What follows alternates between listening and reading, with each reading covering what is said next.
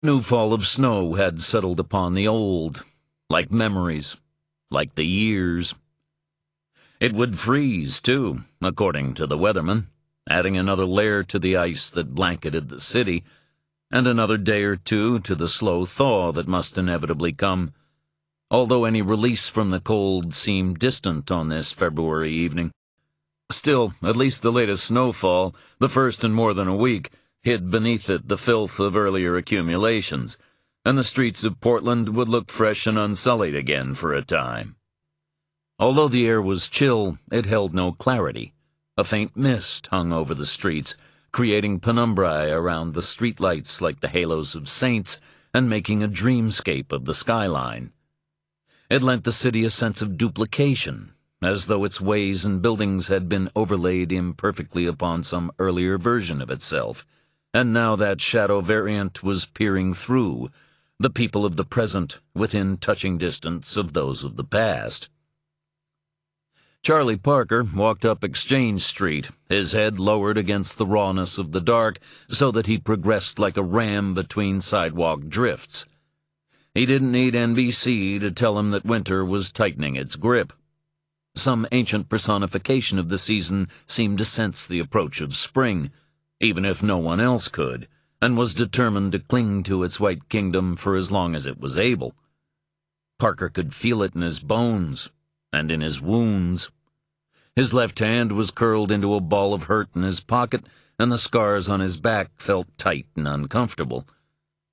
His head ached, and had anyone asked, he could have pointed to the scattering of odd markings in his hair, silver gray along the lines cut through his scalp by the shotgun pellets, and described a locus of agony to each. Older injuries troubled him, too. Many years before, he had thrown himself into a frigid lake in the far north of the state, rather than face the guns that would otherwise surely have ended his life. He had still taken a bullet for his troubles, although the pain of the strike was dulled by the greater shock of immersion in freezing water. He should have died, but he did not. Later, the doctors would throw an array of medical terms in his direction: hypothermia, hypotension, hypovolemia, high blood viscosity, none of which was of any great benefit to the human body or its prospects of immortality, but all of which applied at some point to him.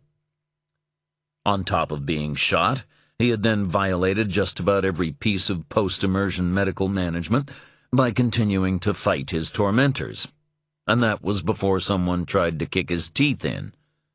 One of the attending physicians, a specialist in maritime medicine, wanted to write a paper on him, but Parker had politely declined the offer of free ongoing treatment and therapy in exchange for his cooperation. It was a decision he sometimes regretted. He often thought that his body had never quite recovered from the trauma it had endured, because he had since felt the cold in winter with an intensity he could not recall from youth or young manhood. Sometimes, even in a warm room, he would be struck by a fit of shivering so violent that it would leave him weak for hours after. Even his teeth would hurt. Once they chattered so hard that he lost a crown. But hey, he was still alive, and that was good, right? He thought of the old commonplace about how giving up vices didn't make you live longer, but just made it feel as though you were living longer. Nights like these made him feel as though he had been in pain all his life. It was the first day of February. Parker could recall arguing with his grandfather about the months of winter, shortly after the old man had taken in the boy and his mother, permitting them to escape New York and the ripples from his father's death. For Parker, those winter months were December, January, and February. But his grandfather, who had roots in another continent, always thought in terms of the old Gaelic calendar, in which November was the first month of winter. And so for him, February meant the start of spring. Even decades spent enduring the grimness of Maine winters, and the icy darkness of February in particular, had not shaken him in his conviction. As time went on, Parker came to suspect that the old man might have been wiser than his grandson realized.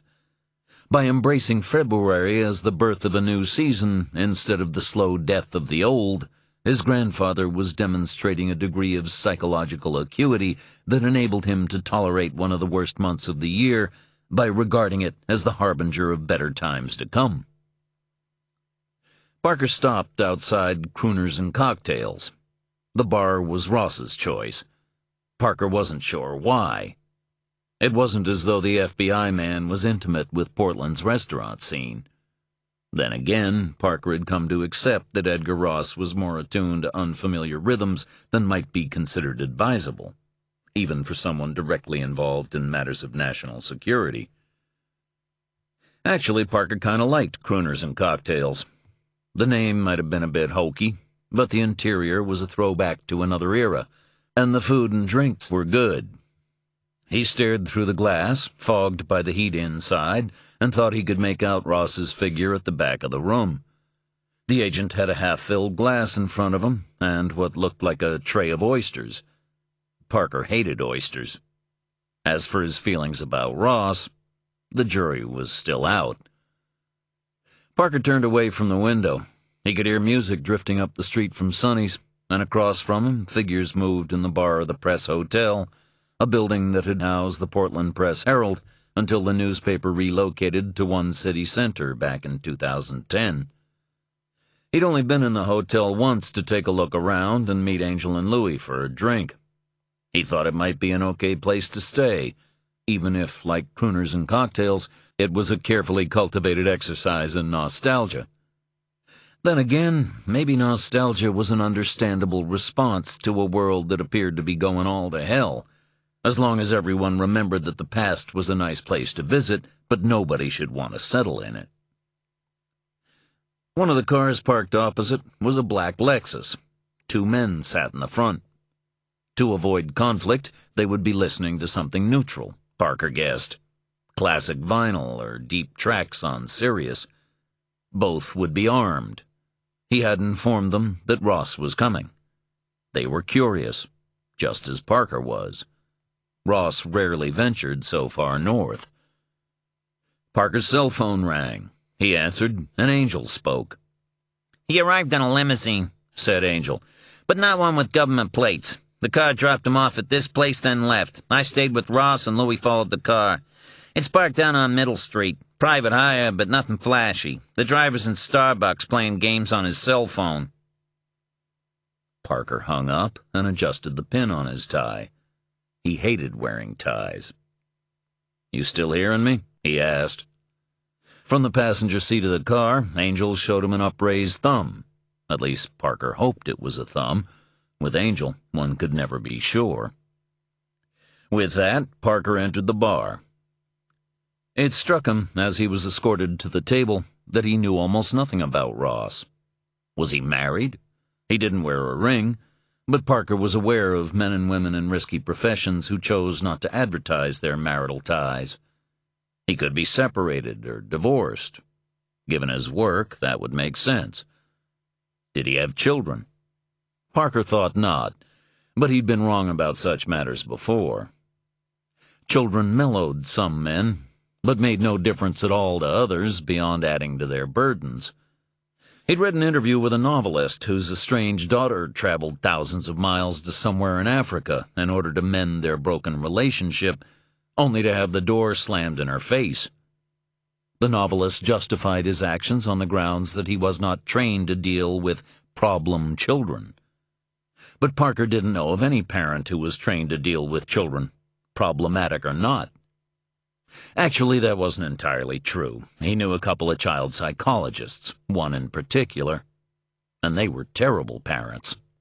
Ross stood to shake Parker's hand.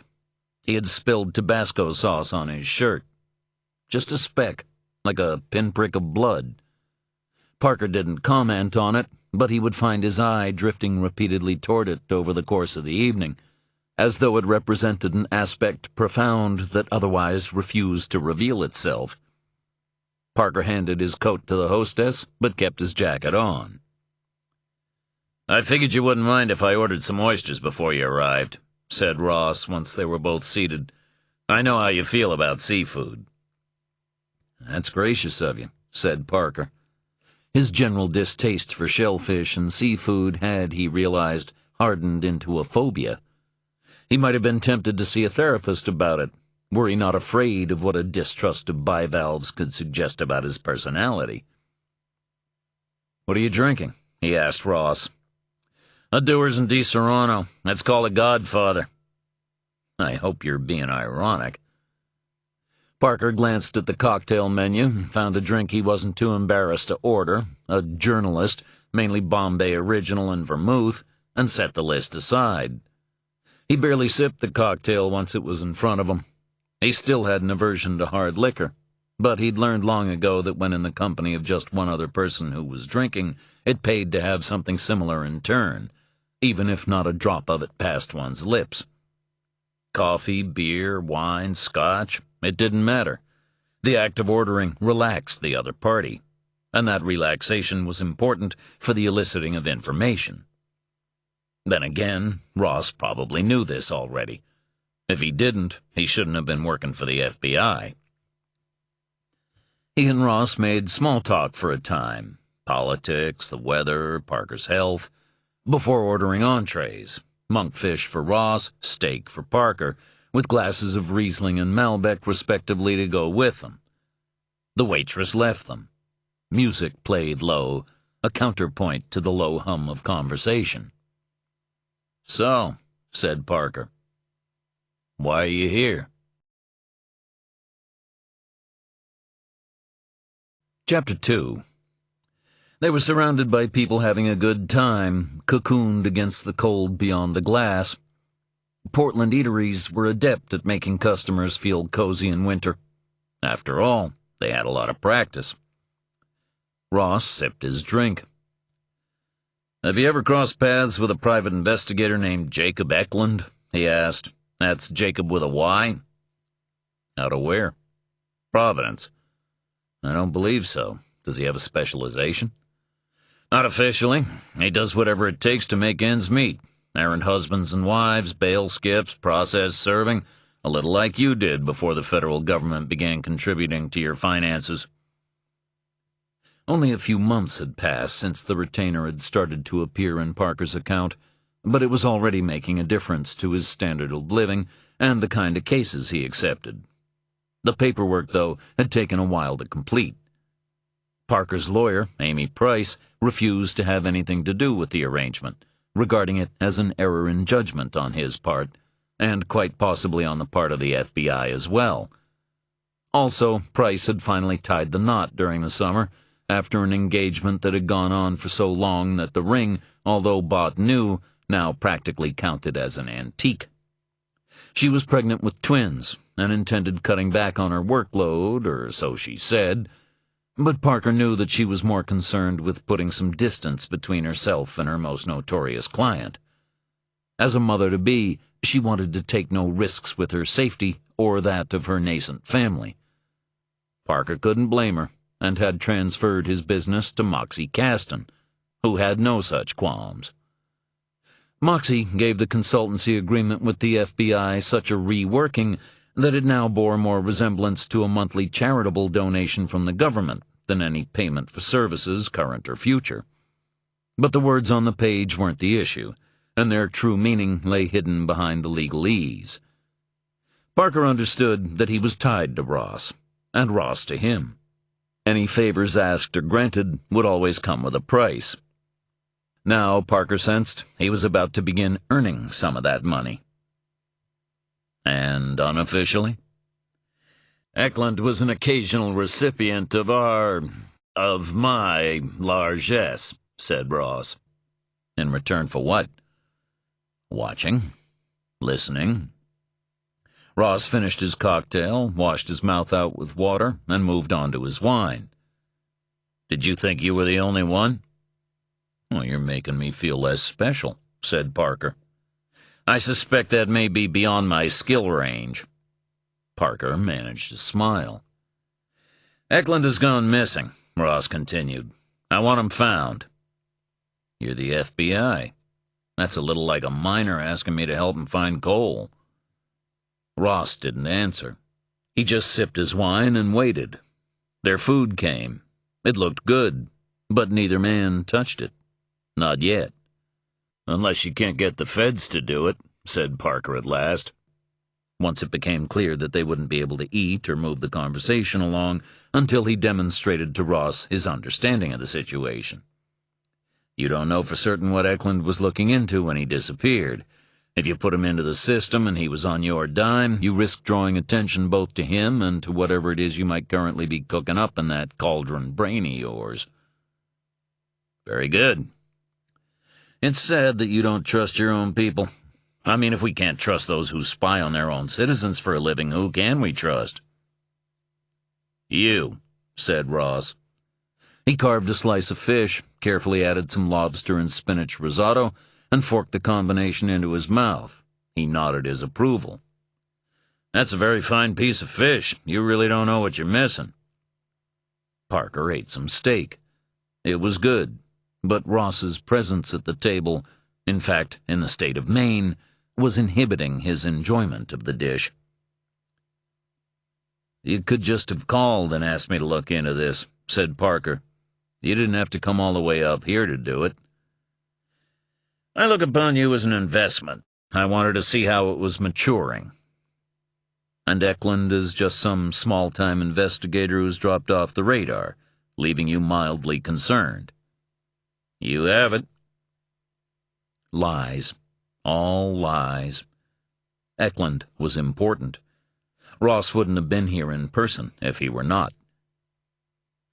But then this was all a game. Parker had in his possession a list of names retrieved from a plane in the Great North Woods. The list contained details of men and women who had been compromised in ways large and small, individuals who had made a pact, either knowingly or not, with the servants of an old evil. Parker was drip-feeding some of those names to Ross, and Ross would occasionally complain about the pace at which this information was being shared. But Parker felt certain that Ross was doing little more with it than memorizing those identified, and perhaps moving discreetly against them when the opportunity presented itself. Mostly, Ross was waiting. In theory, Parker could have handed over the list in its entirety, enabling Ross to run it through some massive computer in the FBI's basement, at the end of which process a name would be spat out, for they were both convinced that hidden in this directory of human failings were clues to the identity of a single individual. That person, male or female, was leading a search for the buried god, the god of wasps, the one who waits behind the glass. If God existed, then this was the not God. But the names ascribed to it were irrelevant. Even whether or not such an entity might actually exist was relatively unimportant. What mattered was that those who believed in it, or simply professed to do so, used it to justify acts of immense depravity. Yet if the one who manipulated them all could be neutralized, that search would be set back for generations, perhaps forever.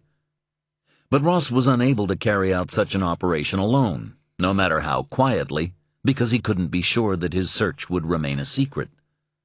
Some of those being hunted occupied positions of power and authority. They were wary and vigilant. They listened. For now, these people believed the list remained lost. If they knew it had been retrieved, they would act to secure it.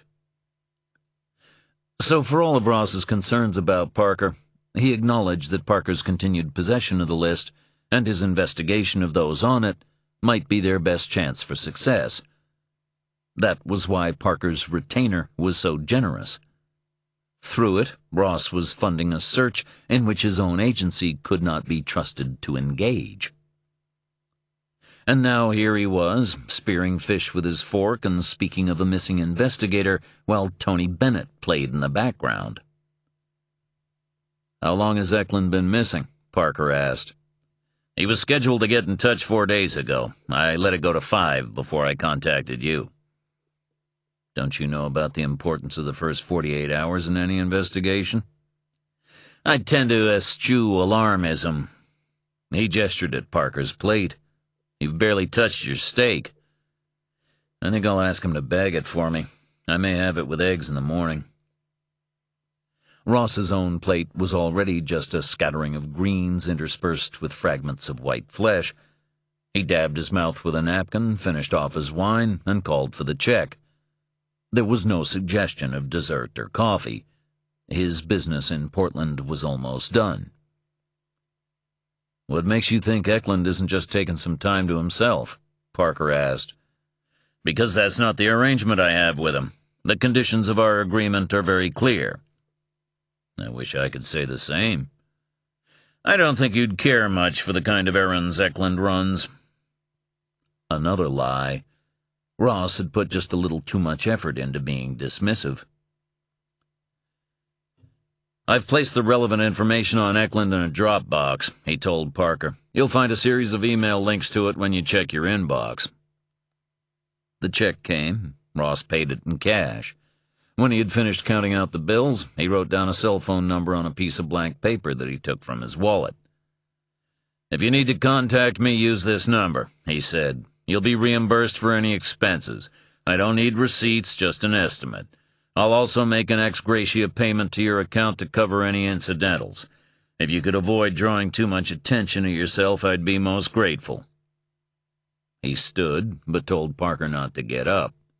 "Stay. Finish your wine." His hand rested uncomfortably heavily on Parker's shoulder as he leaned down and spoke his next words very softly. "And if you ever try to record one of our conversations again, I'll set the dogs on you and your psychotic friends and let them tear you all apart." He patted Parker on the shoulder, then left. A few minutes went by before Angel and Louis joined Parker. "Where did he go?" asked Parker. "The car was waiting for him," said Louis. "He obviously had the pleasure of your company timed to the minute. We didn't figure he was worth following. You want to talk to him, you can always knock on the door of Federal Plaza and ask if he can come out and play." "And we didn't hear a word either of you said after something about oysters," Angel added. "All we got was dead air." Parker reached for his tie and detached the pinhead microphone before removing the tie as well.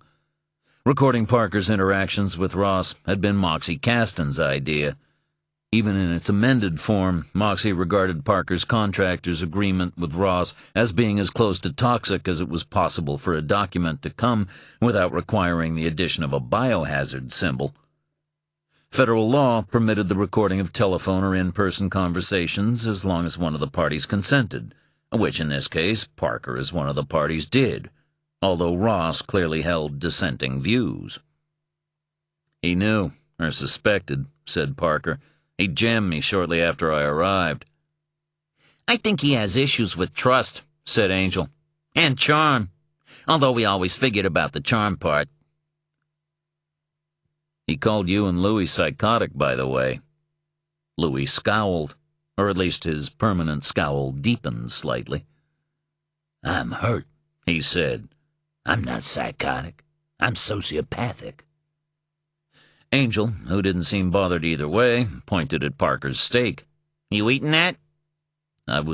Before Parker could reply, Angel took Ross's seat, drew the plate toward him, and commenced feeding. Louis borrowed a chair from the nearest table and began scanning the wine list. "Since we're here." A couple of the other diners glanced at them in mild alarm. Angel, in particular, looked like he might have been called to fix the boiler and become distracted by patrons' unfinished meals. One woman nearby was now huddled protectively over her lobster thermidor. Louis ordered a glass of the Malbec and some bar snacks, bruschetta, meatballs. "So," he said once he was done, "what'd Ross want from you?" "To find a private investigator named Eklund who's gone off the reservation." "You gonna do it?" asked Angel through a mouthful of steak. "You know," said Parker, "I don't think I've been given a choice." Chapter 3. As Ross had promised, the links to the Eklund file were waiting in Parker's inbox when he returned home that night. They required him to jump through some hoops to download the material, but eventually he retrieved everything. It didn't amount to much. Eklund was 52, divorced for 5 years, with no children. He had been a licensed private investigator for nearly a decade, having first served time with police departments in New Hampshire and Massachusetts without ever rising very high in the ranks, or, it seemed, serving with any particular distinction. Parker could find no tales of bank robberies foiled, no shootouts with hardened gunmen, no murderers apprehended in the course of routine traffic checks. It was a standard law enforcement career. Eklund had simply served his 20, retired, and gone into business for himself. What might have drawn him into Ross's orbit, Parker did not know. Eklund appeared to be remarkably nondescript. But maybe that was the point. He wouldn't attract attention, and Parker only had to glance in a mirror to figure out why that quality might have appealed to Ross. Nevertheless, he wondered if Eklund had ever come to regret striking his deal with the FBI man. At least Parker knew what he was getting himself into, or hoped that he did. He was playing Ross, but he was also being played. Parker was the bait on a hook, the tethered goat in the forest, while Ross waited to see what might come to take a bite. But what was Eklund's role? He watched, he listened, or so Ross had claimed. But whom was he watching, and to whom was he listening? If Ross knew, and Ross must have known, then he wasn't telling Parker, and the bare details of Eklund's life contained in the Dropbox file offered no clues. Ross had supplied little more than business and home addresses, license plate number, the name and address of Milena Budny, Eklund's ex-wife, professional affiliations, bank account details. That much was useful in any case, along with the access code to Eklund's cell phone. Parker wasn't about to ask how Ross had secured the latter information. The bank accounts he could understand, especially if Ross was paying Eklund for his services, but the code was another matter. Either Ross did not entirely trust Eklund, or this was simply the preferred operating procedure in all of Ross's dealings with those outside and possibly even inside the Bureau. Whatever the reason, it made Parker glad he had gone to some lengths to secure his own computer, and was careful in the use of his landline and cell phone. In addition, he had his laptop and desktop computer regularly swept for viruses or Trojan horses, changed the passwords on a weekly basis, and most adroitly of all, recorded little that was important or essential on screen, preferring instead to rely on notebooks, his own system of shorthand, and a memory that was as yet showing no signs of decay beyond an occasional inability to recall the names of actresses in old movies. With nothing else to do, Parker called Eklund's cell phone. It went straight to voicemail, but he used the code provided to access the messages. He listened to 18, including one from Eklund's ex-wife expressing concern at not hearing from him in a while, 2 from old cop buddies looking to meet up for a drink, and the rest from clients, either actual or prospective. Most left numbers, which Parker noted down, but none of the messages stood out as significant. He was also under no illusion that Ross was not already familiar with their contents, probably having accessed them without causing their deletion, and had come to the same conclusion as Parker had. If there was anything of use, it was well hidden. Parker returned to the phone messages. They might have appeared mundane, but that didn't mean they contained no interesting information. Merely that Ross, or someone acting on his behalf, hadn't been able to spot it. The same might well be true of Eklund's computer once it was found. Ross's notes indicated that both the laptop and the phone were missing, and it didn't take a trained investigator to assume both were wherever Eklund currently happened to be. Parker knew he'd have to go to Eklund's office and home and perform a thorough search of all material he found in those locations, as well as track down each of the callers who had left messages in order to ascertain if Eklund had been in touch since they'd tried to make contact with him. The messages covered a period of 5 days, just as Ross had indicated. 18 messages over 5 days, almost a quarter of them personal. It wasn't much for a working private investigator. Parker set what little he had learned aside, turned off his office light, and went to bed. It was late, and he couldn't do much for Eklund at this hour. He wasn't even sure he would be able to get started in earnest for a day or two at least. He had promised Rachel, his former partner and the mother of his daughter Sam, that he would travel to Burlington for a meeting with Emily Ferguson, the child psychologist who had been dealing with Sam in the aftermath of her recent abduction. Parker had met Ferguson twice before, once at the start of Sam's sessions, and the second time a week or so later when he'd come across Ferguson and her children at the main mall. Apparently her mother lived in Falmouth, and Ferguson had taken the opportunity to combine a visit with some shopping. As far as Parker could tell, Emily Ferguson had given birth to 3 monsters. That, or she had taken 3 kids and turned them into monsters. Either way, they were monsters. Given the time and opportunity, they could probably have reduced the main mall to a pile of rubble and twisted metal. Rachel thought highly of Ferguson, and Parker bowed to Rachel's professional knowledge. But he doubted that she had ever met the Ferguson tribe at its marauding best. If she had, it might have caused her to reconsider. Sam. His daughter's problem, at least as far as her mother and Ferguson were concerned, was not that she was traumatized by her abduction, but that she appeared almost entirely untroubled by it. A man had taken her from her home, locked her in the trunk of his car, and brought her to a remote motel. But he had suffered some form of hemorrhage before he could visit any harm on his captive. Sam had been very lucky, but an element of post-traumatic stress might have been expected. Instead, it was as though nothing had ever happened. Both Rachel and the psychologist were convinced Sam was burying her true feelings.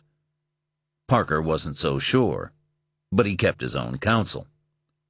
He knew only that his daughter was stronger and far stranger than even her own mother could have suspected. He lay in the dark. He hadn't bothered to draw the drapes, and through the window the snow-clad Scarborough marshes shone in the moonlight, white on black, like a landscape image in negative. He opened and closed his left hand, stretching the fingers, just as he had been doing all evening. The action hurt, but it would mean less pain for him in the morning, or so he hoped. Sometimes his entire life felt like a series of such trade-offs. A little suffering now for the possibility of a reduction in suffering down the line. Perhaps it was a vestige of his Catholicism. In a past life, he might have been an ascetic, or a mortifier of his own flesh. He fell asleep to the sound of waves lapping at the shore, in this world and another. Chapter 4. In a house far to the west, a conversation ensued as blood was washed from skin to sink and swirled away in a rush of pink. Others may come. It was a man who spoke.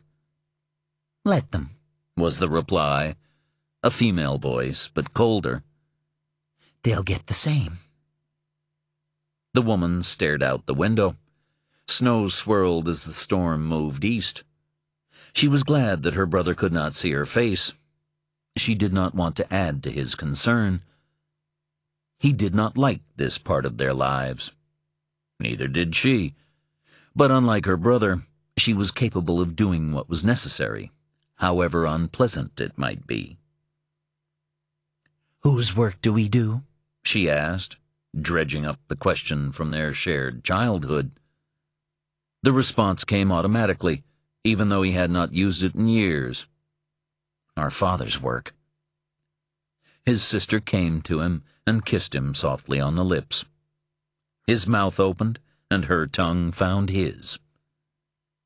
From the shadows, the brethren watched and smiled their approval. Chapter 5. Parker rose early for the drive to Burlington. Knowing that he would soon be in a car for hours, he poured coffee into a thermos mug and walked the margin of the marshes, through pitch pine and red maple, through foxglove and winterberry holly, alone with his thoughts. He was stricken by a fleeting sense of melancholy. He did not want to make the trip west, but could not have said why. He walked back to his house and reflected on how he missed having a dog. Dogs were generally incompatible with melancholy. Before he left, he made a series of calls to those who had left messages for Eklund, confirming that they had not been returned. Finally, he called Milena Budny, who now lived in Florida with her second husband. He identified himself and informed her that he was acting on behalf of a client who was concerned about her ex-husband after he failed to make contact at an agreed time and date. Has something happened to Jacob? The worry in her voice sounded genuine. Parker didn't mention that he'd already listened to the voice message left by her on Eklund's phone. "I really don't know," said Parker. "I've only recently been engaged to look for him." I haven't spoken to him in more than a month. "Is that unusual?" Yes and no. We try to speak every couple of weeks, but a month without contact wouldn't be untypical. Not too many divorced couples stayed in touch in this way, or not in Parker's experience, an opinion he now shared with Budny. Our divorce was pretty amicable, She said. Parker picked up on something in her tone. Pretty amicable wasn't the same as amicable, not by some distance. "May I ask why you separated?" We'd been drifting apart for a long time. Okay. And I met someone else. Someone with whom I wanted to be more than I wanted to be with Jacob. So you instigated the divorce proceedings? Yes. I'm reluctant to pry, Mrs. Budny, and anything you tell me will be held in confidence, but... You can ask what you want. If I feel something is too private, I'll let you know. Well, there are degrees of amicability. I'm wondering, I guess, if your husband was angry or upset when you informed him that you wanted to end your marriage. It was all a long time ago. 5 years, not so long. You seem to know a lot about us. I've been tasked with looking for your husband. It's kind of my business to find out as much as I can. Sure, I understand. Jacob was sad about the end of our marriage. Not angry, just sad. Did he try to change your mind? A pause. Yes. But your mind wasn't for changing. He could almost see her smiling. No. Is Jacob still sad? Yes, I believe he is. I wish he'd find someone else, but he hasn't. Some women would simply have cut off communication under those circumstances. I fell out of love with Jacob, but I never stopped liking him. Talking with him occasionally, checking that he's okay, makes me feel better. Less guilty. Yes. Parker didn't suggest that this situation might be contributing to Eklund's inability to move on after the divorce. He didn't want to alienate Budny. Does Jacob ever talk about his work during your conversations? No, but then he never did. Perhaps that was one of our problems. Any friends with whom he was close? No, Jacob was always pretty solitary. He stayed in touch with some of his old police buddies, but only in the sense of joining them for drinks once or twice a year. Jacob doesn't have any real friends. What about hobbies or pastimes? Ghosts. Excuse me? Jacob has a fascination with the paranormal. He reads books on it, goes to conferences. Is this a long-standing interest? I think it's grown stronger since the divorce, but it was always present. General or something specific? I can't really say. I just know he spends a lot of time and money going places, talking to people. He doesn't share the details with me. Not that I ask anymore. Why not? It gives me the creeps, and he didn't seem to welcome my interest. And did Jacob say why he preferred not to tell you more about what he was doing? This time, it took her a while to answer. Only in the last couple of months. And what was his reason? He said it would be safer for me if I didn't know. Those were his exact words? Yes. Parker thought that might have explained the anxiety in her voice on the message she left, but he had to be sure. Mrs. Budny, are you worried about your ex-husband? Mr. Parker, I've always been worried about him. Before ending the call, he gave Budney assurances that he would call her if he discovered anything helpful, and she similarly agreed to get in touch with him if Eklund made contact. He next called the number Ross had given him and clarified one or two details from the Eklund file with the agent. That call lasted less than a minute. His final call should, he thought, really have been made before he spoke with Milena Budney, but he didn't think the recipient would have appreciated an early wake-up. His name was Art Currier, and he lived up by Seboomook Lake on the doorstep of the state's Great North Woods. Currier was retired, liked to drink, and enjoyed sleeping late. He was also a useful source of information on the area for men like Parker, and was willing to do legwork for $20 an hour as long as it didn't get in the way of his sleep. Currier answered on the fifth ring, if a yawn could be considered an answer. "It's Charlie Parker." "Uh-huh. You could sound more pleased." "This is me sounding pleased." "No wonder you live alone. I have some work for you." "Then talk." According to Ross's file, Eklund owned a cabin near Baker Lake, 10 miles or so from Seboomook. Ross hadn't checked it because the place was remote and didn't have a phone line, but he obviously assumed that Parker would. It was a hell of a drive to take in winter on the off chance that Eklund might be there, which seemed unlikely given the current weather. But Art Currier owned a snowmobile and knew the whole area better than Parker. Currier agreed to check on Eklund's camp, as he termed it in true Maine fashion, and get back to Parker later that day. With his calls made, Parker headed for Vermont. The weather was bad, although the storm was easing as it neared the coast. He listened to music on the drive, letting each album play in full, resisting the lure of the shuffle on his iPod. He thought this might be part of the reason for the resurgence in vinyl. At just 20 minutes each side, it wasn't worth leaving the room to go and do something else. You might as well just sit and listen, and hey, since you'd sat through the first side, what was the point in neglecting the second? He let the music wash over him and thought of Sam. He had not seen his daughter in 2 weeks, although he had spoken with her over the phone and via Skype, which was increasingly how they communicated.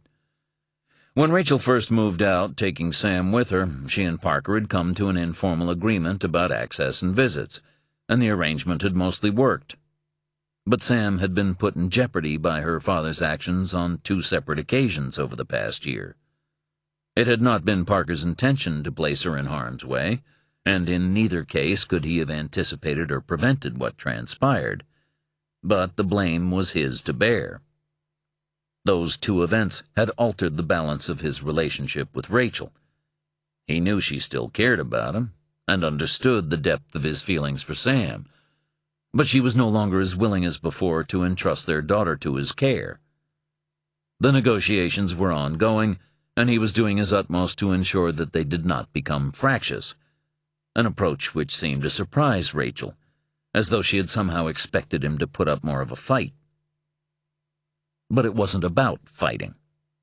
Sam was special. She had to be protected.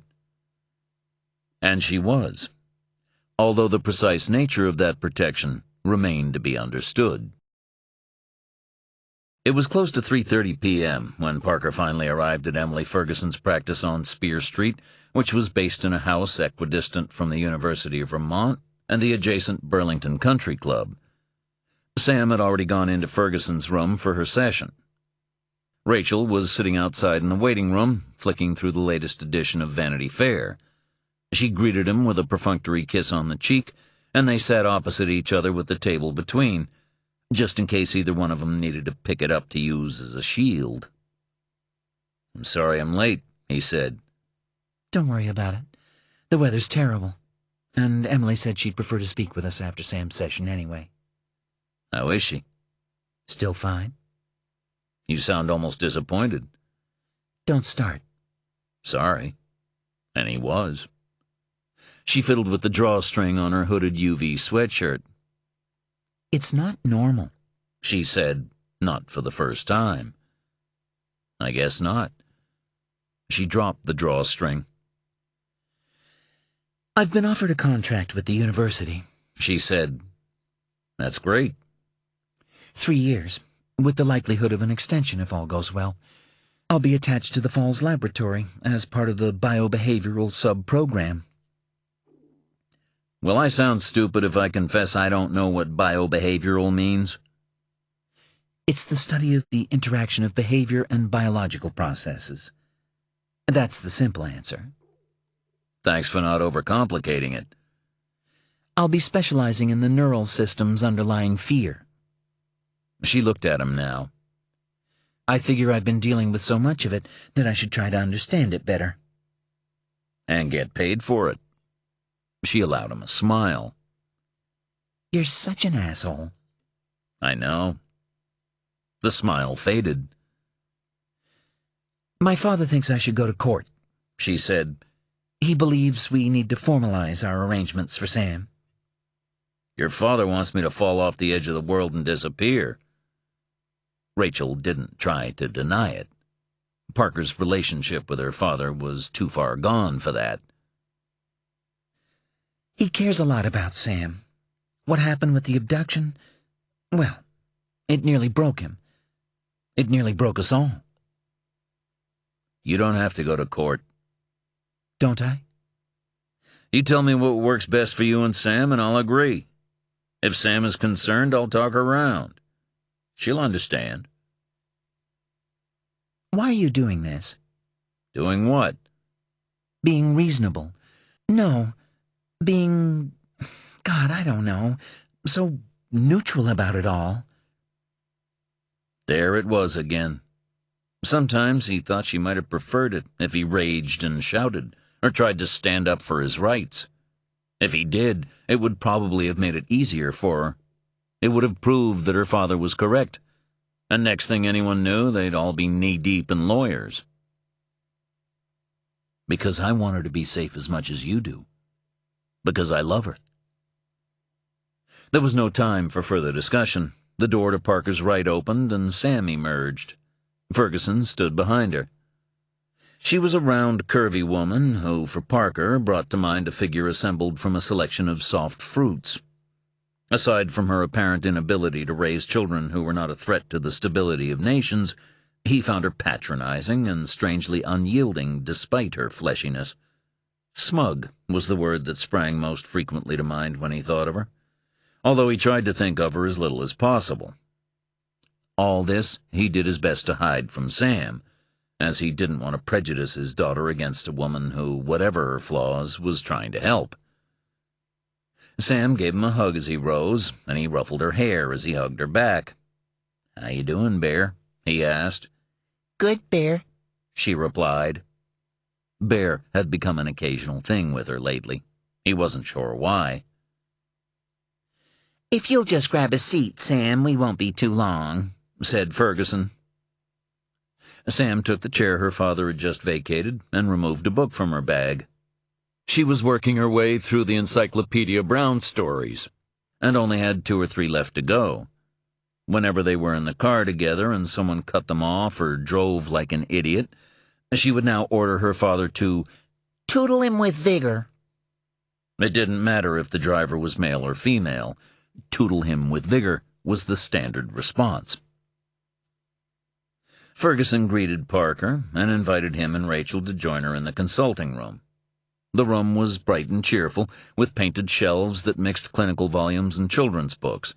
The pictures on the wall were mostly landscapes, along with some original illustrations from modern YA fiction, although nothing threatening or potentially disturbing. The initial discussion with Ferguson went much as Parker had anticipated. Sam, much to the frustration of 2/3 of the people in the room, continued to show no signs of trauma from the events surrounding her abduction. She claimed to have little clear memory of what had occurred, beyond being snatched and taken to a motel room. Before she could come to any harm, her captor had started bleeding from multiple sites, and Sam used this opportunity to run away and seek help. This was much the same as what she had told the police, and later Parker himself. When he tried to press her further, both over Skype and in person, although only in Rachel's absence, Sam responded to his questions with a single gesture. She placed a finger over her lips as an injunction to silence. Parker knew what that meant. He could recall the words she had whispered to him when he first became aware that his daughter was different. They're always listening. We have to be careful, Daddy, because they'll hear. They'll hear, and they'll come. Ferguson was speaking to him, but he'd missed it. So lost was he in his own thoughts.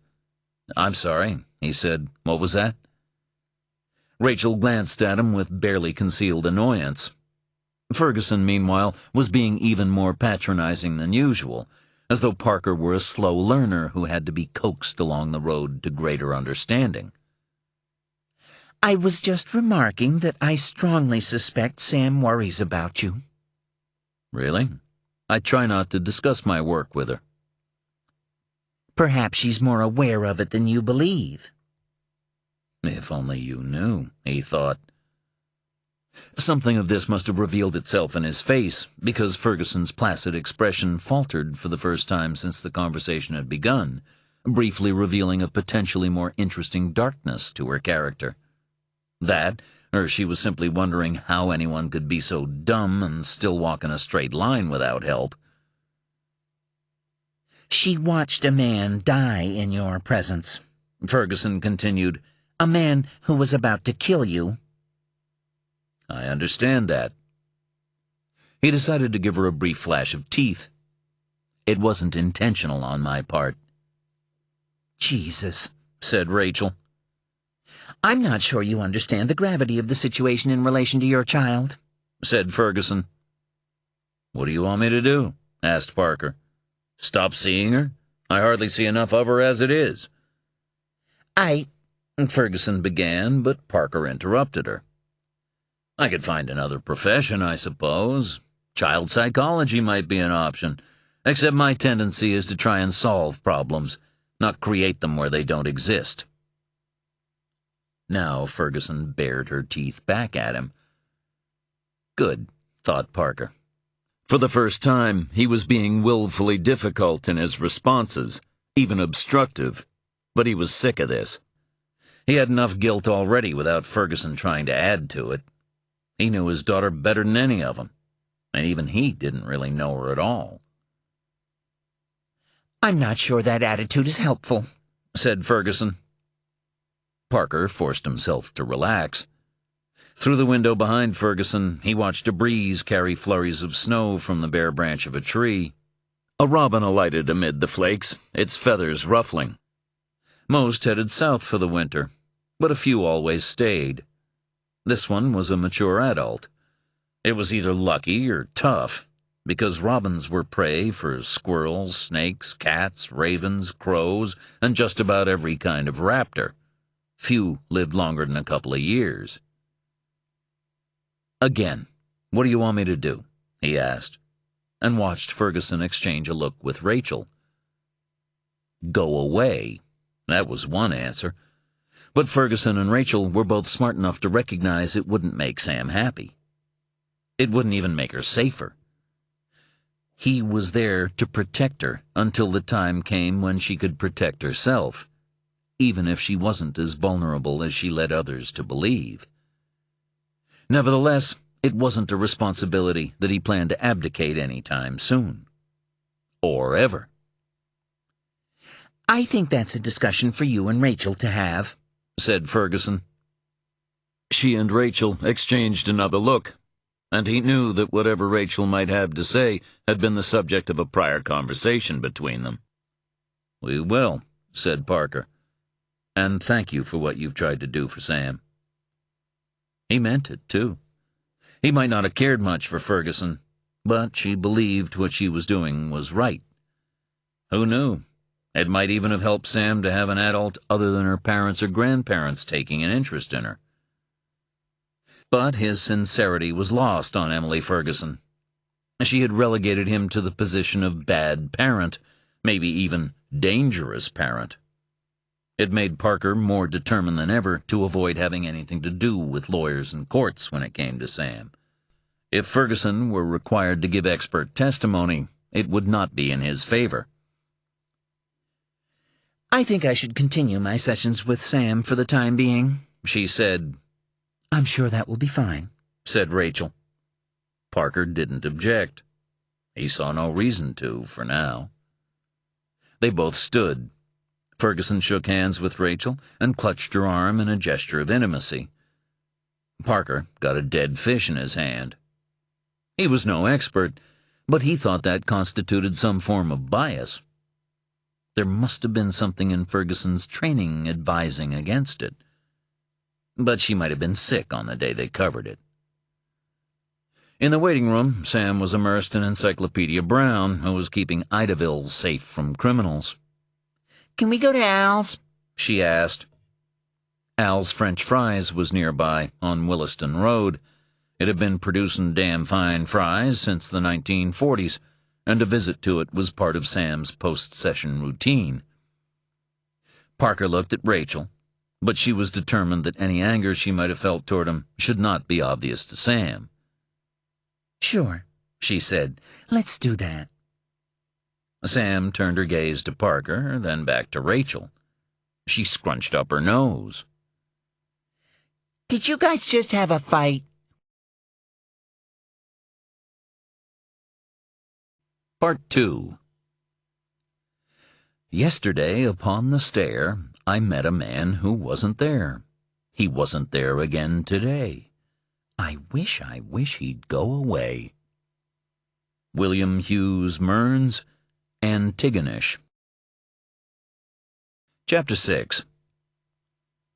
The boy's name was Alex McKinnon. His family was of Scottish ancestry on one side, and proclaimed it at every opportunity, although no immediate member had set foot in the old country since the beginning of the previous century. Alex was 12, and had only recently begun cycling to and from school, with his mother's reluctant permission, although it was a decision he had been given ample cause to regret over the course of winter. Yet only the worst of the weather forced him to abandon his bicycle. He was not about to let the elements undo even temporarily such a hard-won concession. His bike had lights on both the front and back. He wore a reflective vest with a blinking red LED on the left sleeve and another LED on the back of his helmet. He considered himself to be so well lit that a motorist would be more likely to collide with a fully decorated Christmas tree than hit him. On the other hand, the daylight was already fading as he left school, and although it was less than a mile from the school gates to his door, there were dark patches along the road, mostly where the woods lay. That was where Alex saw the man, or what might once have been a man. He was dressed in black, but his head was bare despite the cold, revealing a bald pate fringed in red, the color of his hair matching that of his beard, which ran like the strap of a helmet from ear to ear. He was walking parallel to the road on a bank of thick snow.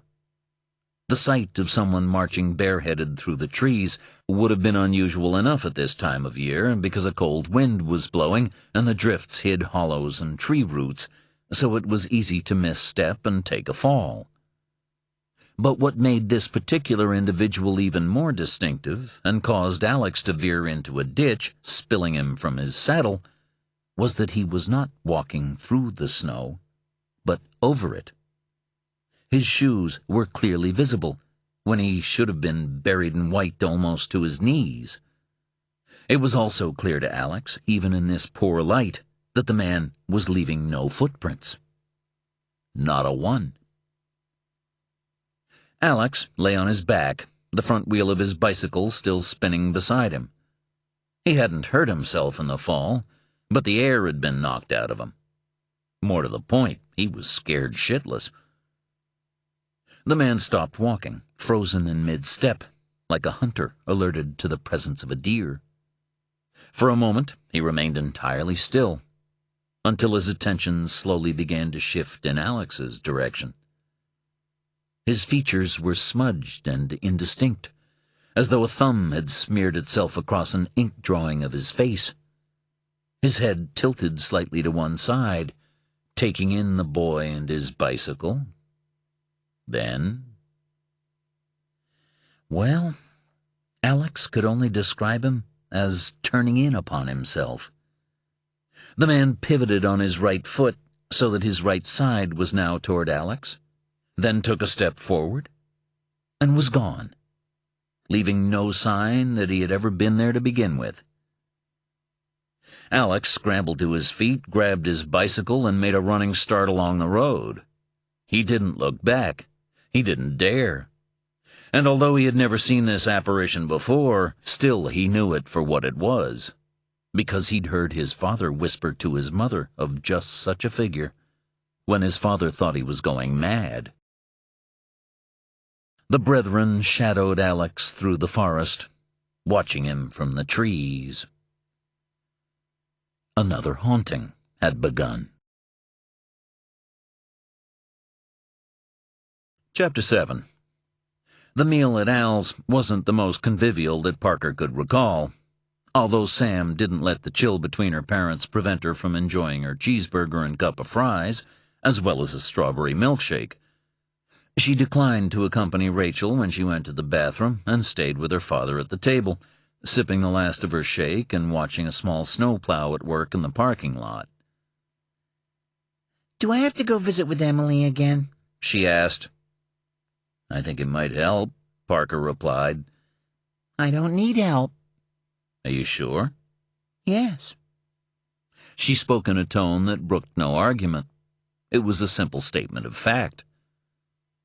"It might make your mom feel better about things." Sam considered this. "Okay." She sucked noisily through the straw. "Did Mom tell you about the picture?" "What picture?" "Emily asked me to draw a picture of my house and my family. I did like she asked, and she just looked at me funny." "Why?" "Well, I drew Grandpa and Grandma and Mom and you and Walter, although dogs are hard. And I drew the house. I thought it was pretty good." "And Emily didn't?" "She showed it to Mom after, when I was waiting outside. She told Mom that she thought I felt like I wasn't part of my own family because I didn't put myself in the picture." "Why didn't you draw yourself?" "I was the artist. How could I draw myself if I was the one drawing everyone else?" Parker sipped his coffee. It made sense to him, but then he never claimed to be a psychologist. "So," Sam continued, "I drew another picture and brought it to Emily today, and I put a girl in it. She asked if it was me. "And what did you tell her?" I just smiled. She figured it for a yes." Parker found that he was holding on too hard to his coffee cup. The sounds of the other people in the restaurant faded away, and there was only Sam, him, and the whiteness beyond. "But it wasn't you, was it?" he said. "No." Jennifer, he thought. She put her dead half-sister into her drawing. "Do you still see Jennifer?" "You know I do." His throat hurt, and his eyes were warm. He blinked to try to keep the tears away. He couldn't help it. This was wrong. And yet... "How often does she come to you?" "A lot." "Is she—" His voice trailed off. He didn't know what he wanted to ask, or nothing that could be captured in a single word. Happy, sad, angry, frightened? Did these concepts even have any meaning for what Jennifer now was? And Sam replied, "She is." Yes, he thought. If there is only one truth, then that is it. She is. She exists. Anything else was purely incidental. Sam was draining the last of her milkshake, assessing him over the top of the glass. He stepped carefully. He found that he did so more and more often around her. He looked to his left. Rachel had stopped to speak with someone over by the restroom. He couldn't see who it was from where he sat. Her body was turned slightly away from the other speaker, as though she was not inclined to linger.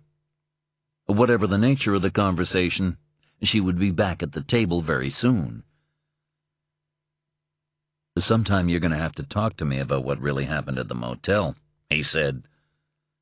Sam detached herself from the straw and opened her mouth to object, but he held up his hand to stop her. "I know what you're going to say. You'll tell me about being careful and people listening, and I understand all that. But I'm still your father, and I can't protect you if I can't talk with you about stuff." Rachel extricated herself and began moving toward them. Only when she was almost but not quite within earshot did Sam speak again. "But you're not protecting me, Daddy. I'm protecting you. And," she added softly, "the ones who are listening aren't people." Chapter 8. The sky was gray as they emerged from Al's. Parker checked the forecast on his phone. More snow was due, and the meteorologists were advising people against unnecessary travel. He could leave Burlington and start driving, but the likelihood was that he'd be caught in the worst of the storm before he even got halfway back to the coast. It would be a slow, tedious, stressful trip. He was better off staying where he was for the night and starting out early in the morning when the roads were clear. He looked at Rachel. They'd made love when last he stayed in Vermont. He was injured at the time, and she was hurting from a breakup, and they cared about each other and loved each other enough to be able to draw comfort from a night together. That wouldn't be happening tonight, or perhaps ever again. Sam's abduction had altered the delicate balance between them, possibly irrevocably. "I'm going to find somewhere in town for the night," he told her. Rachel didn't bother asking him where he was going to stay. She probably guessed. There was a little inn near the university that he had grown to like. He'd slept in enough motel beds to want to avoid them whenever possible. "I'll be in touch," she said. "Sure." He hugged Sam. A little fragment of his heart came loose and was lost to him each time he had to say goodbye to her. He'd never believed it would come to this. He'd never wanted to be one of those fathers.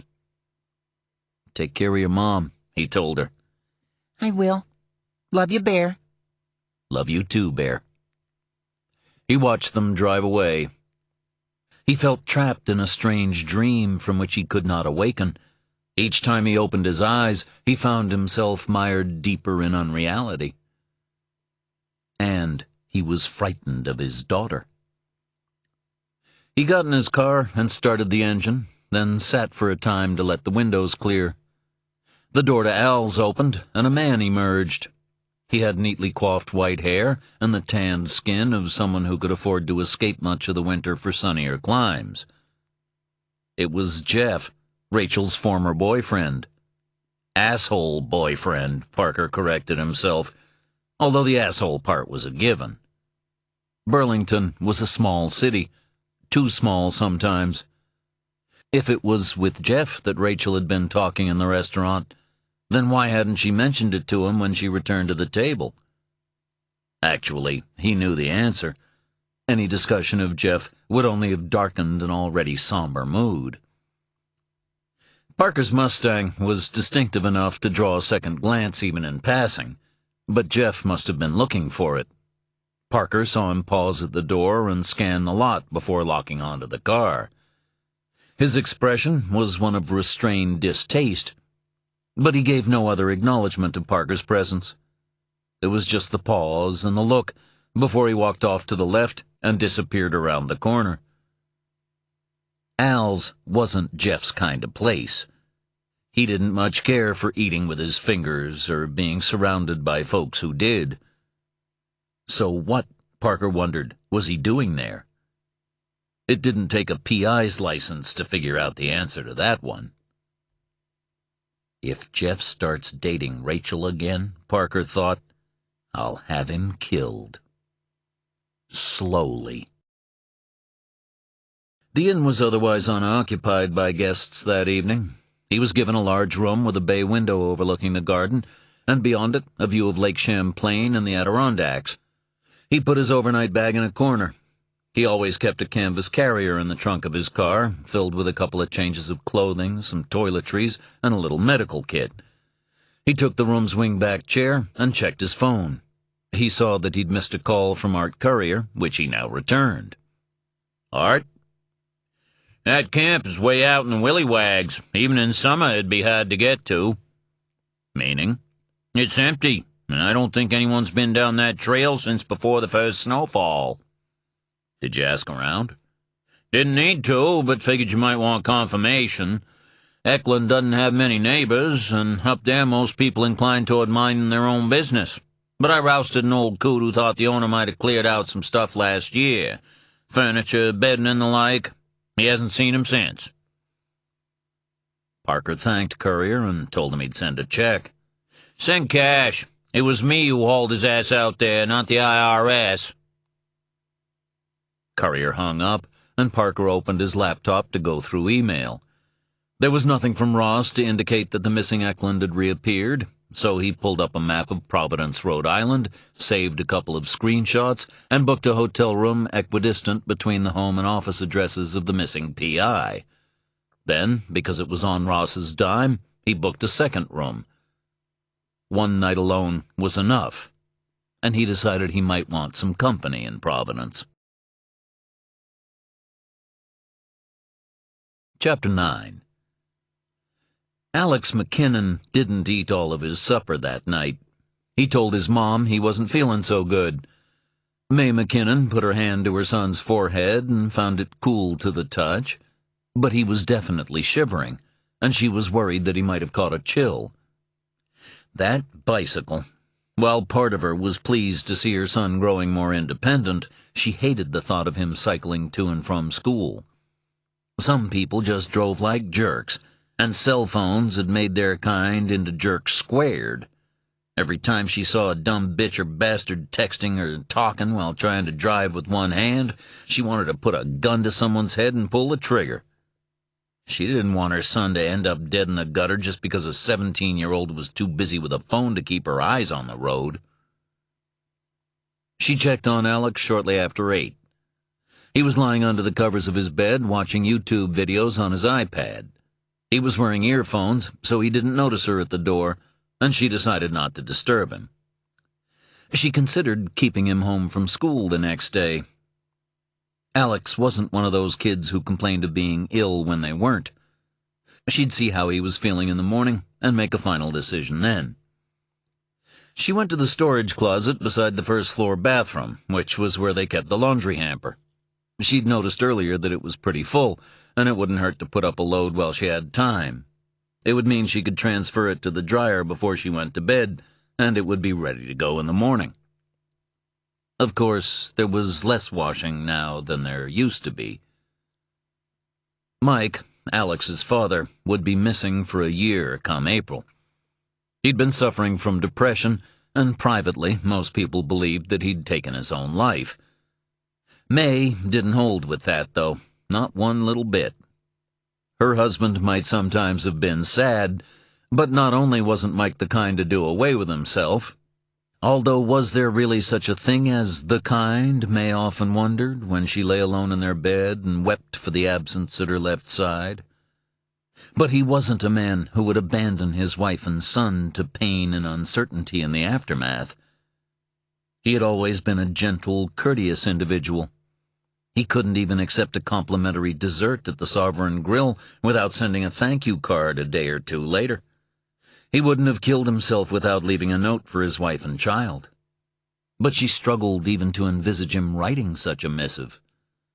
Mike was a quiet man, but he never kept his pain bottled up. They'd always been able to talk to each other right from the start. He'd been open with her about every aspect of his life.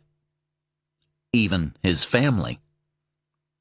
God, getting in touch with Mike's brother after Mike went missing was just about the hardest thing she'd ever done. Mike would have hit the ceiling.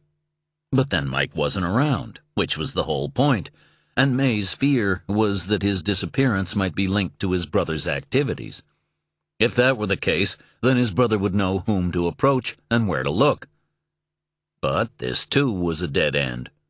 Mike's brother helped, or appeared to, but she couldn't really know for sure. And as for that woman with him, Jesus, she gave May the creeps. She'd held on to hope. Mike could have been involved in an accident or suffered some type of stroke. For all anyone knew, he might have been stuck in Boise, Idaho, with no recollection of his previous life, living with the homeless, just another man who'd fallen through the cracks. Lately, though, she'd come to feel that he was dead. She sensed it as a severing of the bond between them, perhaps because they'd always been so close. Maybe her desire to have him return to her alive had caused her to remain willfully blind to reality. It was as though she had been shot or stabbed during some incident of panic and flight, and the recognition of her injury was only emerging as the adrenaline subsided. But Mike had been unhappy, even troubled, in those last weeks before he disappeared. He'd been scared, too. He thought he might have a tumor or bleeding on the brain. He started getting bad headaches. He admitted to experiencing what he thought were hallucinations, both visual and auditory. He was seeing people who weren't there, hearing voices in empty rooms. His physician referred him for tests, but before he could be checked out, Mike was gone. May opened the laundry hamper. Alex's clothes were in a wet ball on top, discarded from earlier in the day. Funny, she thought. It hadn't started snowing again until he got home. She picked up his trousers and saw that they were still damp and marked with dirt along the left leg. There was also a hole in one knee. She knew then that he had fallen off his bike and hadn't told her. That child. It wasn't a chill he was fighting off. Well, it might be a little, given how wet his clothes were. But shock. Good grief, he might even have hurt himself and been afraid to tell her. It would be just like him to keep it secret in case she forbade him to ride a bike ever again, not even when he left home and got married, because she'd say something about it at the wedding reception just to be sure that his new wife knew what a doofus he was when it came to 2 wheels and a chain. She tossed the clothes on the floor and stomped back upstairs. She wasn't angry with him, or not very, but she was concerned. She'd have to insist on his letting her see that left leg. She had visions of it swollen and bruised under the comforter, maybe with a bend in it where no bend should be. She opened the door to Alex's room, but he was no longer in bed. She could see that both of his legs were fine, too, because he was standing in his boxers and t-shirt with his back to her, facing the window. The drapes were open, and a pale version of her son hung in the darkness while snow fell around him. She felt a terrible sense of foreboding, as though she were experiencing a visitation by the ghost he must someday become. Honey, she said, did you have an accident on your bike today? He didn't turn around, didn't even acknowledge her presence. That was his father in him. For all his openness, Mike would very occasionally pretend that he couldn't hear her when she got into one of her rages, especially if it was over something he had done, hoping it would all just blow over and obviate the need to deal with it. Actually, she believed that it might be hardwired into the whole male gender, because her own father had been like that as well. He'd even been known to sneak out the back door and head for the safety of town when his wife armed herself and went in the warpath. Alex, she said, I'm talking to you. Only then did he turn. His face was milky white, his mouth like a red wound in his flesh. Mom, he said. Mom. She went to him, her arms open to enfold him. What is it, Alex? What is it, baby? And she saw them even as he spoke. Mom, there are people in the woods. Chapter 10. Parker ate dinner alone at the farmhouse tap and grill on Bank Street. He was reading a biography of the writer John le Carre, and thought that Le Carre would have made a very good undercover cop if he could just have learned to better accommodate himself to his secret sense of shame. Parker limited himself to 1 glass of wine. He was feeling maudlin, and he didn't want to exacerbate it. He was worried about Sam and Rachel. He was also worried about himself. He was glad for the distraction offered by Jacob Eklund's possible disappearance. While he had a couple of cases open in Portland, they were routine bits of business for Moxie Caston and a couple of other lawyers, mostly involving the transfer of papers from his hand to another.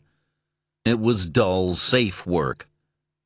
If he were smart, he'd have limited himself to juggling envelopes for lawyers, and then wouldn't have found himself eating alone in a bar in Burlington, Vermont, trying to figure out how to keep his former girlfriend from getting in touch with the family division of the Vermont court system. Then again, if he were that smart and that careful, he'd have been someone else. The easiest money he'd earned all year had come from a woman named Thea Bentling, who was convinced that her husband Steve was cheating on her. As it turned out, Thea was right. Steve was seeing another woman called Sherry Sweetman, a name that would have suited a grade school teacher, which conveniently was precisely what Sherry was. She was also, as it happened, married to Dave Olson, who was a client of Moxie's.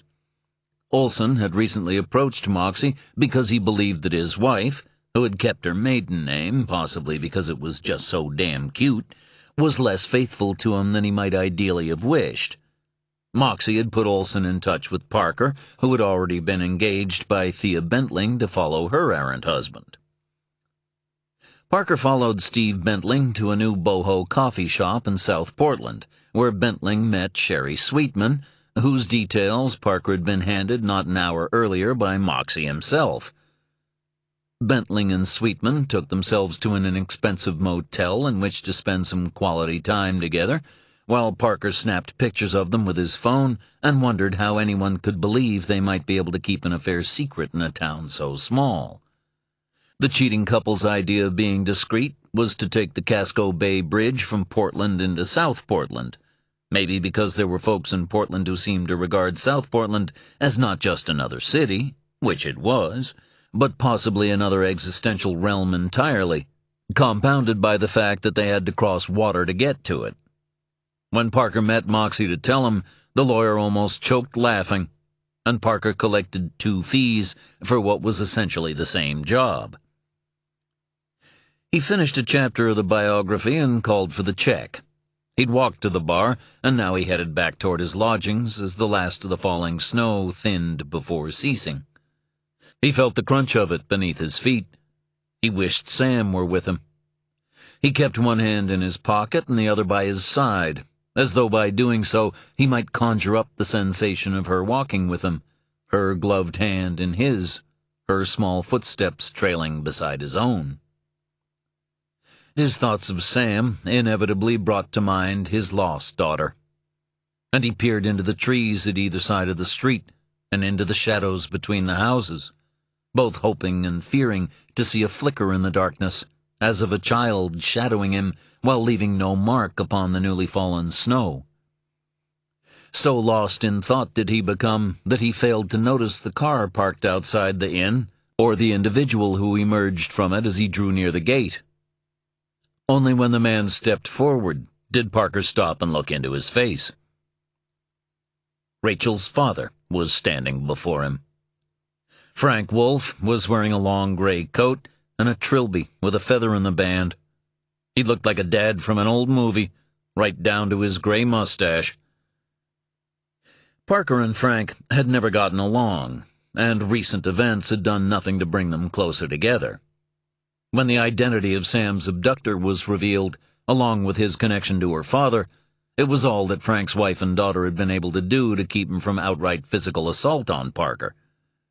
Since then, they had neither seen each other nor even exchanged a word over the phone.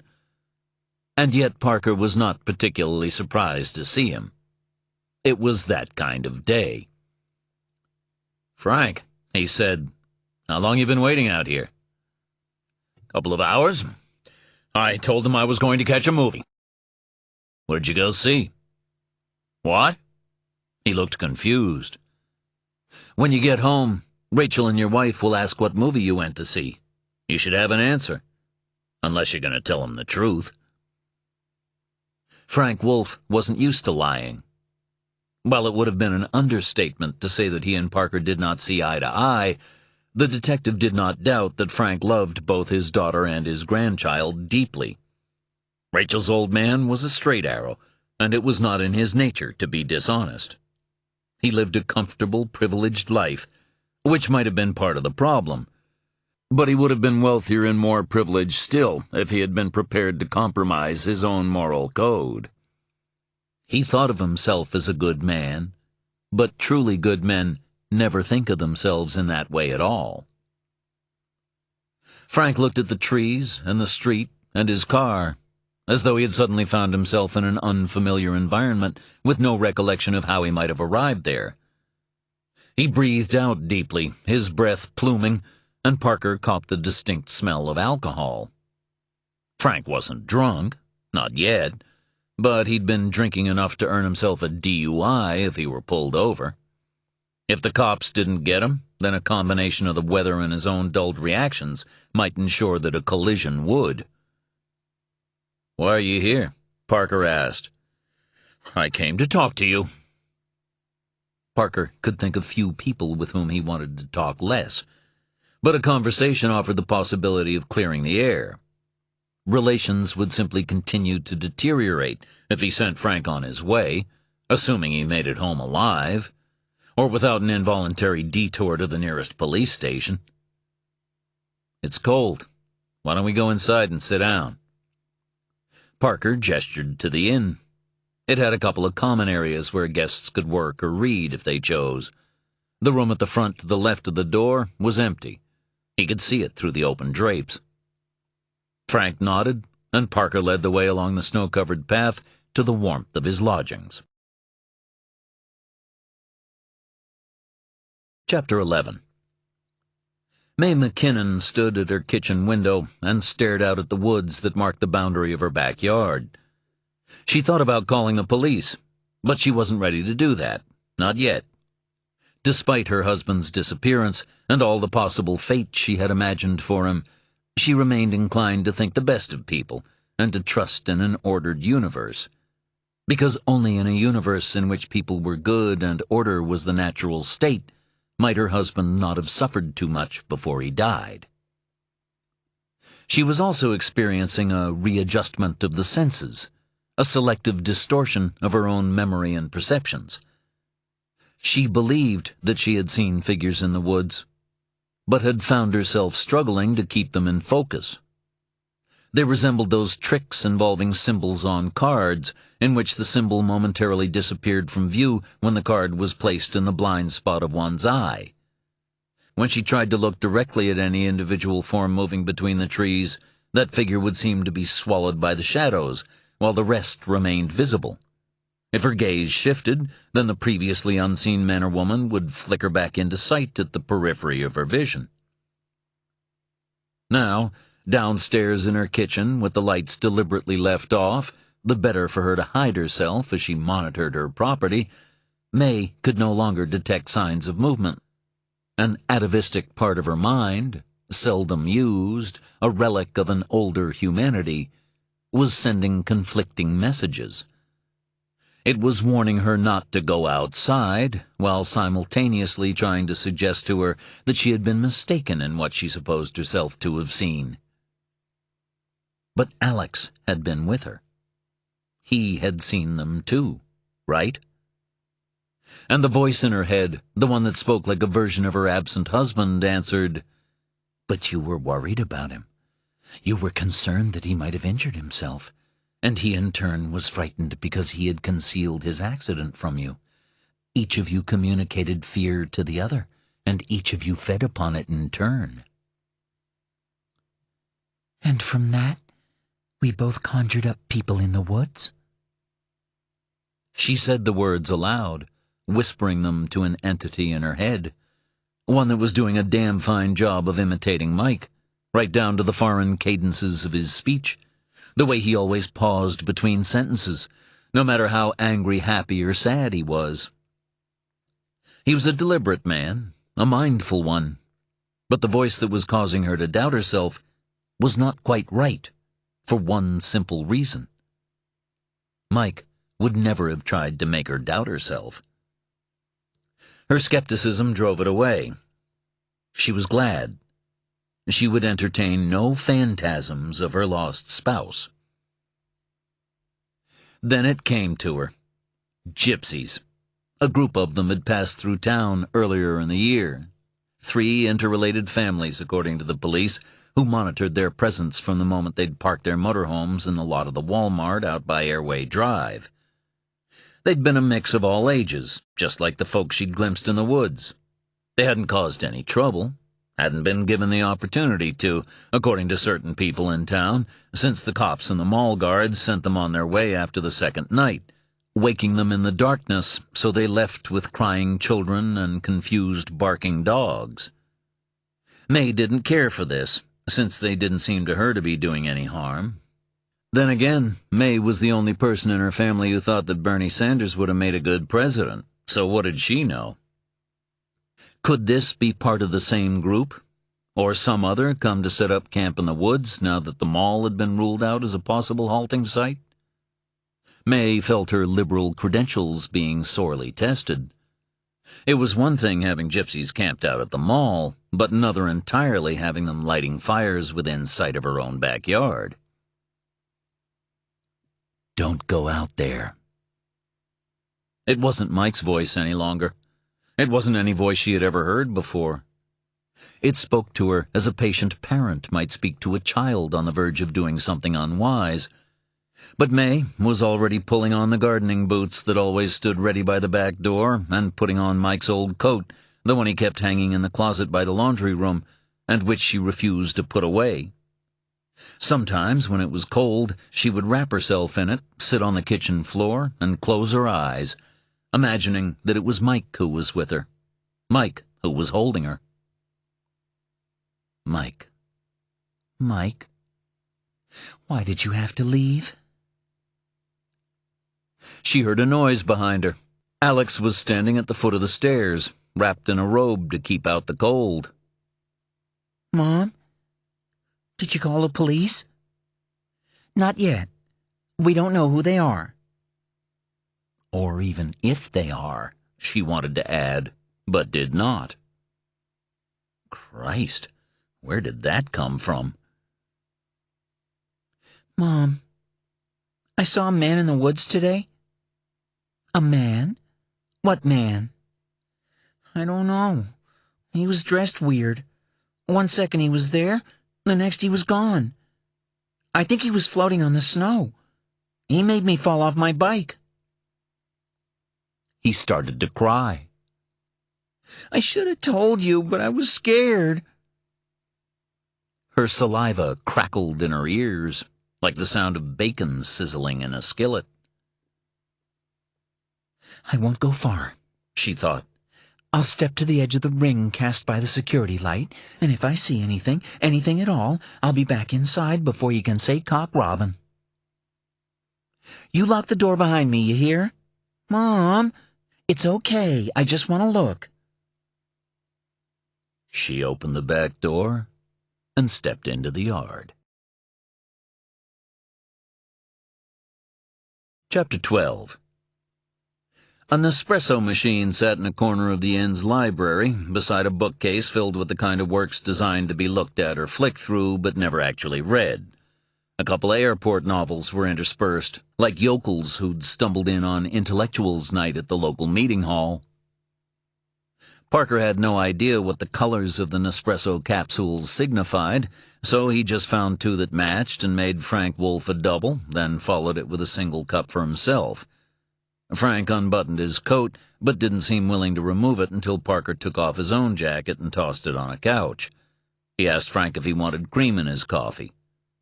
"Just black," said Frank, then added, "Thank you," which was something. Parker brought the coffee and took a seat in an upright chair opposite Rachel's father. Frank didn't look well. The cold should have added some red to his nose and cheeks, but they retained only a kind of yellowish pallor. Parker had a vague recollection of yellow skin being a sign of liver problems. He wondered if Frank was seeing a doctor about it, and then remembered with whom he was living. At the first sign of illness, Rachel and her mother would have taken him to a physician, at gunpoint if necessary. Parker sipped his coffee.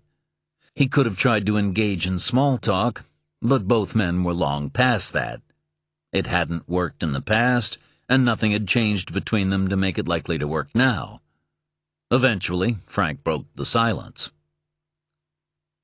"I hear it didn't go so good today with Sam's psychologist." "The psychologist is doing fine. She couldn't be better. Sam seemed happy, too. Your daughter and I were the problem." "Rachel might say you were the problem." Parker took a deep breath and wondered if the world was determined to test his ability to control his temper right to the last. He was glad he hadn't ordered a second glass of wine. It wouldn't have mellowed him at all. Even now, completely sober after his walk back to the inn, he felt the urge to let rip at Frank Wolfe, but it would not have served any purpose. "I think I did okay, but I admit I might not be the best judge," said Parker, "and I've had better days." "Yeah, well." Frank tried his coffee. He looked confused. "It tastes like mulled wine," he said. "I don't know what the colors mean," said Parker. "I just grabbed the first two that came to hand. You want something different?" "No, it'll do. It's just strange." "It's sophisticated, apparently." "Must be why I didn't recognize it. I drink instant at home." He sipped some more and didn't frown quite so much the second time. "What happened to Sam? The abduction?" Parker waited. Frank used a thumb to wipe coffee drips from the rim of his cup, but didn't look up. "I wanted to blame you for it," he said. "Still do." Now he lifted his gaze. Parker thought that he didn't look angry or bitter, just bewildered. "Do you blame yourself?" Frank asked. "Sometimes," said Parker. "I couldn't control events once they unraveled, and couldn't have known what the man would try to do in the aftermath. But I helped to set them in motion, and they concluded with him taking Sam."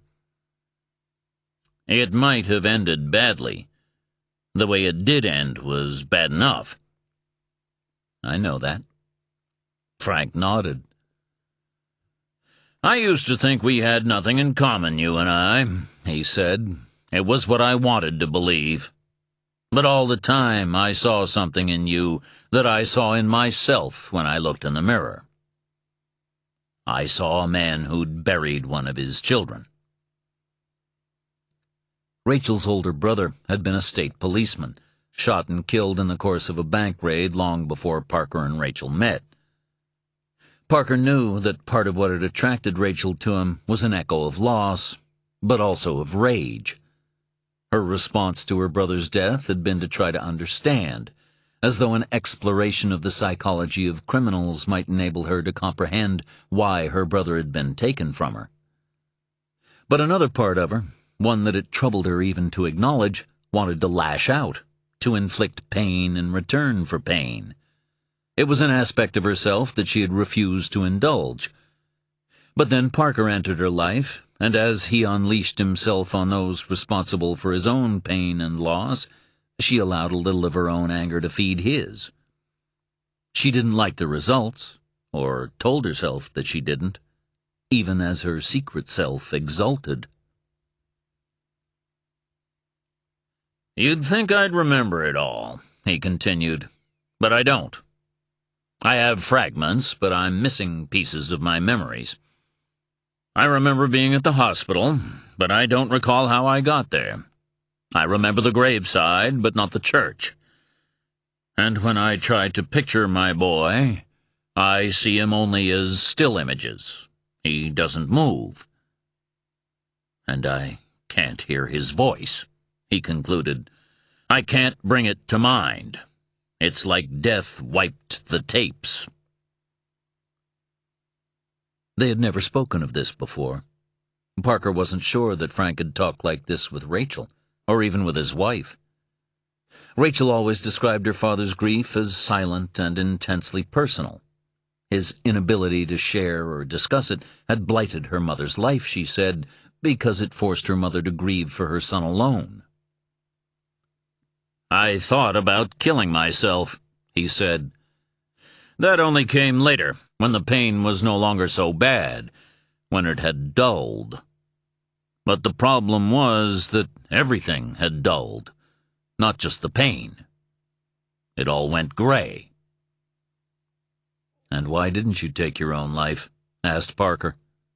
"Rachel," came the answer. "My daughter kept me alive. Not even my wife could do that." He put his cup down. "But you didn't have another child, not then. And your wife died with your daughter. So how did you stay alive?" "By hunting the man who had done that to me," said Parker. "By finding him and killing him." "And you did?" "Yes." "Did it help?" "That question doesn't have a simple answer. Less than I'd hoped, but more than was good for me." "But the law stays, doesn't it?" "Yes." "I don't ever want Rachel to experience that agony." "Neither do I." "But you continue to do what you do, and it almost cost us Sam." Parker remained silent. "So why keep doing it?" "That question doesn't have a simple answer either." "Try me." "I do it because I'm afraid that if I don't, nobody else will. I do it because if I turn away, someone else might suffer the way I have. I do it because it's an outlet for my anger. I do it for reasons that even I don't understand." "But mostly," said Parker, "I do it because I like it." "You're not going to stop, are you?" "No. I've tried. It never took." Frank wiped his mouth. It wasn't very warm in the room, but he was perspiring. He watched cars passing slowly on the street, the glow of their headlights catching one side of his face, freezing him half in shadow, half in light. "But when that man abducted Sam, he planned to kill her." "Sam didn't die." "She could have." "She didn't. She won't.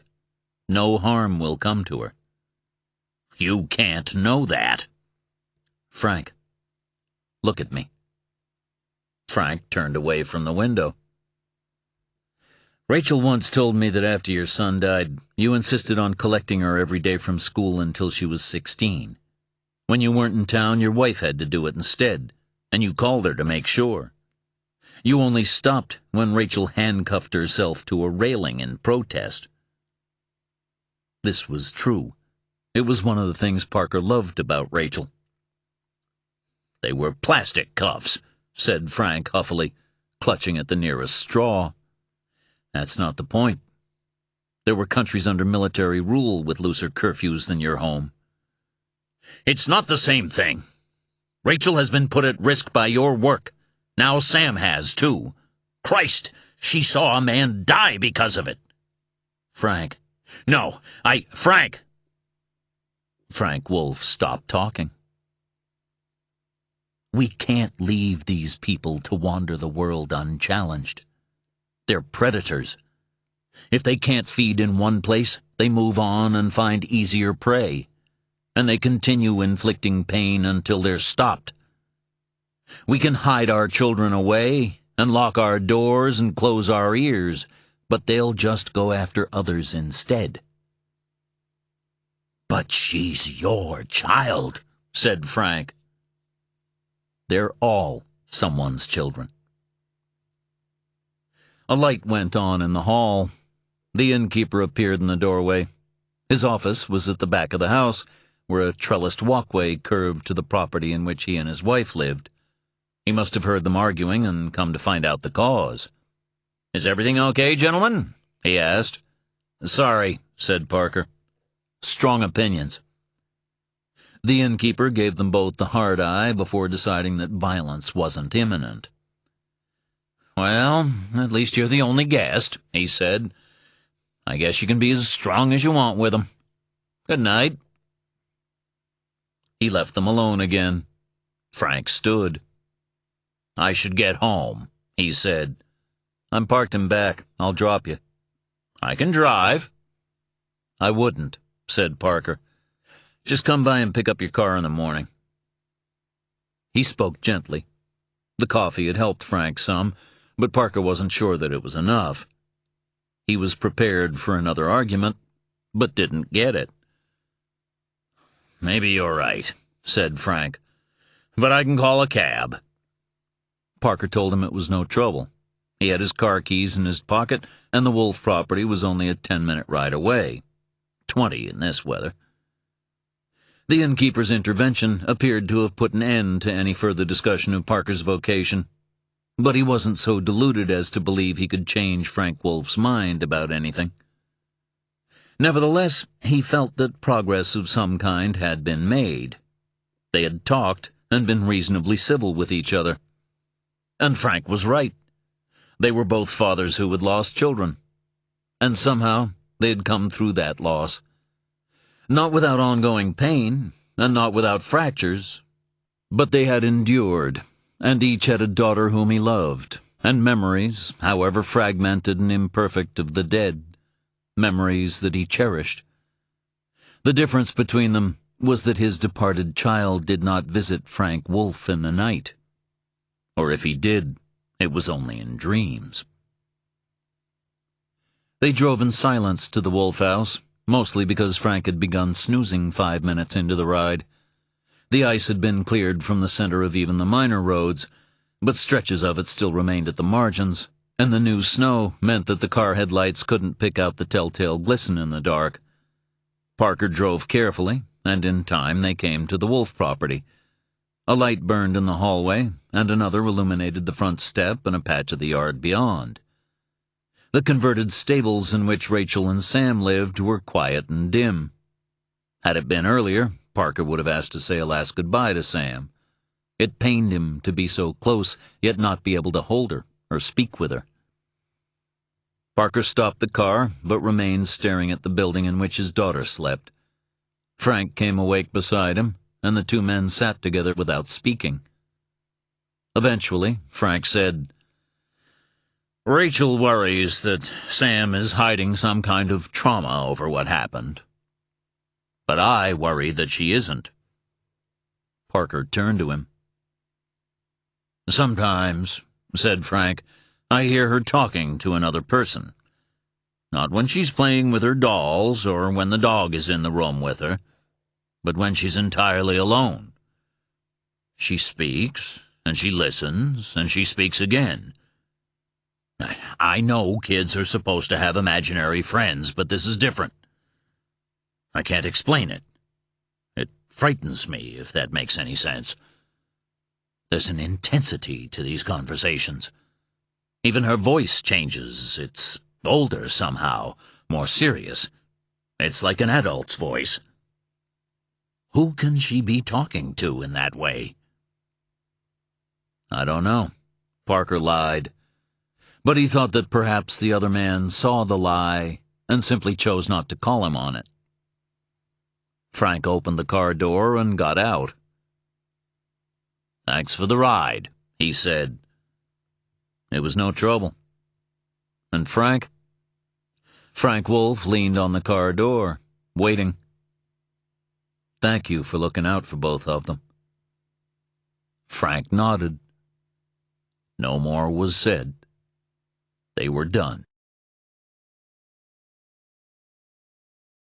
Chapter 13. May McKinnon advanced through the new snow in her yard and paused at the edge of the woods, where the light from the bulb outside the back door began to fade. She looked back to see Alex at the kitchen window, watching her. She waved at him, and tentatively he waved back. May scanned the trees with the flashlight, trying to use it to pierce the shadows instead of create more. But the night simply swallowed the beam, like a light stick thrust into a pool of pitch. She could see no signs of movement, no people. She moved closer, advancing marginally into the woods. She didn't want to go too far because the ground was uneven, and her boots only came up to the lower part of her shin. She'd had enough of cold, wet feet. But neither did she wish to leave the light. The flashlight was bugging her. It wasn't long since the batteries had been replaced, and she hadn't used it very much since then. The beam should have been stronger than this. She used it to examine the snow between the trees. It was an evergreen wood, but the coverage offered by the foliage wasn't perfect, and so most of the terrain was white. None of it had been disturbed, and no footprints were visible. But that didn't seem possible. People had been walking through it not minutes before. She'd seen them, for crying out loud. Men and women, but no children. They'd all been adults, and some had even looked old enough to be grandparents. May didn't believe in ghosts. She might have enjoyed Scottish ancestry, but that didn't mean she was prey to fairy tales and midnight shockers. She didn't even go to church, although she was not entirely an atheist. Her view was that if a greater power existed in the universe, it did not look like an old man with a beard and did not work through saints and angels. It didn't care if hymns were sung to it, and it didn't listen to prayers. It was a presence without name or form, but it was in everything that surrounded her, and every facet of her own being. She was a pantheist of sorts, but that word was unfamiliar to her. Now she would never hear it, and never learn more of it, because she would soon be dead. She would join her husband, and the truth of the universe would at last be revealed to her. But she did not feel the imminence of her own mortality as she stood among the trees, not unless the chill of it was concealed by the night air. And the pain to come was one with the biting at her fingertips, and at the end of her nose, and at the lobes of her ears. And the tears she would shed at the end were inseparable from the two that fell to her cheeks as the cold touched her eyes, and a sudden sharp wind cut the air like the breath of a presence unseen, an expired creature with no warmth to it that exhaled only as part of its imitation of life. "There is nothing here," she thought. "I was mistaken." The house called to her with its light and its warmth. She backed away from the woods and did not turn from them until she was almost within touching distance of the door. Only then did she take her eyes from the trees, returning to the safety of her home. And death entered with her. Chapter 14. It was the law of such things. Having spent so much time talking with Frank Wolfe, Parker found himself unable to sleep when he returned to the inn. Instead, he sat at the desk by his window and worked more slowly than before through the details of Jacob Eklund's life and career. He had no particular hope of a pattern emerging at this early stage, or of spotting a single crucial detail that might have explained Eklund's disappearance, but this background knowledge would be useful once he began searching Eklund's home and office. It was groundwork, and one ignored the mundane at one's peril. After half an hour, he was no wiser than when he started, but had built up a picture that corroborated Eklund's ex-wife's description of a solitary man. Ross had come through with business and personal credit card statements going back 2 years, but they gave no sign of any great vices on Eklund's part. Parker saw some motel costs, the kind that would have been replicated on his own expenses, business trips requiring overnight stays on behalf of clients who might have begrudged any accommodations more expensive than a Red Roof Inn, and any repast more lavish than mall dining. But nothing to suggest a man indulging himself, or anyone else. Gas, stationery, clothing, and books. Eklund ordered a lot of books. Apart from the occasional blowout at an Olive Garden or Outback Steakhouse and the growing library, Parker might have been looking at a version of his own life, which depressed him slightly. He closed his laptop and undressed for bed.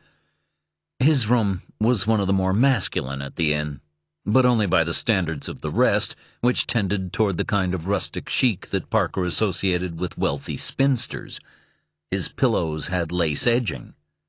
If he died here in his sleep, his friends would never stop laughing. Before he slept, he prayed for Rachel and Sam. He prayed for Frank Wolfe and his wife, too. Whether his prayers were in vain or not, he didn't care. It was the effort that counted. But he knew that somewhere those prayers were being heard. Chapter 15. Mom? The voice was a whisper at May McKinnon's ear. She woke in shock and felt a small hand cover her mouth. Her son was standing by the bedside in his pajamas, his face lit by the glow of the digital clock on the nightstand. It was 11:30. He should have been asleep. Mom, He repeated. I think there's someone downstairs. He removed his hand from her mouth. She listened, but all was quiet. Are you sure? She whispered. I heard a noise. She climbed from her bed. She was wearing an old sweatshirt and a pair of leggings that were torn at the knees. Her feet were bare. The house wasn't very old and didn't have the nightingale floor of her childhood home, a medley of sounds that plagued her late teens and early 20s, making it impossible to sneak in or out without causing a racket that would have woken the dead. Alex tried to take her hand, but she pushed it gently aside. You wait here, She told him. if you hear anything that sounds like... Like what? Like I'm being raped? Murdered? She settled for If you hear anything bad, whatever that might mean. you call the police. There was a landline by her bedside which Alex could use. She picked up her cell phone from beside the clock and slipped it into the pocket of her leggings, then reached under the bed and pulled out a hammer. She didn't like guns, and certainly didn't hold with keeping them in a house where a boy's curiosity might lead to an accident. There was a limit to how much damage Alex could inflict on himself with a hammer. Mom? He tried to hold her back by yanking on her sleeve, but she tugged it away from him. She would go to the hallway and listen. If she detected any sound that suggested the presence of an intruder, anything at all, then she'd lock the bedroom door and call the cops herself. The Millwood PD had a pretty good reputation for responding quickly to emergencies, especially if they involved a woman and child under threat. But she wasn't about to cry wolf too soon. Alex had the jitters, and, truth be told, she did too. She'd been dreaming when he woke her. In her dream, she and Alex had been at his bedroom window, watching figures move through the trees. She had gone outside with a flashlight. She'd been reading about the gypsies at the mall and thought some of them might have been in the woods, but found no signs of footprints in the snow. Then she had gone back inside, and... That was when Alex had spoken. Wait, She thought. what was the dream? She was still struggling to separate the real from the imagined, two realms bleeding into one, as she walked to the bedroom door. She couldn't remember what had happened between returning to the house and going to bed. She was confused, and her head was throbbing. She stepped into the hallway. The little nightlight in the outlet between her room and the bathroom was working, but the lamp at the bottom of the stairs was dark. She always kept it lit, using one of those eco-bulbs that were supposed to last for years and might help to save the environment in the absence of anyone else giving a rat's ass. It shouldn't have gone out. Alex stood in the doorway. He was crying. Why was he crying? She wanted to hug him, but there wasn't time, not now. She held onto the door frame as she listened. It was cold and damp to the touch. She rubbed the condensation between her fingers. The whole house was freezing. She hadn't noticed it in her bedroom because that room was always cold. The radiator had been on the fritz for a week, so she'd been making do with a heavy blanket over her comforter and a hot water bottle to warm the bed before she got in. She'd meant to call someone to take a look at it, but she was afraid it might be a sign of a larger problem with the heating system, and money was tight this month. Now, it seemed as though her suspicions had been confirmed, and the whole house was about to turn to ice. Damn, that wouldn't be cheap to fix. "Mom," said Alex for the last time, but she didn't pay any attention. She pulled the door closed behind her, turning the handle so that it would make no noise, and her son's face was lost to her. The heating had given her something practical on which to concentrate. No more dreams, no more shapes in the woods half glimpsed. And as for burglars, they'd be better off leaving before they froze to death instead of wasting their time trying to find anything of value in this house, although they could take the TV before they left. That was acting up as well, and the insurance would probably cover one of those new HD models. She moved slowly down the stairs, the hammer in her hand. She saw more condensation on the walls. It made no sense. The heating had been fine when she went to bed. Could the temperature really have plummeted so fast? And she wasn't cold. That was the other peculiar aspect. The house might have been challenging the Arctic in the chill stakes, but she remained warm. How could she not be cold? The moonlight poured through the glass pane above the front door, liquid and heavy. Instinctively, she raised her hand to it, as though she might grasp it in her palm, raise it to her lips, and taste it, the sweetness of it trickling like honey down her chin. Her hand stopped. Her breath stilled. She heard movement in the living room. Chapter 16. Toby Thayer had a gift. It was not one of which he spoke very often, and was as much a curse as a blessing. More the former, in fact, because it brought him little joy and great unease. But it was his, and it made him special. Thayer was resolutely average in all other respects. Average build and height, averagely handsome with an averagely good-looking wife, averagely wealthy by the standards of the circles in which he moved. His 2 kids, thankfully, were doing better than average, and both were now at college, one at NYU and the other at Amherst. Their combined fees and living costs were 2 of the reasons he wasn't wealthier, but most of the time he didn't mind. He owned Thayer's Discount Furniture Sales, which had outlets in Pennsylvania, New Hampshire, and Connecticut. The bulk of his income was derived from the warehouse area in back of the stores, which was where he displayed the mismatched end-of-line and slightly damaged goods that he sourced from suppliers for dimes on the dollar and sold to his customers at just enough of a markup to satisfy both his own needs and theirs, which was the trick to being a good businessman. Oh, he did well enough on new suites and armchairs, but they involved deposits and ordering. A great deal of the warehouse business was cash on the nail, with no returns. Rain or shine, the warehouse was always full of stock, as well as the buyers for it. All of Thayer's staff started out in the warehouse. It was where they learned their trade, just as he had learned his from his father Freddie.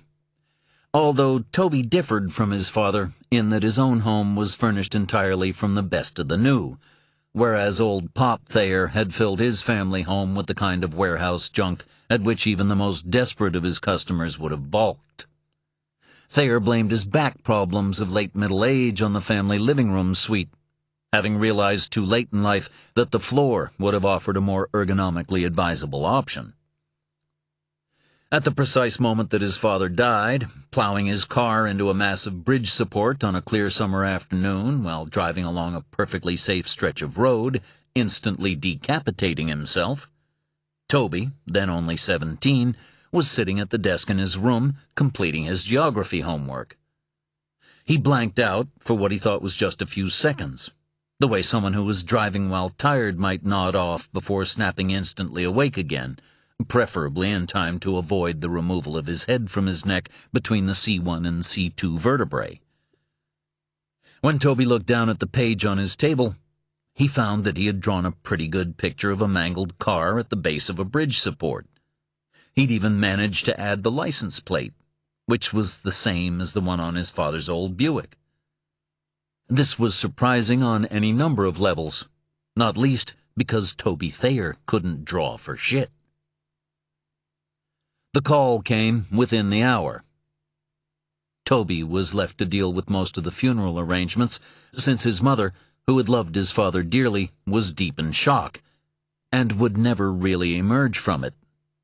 The mortician, John Welsby, who was an artist of a kind, suggested it might be possible to have an open casket if the family so wished, as Freddie Thayer's face and head were remarkably undamaged, thanks to the angle at which the metal had entered his neck. Toby declined. The circumstances of his father's death were widely known, since his head had ended up on the grass verge, in full sight of passing motorists. He didn't want folks speculating on what might lie beneath the buttoned-up collar of the corpse. Toby did not mention to anyone the drawing he had made. He felt a dreadful weight of guilt in the aftermath of the accident, and feared he might somehow have been responsible for his father's death. After all, he had dozed off at precisely the moment his father's car left the road. The autopsy showed no signs of the kind of catastrophic attack that might have caused his father to suddenly lose consciousness, and Freddie Thayer had no reason, as far as anyone knew, to take his own life. Even had he wanted to do so, his son knew, he would have found a more reliable way to end his days than gambling on the angle of a metal shaft jutting from a bridge support. He had also disliked any kind of fuss. As much in death as in life, he would have chosen to avoid a spectacle. The investigators speculated that his father might have fallen asleep at the wheel. But his son, being a teenager and therefore the center of his own universe, was concerned that somehow a link had been created between his father and himself, and by falling asleep at his desk, he had also caused his father to nod off, thereby precipitating the accident. It was nonsense, of course, except for the fact of the drawing's existence. He did not get rid of it, but kept it in a drawer, hidden among old school papers. His mother would never look there. Not that there was much likelihood of a search. She spent most of her days weeping, and continued to do so until she went to join her husband not 2 years later.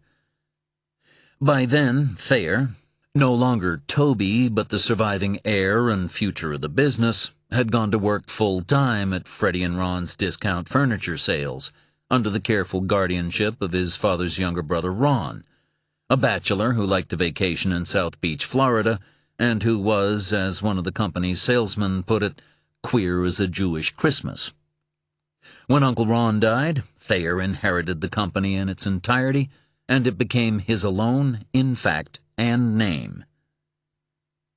But in the years since his father's death, Thayer had continued to experience what he thought of as moments. A glimpse of a woman walking between hayricks, her feet suspended a good 6 inches above the ground, the day before a picture of that selfsame woman appeared on news bulletins after her bruised and naked body was discovered in a drainage ditch. The bleeding of the walls in his local DMV while he was standing in line to have his lost license replaced, as though the building had developed stigmata, just hours before a man named Linus Cruel by name, cruel by nature, Thayer later thought, walked in with a semi-automatic weapon and sprayed the room, killing 5 people and injuring 7, just because he said his fellow staff members had forgotten his birthday for the 3rd year running.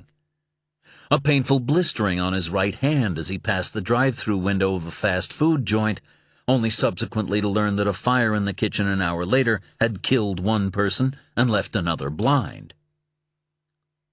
And those were just the major occurrences. He'd lost count of the little ones, the incidents that might almost under other circumstances have been dismissed as coincidence or déjà vu. He supposed that he was psychic, although he tended to avoid using the word even in his own mind, and he didn't appear to conform precisely to any definition of the term that he could find. And even if he was psychic, or telepathic, or whatever you wanted to call it, then it wasn't anything like the way it was shown on TV or in the movies. He always felt a sense of dislocation when he had his moments, as though he might be experiencing a kind of waking dream, and with them came terrible headaches and the urge, no, the need, to lie down and sleep until the pain passed. His visions and flashes were also unreliable. He'd experienced moments in grocery stores and movie theaters, and then nothing happened. Nobody got shot, nobody died, and life went on. Well, that wasn't quite true. Sometimes he'd pick up a paper and find that in a grocery store or a movie theater, hundreds or even thousands of miles away, someone had been shot, and someone had died. On those occasions, Thayer would take a sleeping pill and go to bed, because the possibility that he might be some kind of radar for death and suffering made him want to retire from life. Thayer had done his research, although he'd been careful about it. He read up on Swedenborg, who believed in a spirit world that sat alongside our own, but remained beyond our comprehension, and had consulted the writings of John Wesley, whose strong belief in ghosts influenced early evangelical Methodism, a faith to which Thayer still adhered, if only gently. But Thayer was also interested in the medical and psychological theories surrounding his affliction. He reckoned that he was the only discount furniture salesman who could discourse knowledgeably on the theories of Friedrich Nicolai, who argued that the appearance of ghosts might be linked to an imbalance of bodily humors, and John Ferrier, who viewed them as manifestations of a disordered perception. He knew of the experiments with magnetism of Mesmer and Puisegor, and the idea of ghosts as projections of memory, of blasts of brain electricity, as reactions to electromagnetic disturbances. But none of these theories could explain what Toby Thayer had endured ever since the day his father died. His wife knew of his scourge. He'd revealed the fact of it to her after the incident at the DMV, and shown her the picture he'd drawn of his father's accident. She'd learned to spot when he was having an episode, or when something might have happened that found an echo in one. But they were all so different from each other that even Thayer struggled to find any kind of pattern in them. All except one. Ever since the gift had first manifested itself, he'd experienced a recurring dream of figures moving through fields, woods, houses. Among them were older and younger people, but no children. The styles of their clothing spanned centuries, but they were as much a part of the present as the past. He sensed a profound malevolence emanating from them, and from their leader in particular, a thin figure with red hair and a red beard, his profile peculiarly flattened, as though there were not quite enough of him to fully occupy 3 dimensions. And he knew what they called themselves. They were the Brethren. Toby Thayer woke in his bed in Greensburg, Pennsylvania, his wife snoring gently beside him. His clock read 11:37 p.m. His head was pounding. "Stop," he said to the darkness, and to the fading image of the woman walking through it. "They're waiting for you." Chapter 17. Mae McKinnon did not turn back. She did not return to her bedroom, where her son waited, in order to call the police. The presence in the living room called to her, summoning her in 100 voices and none, a great dissonant harmony, alien yet familiar, like a song that once heard insinuates itself into one's history, finding echoes in old melodies. A configuration once hidden, now revealed. Step, step, warm amid the cold, rivulets of moisture running down the wood, the walls. A great weeping. In the living room stood a man, his pate bald, a ring of red hair hanging below it like the fingers of frosted ferns against the collar of his shirt, his neckbeard leaving his upper lip bare, his age indeterminable. He wore a dark vest, trousers, and jacket, but each was part of a different suit. Even in the dimness, May could tell that they did not quite match. His cheeks were ruddy, his lips fat, but his profile was flattened, so that a plumb line might have been dropped from forehead to chin, touching the tip of his nose, and still have hung true. He was examining the photograph of Mike, May, and Alex that stood in a silver frame on the center of the mantelpiece. His tongue made a rhythmic clicking noise against his teeth, like the dripping of a tap or the ticking of an old clock.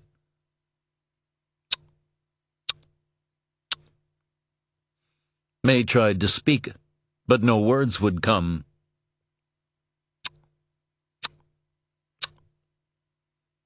A weight brushed against her back. She turned to see a young woman, her fingers deep in the bowl of potpourri that stood on a side table. The woman lifted her hand, and fragments of dried citrus and cinnamon ran through her fingers. She put her palm to her nose and sniffed. Her hair was red and singly braided. The braid hung over her left shoulder, and her left hand toyed with it while the right plunged back into the bowl once more to crush the material inside. Like that of the older man by the fireplace, her profile was abraded, and she did not acknowledge May's presence. More movement. Figures in the kitchen, the dining room, male and female. Some she thought she recognized from the woods. They were touching her possessions, sniffing, tasting, stroking, breaking. And May found her voice. "Stop," she said. "They're not your things." Instantly, all motion stopped. The voices in her head went silent. The man at the fireplace, still inclined in the direction of the photograph, stopped his clicking. Even the very dust motes in the air ceased to billow in their barely felt gusts. The only movement came from a winter moth, its wings beating so slowly that she could follow the agitation of them with her eyes, drawing a breath with their upward drift, exhaling with the downward. The insect came toward her, beat by beat, until it hung suspended before her eyes. It was banded in brown, beige fading to red at the forewings, gray at the hind wings, tipped in yellow. A male. The females were flightless, with stubs instead of wings. She was aware of them as an invasive species, capable of annihilating fruit orchards, and had no compunction about killing them. She stared into its compound eyes. Its short antennae quivered. The clamorous voices faded from her head. There was only the beating of the moth's wings. She could hear them now. Ta-dump, ta-dump. "Who are you?" she asked. "Why are you here?" Ta-dump, ta-dump, ta-dump. The moth's wings slowed their movement. "Surely it must fall," she thought. "It cannot hold its position. It must drop and die." A man ascended the stairs, while the same man descended the stairs. 2 moments in time coalescing. He was not like the others. He was a pale blur, the impression of a figure against the dark, a ghost in the house.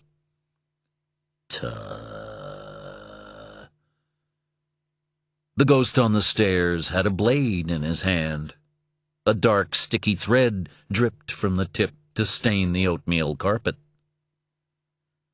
"Why am I not cold?" The moth froze. In her bedroom, on the bed that she had once shared with her husband, the blood had turned the pillow red. May's heart beat for the final time, and she exhaled as she was released.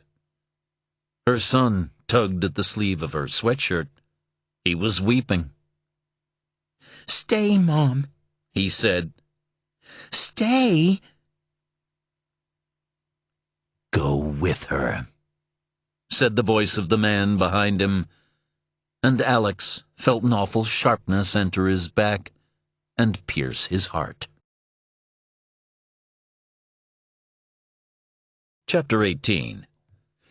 Parker left early for Providence. He toyed with the idea of dropping by to see Sam before he went, as she wouldn't yet be on her way to school, then decided that, hard though it might be, it was better to leave things as they were. He and Frank had parted on reasonably good terms, at least by their standards, and the more time he gave Rachel to cool down, the better. But he felt a tug as he passed the nearest exit to the Wolf property, so he distracted himself with Morning Edition on Vermont Public Radio. The roads had been cleared overnight, but that familiar soft haze of cold hung in the morning air, not enough to restrict visibility, just sufficient to bring with it a sense of unreality. He felt as though the shadow realm that had manifested itself on the evening with Ross was slowly encroaching, contaminating everything it touched, blurring the edges of this world. He killed the radio and traveled on in silence, as though by doing so he might better attune himself to the cadences of the transformation. When he was only an hour out of Burlington, he took a call from Ross on his cell phone. The FBI man was seeking a progress report. Parker told him he was on his way to Providence as they were speaking, which didn't appear to impress Ross very much, who would have preferred if Parker were already there and had been for some time. "What have you been doing?" Ross asked. "With respect, that's none of your business." "With respect," said Ross, "is one of those terms that generally mean their opposite." "Honestly, I did not know that." Ross didn't rise to the bait. "I engaged you to perform a task." "Which I've been doing, along with living." "Then with respect, your work-life balance may be out of sync."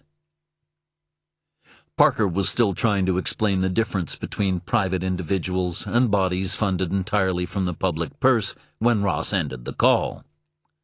He wondered if he should have told Ross that Angel and Louie would be joining him in Providence, and on Ross's tab. On balance, he decided it was better that he hadn't. It would only have made Ross worry, which would have been terrible.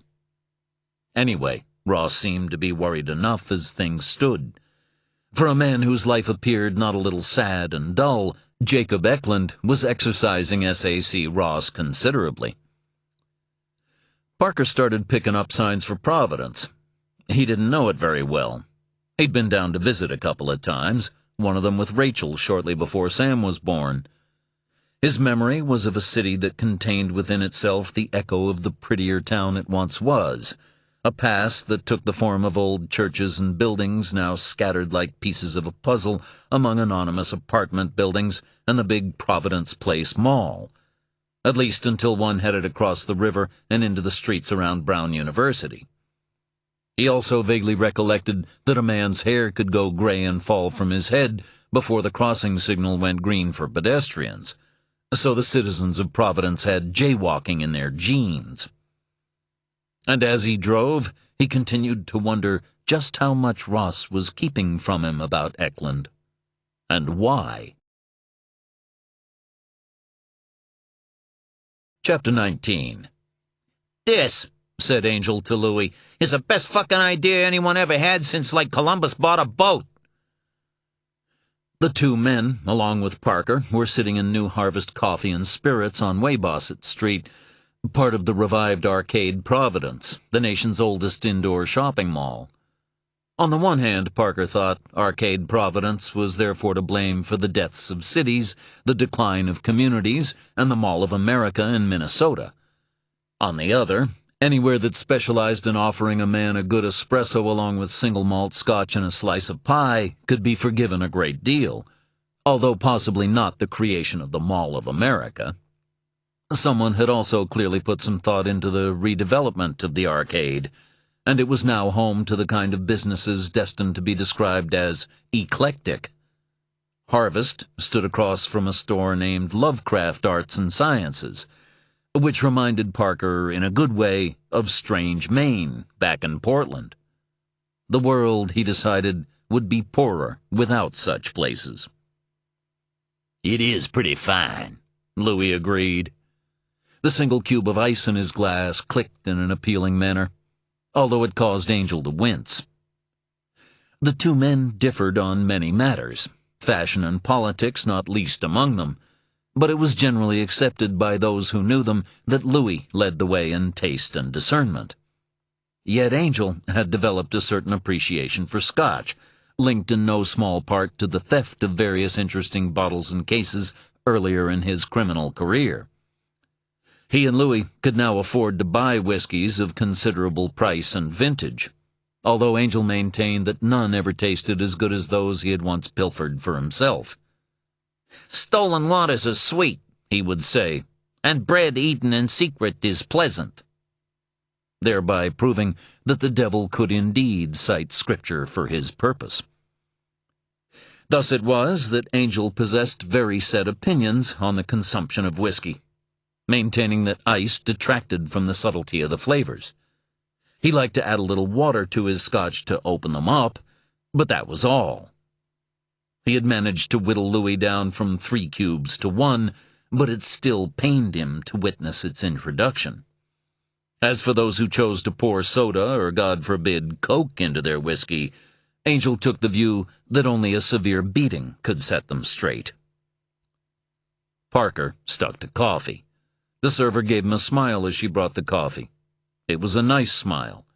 It wasn't promising anything, kindness apart, but it was the kind of smile that made a man feel good. "I think she likes you," said Angel. "Given the other choices are you and the Dark Lord over here, that's not saying much." They were killing time before hitting Eklund's office, which was based in a serviced building housing a variety of businesses, all sharing a small pool of secretaries and receptionists. It stood off North Main, in a new development that also housed a cosmetic dentistry clinic and a pet supply company. Parker had taken a look at it on his way downtown and saw that the front desk was being taken care of by a woman who couldn't have been more than 20. The building used a card entry system to permit access to the offices, although the receptionist could buzz visitors through. It looked like the kind of place that went quiet after 5 and would be dead after 6. The nearer they left their visit to the close of business, the more time they would have in Eklund's office. After that, depending on what they found there, they'd start on his home. "You think we look like tourists?" Angel asked Parker. Angel liked to think he could blend in with the vast mass of humanity, even as that same vast mass instinctively took a step back from him and his partner. His desire to belong was touching in its hopelessness.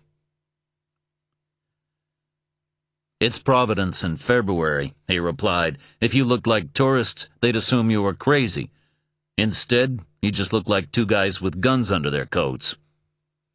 "Then we'll fit right in if we try to steal something," said Angel. "This is a bent state." He was right.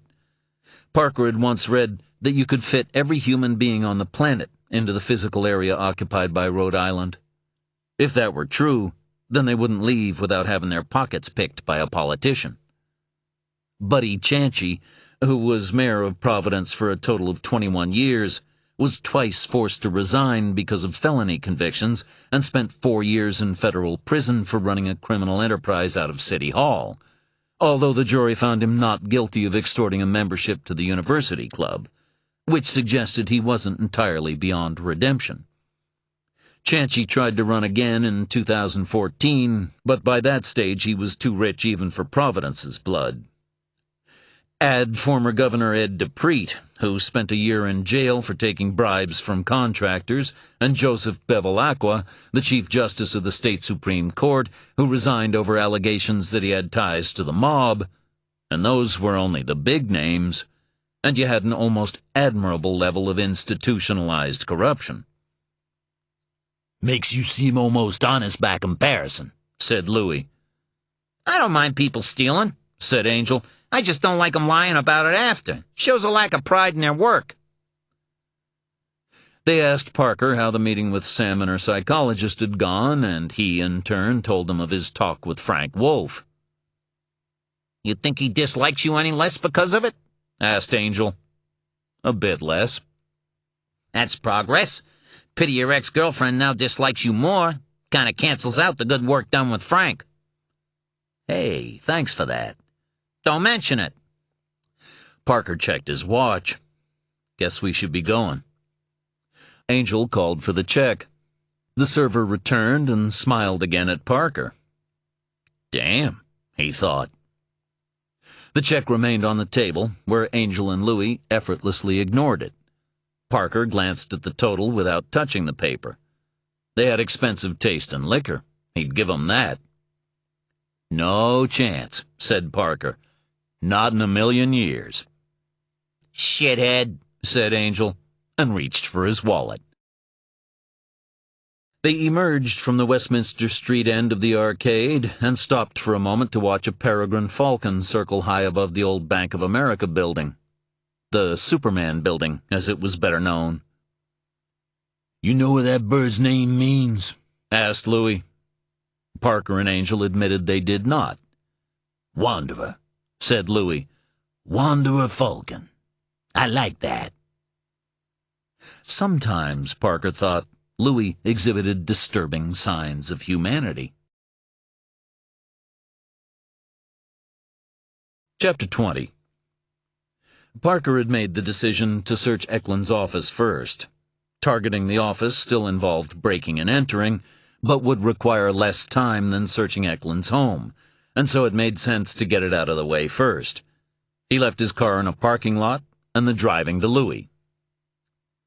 Serviced offices mostly hired cheap, in Parker's experience. It wasn't as though they offered many opportunities for promotion, and the work was dull. The receptionists to watch out for were the older ones, who were the human equivalent of junkyard dogs. But the young woman was still behind the desk, and appeared capable of a degree of civility from what Parker could see of her smile. Angel made the call from across the street. They watched the receptionist answer as she buzzed in a visitor. This is Mr. Eklund in Suite 17, said Angel. I'm expecting 2 clients to arrive in the next 5 minutes. You can send them straight up once they've signed in. If the receptionist noticed that the call was coming from an outside line, she didn't mention it. Most people were so attached to their cell phones that to receive a call from one, even from someone who had a landline in the same building, was unremarkable. I'll do that, Mr. Eklund. Angel thanked her and hung up. The oldest tricks in the book endured for a reason. Her reaction also told Parker something else. Either she was new, or Eklund's disappearance hadn't yet been noticed. He just hoped it didn't cross her mind to check if Eklund's entry card had been used that day, but he suspected she wouldn't bother to try. Why should she? She wasn't guarding Congress. It was close to 5 p.m. as Angel and Parker entered the building, leaving Louis with the car. They introduced themselves at the desk, told the receptionist, Carly, according to her badge, that they were here to see Jacob Eklund, and were supplied with temporary entry passes once they'd signed a register and one of them had shown some form of official ID. Angel let her see a driver's license, although the name on it bore no resemblance to his own, even if the photograph was a close enough match to fool anyone who wasn't intimately acquainted with him. "How many of those do you have?" asked Parker, as they stepped from the lobby into a corridor with an elevator bank and a flight of stairs to the right. "I've lost count," said Angel. "Sometimes even I forget who I am." They took the stairs to the 3rd floor. Along the way, Angel removed his jacket to reveal a shirt with Matchless Lock Services, Inc. embroidered on the back. As it turned out, that particular layer of deception wasn't necessary. Eklund's office was close to the end of the hall, and nobody appeared from any of the other suites as Angel worked on the lock. He had it open in less than a minute. It would have been sooner had he used a pick gun, but there was no point in attracting attention with the noise. They went inside, closing and securing the door behind them. Eklund's office was little more than a glorified cubicle. A cheap desk occupied the width of the room in front of a window with vertical blinds, leaving just enough space for the occupant to squeeze by on either side. Two uncomfortable-looking padded chairs faced the desk. A generic landscape print hung beside a calendar on the left wall, while the right was dominated by a four-drawer filing cabinet. Parker tried it, found it locked, and set Angel to work on opening it while he searched Eklund's desk. There wasn't much to search. Eklund didn't use a desktop computer, at least not in his office, and if he had a journal, he'd taken it with him. The drawers were unlocked, but yielded only stationery, stamps, assorted business cards, a jar of instant coffee, packets of sweetener, and some containers of powdered creamer. He didn't even have a bottle of cheap hooch and a pair of shot glasses like private detectives in movies. Parker pressed the blinking message light on Eklund's office phone and put it on speaker. There was some overlap with the cell phone messages, but he took down all the names and numbers once again. The last message was from a woman who didn't get to say much more than hello before the machine cut her off. The internal system seemed to be set to about a dozen messages. It was what you got for renting cheap. By then, Angel had succeeded in unlocking the filing cabinet. Parker spent the next hour flipping through folders containing copies of reports for clients, invoices, bills, and the other assorted paperwork that accumulates in a one-man operation. The cases were all mundane: insurance work, process serving, debt recovery, due diligence, some minor instances of fraud, a little employee surveillance, and a couple of child custody cases, the sight of which gave Parker a dull ache. None of them was current, meaning that Eklund probably kept details of whatever he was working on elsewhere and only filed material away when he was finished with it. The office was a place for meetings and storage, but little else. Parker did notice that Eklund's hourly and daily rates were higher than his own, although Eklund probably needed the extra cash to cover the cost of his lousy digs. The room smelled musty, and the carpet needed a good cleaning. It reminded Parker why he didn't have an office of his own. If working meant coming to a place like this, he'd have been happier living on welfare. It was dark outside. Through the blinds, Parker could see Louis sitting in his car. The building's parking lot had emptied considerably in the time they'd been searching Eklund's office, and Louis's vehicle now occupied a section entirely to itself. It was time to go. Parker didn't want some rent-a-cop taking note of the plate. He looked around Eklund's workspace one last time. He still had little real sense of the man. Maybe a search of his home would change that, but the office left Parker feeling as though he had wandered onto a stage set. Had the initial approach come from anyone other than Ross, he might have suspected he was being set up. As it was, he was simply puzzled. Eklund mattered to Ross, but right now, Parker was no closer to understanding why. The only personal touch was a framed photograph on the desk. It showed Eklund, prematurely gray-haired, nudging 6 feet, a few pounds overweight, with an arm around the shoulder of a much smaller woman whose smile made up for the plainness of her features. Thanks to the material supplied by Ross, Parker identified her as Milena Budny, Eklund's ex-wife. The photograph evidently predated their divorce. Their wedding rings were clearly visible, but not by too many years. Ross had provided a picture of Eklund from the renewal of his driver's license the previous year, and he didn't look a whole lot different from the man in the photograph. Parker continued to stare at the picture for a while. He didn't know of many men who kept photos of ex-wives on their desk, or at least not their own ex-wives. "You find something?" Angel asked. "Just regrets," said Parker. "I think we're finished here."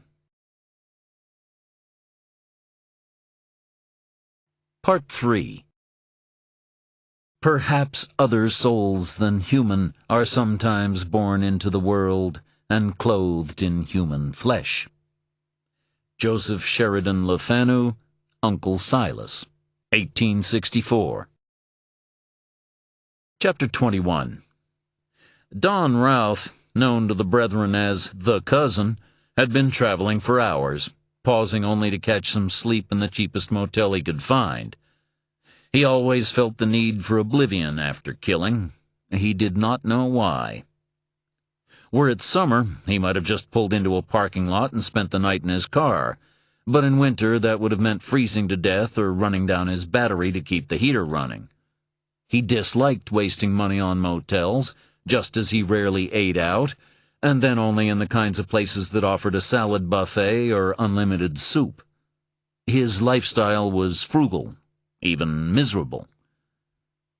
Routh worked as a supervisor in one of Kentucky's largest industrial laundries, although his job also entailed visiting on-premises laundries in hospitals, prisons, and colleges to ensure their equipment was properly maintained and advise on chemicals, water temperatures, and cycle duration. He had spent so long working with detergents that he could no longer smell much of anything else, and his clothing and person always bore a faint chemical tang. He still lived in his childhood home, although his parents had been dead for some years. He had sold most of their possessions after his mother followed his father into the ground. He'd considered holding on to their bed because it was bigger and more comfortable than his own, but decided that he would have felt odd sleeping in the same bed in which he was conceived, even if he disposed of the mattress. The bed went the way of their clothing and their jewelry and the rest of their furniture, for he was not a sentimental man. A visitor entering the house would have found it largely empty, with the exception of the kitchen, the living room, and one small bedroom. Outside of those rooms, none of the light fixtures contained bulbs, not even in the hallways. The house was untroubled by books or newspapers or anything other than the most rudimentary trappings of modernity. A gas stove, a refrigerator, an ancient toaster oven. Routh's only concessions to luxury were a widescreen HD TV, on which he watched Blu-rays, and a top-of-the-line hi-fi component system, a clear audio concept turntable hooked up to a Riga Elicit R amplifier, and a pair of Mythos STS Super Tower speakers. He also had a Cyrus CD player, but he was mostly a vinyl aficionado. His father had built up a considerable library of classical music on vinyl during his lifetime, and his son retained it intact while continuing to add his own selections. He had built the shelves to house the collection, and it was one of the few facets of life that gave him unadulterated pleasure. He didn't own an electric kettle, and the bath and shower were so seldom used that they spat brown water on those rare occasions when they were put into action. Routh usually opted to bathe at work. It saved money. Just as he had his clothing cleaned by one of the laborers the company employed in conditions that would not have been unfamiliar to similar workers a century earlier. Technically, the Asians and Africans who loaded the carts, sorted the torn and stained materials from those that were still usable, and washed, dried, and ironed amid relentless heat, steam, and moisture, all for 35 cents above the minimum hourly wage, were known as laundry associates, which the cousin found risible. They didn't need a title, not for the jobs they did. They were nothing, nobodies. He no longer even bothered to learn their names, and not just because the position offered 2 pairs of overalls with the wearer's identity embossed on the left breast. If those overalls became damaged, the employee was required to pay for a new pair out of his or her wages. Few ever did, preferring to conduct running repairs rather than sacrifice part of their checks. Those who left or were fired were supposed to return their overalls for recycling, but most passed them on to the ones who remained, and they didn't bother to remove the stitching in order to add their own names to the uniform, and so the whole issue of nomenclature became even more nebulous. Not that any of the supervisors cared. The immigrants' names appeared to give no indication of their gender anyway, so who could tell if Afua or Abioye or Ling or Kwong belonged on overalls with tits underneath? It only became an issue when they screwed up or were late, or didn't appear at all. To test his theory that none of these people really mattered, and no one cared about them, or no one of any consequence, Routh, some years previously, had abducted a 21-year-old Chinese woman named, according to her overalls, Mei Chu, as she ran to make the last bus at the end of her shift. Routh deliberately delayed her in order to separate her from her fellow workers. He'd given her the job of laundering his undershirts and underwear, and then complained that she'd used too much starch, and the whole load needed to be done again. Routh not only had the power of hiring and firing, but he could also cut an employee's hours or assign the kind of shifts that made it impossible for those with children to work. It didn't pay to cross him, and so Mei Chu did as she was told. Only when Routh pronounced himself satisfied with the work did she hightail it across the lot without even bothering to remove her overalls or her blue protective booties. There was a shortcut through some wooded wasteland that took 5 minutes off the journey to the bus stop, and Routh knew she'd go that way. He pulled her into the bushes as she was almost in sight of the road, clamping a thick-gloved hand over her mouth so she couldn't scream. She didn't weigh hardly anything, and Routh was a big man. He got her into the trunk of his car without any trouble and slapped her once to keep her from struggling while he bound her legs and hands with duct tape. Later, when he killed her, it was like breaking the neck of a bird. The next day, some of the Chinese women came yabbering to the office. Few of them could speak any English at all, and Jun, their spokesperson, was only marginally better equipped than the rest to explain their concerns about the missing Mei Chu. But it soon emerged that Mei Chu was in the United States illegally, and the papers she'd used to get the job belonged to someone else. And it was explained to the women that if they continued to kick up a fuss, then maybe the company would have to look closely at all of their paperwork. And if the police became involved, then the immigration people would probably follow, and... Well, who knew where Mei Chu had gone? These people lived by their own rules. Mei Chu wasn't even her real name. One of the women claimed it was Ying Tai. When Routh heard that, he thought it sounded familiar. He thought the girl might have spoken it near the end. The police were never called, and thus Routh was never questioned, although he thought he caught some of the women looking at him with suspicion in the days and weeks that followed. It didn't matter to Routh. There was no trace left of Mei Chu or Ying Tai or whatever she was called. It was one of the benefits of understanding chemicals and their uses. Routh never harmed another woman from the laundry. He hadn't even raped the Chinese girl. He'd just been interested in proving a point. Routh did not take vacations. For the most part, he used his annual leave to stay at home, listen to music, and watch documentaries and old movies. He was never ill, and consequently was the only employee in the company never to have recorded a sick day. He was polite to his fellow senior staff, and, with the notable exception of the unfortunate girl who had ended up dying in his bathtub, generally behaved reasonably toward the firm's associates.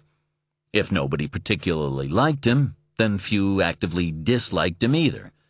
Those who had once whispered about him and cast suspicious glances in his direction were long since gone. He was not lonely. Sometimes the brethren came to him. He would open his eyes as he lay on his couch, a pair of Beyerdynamic DT-880s clamped to his ears, and watch as one of them glided through the room, or stood in a corner swaying to music that might have been the same as that to which he was listening, or possibly a tune from another time and place. Such apparitions did not disturb him. They were all of the same blood. Eventually, he would take his place with them, and it would be for him to move between worlds. It was unusual for the men in his family to have this gift of sight. It tended to be associated with the female side.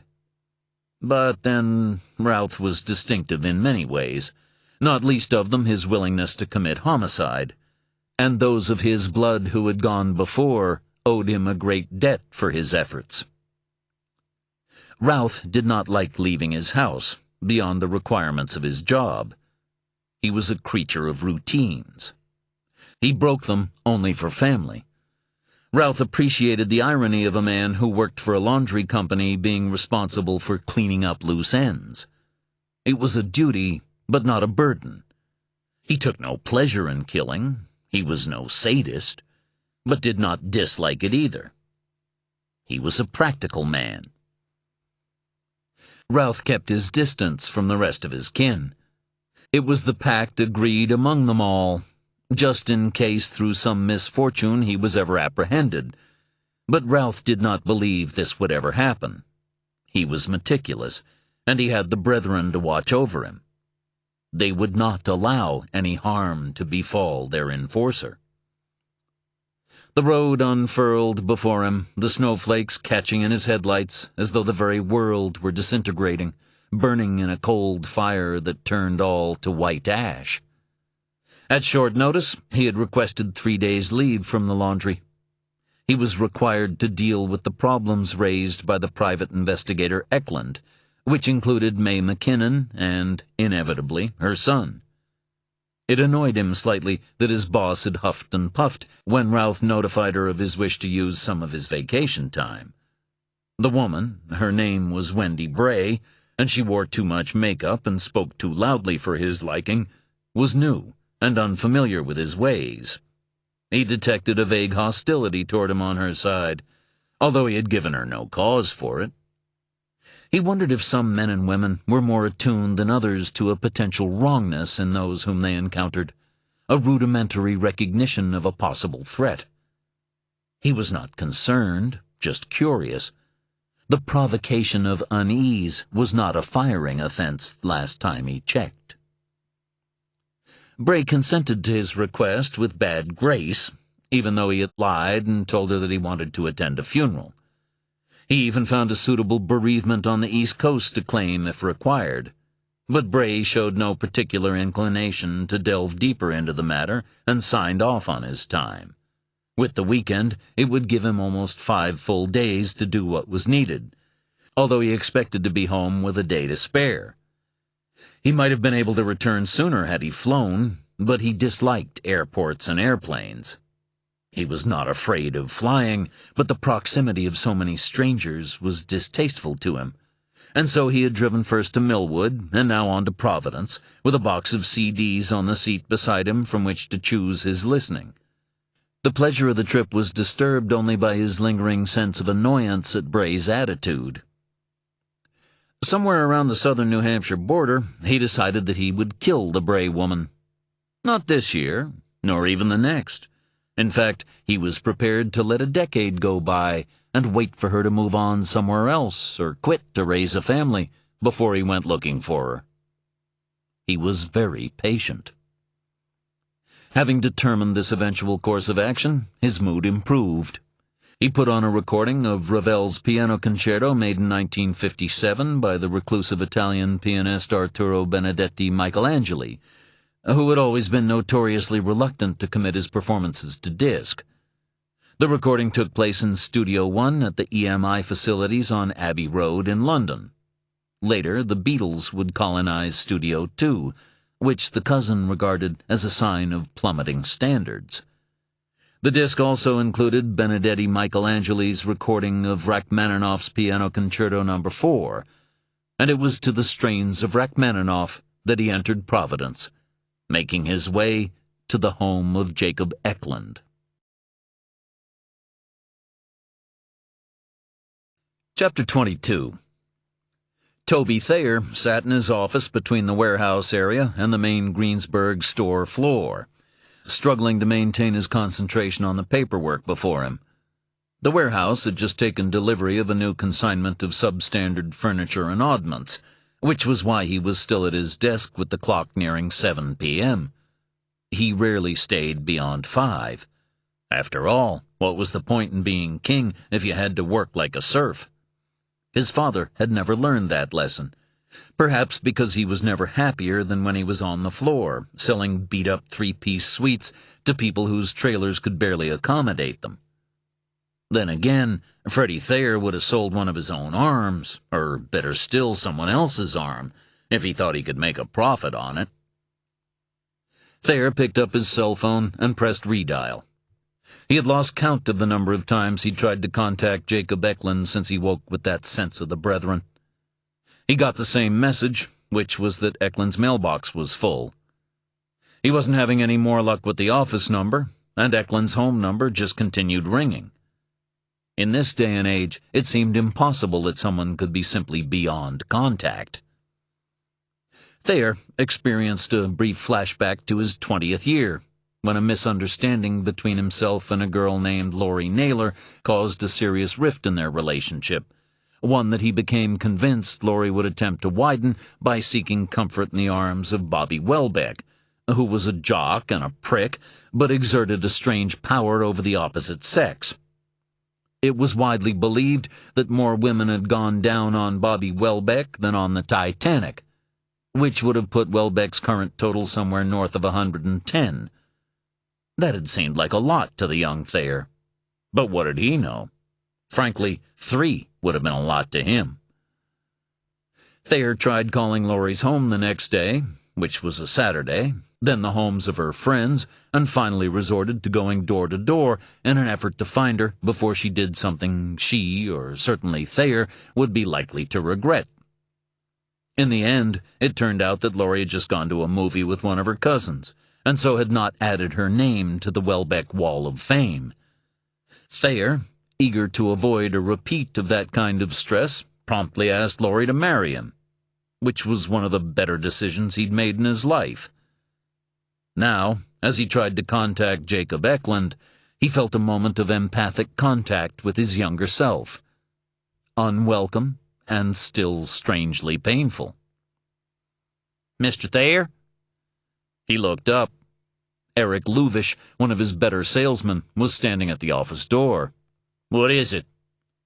That damaged Ashton love seat, I have a guy on the hook, but he won't go more than $150 for it. Thayer knew the love seat. He knew all of his stock. Is he bleating about the stain? It was oil and nasty. Yeah, said Luvish. Maybe if ye could take the $150. Luvish staggered slightly where he stood. The Ashton retailed for $399 new, and the stain wouldn't be visible as long as you kept the love seat in a corner so the back and the right side were concealed. The guy had another $50 in him, if the boss had come out and work his magic. 5 minutes for $50. It would also help Luvish's total, because he was running neck and neck with Alice Wojcik for the additional bonus Thayer threw in each month to the salesperson who shifted the most stock. Alice Wojcik was racked like a Barbie doll, which gave her an advantage right from the start, although she was smart enough to do up an extra button when negotiating with couples. You sure? Yeah, I can't be dealing with that shit right now. Record it as $200 on your sheet with a note about the difference. I'll take it into account at the end of the month. Luvish shrugged. It wasn't like the boss to stay stuck to his chair like this. He might not have been his old man, but he still had Thayer blood running through his veins. And close the door behind you, would you? Thayer added. I need some peace and quiet while I take care of this stuff. He gestured at the delivery invoices on his desk, even though he could have checked them in his sleep. Luvish nodded and pulled the door shut behind him. The boss's door was hardly ever closed, but when it was, his staff knew that he wasn't to be disturbed. Luvish then returned to the warehouse floor, got the guy up to 175 for the sake of pride, and completed the paperwork before suggesting to Alice Wojcik that Mr. Thayer might be coming down with something. In his office, Thayer closed his eyes just for a moment. His head ached, and he was experiencing that familiar unpleasant tingling in his extremities. It hadn't entirely gone away since he'd woken up during the night. His fingers and toes felt swollen, and his shoes were too tight on his feet. When he opened his eyes again, 20 minutes had passed, and Alice Wojcik was staring at him through the glass of the door, her hand poised, as though unsure whether to risk knocking.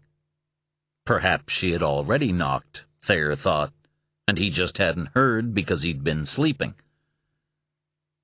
But he hadn't been sleeping. Not really.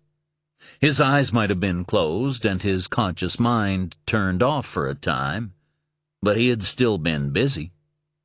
A pencil was in his right hand, and his left was holding the blank side of an invoice sheet flat on the desk. On it he had drawn studies of the same faces, each in profile, and each with a flattened aspect to the nose and chin. The pencil portraits were as good as any he had ever done. There was something elegant and old-worldly about them, even allowing for the ugliness of their subject. Because he was ugly. Ugly beyond appearance. Ugly beyond skin and bone. Thayer put the pencil down. The tingling had gone. Even his headache was receding. It was as though by drawing he had lanced a boil, allowing the pus to drain and thus ease his discomfort. For a while. He tried calling Eklund again. Nothing. Just nothing. Chapter 23. Jacob Eklund's house was a small bungalow-style dwelling in Fox Point on the east side of Providence. "Man," said Louis, "this place makes Williamsburg look like Salt Lake City." He wasn't far off the mark. Fox Point was so hipster that Parker felt as though he stood out simply by not having a beard, while Louis was conspicuous solely by virtue of being black. The only one of them who might conceivably have blended in was Angel, if only because he had 3 days' worth of facial growth and was wearing a wool hat. They'd passed a whole bunch of coffee shops along Wickenden and its environs as they got their bearings, alongside stores selling antiques, used records, sex toys, rugs, and jewelry. It was hard to believe all this had been farmland until the construction of the city's first port at India Point, after which Providence did its best to hasten the world's ruination by exporting large quantities of rum. That maritime and industrial past was now visible only in some of the older buildings, while gentrification, aided by the students from nearby Brown, had seen off most of the older residents. Parker had performed a realty search on Eklund's property. Eklund and his wife had bought it a good time, before Fox Point became a beacon for the young and wealthy, and the value of the house had increased sufficiently by the time of their divorce to enable Eklund to leverage the equity and buy out his wife's share. The house still looked too big for a single man's needs, but Parker realized he wasn't in a position to criticize Eklund for not selling up and buying somewhere smaller, not when he himself was rattling around in his Scarborough home. And why should Eklund have sold if he didn't want to? He lived in a buzzing, interesting area, and his property wasn't about to lose significant value any time soon. As long as he could eat the taxes, he'd be fine. His home was the smallest on Arnold Street, twin rows of mostly 19th-century dwellings of various styles not far from the intersection with Brook. The house had a small yard, front and back. A black wrought iron fence marked the boundary, a low hedge surrounding it behind. A children's playground took up one corner of the intersection, and it was there that Parker and Louis dropped Angel before making another circuit and picking him up at the next corner. "The house is dark," said Angel, "but it seems to have a monitored alarm. The main thing is to get inside and kill the siren before any of the neighbors become concerned and call the cops." He rummaged in his kit bag and emerged holding a black box about the size of 4 cigarette packs in one hand and a pair of wire cutters in the other. He waved the box at Parker. "Cell phone jammer. Big boy." Parker knew what it was. He kept one in his own car kit, just in case, although his was a modest device with a short range. Angel's looked like it could knock out a city block and render every male in the vicinity sterile in the process. The jammer would take care of the monitoring service. Angel's first task would be to cut the landline connection between the alarm system and the security firm's monitoring station. When that was done, the alarm would try to send out a signal from a transmitter using the cell phone network. The jammer would ensure that this signal would be blocked. Angel left them and disappeared into the shadows at the side of Eklund's house. "You know," said Louis, "for 3 guys supposedly doing a favor for the FBI, we're breaking a whole lot of laws." Parker couldn't argue. They were indeed engaging in a great deal of illegal activity on behalf of an agency of the state, or one of its agents, which was not the same thing. He was pretty sure Ross would just leave the cops to feed on them if they were picked up for burglarizing the home of a retired police officer, or make them sweat for a while for being dumb enough to get caught. Parker had been in jail cells in more states than he cared to enumerate. He didn't particularly want to add Rhode Island to his collection. The alarm in Eklund's house began to sound. Even though they were expecting it, the noise was still shockingly loud. Parker started counting the seconds. It was still ringing after 5, then 10. "Shit," said Louis. "Maybe he wants to get arrested." Parker was at 15 when the alarm stopped. A light went on in a building across the street, and he saw movement at a window. They waited.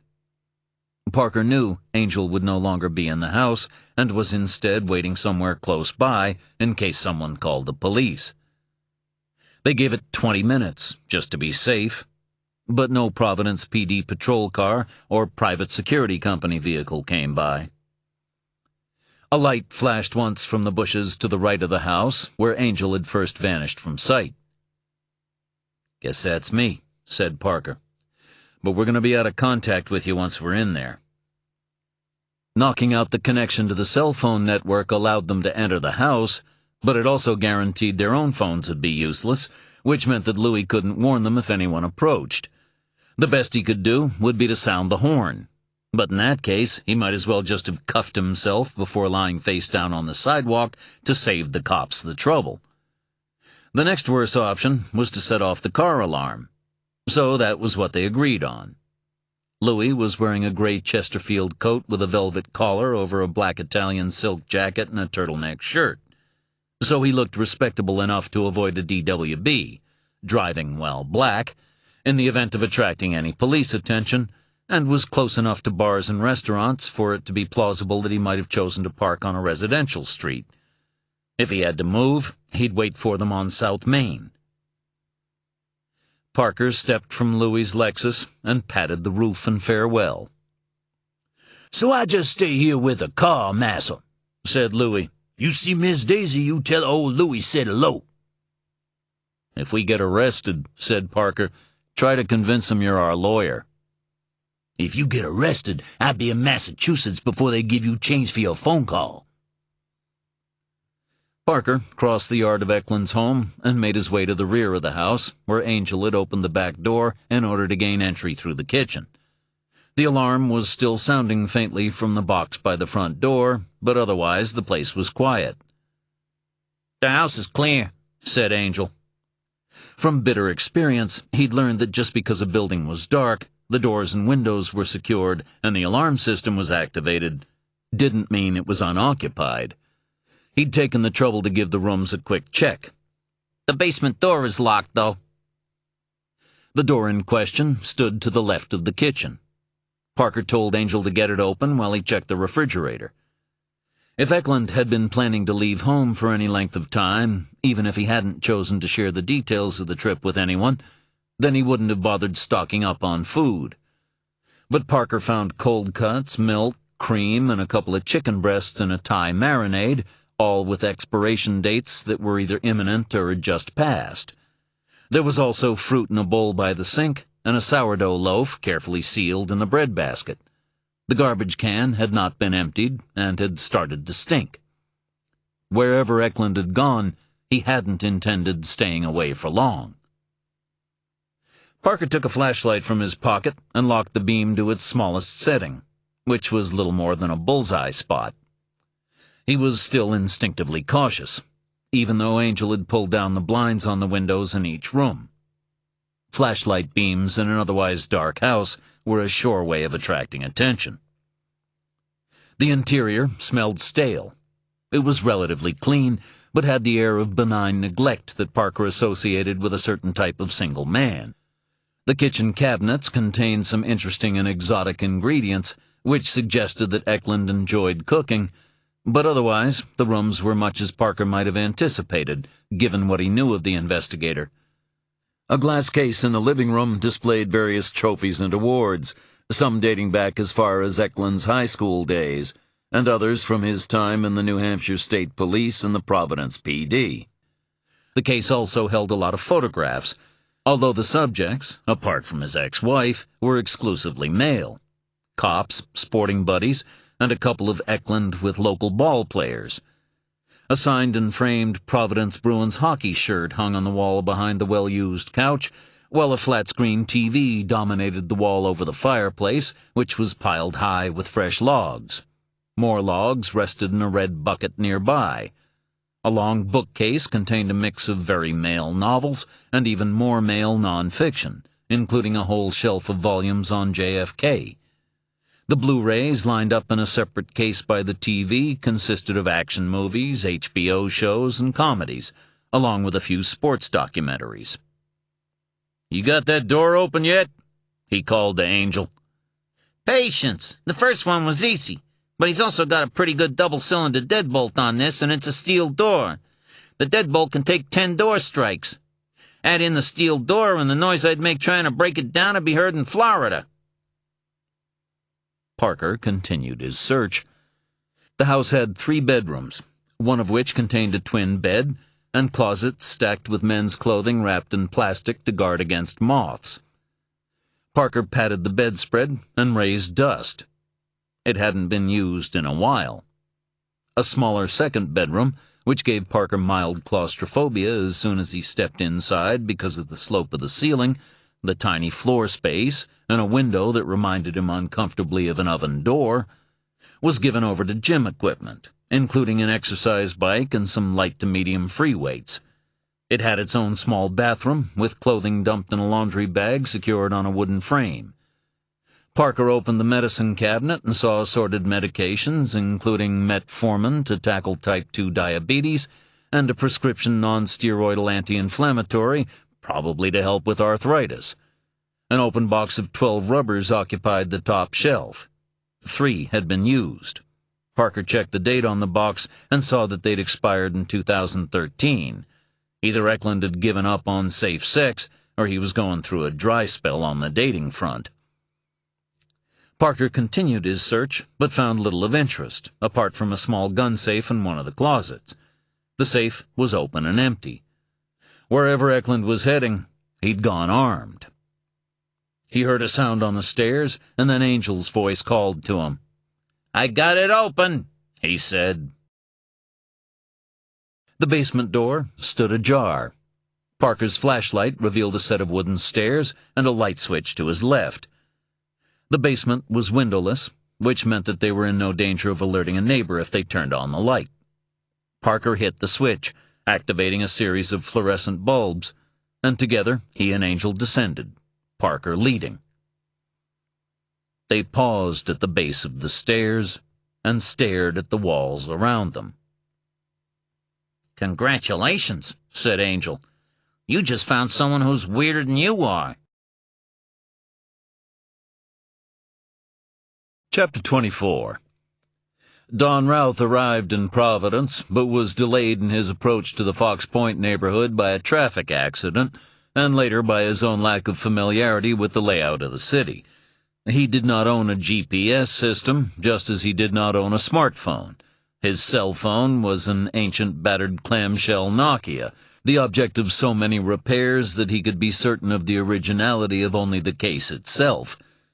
He liked the Nokia because the battery could easily be removed, and a phone with a removable battery was virtually untraceable, as long as one was careful of where and how one used it. For Routh, it was little more than a mobile answering service on which messages from the brethren could be left for him, and then only when couched in the most neutral of terms. He made all follow-up calls using calling cards and public phones. Even being in Fox Point made him ill at ease.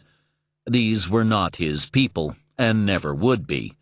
He felt estranged from them by virtue of his own alien nature, as though these privileged young folk could detect his otherness, so that if he were to glance in his rearview mirror, he would see only faces staring back at him, following his progress to make sure he continued on his way and did not attempt to infiltrate their ranks. He turned onto Arnold Street and squinted at the numbers on the houses to his right. He carried Eklund's keys in his pocket and had memorized the alarm code, so he had no concerns about gaining access to the house. He knew the names of Eklund's neighbors and the state of the investigator's relationships with them. He was aware that Eklund did not get along with the man who lived in the house to the right of his own. It was something to do with a tree and the extent to which it overhung his neighbor's property. Because of this, the two men had not exchanged a civil word in 7 years, not since shortly after the neighbor, a young restaurateur, purchased the property. Relations with the couple to the left were better, although both worked long hours outside the city and were rarely home before 7 or 8. As for the rest, Eklund was on nodding terms with most of them, but close to none. It seemed unlikely that anyone had noticed his absence, or if they had, that anyone was worrying too much about it. Routh parked within sight of Eklund's house and turned off the engine.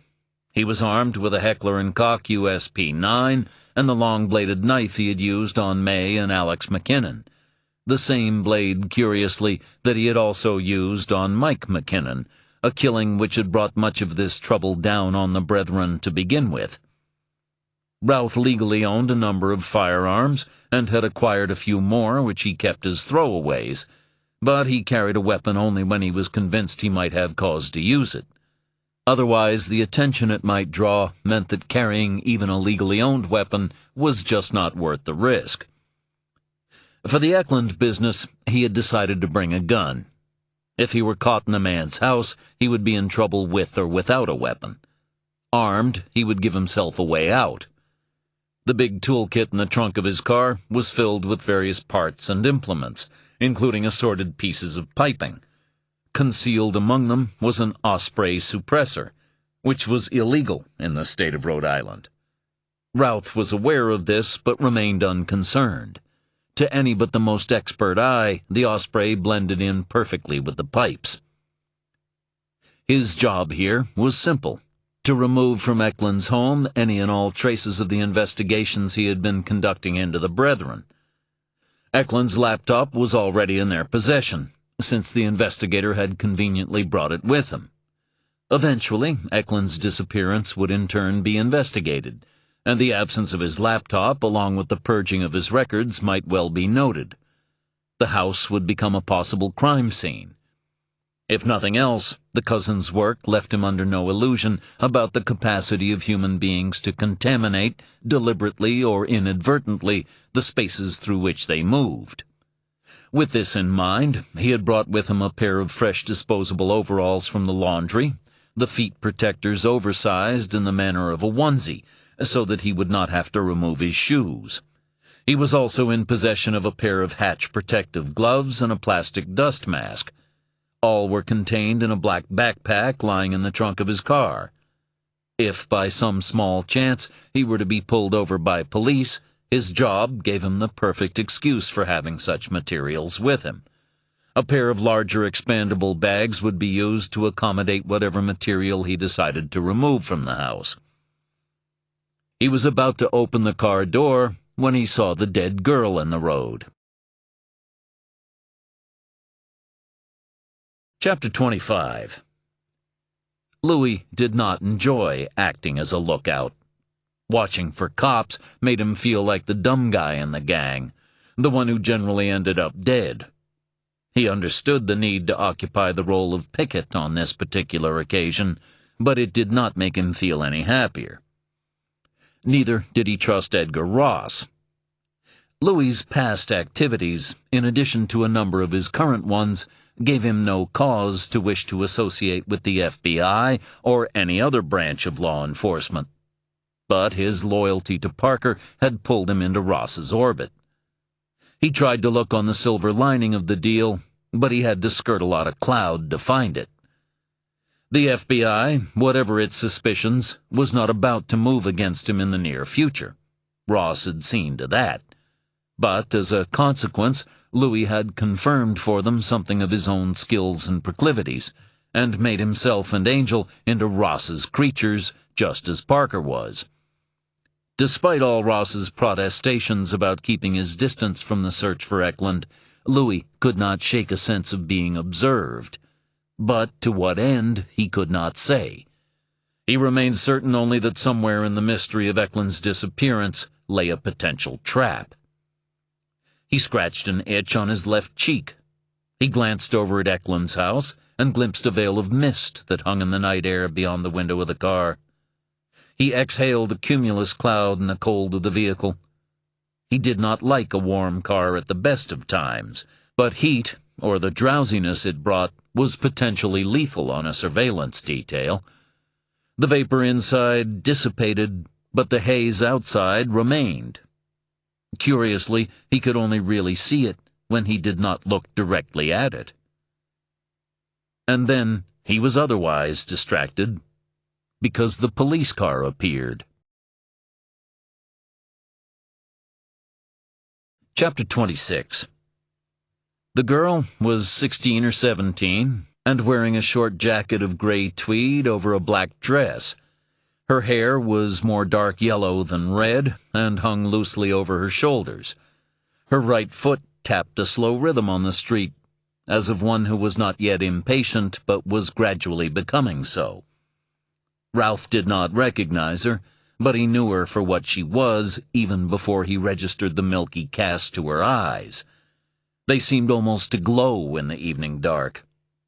She was standing beside a late-model Lexus, staring intently at the driver through the glass. Ralph remained in his vehicle. He took another look at Eklund's house. The blinds were drawn on all the windows. He could not recall if Eklund had indicated whether this was how he had left them. Ralph went over what he had been told, and what he had subsequently asked to be confirmed for him. He was good on details. It was why he had kept his job for so long, even when the company rationalized a few years earlier, shedding employees at all levels like flakes of old skin. Now he saw the Providence PD patrol car. It was moving slowly, but without lights. As it passed the Lexus on the opposite side of the street, the officer at the wheel turned his head. And just for a moment, Ralph wondered if the cop might somehow have seen the girl. No, he thought. It was more likely that he was taking in the man or woman at the wheel of the Lexus. The patrol car did not stop, merely continued on its way, then turned right before it reached the block on which Ralph was parked. He waited for a time, but the car did not reappear, so he returned his attention to the Lexus in the house. The girl remained standing where she was, but now she gave her attention to Ralph, confirming that he had seen her, and, more importantly, had registered the object of her attention. Even after all these years, finding himself looking directly into the eyes of one of the departed brethren still gave him a chill. Ralph blinked, and the girl vanished. Louis put down the phone he'd been holding to his ear as the patrol car approached. The only thing worse than attracting the scrutiny of a cop while you were sitting in a parked car was attracting the scrutiny of a cop while you were sitting in a parked car doing nothing. Cops had a natural suspicion of people who appeared to be doing nothing, as it usually meant that they were in actuality doing something, and often something they shouldn't have been doing.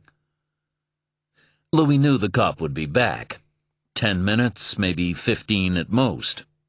If Louis were still there when he returned, he'd be asked to state his business.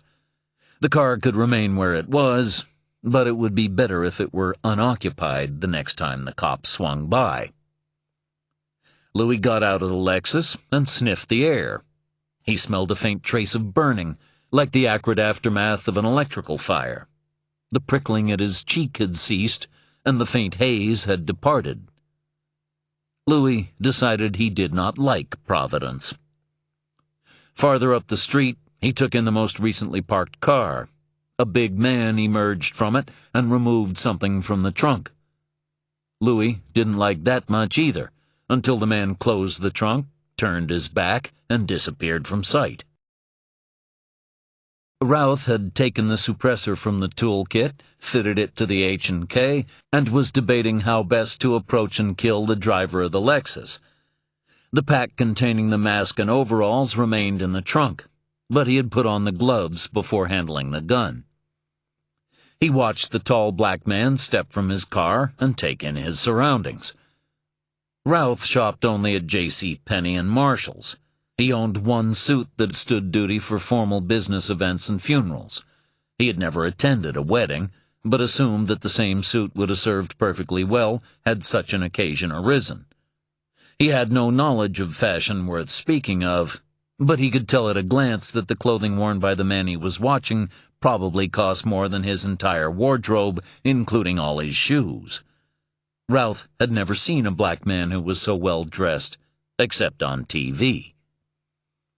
A number of explanations existed for this individual's presence. One was that it was simply coincidental, and his purpose for being in the vicinity of Eklund's house was entirely legitimate, although the minimal lapse of time before the arrival of the police car and the man's exit from his own vehicle suggested otherwise, as did the presence of the dead girl. The second possibility was that he was watching Eklund's home, perhaps to see who might display an interest in it in turn. The third was that he was the sentinel, and others were already inside. The object of Routh's attention crossed the street. Eklund's house was near the corner of the block, but the man did not enter. Instead, he followed the sidewalk around, keeping the house to his right. He cast a glance at Routh, an appraisal that appeared casual, but which Routh recognized as something more loaded. Routh removed his toolkit, closed the trunk, and walked away from the car, not looking back, giving no cause to suspect surveillance. Only when the black man was gone from sight did he return to his vehicle. He started the engine and moved the car so that instead of being parked on the same side as Eklund's home, he was now looking straight at it, partly shielded by a dumpster. From this vantage point, he resumed his vigil. Chapter 27. 3 entire walls of Eklund's basement were lined with shelves, some of which were sagging under the burden of the volumes they held. Hardcovers, paperbacks, lever arch files, and bundles of typewritten and handwritten pages bound with ribbons, string, and rubber bands. The room was dry and well insulated, so that it held the dense yet brittle scent of an old library. A metal desk stood on a red-tasseled rug in the center of the floor, along with a black office chair. The desk was covered in piles of papers and strewn with photographs. A banker's lamp was available to provide additional illumination. Attached to its frame was a magnifying glass that could be moved into position when required. Eklund's shelves were devoted almost exclusively to the paranormal. They included works by the Austrian-born paranormal researcher Hans Holzer and his predecessor Charles Fort, the American researcher who gave the world the term Fortean to characterize phenomena that fell outside the picture of reality provided by science or common sense. Eklund had also collected books by prominent skeptics, among them David Marks and Joe Nickell, but the main body of his library was clearly weighted in favor of believers. The main wall facing the desk and the stairs was not shelved and was dominated by a map of the continental United States dotted with an array of pins. From each pin extended a thread that led beyond the borders of the map to a collection of notes, press clippings, photographs, even hand-drawn illustrations, all set against the whiteness of the wall. Every cluster contained details of murders and disappearances dating back from the present day to the 19th century. Individual killings, mass slaughters, kidnappings, unexplained vanishings. The oldest dated back to the 1850s, while the most recent was about a year old and involved the disappearance of a family man named Michael McKinnon from Millwood, New Hampshire. Between those two incidents, like ugly baubles on a chain, were accumulations of information on at least 50 other incidents, a minority distinguished by the violence inflicted on the victims: burning, slow torture, skinning, mutilation, the breaking of bones, while others appeared to have been carried out with the brutal efficiency of someone putting an injured animal out of its misery. Most, though, concerned disappearances, individuals who had passed from sight, never to be found. The photographs alongside these accounts were of old houses or flat fields, stretches of river or expanses of forest. Some of the landscapes were marked with red dots, as though to say, "Here, this was the place," while others had sepia-tinted reproductions of older photographs linked to them by more of the ubiquitous threads, each showing a town, a family, or sometimes just an individual. Parker's attention was drawn to a picture of a pretty young woman with dark hair standing next to a man in a sailor's uniform, a blue pin and matching thread anchoring them to a photograph of a pond surrounded by dead and broken trees, like the fallen crosses and fragmented monuments in some abandoned and neglected cemetery. 2 names were written in block capitals on a piece of card above their black and white heads: Richard Filler and Heidi Wolke. They had died in December 1945, shortly after Filler was discharged from the U.S. Navy. He was 24 and she was 22. Their bodies were found tied to a pair of trees in woodland near Burdett in Mississippi County, Arkansas, by a group of students and scientists studying the group of little blue herons and great egrets that had begun to nest in the area. Both Filler and Wolke were naked, although according to one of those who discovered the bodies, an academic from the University of Arkansas, quoted in a report from the Blytheville Courier-News next to the picture of the victims, "There was so much black blood on them, it was hard to tell." If anyone had been charged with the crime, Eklund had not recorded it, but a quick glance at the shelves revealed a thick file related to the case.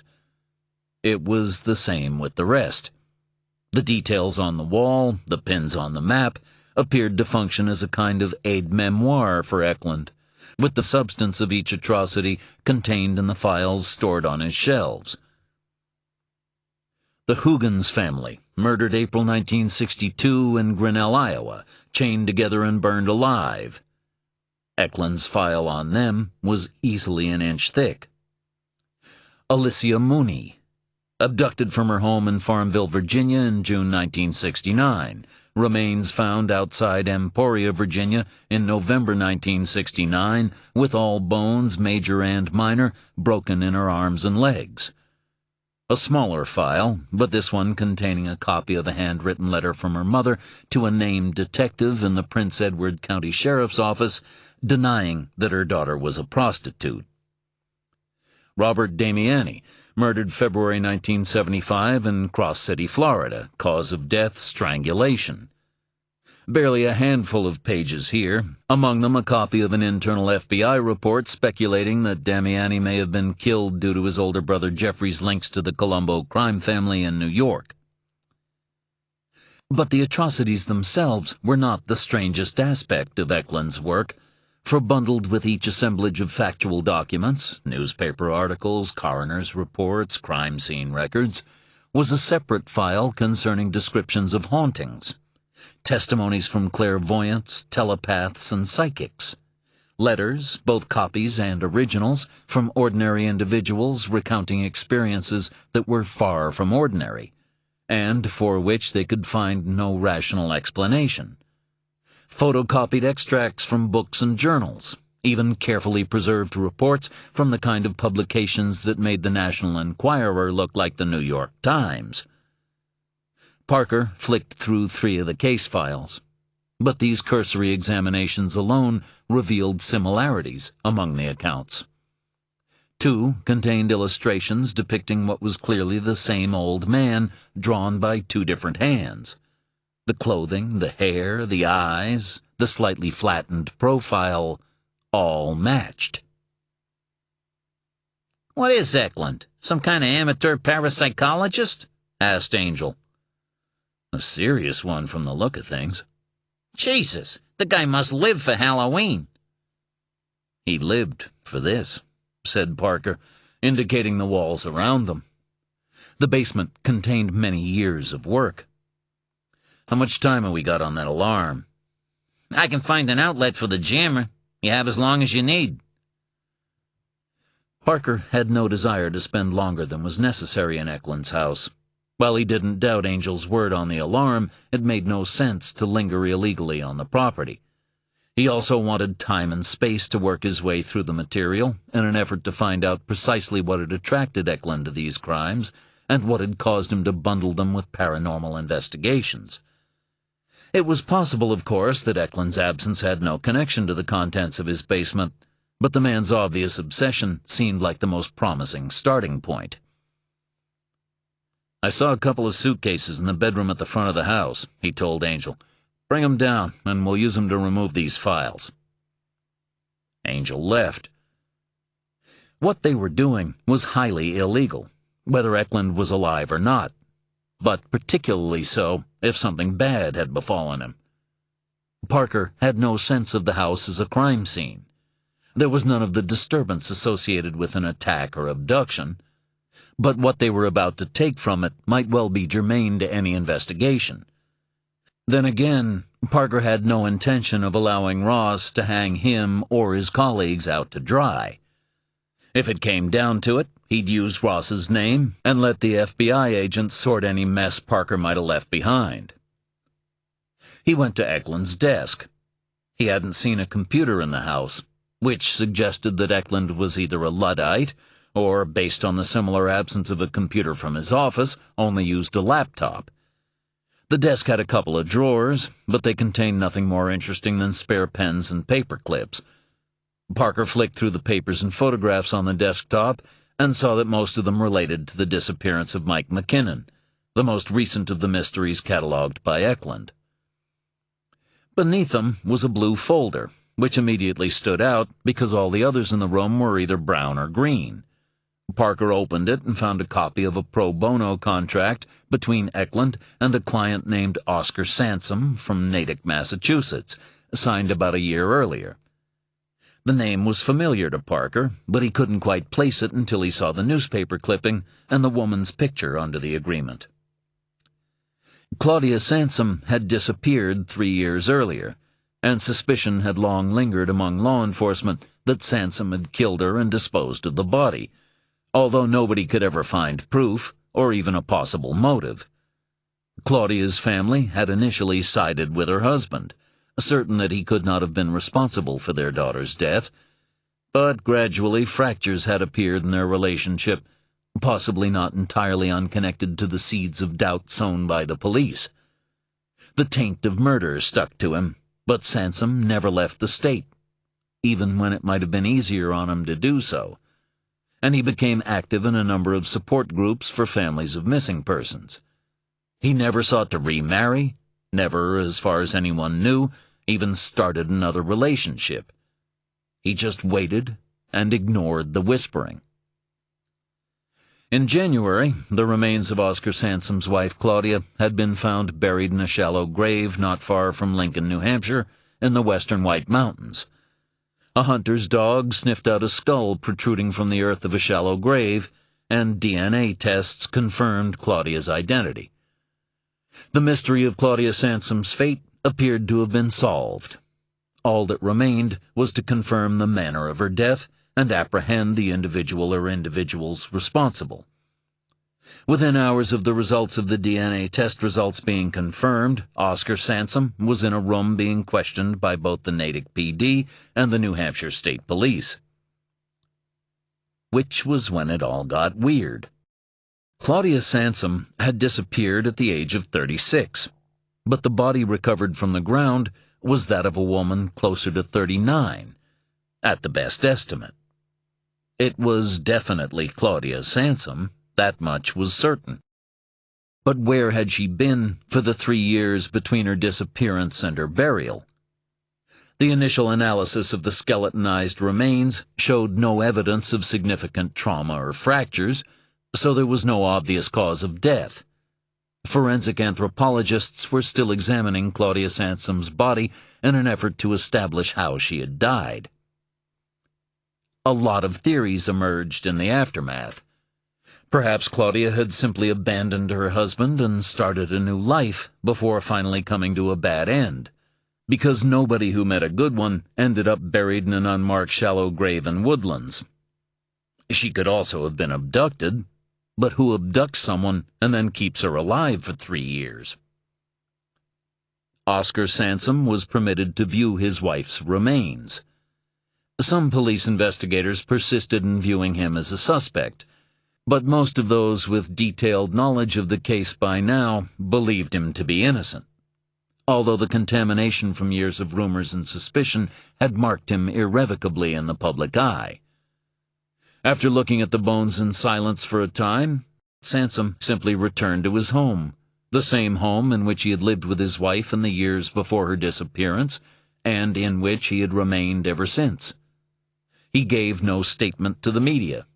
He went about his business. If he mourned in silence and in private. Now it seemed that Sansom had engaged the services of Jacob Eklund about 2 years after Claudia vanished, but no payment was exchanged. When Angel returned with the suitcases, Parker was sitting in Eklund's chair, leafing through the Sansom file. Eklund was one of 3 private investigators who had assisted Sansom over the years, but he hadn't enjoyed any more success than the others. Eklund had re-interviewed various people, consulted with the police, and followed a couple of lines of inquiry, all to dead ends. So what was the Sansom file doing sitting on Eklund's desk? He might, of course, have retrieved it from his records after Claudia Sansom's remains were found, perhaps in the hope that something in it, something he had missed, could prove useful to the police, and then forgotten about it. Nevertheless, it was interesting. Chapter 28. Don Routh was not a blunt instrument to be wielded indiscriminately. That was not how the Brethren operated. Perhaps in more distant times, when they dealt in routine savagery, such methods might have been acceptable, but not now.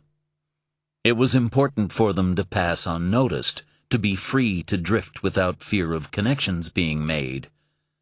That was why the appearance of Eklund had been so troubling. How long had he been working, researching, picking up on those details about the Brethren which others had ignored, accepting as a possibility, a probability even, what most would have dismissed as absurd? Years, certainly.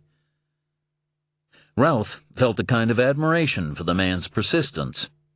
Eklund was paying for it now, of course. He had received a confirmation long sought, and consequently understood the truth of the matter at last. But Routh was certain that Eklund might, in retrospect, have wished it otherwise. As far as Routh was concerned, all important questions ended in one final implacable answer. Death. Eklund would have been better advised not to pursue it with such avidity. It would have found him in its own time.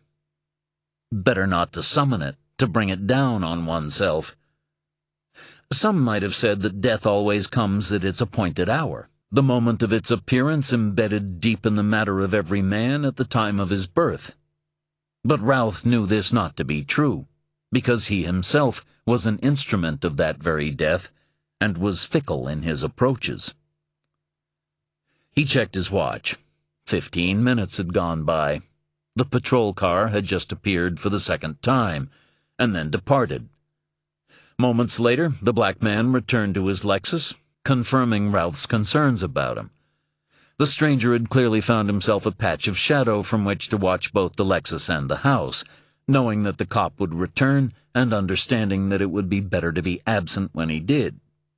It would undoubtedly be useful to Routh to take him alive and determine his connection to Eklund.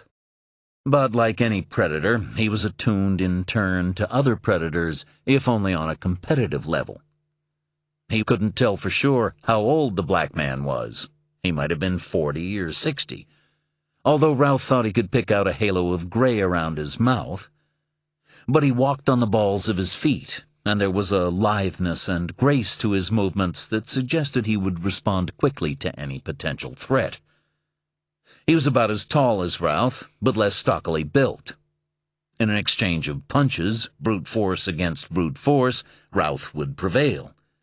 But he doubted that he would be able to get close enough to land the first crucial blow before his opponent reacted. He didn't look as though he'd respond particularly well to threats, either. He struck Ralph as a man who had probably looked at his share of guns from both sides and was still standing. But Ralph did not know as yet if there was anyone else in the Eklund house. To find out, he would first have to confront the stranger. Once the threat represented by him was neutralized, Ralph would deal with anyone inside the house before emptying it of all clues as to the nature of Eklund's investigations. In an ideal world, Ralph would have taken a turn around the block in his car before pulling up alongside the Lexus, driver's side to driver's side, hemming in the target while emptying a magazine through the window. But such an approach only suited a fast getaway, and Ralph would be remaining in the area. He would have to approach on foot, but it would still be better if he could persuade the man to roll down his window before killing him. Broken glass would alert anyone passing by, and Ralph wanted time to complete his tasks in Eklund's home. Ralph left his car, but didn't bother to lock it. Whatever happened in the coming minutes, he'd be moving fast on his return and didn't want anything to delay him. Even with the suppressor attached, the H&K fit easily into the deep false pocket of his jacket. Ralph stepped onto the sidewalk and saw a figure coming toward him on the same side. It was a male smoking a cigarette. He appeared absorbed in his own thoughts. His head was down, and his shoes were clearly unsuited to the weather, because he walked like a man afraid of falling. Ralph didn't panic. He required the bystander to be out of sight before he could move on the Lexus. He turned back to his car and opened the passenger door, leaning in as though he had left something in the glove box. He heard footsteps drawing nearer, then the sound of someone slipping. A voice swore. Ralph raised his head from the interior of his vehicle, and a white object caught the moonlight, like the wings of a small bird cleaving the darkness. Ralph felt pressure at his neck, followed by a line of pain that swept from left to right, and became a wet burning against his skin. A great gush of red shot into the air as he slumped back, his hands gripping the body of the car.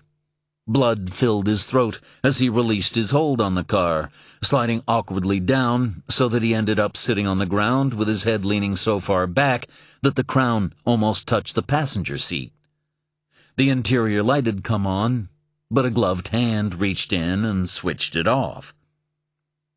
A face stared down at his. It had the yellowed, prematurely aged skin of a lifelong smoker, under a greasy swathe of black hair that hung in untidy curls to the neck of a filthy shirt. The man held in one hand a curved blade, like a raptor's talon. He stank of nicotine. Even in the last seconds of his life, Ralph, a fastidious person, was repelled by the stench. "Ying Tai," said the man. "Remember her?" There were other figures behind him now, gray men and women, their eyes dark hollows against the pallor. Ralph's vision dimmed. Hands reached for him. He tasted their fingers in his mouth. And as he died, he finally understood why the brethren were so afraid of the next world. Chapter 29. The couple, Kirk and Sally Buckner, arrived in Turning Leaf, West Virginia in 2009, at a time when the Turning Leaf Primitive Baptist Church was in severe difficulties. As one senior member of the congregation commented at the time, with some bitter amusement, "Our hard shell has cracked."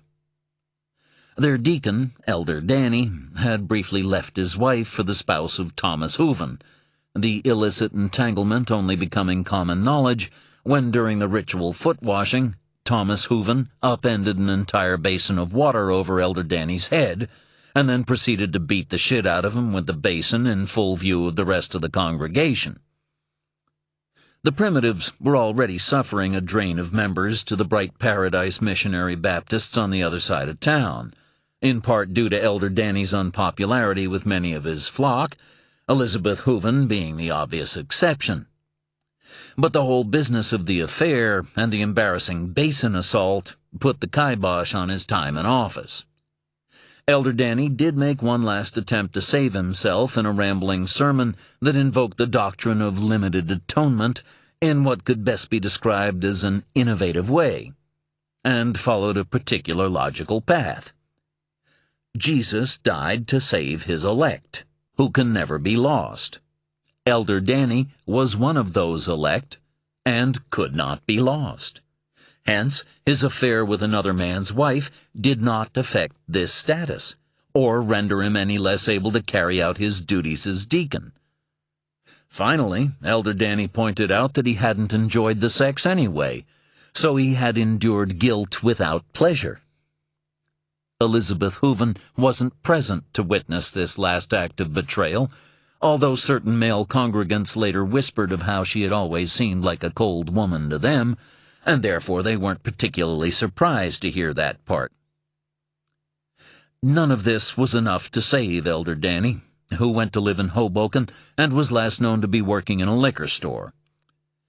His removal from office resulted in a split in the congregation between those who believed that the cuckolded Thomas Hooven had, in his use of the basin as a weapon, displayed the same kind of fiery zeal that Christ himself had shown in chasing the moneylenders from the temple, and was therefore a suitable candidate for deacon. And those who believed that being cuckolded by Elder Danny meant that Hooven was little better than a fool, and they would be even greater fools to reward him for his inability to keep his own wife under control. It was the newly arrived Kurt Buckner, calm and quiet, and with no loyalty or obligation to either side, who acted as mediator in the dispute, with his wife beside him to offer counsel and work behind the scenes with the female members of the congregation to force their spouses to see reason.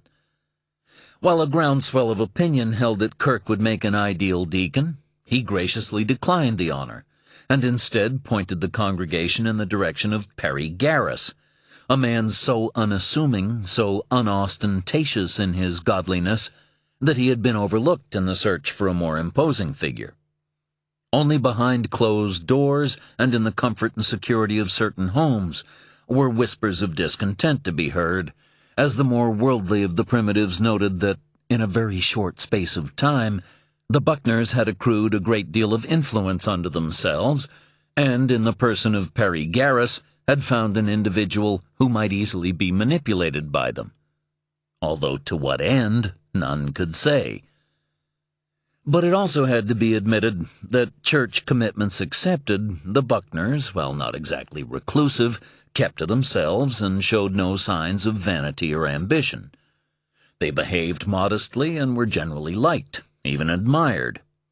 Sure, maybe they could have mixed a little more, but most of those in the community, both the primitives and the larger township, were content to let folks be, as long as they didn't stir things up for others.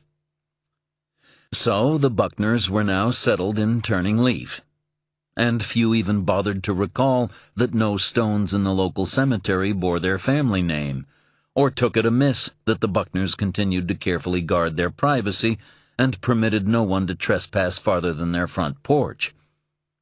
It was Thomas Hooven, of all people, who spoke loudest among the naysayers when it came to the Buckners. Hooven had since divorced his first wife and was now happily remarried, having been assured by greater theological minds than his own that he was on sound biblical ground in the reasons for the separation, and the remarriage of the innocent party was never depicted in Scripture as adultery, bigamy, or polygamy. He had also since abandoned the primitives for the missionary Baptists, and something of the resulting distance probably enabled him to look upon the Buckners with a cold eye. "It's some trick," he would observe to his new wife each time they drove by the Buckner house, "to make everyone like you when you show no sign of liking anyone else in return."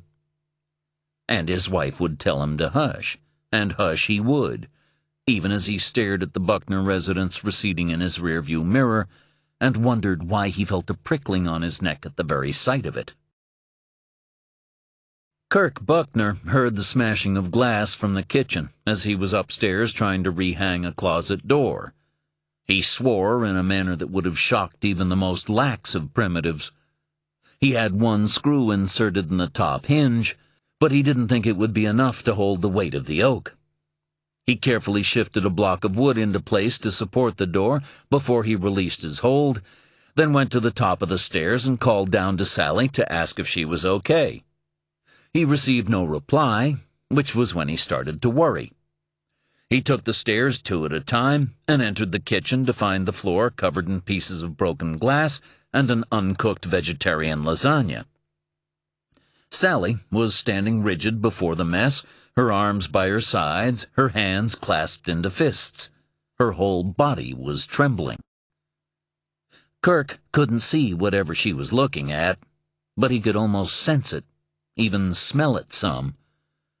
The kitchen was noticeably colder to his right than to his left, and he caught the faintest hints of vegetal dampness and burning, like a fire in a swamp.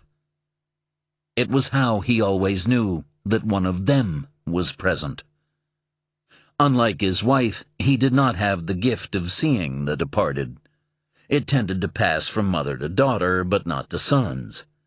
The menfolk did occasionally glimpse them, but only in the most exceptional of circumstances, most frequently on the deathbed, with the notable exception of the cousin, Don Routh. But Kirk preferred not even to think of Routh. "What is it?" he asked. Sally began to cry. This in itself was shocking to him. She never cried. "He's dead," she said. "The cousin is dead." Chapter 30. Parker and Angel filled 3 suitcases with Eklund's files, including the one relating to Oscar and Claudia Sansom. Parker then photographed the map on the wall and the material surrounding it. He didn't want to risk taking it down and disturbing it. He would do his best to recreate it from the images when he was back in Maine.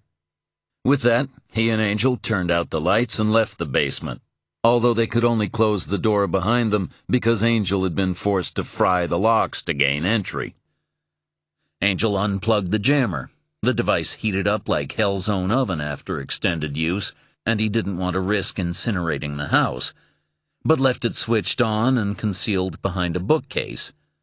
It would run down in an hour or so, at which point the alarm would activate. By then, they'd be long gone, with no outward evidence of intrusion.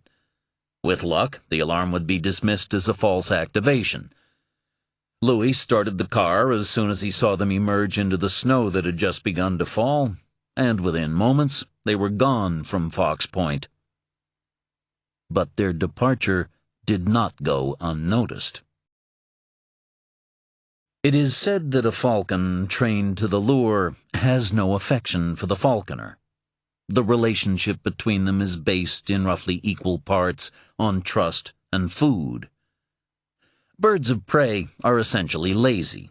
To hunt for prey requires the expenditure of huge amounts of energy, which is why the bird must be precise in its death strike. To be otherwise is to deplete valuable resources, weakening the hunter.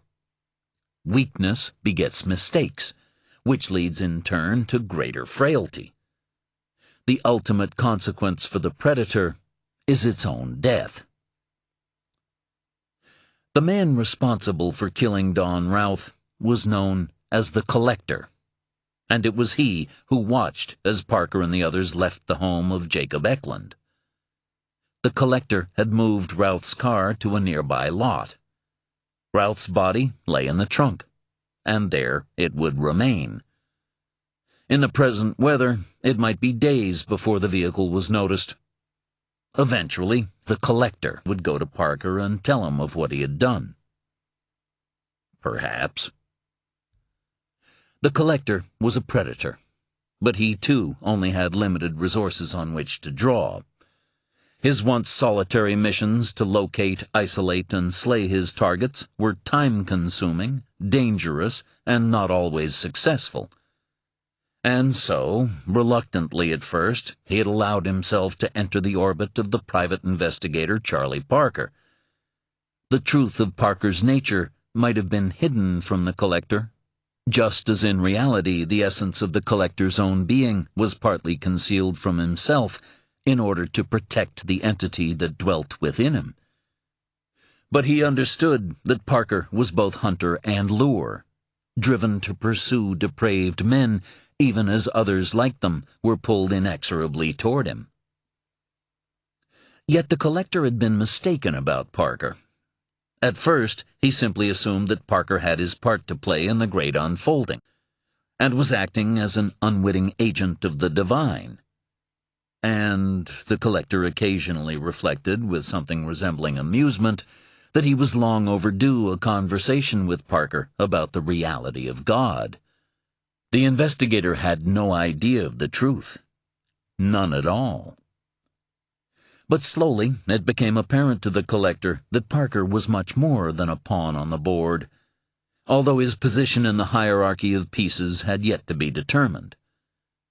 Parker had died not once but 3 times following the shooting at his home, and on each occasion was brought back by the physicians.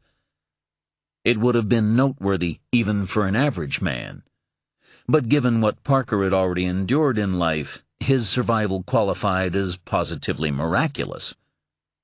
The collector had begun to believe that perhaps Parker had not been kept alive by doctors so much as returned to this world by another agency.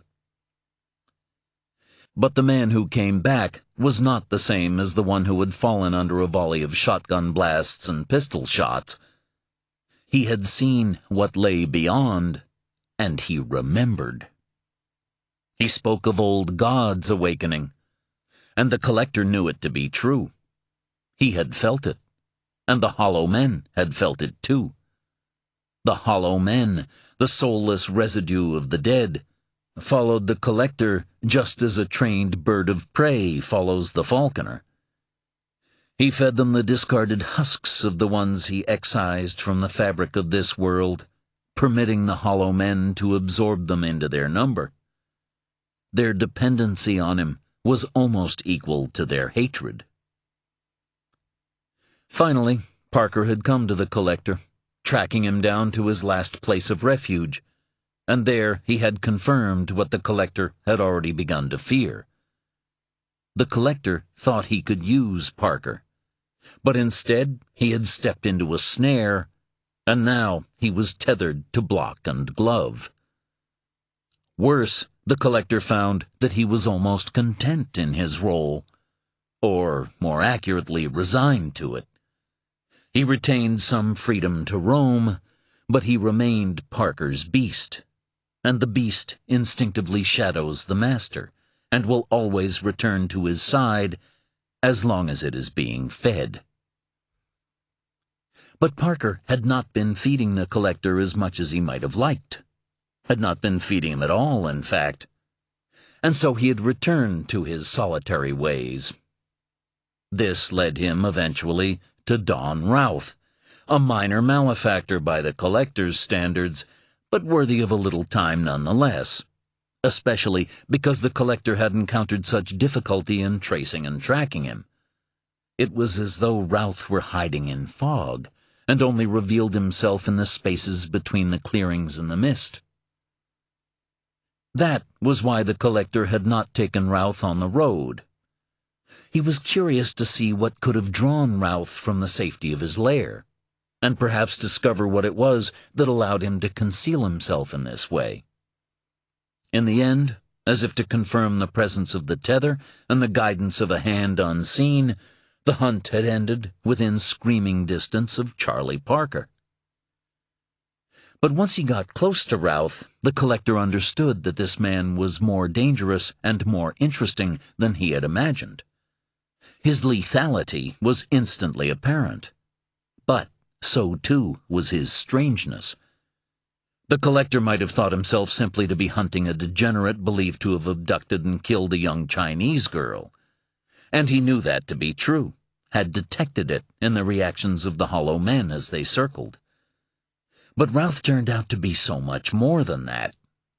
The air around Routh shimmered, as though from an unseen source of heat, and the hollow men had kept their distance until the collector's knife began its work. And then... that was the oddest part of it. After his death, Routh was not added to the hollow men's number. They had retreated from the body like carrion birds detecting poison in a carcass.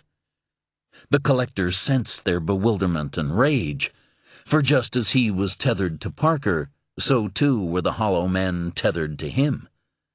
They had no love for him, because he had caused them to become what they were, and no loyalty beyond his ability to assuage their misery by introducing others to it. But they were his creatures regardless. So Routh had been watching Parker. Or maybe, like the collector, he had come to Providence anticipating one outcome and instead been presented with another in which Parker was involved. Whatever the truth, Parker was connected to the mystery of Don Routh, and the collector wanted to be near when or if an explanation was offered. The collector felt no surprise that Routh should be linked to Parker. He was long past such feelings. I should have known, the collector thought.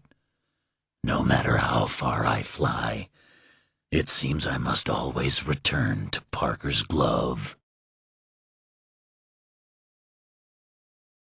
Chapter 31. Parker considered returning to Maine that night. It was a question of balancing the risk of staying near what he was trying not to think of as the scene of the crime against the tiredness that he and the others were already feeling. In the eyes of the law, they had just burglarized both an office and a house, and engaging in burglary, as Angel in particular knew from long experience, was a stressful way to pass the time. In the end, they compromised on leaving the state of Rhode Island. They retrieved Parker's car and drove in convoy until they found a small motel just over the Massachusetts border with what looked like a pretty decent bar adjacent to it. They took a booth by a window, where they ate hamburgers and drank bottles of Sam Adams on special.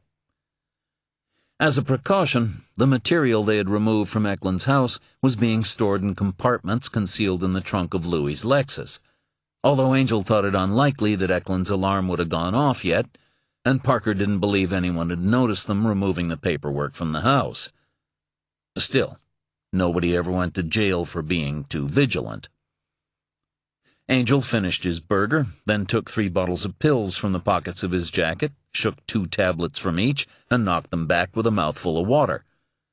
Parker watched the process with one eyebrow cocked high. That's a lot of pills, he said. Who are you, Bill Cosby? I've been getting pains.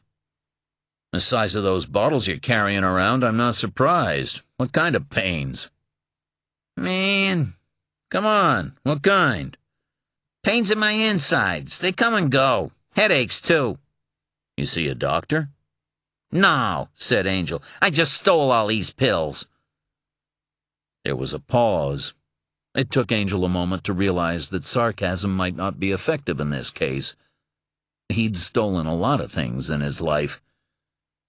Yeah, he said, I've seen a doctor. Parker glanced in Louis's direction, but could not catch his eye. Anything I should know about? He asked. An awkward silence descended. Louis was staring out the window. Angel was spinning a beer mat on the table. Eventually he conceded with palpable reluctance. The doctor said I ought to have some tests. And of course you made the appointment straight away. Louis released a sound like a poisoned dart being shot from a pipe, but still didn't speak. Yeah, I'm working on it, said Angel.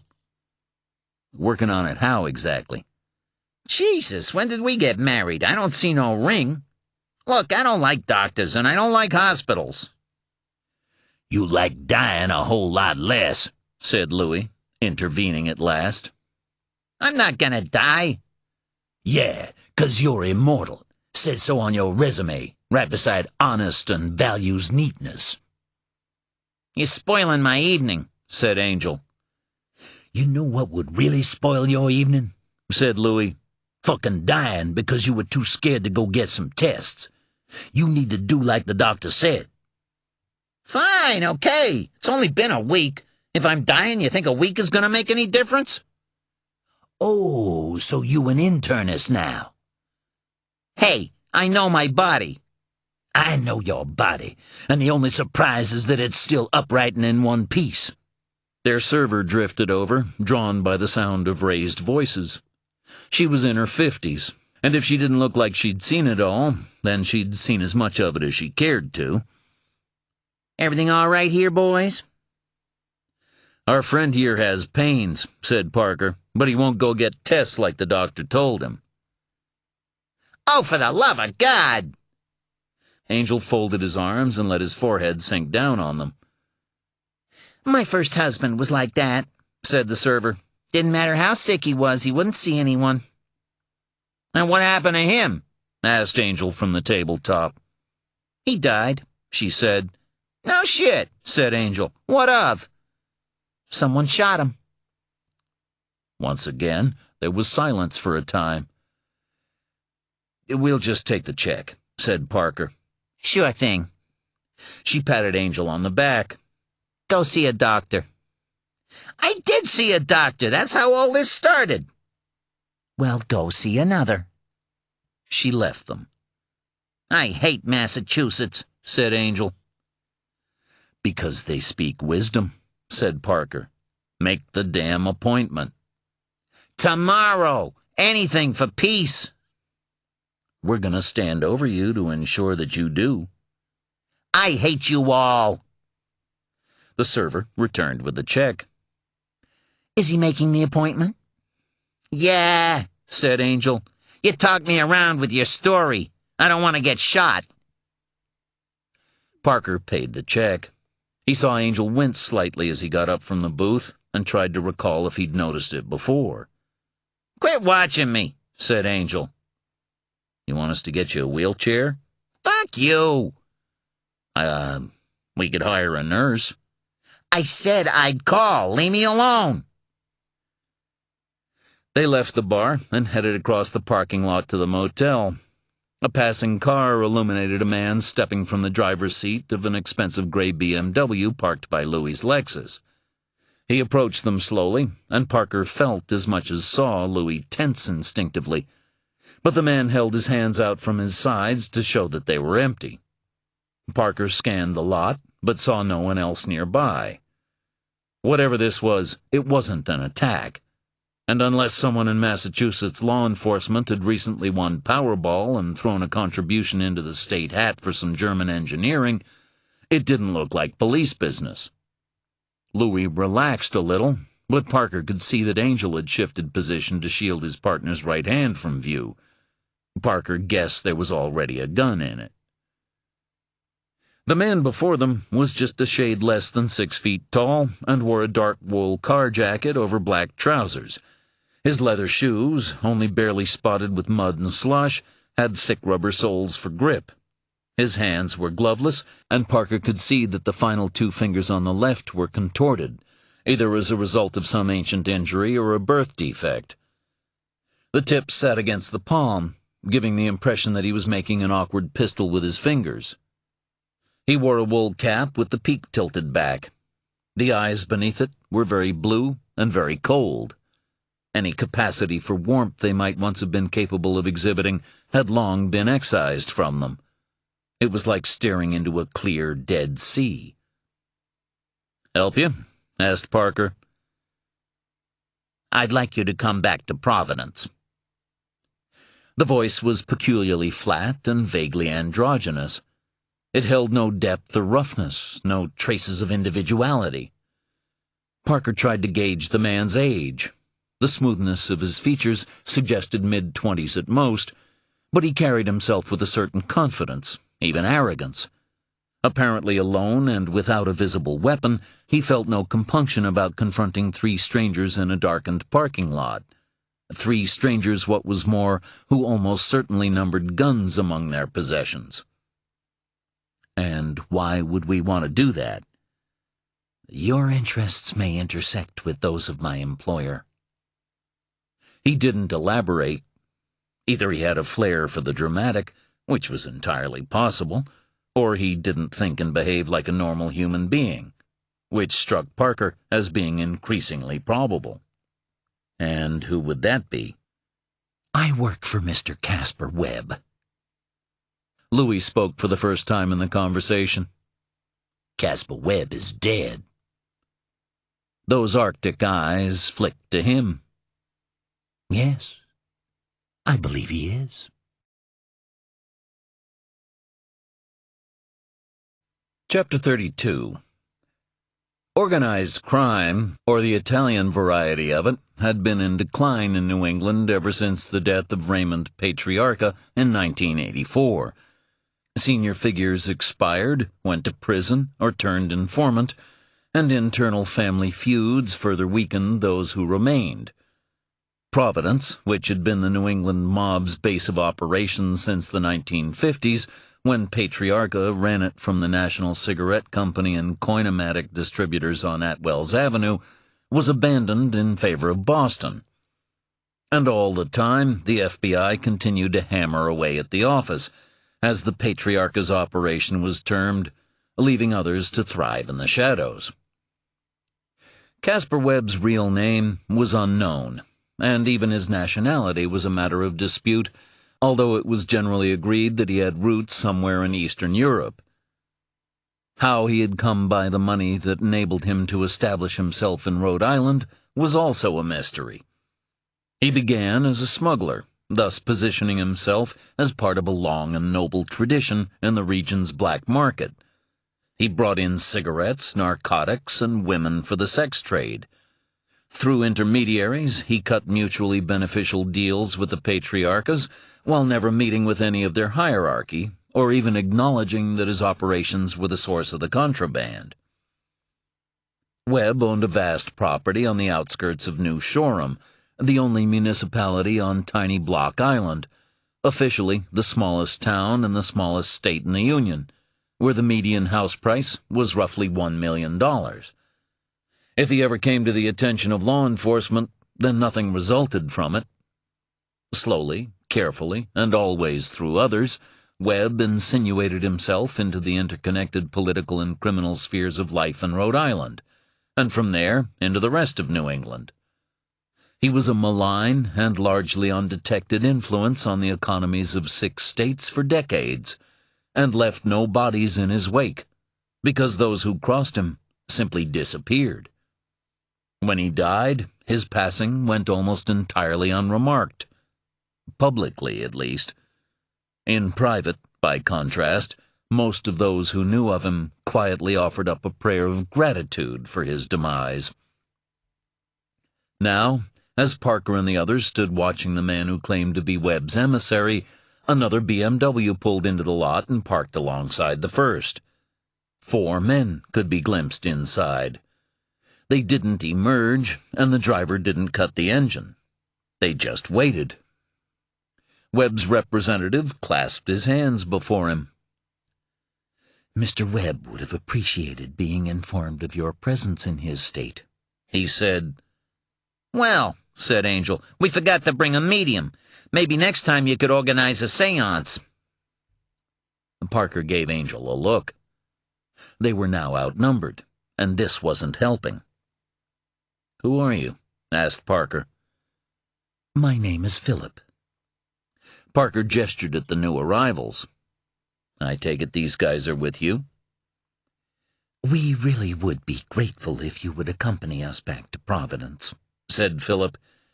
You can bring your own vehicle, if you'll permit me to travel with you. My colleagues will follow. A large group of young men and women emerged from the bar and looked in their direction. They were beginning to attract attention. It wasn't anything they were doing, but people were more sensitive to potential violence than they were often given credit for, and Louis's left hand was only barely concealing the gun in his right. "Just for argument's sake, what if we were to refuse?" Philip smiled. No wrinkles showed, so it was like watching plastic reshape itself. "You're not going to refuse," he said. "So why so disquiet?" "So in disquiet?" said Louis. "I never heard it called that before." Parker didn't see what choice they had. If they stayed in the parking lot any longer, there was a chance that someone might call the cops. "Then I guess we're going back to Rhode Island." Chapter 33. Sally was in the bathroom. She'd retreated there shortly after Kirk discovered her in the kitchen. She hadn't spoken a word to him since, even though he'd hammered on the door to ask if she was okay. In the end, he simply sat against the wall outside and wondered what they were going to do now. It all depended, he supposed, on how Routh had died. If he'd expired of natural causes, then they had little to worry about, and his death would be more of an inconvenience than anything else. But if his passing was connected to Eklund, they could have a problem.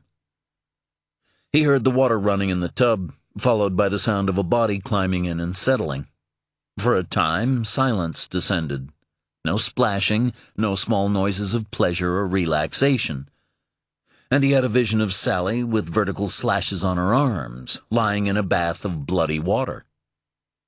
It had happened to others of their number in the past, when their burden became too much to bear. Mostly, though, the women of their family endured. Oddly, more males than females had taken their own lives down the centuries. It was guilt, Kirk guessed, or a form of madness brought on by the nature of the pact into which they had been forced. Either way, he did not really understand why they chose death. After all, they knew what waited for them beyond it. And then, of course, there were those who had been about to turn, the ones who decided it might be better for all if the pact were brought to an end. But they were always sniffed out in time. They would be spoken to and reminded of their obligations to all. On occasion, a period of restraint and isolation was necessary. In the most extreme cases, they were removed and dealt with. But such actions had been carried out only a handful of times over the years. The last occurred when Kirk was a teenager and Aunt Hattie was diagnosed with cancer. She'd started wondering aloud about repentance, which was fine while she was in her own bed, but could have presented difficulties when she was transferred to a care facility, as would ultimately have been required. When it became clear that she posed a potential threat, Routh was summoned. It was quick and painless. It might even have been considered a blessing in light of how Hattie would have suffered had the cancer been allowed to take its course. Kirk had never killed anyone. He didn't know if he could. He'd like to think he'd be able to do it if the worst came to the worst, but he was happy to leave murder to others. Then again, he was still relatively young, and the prospect of his own mortality was not yet real to him. He'd noticed the years passing faster, though. His day would come, and like all the others, he wanted to be sure he would be safe when it did. Sally could kill someone, he thought. He'd seen what she'd done to the private investigator, and that was worse than murder. She hadn't taken any delight in it, or none that he could see. She'd just gone about it the way she would with any other unpleasant chore that needed her attention. Still, her capacities frightened him. They reminded him of the now-departed Don Routh. A single lamp lighted this end of the hallway. The bulb was bright, brighter than was needed for the space, but Kirk liked it that way. The bulbs in the basement and the garage were also very bright, and he kept them on even when the light was good. He avoided darkness as much as possible, because they liked the dark. Even if he couldn't see them, he could often smell them, and he didn't care to have them around him, especially when Sally was absent. The light kept them away, and that suited Kirk just fine. Sally understood what he was doing, but never commented on it. It was different for her. They knew better than to intrude upon her against her wishes. It meant that he and Sally could turn off the lights when they made love, and when they rested. Otherwise, Kirk wasn't sure he could have performed at all, or slept without nightmares. On those nights when Sally wasn't with him, and they had been few over the years, he kept the bedroom brightly lit and used a pair of airline shades to cover his eyes. Kirk could see the telltale flicker of candlelight through the crack under the bathroom door. Maybe one of them was in there with Sally right now, staring down at her nakedness. Man or woman, it wouldn't trouble Sally. She claimed they didn't have those desires anymore, but Kirk wasn't so sure. They felt rage and fear, so why not desire, or even envy? Kirk suspected that envy might be the emotion that drove them above all others, even more than fear. How could the dead fail to envy the living, and these dead more than most? They were trapped, and they had to remain that way, because the other option was... well, the other option didn't bear considering. It was as simple as that. The choice was no choice at all. And eventually, sooner but oh so preferably later, he and Sally would take their place among them, and the whole damn cycle would continue for another generation, the stain of the sin growing with the years, and with it the punishment that would befall them all if their line faltered. He heard a noise from the bathroom. It sounded like Sally moving in the water, and he waited without speaking in the hope that she would get out, dry herself, and tell him just what was going on. But she didn't. He called her name again, if only to remind her that he was there. And then, like generations of the Brethren's males before him, he waited for a woman to guide him. Reclining in the tub, the water slowly growing colder around her, Sally watched as the dead girl paced the tiles of the bathroom floor, back and forth, like an animal trapped in its own madness. Chapter 34. The man named Philip sat in the front passenger seat, Louis driving, Parker directly behind him, and Angel at Philip's back. Philip consented to being frisked before joining them because Louis was very particular about not allowing strangers with weapons in his car, and Parker confirmed him to be unarmed.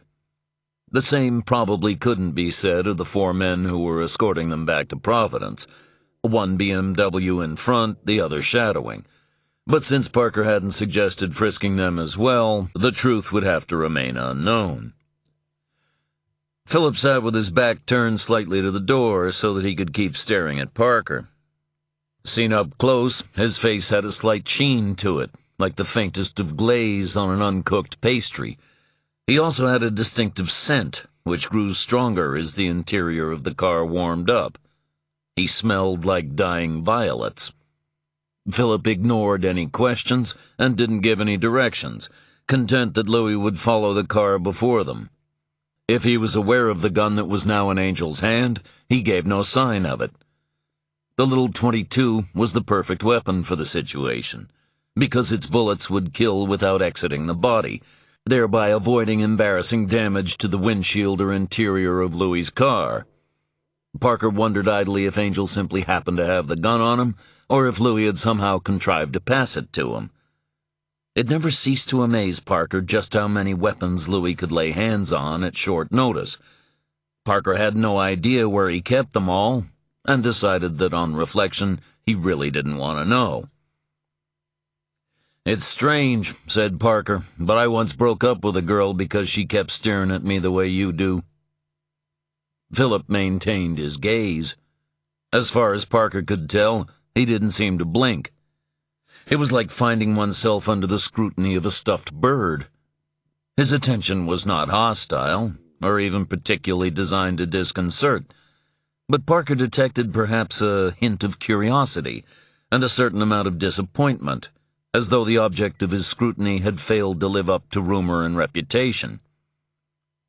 Eventually they re-entered Providence, this time heading south of downtown, through the small financial district and into the grungier area beyond the fringes of what had been christened an arts quarter, a designation common when a city had blocks of old buildings and not enough tenants for them. That situation didn't seem likely to persist for much longer. Most of the vacant lots appeared to have been flattened in preparation for development, probably by Johnson & Wales University, which was in the process of expanding. But islands of old brownstones still remained, particularly around the jewelry district off Ship Street, and it was to one of these old relics that their little fleet was drawn. They stopped before a 5-story detached building with a brass plaque beside its black door and a single ornate stained-glass window that gave no indication of what business might be conducted within, but served to hide from public view whatever it might be. Louis pulled up behind the first car, and the second immediately boxed them in. "You can't bring any weapons inside," said Philip. "Leave them in the vehicle.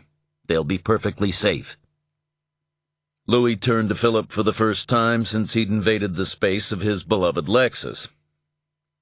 "Hell of a thing, asking us to trust you by walking in there unarmed." Philip's features melted and reformed to create his approximation of a smile. "I wasn't asking." "You got away with people," said Louis. "Is that sarcasm?" Philip sounded genuinely puzzled, as though sarcasm were something of which he had heard, but of which he had no direct experience, like an exotic untested food. "I'd like to think so." "Trust runs both ways. I trusted you not to kill me in your car. You now have to trust me not to have you killed beyond that door." "Since you put it like that," said Angel, "fuck you." The 4 men who had escorted them to Providence were now ranged around the Lexus. One of them was giving his attention to the weapon in Angel's hand. The expression on his face suggested he didn't like what he was seeing. There were no other guns in sight as yet, but Parker had a feeling it wouldn't be long before that changed. Philip put his hand on the door handle. "We just have some questions for you," he said. "We?" said Parker. "Mother and I," said Philip. "There will be tea." He got out of the car and waited. Parker turned to Angel and nodded. Angel let the gun dangle from his finger by the trigger guard, raised it so the men outside could see, then set it carefully on the floor. Parker was not armed. He held his jacket open, inviting a search, but none came. Louis sighed and relieved himself of the weight of a Glock. "Well," he said, "if there's gonna be tea—" The front door clicked and unlocked as they approached it, although nobody had produced a fob. The brass plate on the wall read Agave Associates. The plate was shiny and without blemish, at least until Angel ran a finger across the surface and smudged it. Instantly, a handkerchief was produced from the pocket of one of the quartet of escorts, and the stain vanished. Philip paused in the doorway. "Why did you do that?" he asked. "It was too clean," said Angel. "I don't like things that are too clean. It always means there's dirt hidden somewhere else." Philip considered this for a moment before filing it away for further examination later. Beyond them lay a small foyer and a glass door. As with the window outside, the glass was stained, but it was clearly a layer that had been placed against a thicker pane. The door looked as though it could take a grenade blast and not yield. Again, it opened without contact, revealing a hall with walls covered by antique mahogany on the lower half and expensive red and gold wallpaper above, decorated with what appeared to be death masks, waxen faces with closed eyes. Gas lamps were inset at regular points, and flames flickered inside them. The floor bore a blood-red wool carpet so thick that a small child could have become lost in its weave. It led to a massive set of wooden stairs that wound up to the next floor. The prints on the walls depicted scenes of Providence from centuries gone by, all of which had the patina of age. This time Philip held the door open for them to enter, but no one else joined them, so Parker and the others were alone with Philip in the hall. It smelled, not unpleasantly, of dust and wood smoke. Combined with Philip's distinctive scent, it was reminiscent of a fire in a florist shop. Added to the old lighting, the thick carpet, and the peculiar wallpaper, the odors lent a turbid atmosphere to the place, so that Parker felt as though his vision were blurring. This, he thought, is what it's like to step back in time. The door was closed behind them, and Philip walked toward the stairs, not bothering to check that they were following him. With few other options available, they did. "You live here?" Angel asked Philip's back. "Nobody lives here." "Probably for the best." They passed a darkened landing on the second floor. A door stood ajar, and through it Parker glimpsed furniture draped with sheets, and what might have been medical equipment, all of it barely visible in the gloom as the shutters on the windows were closed. He caught a faint antiseptic tang and the stink that underpinned it. It reeked of a hospital ward and the last days of the dying. He saw from a brief wrinkling of his nose that Louis had picked up on it too. Maybe this was where Caspar Webb had made his last stand against the encroaching darkness. They reached the second landing. Philip knocked softly on the first door to his left, then waited for a moment before opening it and indicating they should enter. Parker and the others paused, and each was thinking the same thing. If this was a trap, they were dead men. Parker moved first. After all, the Eklund investigation was his responsibility. The space was vast, taking up what must have been almost the entirety of the floor. A second door, closed, stood immediately opposite the first, and Parker saw another to his right at the far wall. The room was unoccupied. Parker was the only person in it, at least until Angel and Louis joined him. To his left was a carved oak desk the size of a king's sarcophagus, inlaid with green leather and lit by a pair of ornate lamps. It stood before the window, but the heavy red drapes were drawn. The room was warm, but not uncomfortably so. A fire burned in the grate on the opposite wall, with leather armchairs at either side of it. The walls at this end were shelved to the ceiling, where an unlit crystal chandelier hung, one of 3 along the length of the room. All the light came from floor and table lamps and the flickering of flames. The floor, visible at the margins, was wood, and looked like the original boards, or a very good recreation of them using salvaged materials. A series of heavy Persian rugs, the largest at least 10 feet in length and almost as wide, helped to dull any sound. The other half of the room contained some freestanding bookshelves, but the walls were mainly covered with paintings.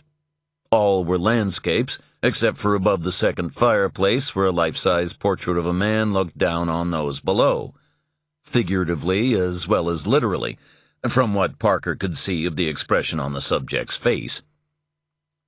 Philip took one of the chairs by the fire, crossed his legs, and clasped his hands in his lap. "Feel free to look around," he said. "Mother will be with us momentarily." "Maybe once they've finished embalming her," said Angel softly. His voice was barely audible to Louis and Parker, and should have gone unheard by Philip, yet Parker noticed that he reacted. It was there in the barest narrowing of the eyes and a twist of the mouth, but it was enough. Parker had been in Philip's company for less than an hour, but he was already pretty certain that the man was insane. He stood before Angel so that Philip could not see his face and mouthed the words, "Watch him." Angel didn't even bother nodding. Parker strolled around the room, browsing the bookshelves. They contained bound volumes of the proceedings of various institutions of the state, both legal and governmental, dating back to the start of the 19th century. But he also found a section devoted to artists' monographs and catalogue raisonné, divided equally between 20th century modernists and a variety of American landscape painters, from Ralph Earl and John Trumbull among the earliest, to more recent artists such as Andrew Wyeth and Georgia O'Keeffe.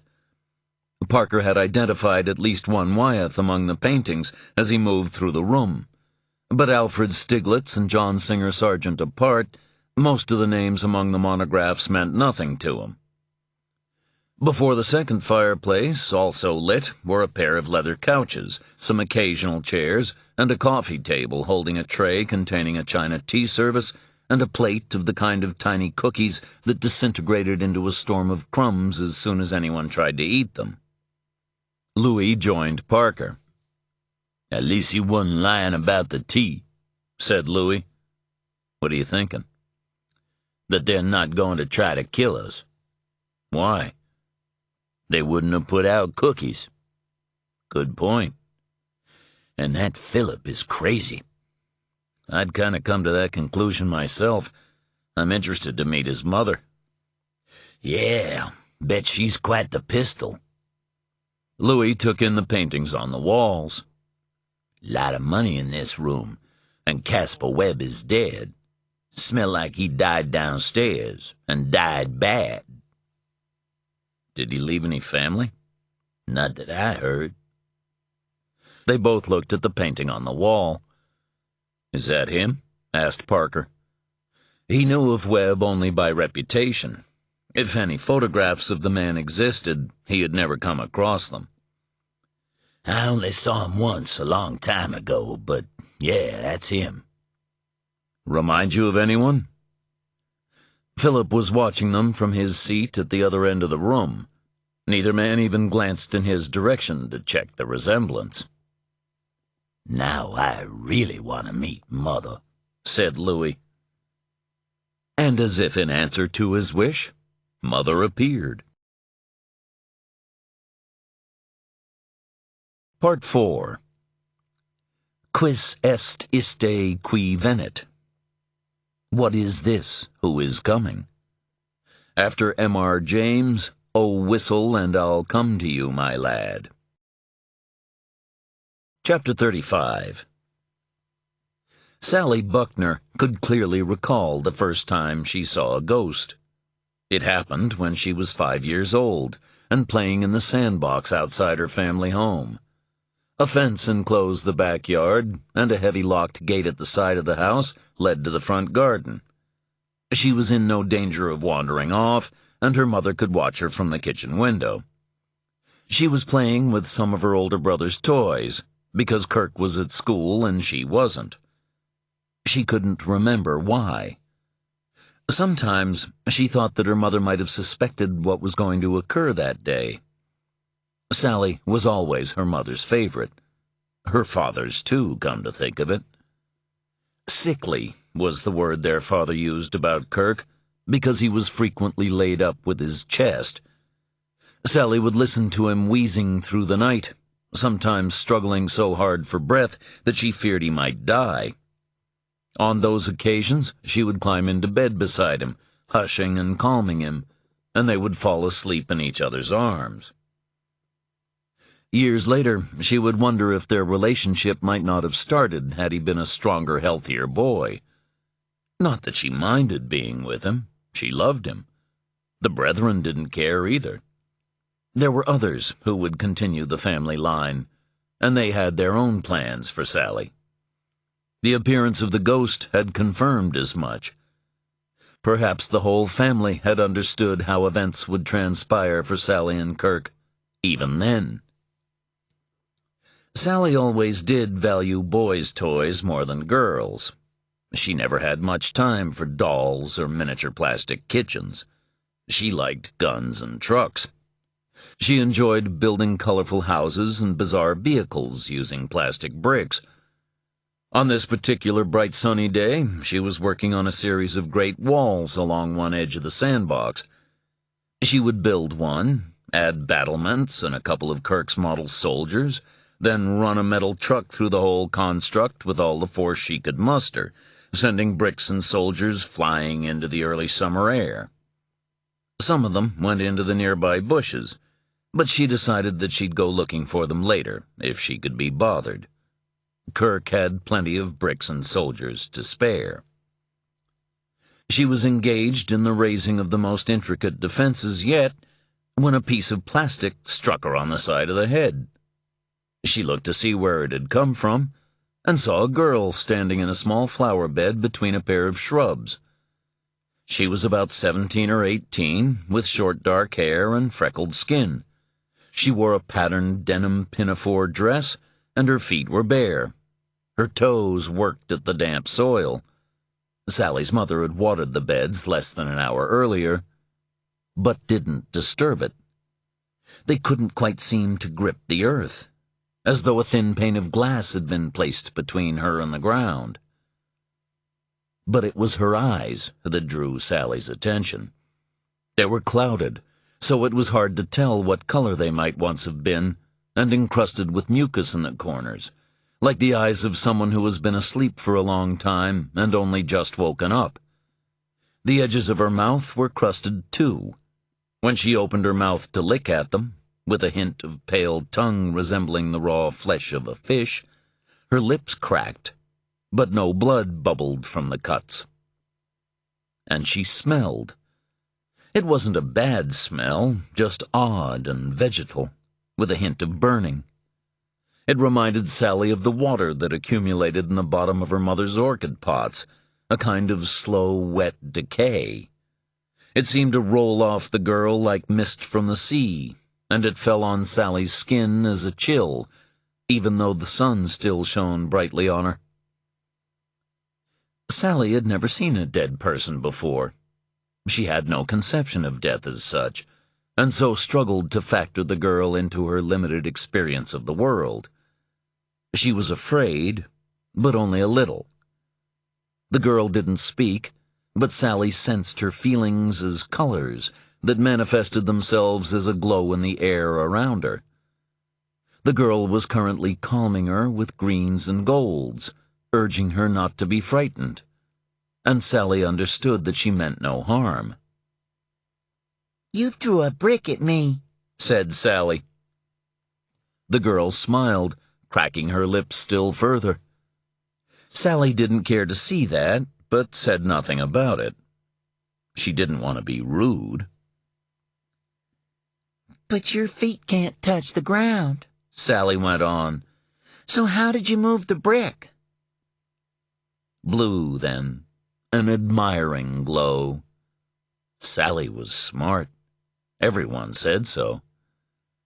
The girl lifted her right hand, and another brick flew through the air and landed where Sally knelt, almost touching her leg. "Wow," said Sally. Could... But she got no further in her question because the girl glanced back over her shoulder, as though summoned by a voice or presence unseen. She raised her right hand again, this time in a gesture of farewell. "Wait," Sally called to her. "I don't know your name." The girl moved her shoulders in a small shrug, pointed to her mouth, and shook her head. "Can I tell my mom about you?" A single nod, then the girl appeared to turn in upon herself, and was gone. Sally got to her feet, wiping sand from her knees. She walked to the flower bed and examined it, just to confirm that no footprints marked the ground. The vegetal smell was stronger here, but it was already fading, and within seconds it was only a memory. The chill remained a little longer before it too dissipated, and all was warm once more. Sally ran to the kitchen to share the news of her sighting. Her mother was sitting at the kitchen table, shucking black-eyed peas to add to smoked ham for the evening meal. She looked up as her daughter entered. "Mom! Mom!" "What is it, honey?" "I saw a ghost. It was a girl." Her mother smiled and opened her arms to embrace her daughter. "Oh, honey, I'm so proud of you. It all seemed so long ago now. She had been chosen to protect the brethren, the dead, the living, and those yet to be born. And unless some weakness of character were later to reveal itself and render her unsuited to the task, it was a duty she would carry with her to the grave. In the 35 years since, the girl had been Sally's near constant companion. Her name was Eleanor Craig. Sally had discovered this early on by using the native intelligence that had led her to be chosen in the first place. Eleanor could not speak, and Sally didn't really want to spend hours or days trying to guess her name, so she wrote out the alphabet on a piece of paper, pointed to letters in turn, and marked them off according to the colors that the girl's reactions took. Blue for yes, red for no, like a child's game. When she was older, Sally learned more about Eleanor from internet searches, as well as the knowledge of the brethren passed down through generations. Eleanor was part of the original bloodline, daughter to the Magus himself. She had burned alongside him and 20 others in the 19th century siege at Capstead that put an end to the brethren's earliest predations. She would be Sally's shadow, her link to the rest, until the time came for Sally to cross over and become like them. The prospect, in truth, gave Sally little pleasure, but the deal had been struck a long time ago and could not be undone. The water in the tub was now a little better than tepid. Sally could see the wrinkles forming on her fingers and toes, but she did not want to get out. Not yet. Kirk would be looking for answers and reassurance, and she had none to give him. She reached forward and turned the faucet, releasing more hot water. Eleanor was radiating black for rage, and a kind of pale blue for grief. But rippling through both was a dark indigo that Sally had glimpsed only rarely in the past, most recently just before she summoned Routh and sent him east to clean up the Eklund mess. It was anxiety. Sally wet a cloth and placed it over her face. Eleanor's constant pacing was making her feel nauseous, and she needed a clear head to think. Eklund had given her the names of all those to whom he had spoken in the course of his investigations, and she had cross-checked them against the material on his laptop. Had Routh succeeded in securing whatever other material Eklund stored in his home, then Sally might simply have let those other parties be, because with Eklund gone, all that remained would be whispers and lunatic theories. But now Routh was dead, murdered. That much Eleanor had made clear, by an unknown assailant close to Eklund's house. The only conclusion to be drawn was that someone dangerous was also interested in Eklund, or possibly Routh himself. Until the facts became known, Sally had to assume that the individual or individuals concerned might continue to follow Eklund's line of inquiry or delve into Routh's life, either of which eventualities might conceivably lead them to the brethren. The solution, it seemed to her, was to remove from the game those among Eklund's contacts who posed the greatest threat, just in case he had sown seeds that might later bear fruit. The books and files that Eklund admitted to keeping in his basement were dangerous, and it would have been better had they been burned to ash, but they were not in themselves enough to warrant a serious investigation. Eklund had a personal stake in his inquiries because of his family history, and no uninvolved parties should have been capable of making the imaginative leaps required to empathize with him. Yet Eklund had managed to rally at least 2 others to his cause. If they died, the likelihood was that the investigation would die with them. Along the way, the brethren would try to discover who had killed Routh and make them pay for it. The resulting deaths would also help the brethren in the long term. They would be the equivalent of money in the bank, and many years might pass before more killing was required. Sally herself could even be dead by then, or elderly enough to relinquish responsibility to the next generation. With the decision made, Sally removed the cloth from her face. "Don't be afraid," she said softly, so that Kirk would not hear. "I can deal with this." Eleanor stopped pacing and turned to face her. Even after so many years of her company, Sally still disliked looking directly into her eyes. They reminded her of what awaited all of them down the line, and so served as an unwelcome memento mori.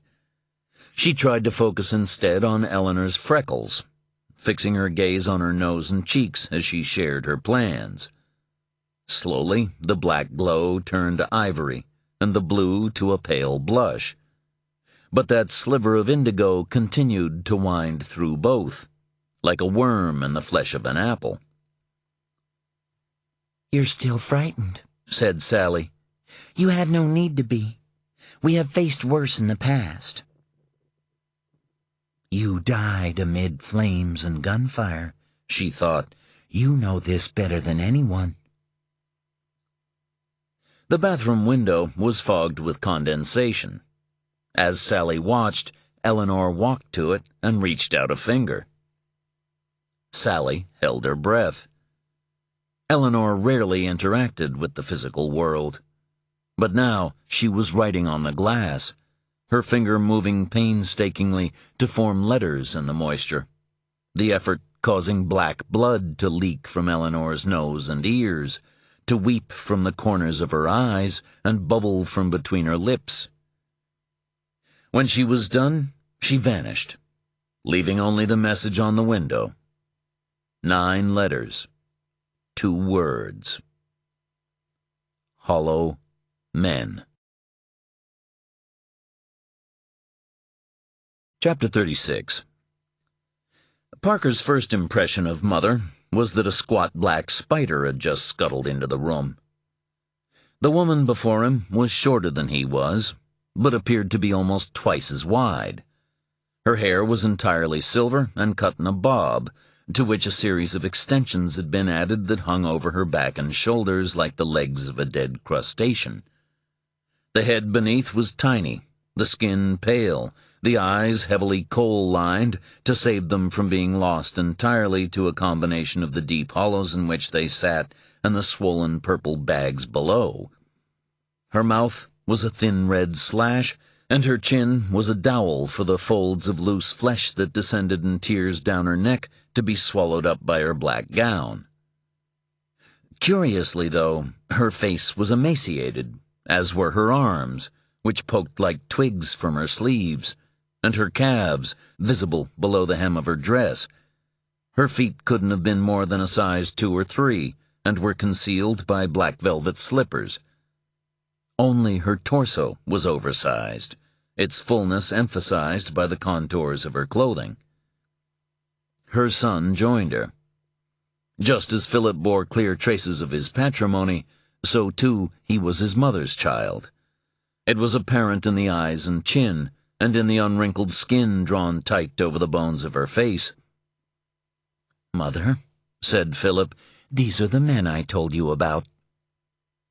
Mother didn't speak, but silently took in Angel and Louis before her bright, clever eyes moved on to Parker and lingered on him for long enough to make him feel uncomfortable, like a fly waiting for the inevitability of the bite. It was an impression heightened by the realization that Mother had begun to move toward him almost without his noticing, her slippered feet making a slight hissing sound as she crossed the rug. He resisted the urge to take a few steps back to compensate. As she drew nearer, he picked up her scent. She smelled exactly like her son. Either they shared the same cologne, or they exuded a common odor through their pores. Parker, uncertain of what else to do, stretched out a hand in greeting, but Mother's dainty fists remained by her sides. Philip, tagging behind as if bound to her by a length of silk, explained, "Mother dislikes unnecessary physical contact." Parker made a point of not catching the eye of either Angel or Louis, but he heard the latter give a small cough, and Angel appeared to have found something interesting to look at on the ceiling. Mother spoke for the first time. Her voice had a dry timbre that was not unpleasant. "Mr. Parker," she said, "would you and your friends care to take a seat?" She gestured at the nest around the table, waited for them to approach, then perched herself on the smaller of the couches. All four men sat, Philip on the same couch as his mother, Angel and Louis on the couch opposite, and Parker in one of the occasional chairs. Philip picked up the teapot, inquired if anyone wanted milk, and, in the English manner, added it to the cups accordingly before pouring the tea. It was all very sociable, Parker considered, if one left aside the fact that 60% of the company was present under a degree of duress. Mother sipped her tea and nibbled on a cookie. Philip didn't eat, and neither did he touch his cup after filling it. Angel took a cookie and managed to consume half of it successfully, while leaving the rest in the form of crumbs on the couch, the floor, and his clothing. Mother was more successful in the endeavor, but she'd probably had practice. Nobody spoke. Finally, Mother finished eating, carefully tapped the cookie residue from her fingers into her saucer, and began. "What were you doing at Jacob Eklund's house?" Parker put down his cup. He didn't know from tea, but whatever had come out of that pot tasted pretty good to him. He might have to ask Mother what it was, assuming they ended the night on good terms, which was far from guaranteed, especially with the bluntness of her opening question. "First of all," said Parker, "you have us at a loss, Ms. If she had a name, then she clearly wasn't in the mood to share it. She looked at Parker with faint surprise, as though he had just suggested something mildly inappropriate. "This," said Philip slowly, "is Mother." Parker decided he now knew how Alice felt when she stumbled into the Mad Hatter's tea party. "I can't call her Mother," he explained to Philip in almost the same tone. "You don't have to call me anything at all," said the woman herself. "You just have to answer the question." "I'm working on behalf of a client." "The name?" "I'm not in a position to reveal that." "And does this client sanction burglary?" A twist of the mouth, a moo of disapproval. "You might be surprised at what my client is prepared to tolerate." Mother took a sip of tea. "I once watched a man being skinned alive," she said when she was done. "Very little surprises me." If Mother expected anyone in her present company to look shocked, she was destined to be disappointed. "You appear to lead an interesting life," said Parker. He was wondering about the nature of Mother's relationship with Caspar Webb. Obviously, the existence of Philip suggested a sexual component at some point, but he got the feeling there was more to it than that.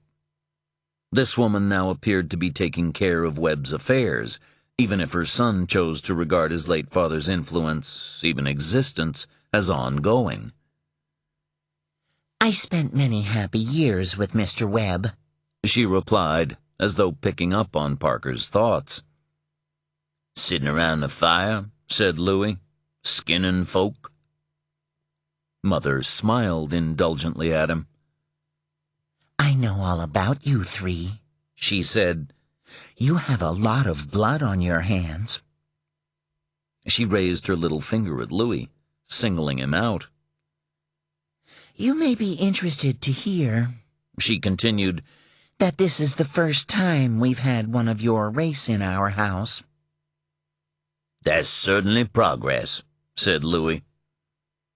Mother's eyes remained fixed on Louis. Parker began to wonder if, like Philip, the woman ever blinked. As far as he could tell, she had not done so once since joining their company. It might have been genetic.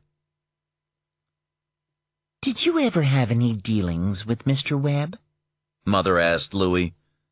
No, Mr. Webb didn't hold with us coloreds, as it seems you know.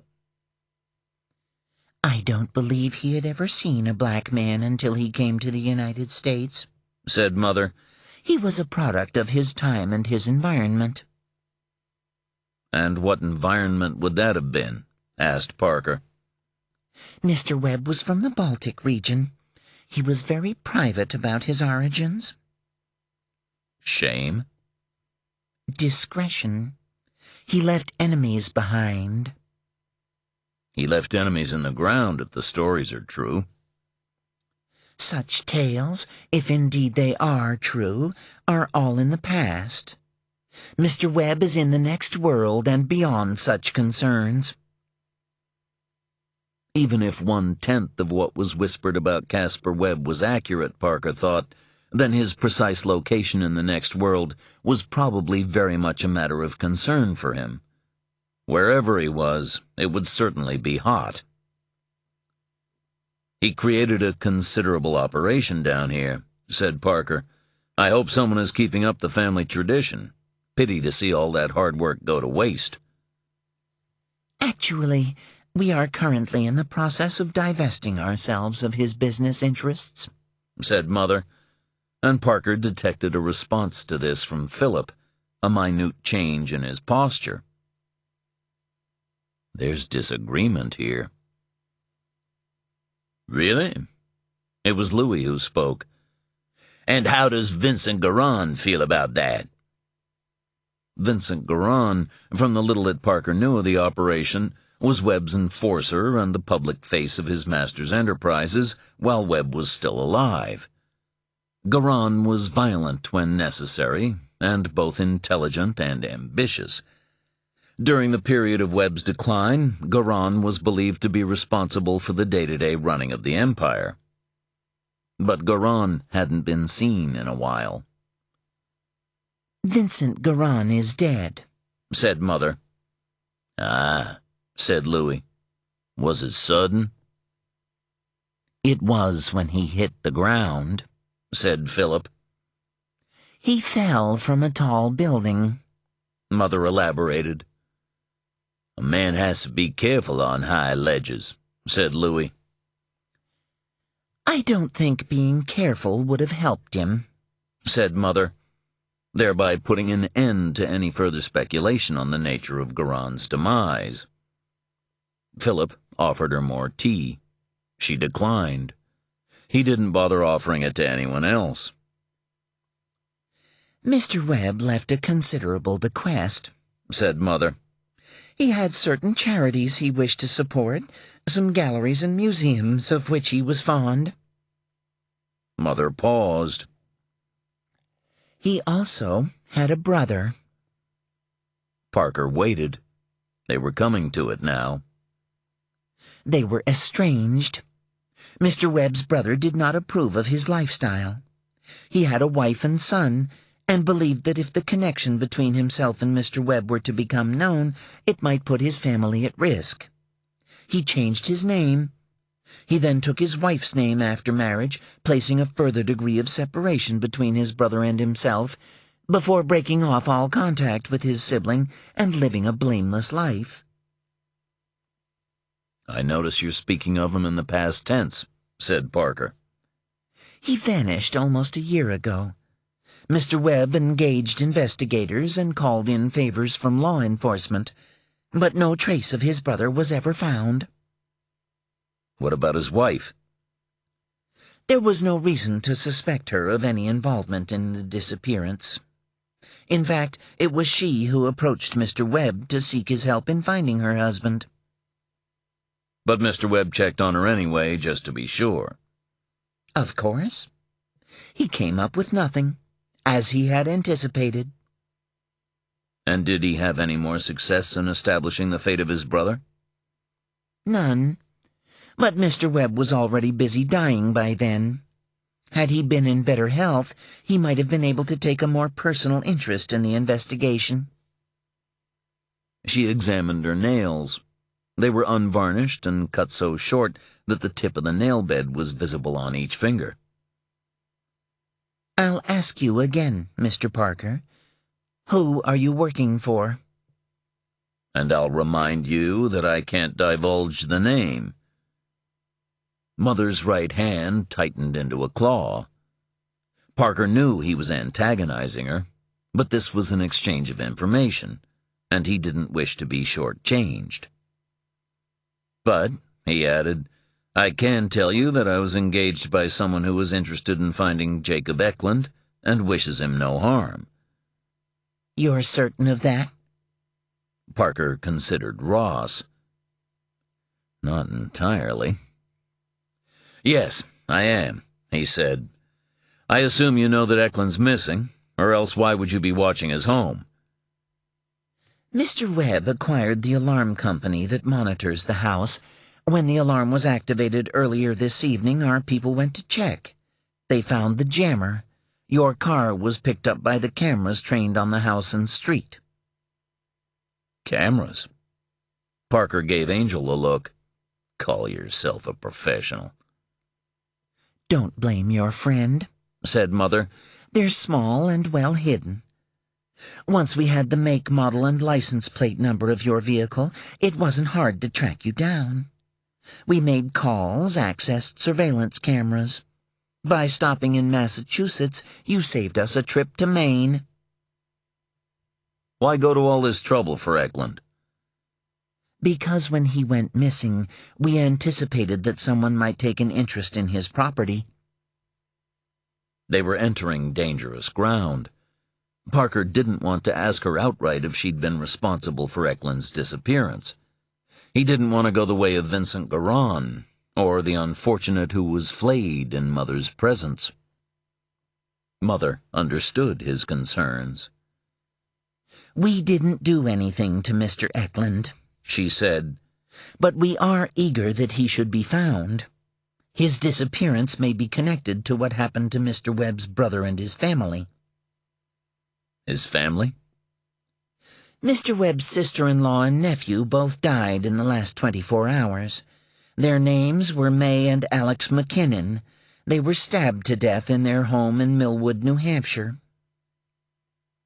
The mention of the McKinnon name brought Parker back to the contents of Eklund's basement, and the most recent of the disappearances added to the map on its wall.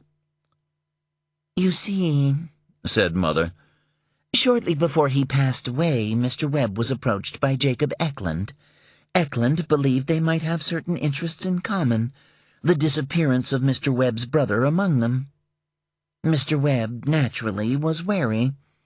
Intermediaries were employed, including Philip, and eventually a meeting was arranged between the two men in this very room. I was present for their discussions." Philip went to the fire and threw a pair of logs on it. They sibilated as they settled on the embers, like living things consigned to the flames. "And what did Eklund want to talk with Mr. Webb about?" asked Parker.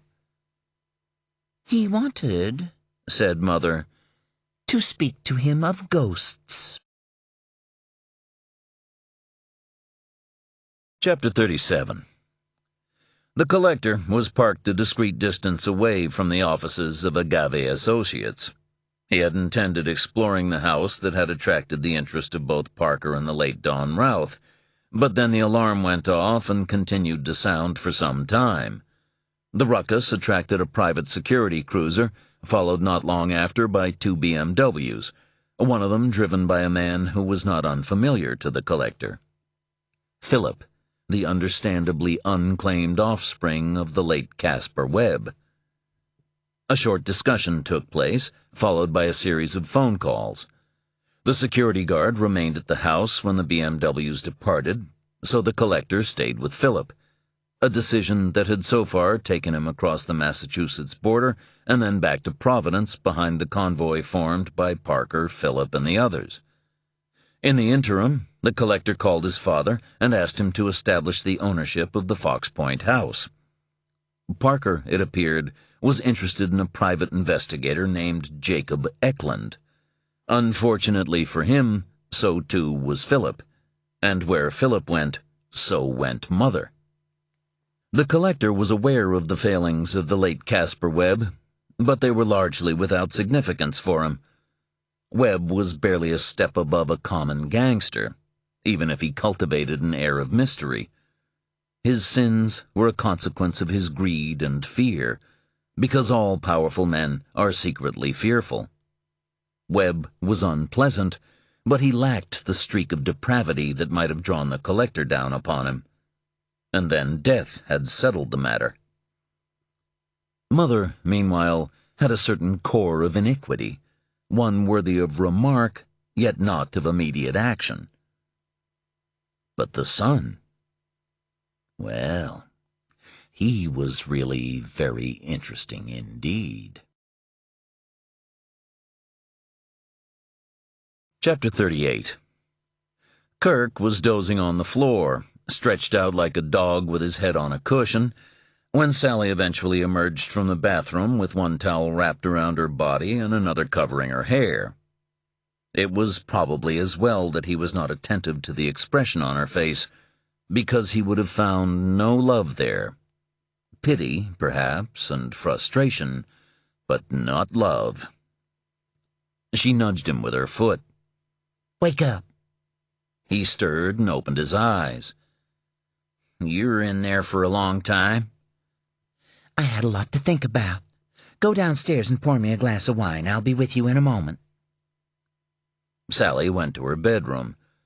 She and Kirk kept separate rooms, coming together only when the urge struck one or the other, although the decision was generally Sally's to make. Just as she reached the threshold, she let the towel drop, giving her brother a brief sight of her body. But there was nothing flirtatious about it. Kirk wasn't sure if she was even aware of the timing, or the effect. He glanced into the bathroom as he passed. The air was misty, but he could see that the bottom pane on the window had been imperfectly wiped with a hand, and he thought he could discern parts of letters at the edges. He was still puzzling over this when the skin on his face and hands began to prickle, and the warmth of the bathroom was infected with a damp cold. Which one of them is it? Eleanor, probably. He didn't retreat, not immediately. Instead, he stared into the dissipating steam, as if to say, I have my place and my purpose. I am not an insignificant figure. It was a small gesture of defiance. Something brushed against his lips, like the touch of an insect, and he tasted rot and dead flowers. He gagged and stumbled back, rubbing his sleeve against his mouth in an effort to remove the pollutant. It was no use, though.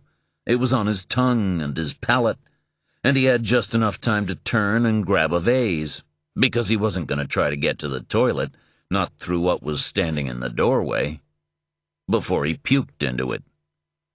You fucking bitch, he whispered once he'd finished, ending with a burp that tasted and smelled of marsh gas. But he felt that Eleanor was already gone. The hall was warmer, the bathroom slightly brighter. He took the vase downstairs with him and washed it in the sink. He poured Sally's wine before emptying a couple of fingers of Four Roses into a glass and drinking half of it to cleanse his mouth. It was a mean trick what Eleanor had done. The bite, the kiss of a low dog. There'd been no call for it. All he'd done was stand his ground. Suddenly, he found himself weeping. It was, he knew, partly a consequence of contact with Eleanor. It didn't do a person good to spend too much time in the proximity of the dead. Sally would be like an antichrist for the rest of the night, and wake in the morning with a bitch of a headache. But touching them, or being touched, brought on bad blues, like being offered a brief, profound insight into one's own inevitable mortality. Kirk's moment of despair was not solely Eleanor's fault. He didn't want to end up like them. He didn't want to spend the next life trapped as they were. his fate in the hands of the living, just so he could continue to drift through the gaps between worlds, like a rat hiding in the hollow walls of an old house. Non-existence would be more desirable than that. But non-existence wasn't an option. It was either damnation or concealment, sequestered with the rest of the departed brethren who were seeking to escape punishment for the sins of generations. And yet he certainly didn't want to pass eternity or any portion of it in the company of Eleanor. Whatever she might have been like in life, death had brought about a serious deterioration in her temperament. But he couldn't stop the cycle. He was afraid even to think about how it might be done while Sally was around. She had always been able to guess the direction of his thoughts. They showed in his face. He would have made a lousy poker player. Then again, he was lousy at most things. He heard Sally's footsteps on the stairs and wiped away the tears just before she got to the kitchen. She was wearing her red bathrobe. It looked like silk, but wasn't.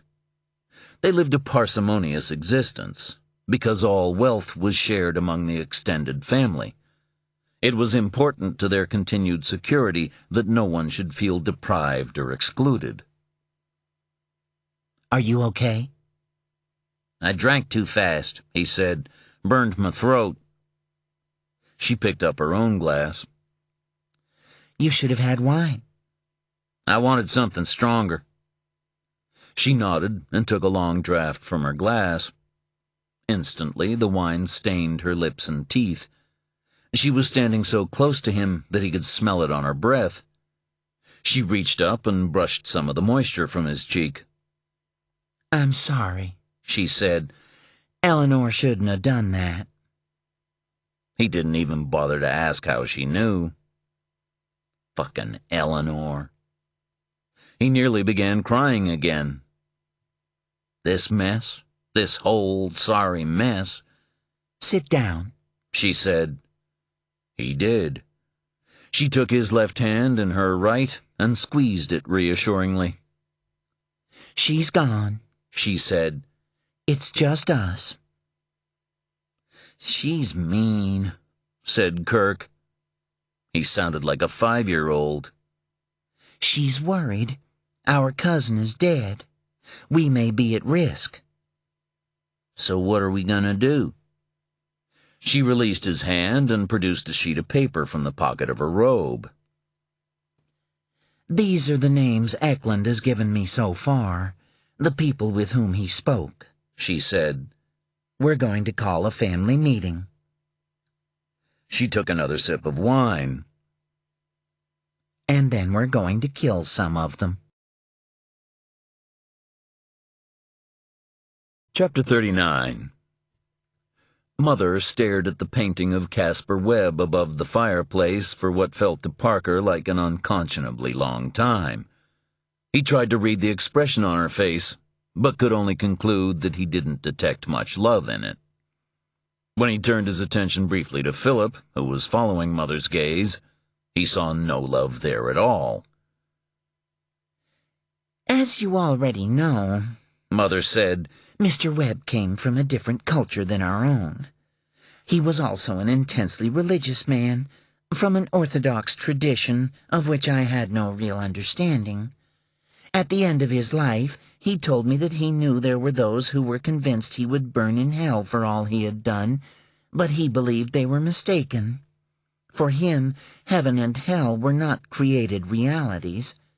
He understood that he would look upon God and perceive his presence as a great fire through which all must pass, the righteous and unrepentant alike.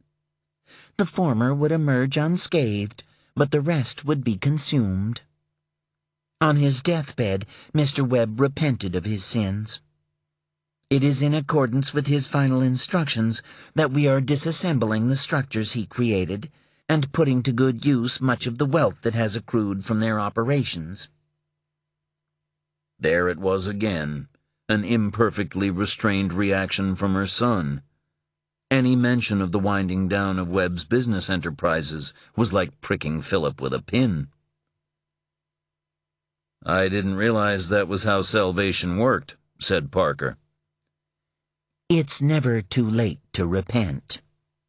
Mother's hard eyes dared him to contradict her. Unfortunately, barring a message from the next world, you have no way of knowing if Mr. Webb managed to pull off his escape act.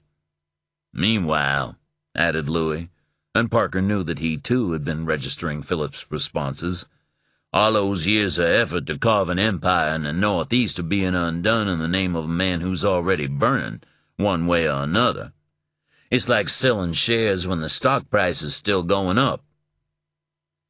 We will not be poor, said Mother. Mr. Webb ensured that we would be well looked after. Louis shrugged. Not my money. He looked away, indicating that for him the subject was closed. They'd learned something about Philip, which was enough. What does all this have to do with Eklund? Asked Parker. And Mother explained. Over a period of hours, Eklund had suggested to Webb that a series of unconnected killings and disappearances, spread over more than a century and a half, might be linked to sightings that were both potentially paranormal in nature and strikingly similar in detail. Mr. Webb's brother experienced such sightings in the weeks before he vanished.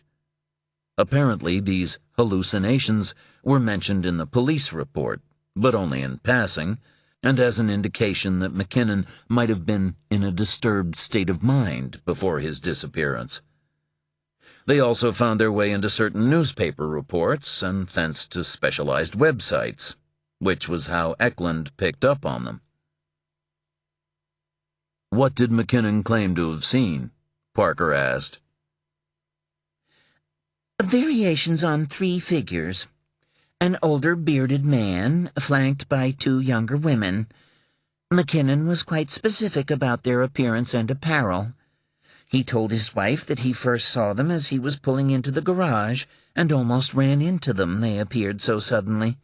He braked, they lingered for a couple of seconds, and then were gone. And he continued to see them? Yes, according to his wife. She said they were always open with each other about everything. Her husband was not sleeping well. He would wake to noises downstairs and strange odors, but no one else in the house heard the sounds or smelled what he smelled. He had made an appointment to see a psychiatrist shortly before he vanished, but was gone before he could attend the first session. And was Webb aware of these incidents? Mr. Webb was privy to every step of the investigation into his brother's disappearance. He devoted considerable resources to his own private inquiries, but he had no more luck than the police. And then Eklund appeared. Parker continued to keep a watchful eye on Philip. He was no longer giving much away, and even appeared bored by the conversation, so it was hard to tell how he felt about all this. Neutral, maybe. At best. Mr. Webb was not a skeptic when it came to the paranormal, said Mother. He found Mr. Eklund's theories interesting, to the extent that he was prepared to bankroll him. Mr. Eklund accepted a small amount of financial support and agreed to inform Mr. Webb if he discovered anything that might shed light on Michael McKinnon's fate. One of the stipulations in Mr. Webb's will was that Mr. Eklund should continue to be assisted in his work and monitored. A sum of money was set aside for this purpose. But now Eklund has dropped off the radar. Mr. Eklund traveled frequently in the course of his work. We didn't become concerned about him until very recently. Part of his agreement with us required weekly reports, and Mr. Eklund was very scrupulous about adhering to our terms. So Eklund was taking money from Webb, as well as banking the occasional check from Ross. Those were very different masters to be serving. At the very least, Parker concluded, Eklund was being unwise. "Did you search his house?" he asked. "We entered it to make sure that no harm had befallen him," said Mother, "but nothing appeared to have been touched or removed. You, on the other hand, had had no such reservations. "You can have it all if you want it," said Parker. What about your client? "My client won't be happy, but for him it's an ongoing existential state. It may take him a while to register the incremental increase." And what will he do then, this client? "I suspect he'll come after whoever has the material in question. You don't want that." You make him sound like a criminal. "He'd be happy in the present company if he was, but he's not.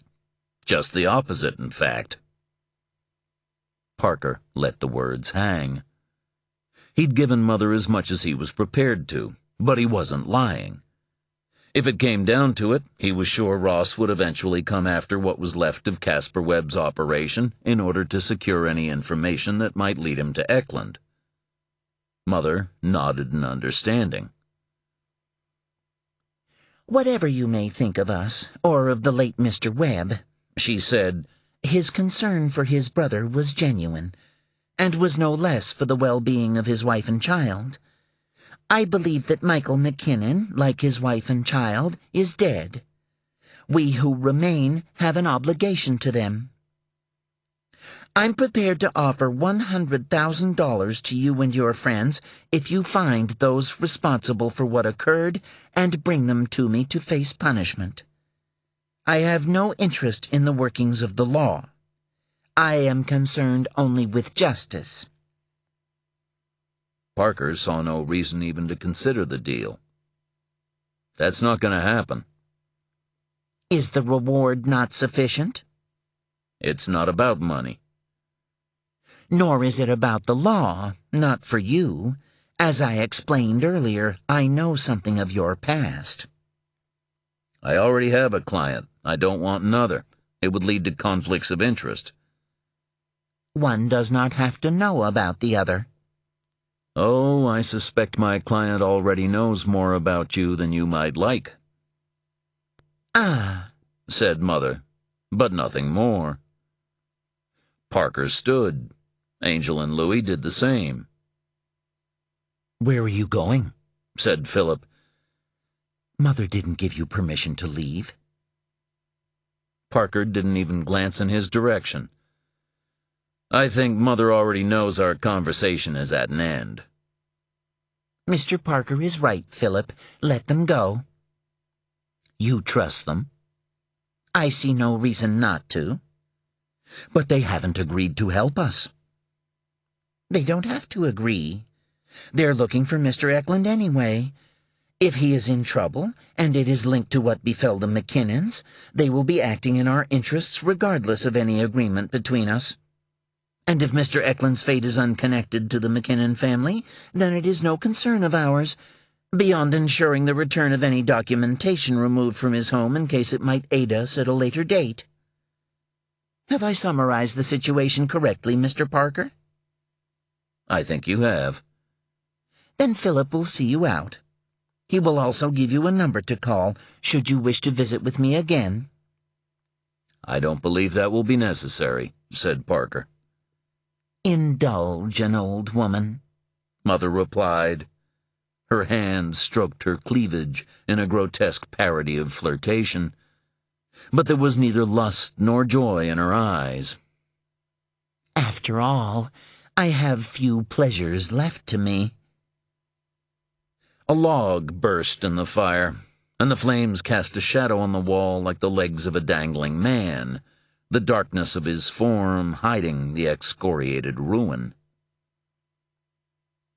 "I'm sure you'll find something," he said, and followed Angel and Louis from the room. Chapter 40. The Lexus appeared to be as they had left it, but Louis disabled the alarm and checked the trunk. Although to a casual observer it remained untouched, he was in the habit of leaving the faintest strip of clear tape at either side of the trunk's removable base. He could see that both were no longer attached. He didn't bother to lift the base itself. While Philip's men might have succeeded in getting into the car without activating the alarm, the locks on the compartments beneath the lining of the trunk were carefully concealed, and required an electric code to open. Their contents were safe, although Louis remained annoyed at the trespass. Parker joined him. "All okay?" "As good as." Louis took in the 4 men who were watching them from behind Philip. "At least you didn't shit in it," he said. Nobody responded. Louis didn't care. He just didn't want them to think he hadn't registered the intrusion. He was also pretty certain that they'd fitted a tracker somewhere on the vehicle, because that was what he would have done under similar circumstances. It wouldn't take Angel long to find it. When he'd done so, maybe Louis would have him attach it to a garbage truck or delivery van, let him follow it around in circles for a while.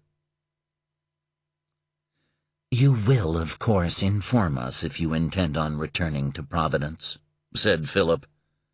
"Your mama's calling you," replied Louis. "Better run now, before she decides to give you a whooping." Somebody in Philip's vicinity snickered, but he didn't look to see who it might have been. "She's old," said Philip. "She told you so herself. Things are going to change around here soon enough."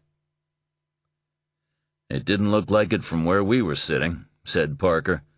"You'd be advised to start saving your nickels and dimes for the rainy day that's coming. Whatever your daddy left you, it won't be enough for your tastes." This time, Philip didn't even try to hide his reaction. His mouth opened, displaying small white teeth, a child's dentition, that snapped at the night air. The effect was like watching the deformation of a wax head. And then, in his fury, he spit at the car. Louis took a step forward, and Parker's hand fell on his right arm. "No," he said. Louis took a breath and relaxed. "I'll remember you did that, boy," he said.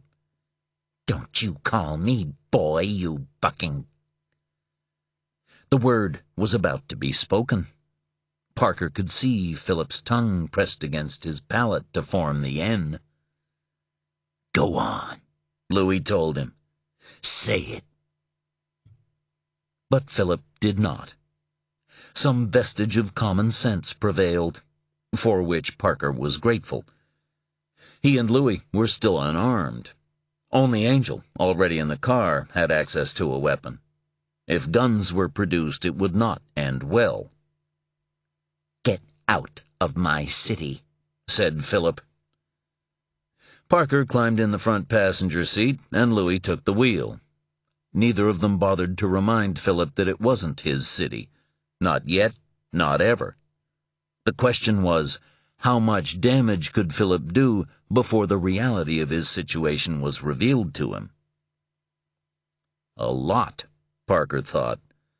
A whole hell of a lot. Chapter 41. The collector watched the Lexus drive away.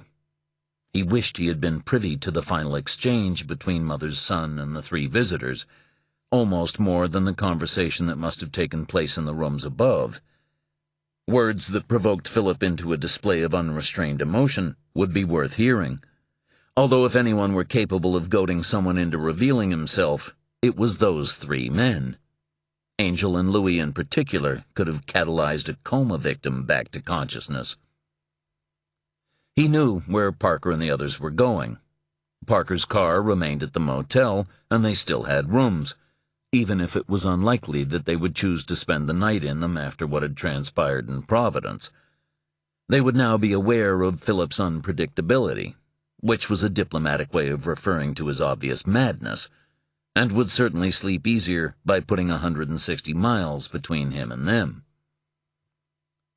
The collector could, of course, have followed them once again to the motel and spoken to Parker there. But he was still inclined to avoid Angel and Louis whenever possible. Parker, for better or worse, was prepared to engage with the collector on a mutually beneficial level, even if he struggled at times to hide his distaste for the arrangement. But Angel and Louis would happily have tried to cut the collector's throat if the opportunity presented itself. He didn't believe they would succeed, But there was no percentage in leaving an opening, and the collector had no desire to spend time with men so openly hostile to him. He would think about contacting Parker over the next day or two, either by arranging a meeting or simply presenting himself in person at an appropriate moment. Yet he had no obligation to do so. Parker believed he had made the collector his vassal, and this possibility held enough truth to be vexing. The collector thought that it might be amusing to follow the threads connecting Eklund to Don Routh, snipping them as he went, leaving Parker to taste failure. For now, though, he waited in the shadows and kept his vigil on Agave Associates. Philip bummed a cigarette from one of his lackeys and smoked it some distance away while they waited for him to calm down. In the third floor above, one of the shutters opened fractionally, and the collector caught a glimpse of Mother peering into the dark, searching for her son. "You were too indulgent of him," thought the collector. "And Caspar Webb was not indulgent enough." It was a bad combination, and had contributed to the creation of a lusus naturae, a freak. Women in their uncleanness will bear monsters. Was that not how Second Esdras put it? The collector was quite the student of the Apocrypha. After all, it had given him the name by which he sometimes went: Kushiel, the angel of punishment. Philip was a bad enemy for Parker to have made. He would need to be monitored, and even dealt with eventually.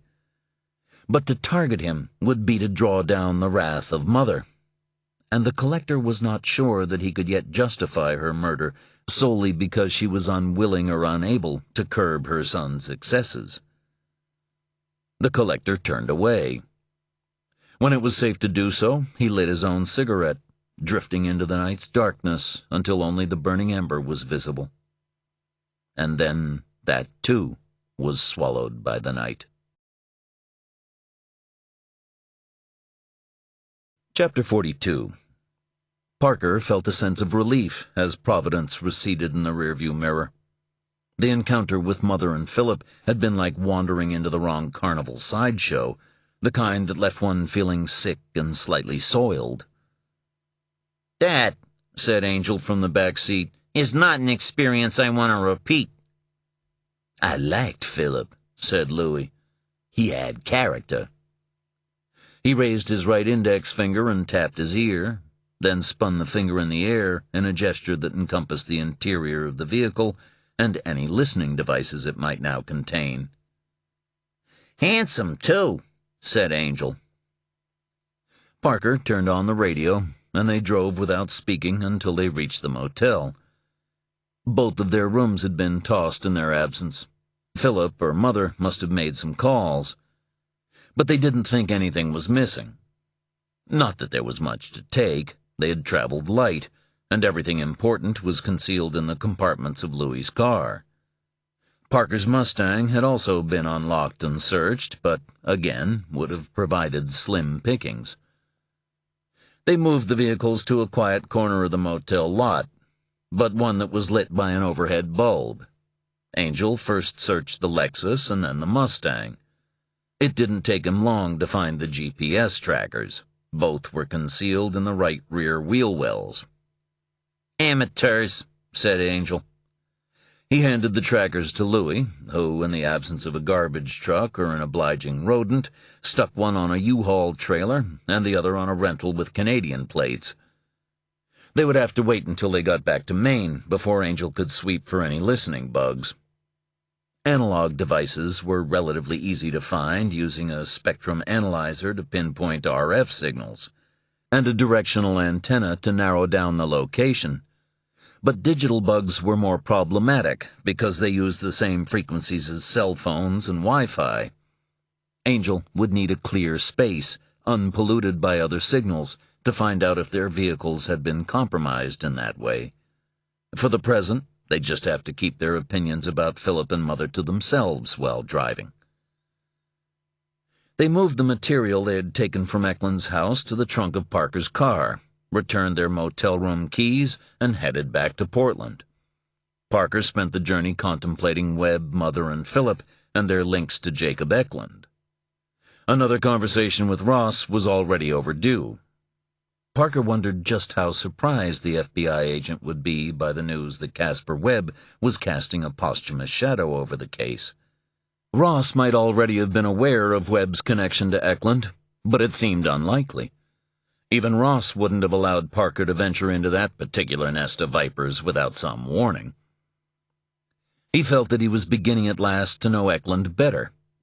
He now also had two promising avenues of inquiry based on his night's work: the disappearance of Claudia Sansom and the subsequent discovery of her body, and the lattice of connections that Eklund had made from what he believed to be a series of hauntings, an investigation that had ultimately brought him to Caspar Webb's door. The next day's work would involve finding out what he could about the disappearance of Michael McKinnon and the killing of his wife and son. But Parker was already troubled by two issues. While he had yet to establish if Eklund's absence was related to either the Sansom case or his stranger interests, he recognized that each might have led someone to seek to put an end to the private investigator's inquiries. But it was also possible that Eklund's obsessions could have brought him to May McKinnon's door, and Parker didn't yet know enough about Eklund to rule him out as a murderer. Chapter 43. Parker stayed behind Louis and Angel for most of the trip back to Maine, turning off only when the Scarborough exit appeared before him. He flashed his lights in farewell and encountered no other vehicle after leaving Route 1 for the winding road that led to his home. A single lamp burned in the downstairs room he maintained as an office. He kept the lamp lit for Jennifer, his lost daughter, that she might see it from the dark and know he was thinking of her, and use it, if she wished, as a beacon to find her way back to his presence. He took a moment before he turned into the drive to check the alarm status on his phone. It was one of the modifications to the system added in the aftermath of the attack that had almost killed him. It now recorded any activity on the property larger than the movements of a medium-sized mammal, and cameras fitted at the house immediately responded by making a video record of the intrusion capable of being accessed from his cell phone. On this occasion, the only visit had occurred shortly before noon, when a UPS driver had dropped off a delivery, placing it against the front door instead of in the mailbox by the road. It was a thin envelope, and the sight of it made Parker feel unaccountably uneasy. He parked, emptied the trunk of the car, and deposited the Eklund material in his office before he opened the envelope. It contained a sheaf of legal documents, informing him that Rachel had begun proceedings to formalize visiting and custody arrangements for Sam. Parker read the papers once, with the realization that Rachel must already have set this process in motion before their most recent meeting. He took a seat by the window of his office and stared out at the moonlight and the marshes. He did not stir, and in time fell asleep with his face to the dark. His rest was unsettled, but he still did not witness Jennifer's approach through the trees, nor did he wake to see her standing before the glass, gazing upon him with eyes that were too old for her face. After a time, she sat on the porch, her back to the wall of the house, and there she kept vigil over her father until dawn came. Chapter 44. Parker woke stiff and cold in the chair, and feeling worse than if he hadn't slept at all. The clock read 6 a.m. He almost considered just heading to bed and pulling the comforter over him behind closed drapes. But he was worried he might never get up again. The papers he had received from Rachel's lawyer were not entirely unexpected, and their arrival left him more sad than angry, but also disappointed at what he perceived as a certain duplicity on Rachel's part. It should not have come to this, he thought, but it's my fault that it has. He went upstairs, stripped and showered, then dressed himself in fresh clothes and made some coffee and toast. He'd go to see Moxie Caston later about the whole business and find out what he was supposed to do next. Whatever it was, he wanted it to cause as little upset as possible for Sam. He knew Rachel would want the same. With a piece of toast jammed in his mouth and a mug of coffee in his right hand, he went back to his office to give Eklund's documents his full attention. Although it was cold out, he opened the window slightly, because the room smelled of sleep. The action dislodged something red and black from the frame, which fell to the porch outside. He went to retrieve it. When he returned to his office, he was carrying a chain of winter pods and stems, the kind a child might have assembled in a quiet moment, the kind that Jennifer had loved to put together and offer to her mother and father. Gently, Parker placed the chain around the neck of his lamp to hang beside him as he worked, as the light changed and the shadows altered, and he learned of the Capstead martyrs and the end they met. But this was the name given to them by others, and not the name by which they called themselves. To their own, they were the Brethren. Chapter 45. Toby Thayer knew of only one other person familiar with Jacob Eklund's investigations, or only one with whom he could trust his concerns. He was aware, through Eklund, of Michael McKinnon's familial connections to the late Caspar Webb. The name hadn't meant anything to Thayer, but Eklund had shared enough of Webb's history with him to make Thayer grateful that they'd never met, and he had no desire to make the acquaintance of those whom Webb had left behind, namely the ones known as Mother and Philip. He couldn't and wouldn't turn to them for advice. But now McKinnon's wife and child were dead, and Eklund's whereabouts remained unknown. Thayer could have gone to the police to share what he knew, but at best he'd be dismissed as some kind of lunatic, and at worst he might bring down some suspicion on himself. So he made the call and spoke with the woman named Michelle Soulier. He felt only a little better for the conversation. Soulier wasn't a believer, not like Eklund, and certainly not like Thayer himself, but she agreed that they should both be careful. Unlike Thayer, she remained hopeful for Eklund's safe return. Thayer hung up the phone, feeling that Soulier hadn't grasped the extent of the threat they were facing. She still believed that the Brethren, if they existed at all, were purely mortal in nature. He, by contrast, did not. He had often argued with Eklund about the Brethren.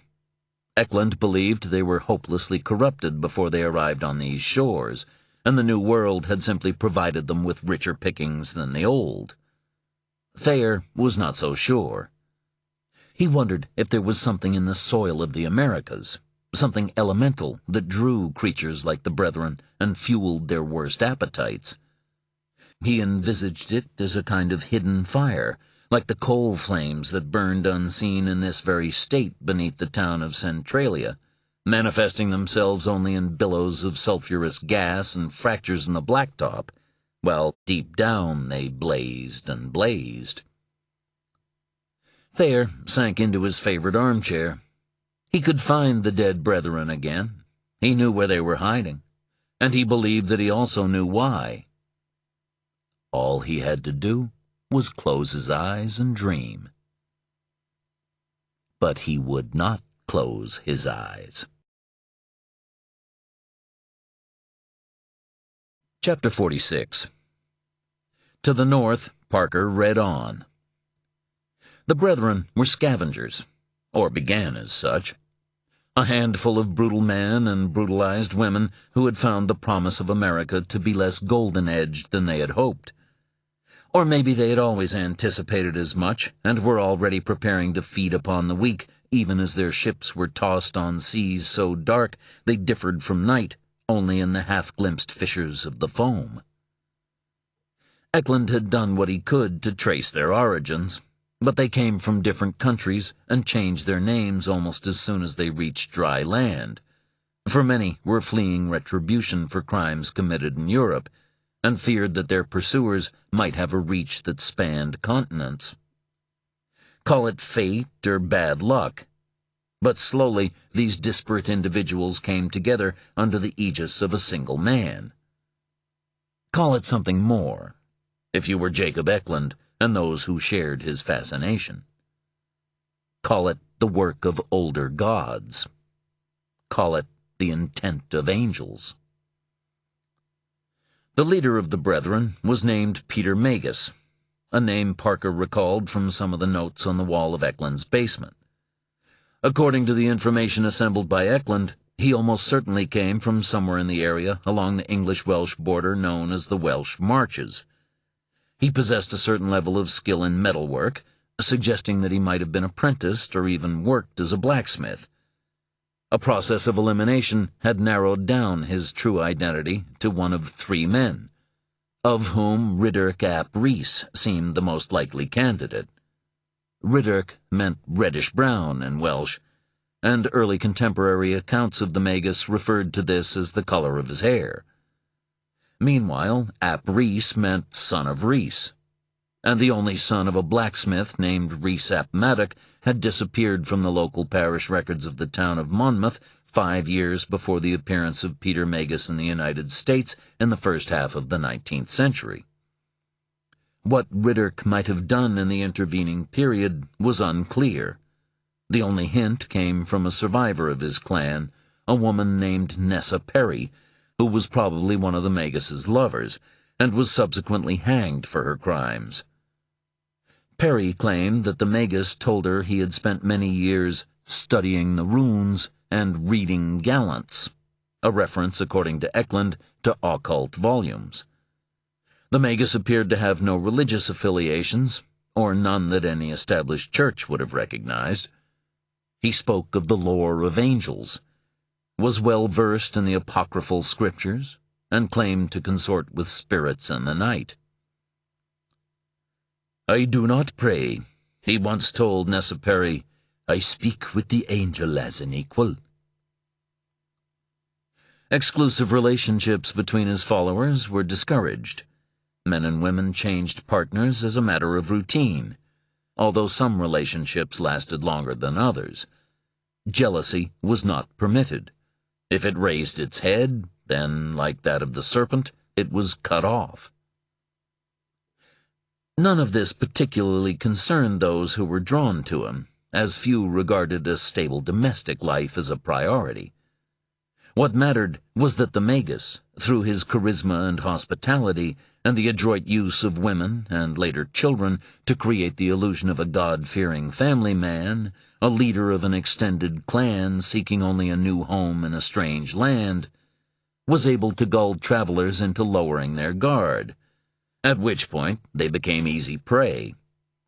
Solitary horsemen, stagecoaches, even toward the end, entire wagon trains fell to the Brethren. That they escaped notice for so long was due, it seemed, to planning and brutality. No one was spared, and no one escaped. Bodies were buried, wagons cleansed of distinguishing marks, horses subtly rebranded. Wealth was carefully sequestered away, with riders dispatched far from the scene of their crimes to sell on any items of value that might otherwise have been easily identified. What separated the Brethren from other brigands, their inhumanity apart, was a willingness to wipe out entire lines. Those traveling alone did not die before revealing details of families and homesteads left behind, to which, in time, the Brethren came. A house without an adult male made for easy pickings, and the more isolated the better. In those cases, the favored mode of operation was simply to strip the abode and make the entire family disappear. Ideally, the desired impression would be that the settlers had just given up and moved on. But the Brethren were also content simply to leave their disappearance a mystery. Infants were often kept alive and passed on to those of the Brethren's women who were barren or who had lost children of their own, or merely to add further credence to their pretense of normality. As the Brethren grew, they separated into smaller groupings so as not to attract attention, with some becoming settlers themselves, attaching themselves to communities, watching all who came and went, and feeding them, when appropriate, to those who remained nomads. It could not last, of course. Despite all their efforts, the brethren began leaving traces of their passing. They grew careless. Witnesses survived. The net began to close on them. By then, the Magus had established his own settlement at Capstead, near the confluence of the Mississippi and Missouri rivers. There he had dug himself in, his followers living in homes more akin to redoubts, with slit windows and earthen floors dug below ground level. In early 1860, amid snow and ice, they fought off the first of two incursions by posses, one of which was supported by a contingent of soldiers. But it was clear that the end was approaching. A gunboat, the Pioneer, was sent upriver and shelled Capstead to provide cover for a final assault. But before the settlement could be breached, smoke began to rise, then flames. It remained unclear whether the bombardment or those inside had started the fire, but the result was immolation for all but a handful of the brethren. Most of the survivors, apart from the very youngest, were shot or hanged, many without even a cursory nod at a trial, since the soldiers were either unwilling or unable to protect them from the vengeance of civilians. But the actions of the military, combined with the failure to provide a fair trial for the brethren, however guilty or innocent they might have been, caused discontent. Suspicion of a crime was not reason enough for women and children to be burned alive, and there were those who wondered, quite rightly, if what had been visited on the brethren might not someday be visited on themselves, should they fail to bend the knee to the government. Thus it was that the name Capstead Martyrs came into being. Capstead, it seemed, was the Waco of its day. Parker rose and stretched. There was more material about the period in Eklund's files, but he didn't need to look at it now. What interested him was the conclusion reached by Eklund and the various amateur historians with whom he had consulted, or whom he had read.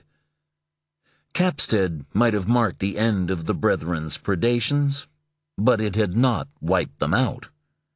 The rest, the ones who had blended into civilized society, remained. The question was, what became of them?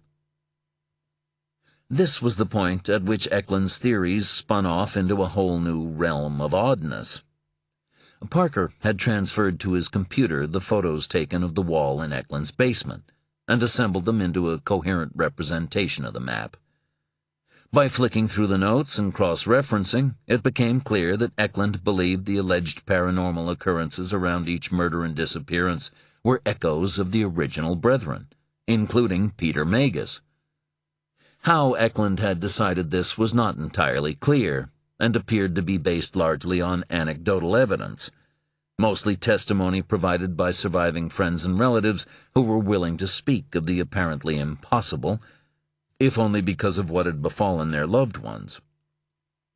Eklund recorded their experiences with a degree of objectivity, although not skepticism, but even Parker had to admit that the similarities in the accounts were striking. It was possible, though, that Eklund had manipulated the data, or was recording a form of shared hysteria, with various interested parties exchanging information that in turn contaminated their own recollections, either deliberately or unwittingly, and facilitated by the Internet. Parker also noticed absences in the files. Some entries and references were incomplete. It meant that Eklund kept more material and updates elsewhere, probably on his laptop. Neither did anything Parker had read so far reveal a reason why more recent killings and disappearances should be linked to a group that had, for the most part, been wiped out in the 19th century. Unless, of course, some vestige of the brethren continued to engage in criminal behavior, old habits dying hard. But these were not the same crimes. The historical brethren were thieves. Vicious ones, but thieves nonetheless, with murder as a byproduct. Leaving aside unexplained disappearances of persons, the crimes recorded by Eklund appeared to involve murder as an end in itself. Parker felt, not for the first time, as though he had wandered into a ghost story. But even if this were true, it was a tale for which real people had suffered and died. Chapter 47. Angel and Louis arrived shortly before noon, the former carrying his toolbox. There was a bug in the Lexus, he confirmed. Although I bet Philip is sorry he had it installed. Why would that be? Parker asked. Because Charlie Pride here played his shit-kicker music all the way to our parking garage. I put up with it just because I figured that listening to it would be worse for Philip than for me. I'm almost numb to it by now. What was the range of the bug? Parker asked because, depending on the limit, it might have required Philip to send someone to tail them. If that was the case, that person might still be nearby.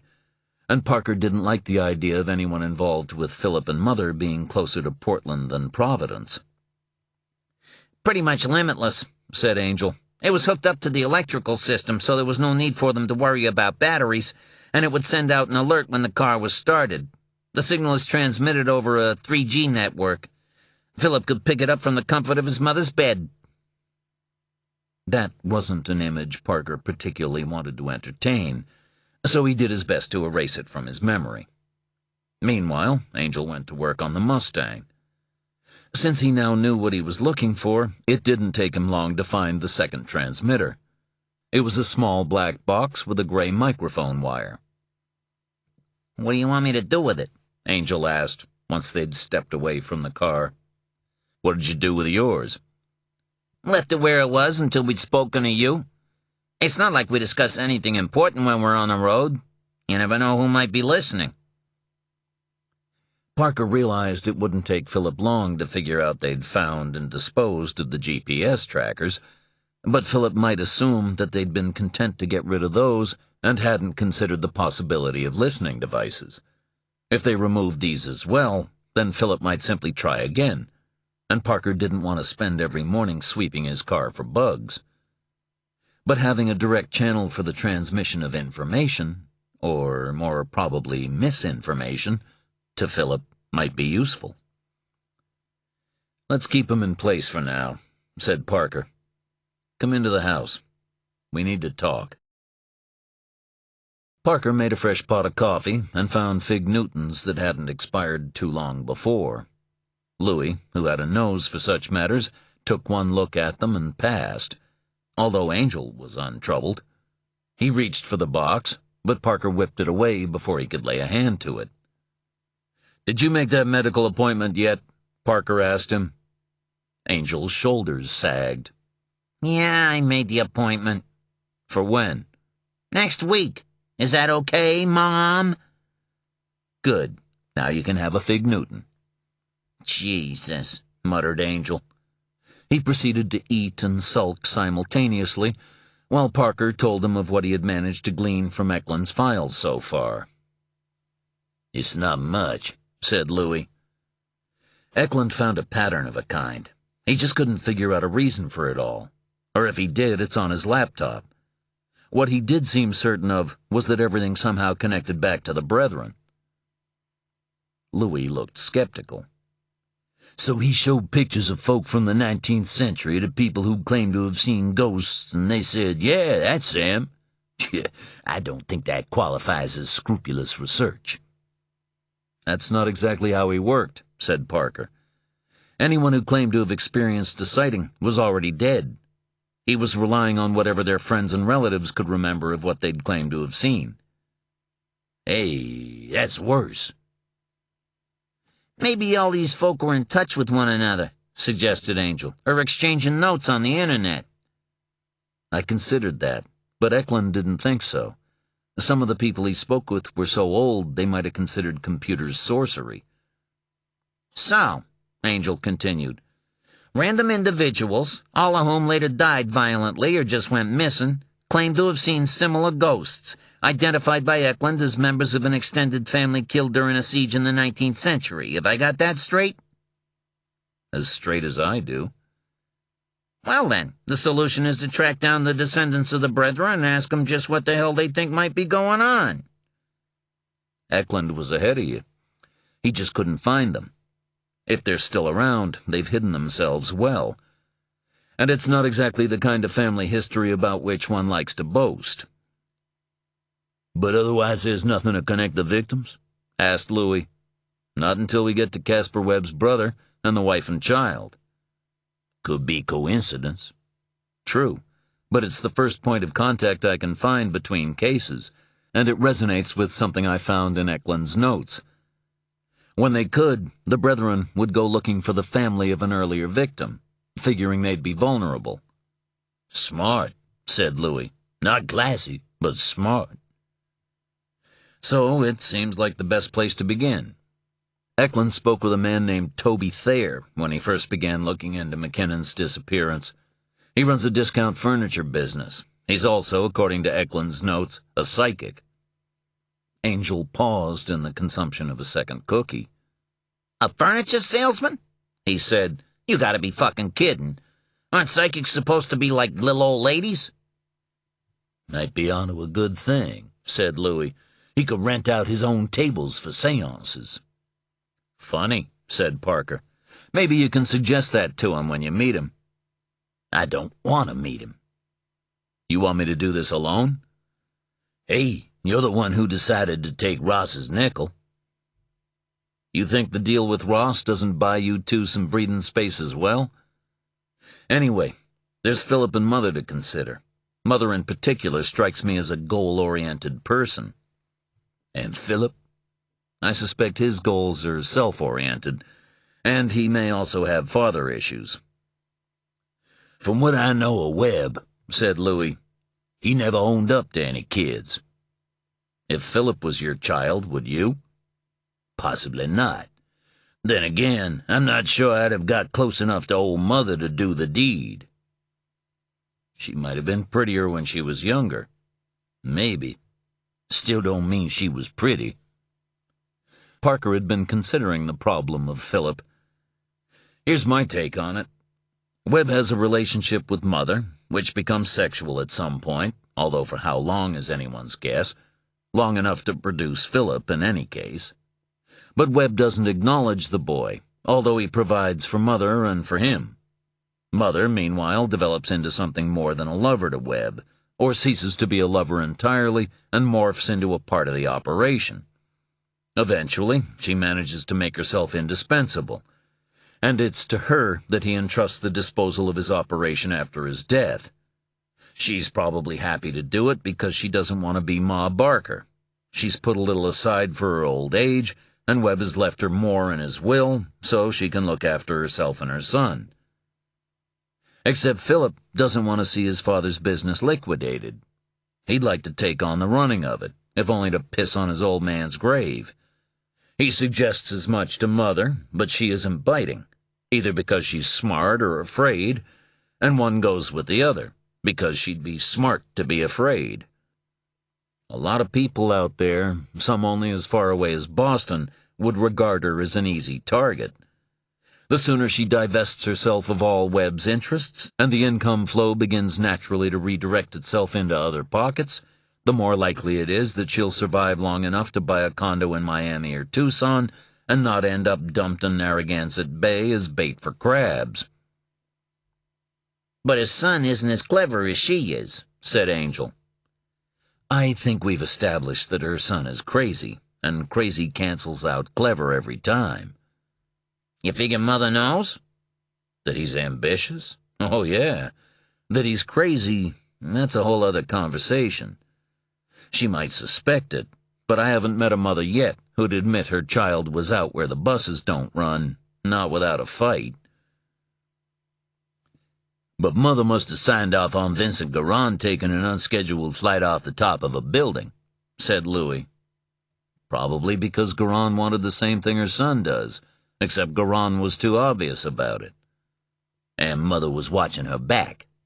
And her son's.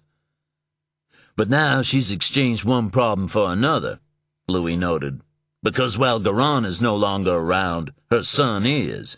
and Garon's absence could be viewed by Philip as a power vacuum. If he steps up, Mother might be reluctant to have him thrown from a great height. But would he be as reluctant when it came to Mother? Asked Parker. I think Philip could spend an afternoon throwing puppies from the top of the Empire State and only stop when his arm got tired. It's not the same as killing your mother. You need cold blood to do that. I wouldn't like to commit until we have Philip's DNA examined by a herpetologist. But if Philip hates his father and might not be averse to killing his mother, why'd he go to the trouble of bugging our cars? Asked Angel. Because Mother told him to, Parker suggested. Possibly, but that doesn't mean he had to do it. Let's assume the listening devices and GPS trackers were his idea, said Parker, because the possibility was interesting. Why would he be anxious to find out who might have killed his aunt and cousin, or caused his uncle to disappear? Because if it's something personal to do with Webb, Louis offered, then Philip could be next. But the possibility that Philip is Webb's son isn't common knowledge, because Webb kept himself so far in the background that only a handful of people knew for sure what he looked like. I mean, the first we heard of it was when we met Philip, saw his old man's picture, and joined the dots. So if it is personal, he's not the next one in the sights. Mother is. Then, said Louis, Philip, like a good son, wants to make sure nothing happens to his mommy. Or that something does. Families, said Angel with some feeling. Can't live with 'em, can't have 'em killed without complications. So we avoid Philip, keep Mother at a safe distance, and then go see Thea, the furniture-dealing psychic? Louis asked. The discount furniture-dealing psychic, Angel corrected. He's low rent. That's the plan, said Parker, in the absence of anything better. And what about Ross? Angel reminded him. What are you going to tell him? Everything. He's paying the bill. Even about Mother and Philip? Especially about Mother and Philip. Gonna bring down trouble on their heads, said Louis. You feel like that's a shame? Only because I won't get to watch. Maybe he'll send pictures. We can only hope. Chapter 48. Not only did Kirk and Sally Buckner discourage their fellow parishioners from entering their home, they rarely entertained at all. Their nearest neighbors, the Ferriers, could count on the fingers of one hand the number of times they had seen strangers come to the Buckners' door and actually be admitted for any length of time. The Ferriers were not particularly religious, beyond making an effort at Christmas because they both liked carols and enjoyed the decorations in St. Joseph's Catholic Church. Their 2 kids were raising families of their own and were no more observant in their faith than their parents. If the Ferriers, parents and children, believed in anything, it was that people should try not to be assholes most of the time. End of lesson. But even bearing that principle in mind, David Ferrier found it hard to warm to the Buckners. Oh, they were friendly enough and didn't do anything that could give cause for complaint. They weren't holding wild parties and kept their home and yard well looked after. Kirk designed and maintained websites, and Sally made fancy cakes and pastries that she sold to some of the stores, cafes, and restaurants in town, as well as taking special orders for birthdays and other celebrations. Ferrier had learned to identify her creations by sight, just so he wouldn't accidentally ingest them. Etta, Ferrier's wife, thought he was nuts. She figured he had too much time on his hands and should never have retired as early as he did. She also believed that he was too reclusive, and if he took the time to socialize a bit more and involve himself in the institutions of the community, then he might not find cause to judge others so easily. It was true that Ferrier liked his own company, admittedly a little too much, but there was a lot to be said for a man's capacity to be comfortable while alone, and Ferrier was never bored or lonely. There were books to read, movies to watch, poetry, okay, bad poetry to write, and walks to take with his dog. As things stood, he barely had enough hours in the day to fit in all this important stuff without getting distracted by damned meetings and committees. He had enough friends for his needs, 4, 2 of them close, and he wasn't about to start auditioning more at this stage in his life. He actively disliked very few people, and most of those were lawyers, politicians, golfers, and preachers. So locally, it was really only the Buckners who set his teeth on edge, and if a gun had been put to his head and the hammer cocked, he still wouldn't have been able to explain why. His wife might have thought him an old curmudgeon, and in that she wouldn't have wanted for company. But David Ferrier was an observant man, and something of a student of humanity, even if only from a distance. He'd been a good accountant and a stickler for detail. He could tell a lot about people from how they managed their money, and Ferrier had spent more than 40 years examining the financial minutiae of the lives of others. He'd like to have seen the Buckners' accounts, because he was certain they'd be clean and neat, without a single detail amiss to bring the IRS to their door. This would be in character for them, because that was what Ferrier was convinced the Buckners were. Characters. Facades. They were playing roles. Their smiles never lit up their eyes, and they were always watchful. He also caught a dissonance in their interactions with each other, a kind of emotional and physical distance that made him wonder about the nature of their relationship and the state of their marriage. He didn't doubt that they were clever. The town was small enough for Ferrier to have learned how they'd managed to secure themselves a position of authority and influence within their own church without appearing to have tried too hard to do so. And that was no easy trick to pull off. But clever wasn't the same as honest. Ferrier had tried researching the Buckners on the internet, but hadn't come up with very much. Some links to Kirk's website, and the same for Sally's. He couldn't discover where or when they'd tied the knot, or even where they'd come from before settling and turning leaf. He'd tried raising it once with Kirk, just in passing, shortly after the Buckners first moved into the neighborhood. They'd both found themselves working in their yards on the same warm day, and Ferrier decided to offer Kirk a cold soda as an opening gambit. The conversation didn't last long, just enough time for Kirk to down his soda and exchange some observations on the weather, and all Ferrier could get out of him on the subject was that Kirk and his wife had moved around a lot. "You know," said Kirk, all smiles and dead eyes, "like free spirits." "Hippies," Ferrier offered. "Nah, not for us. Don't like pot and never could listen to the Grateful Dead for long." Kirk scrunched up his empty soda tin and tossed it over by his front door to pick up later. "Thanks for that," he said. "Gotta be getting back to work. This lawn won't mow itself." He flipped the switch on his mower, and it growled to life. Ferrier continued sipping his soda, but didn't move.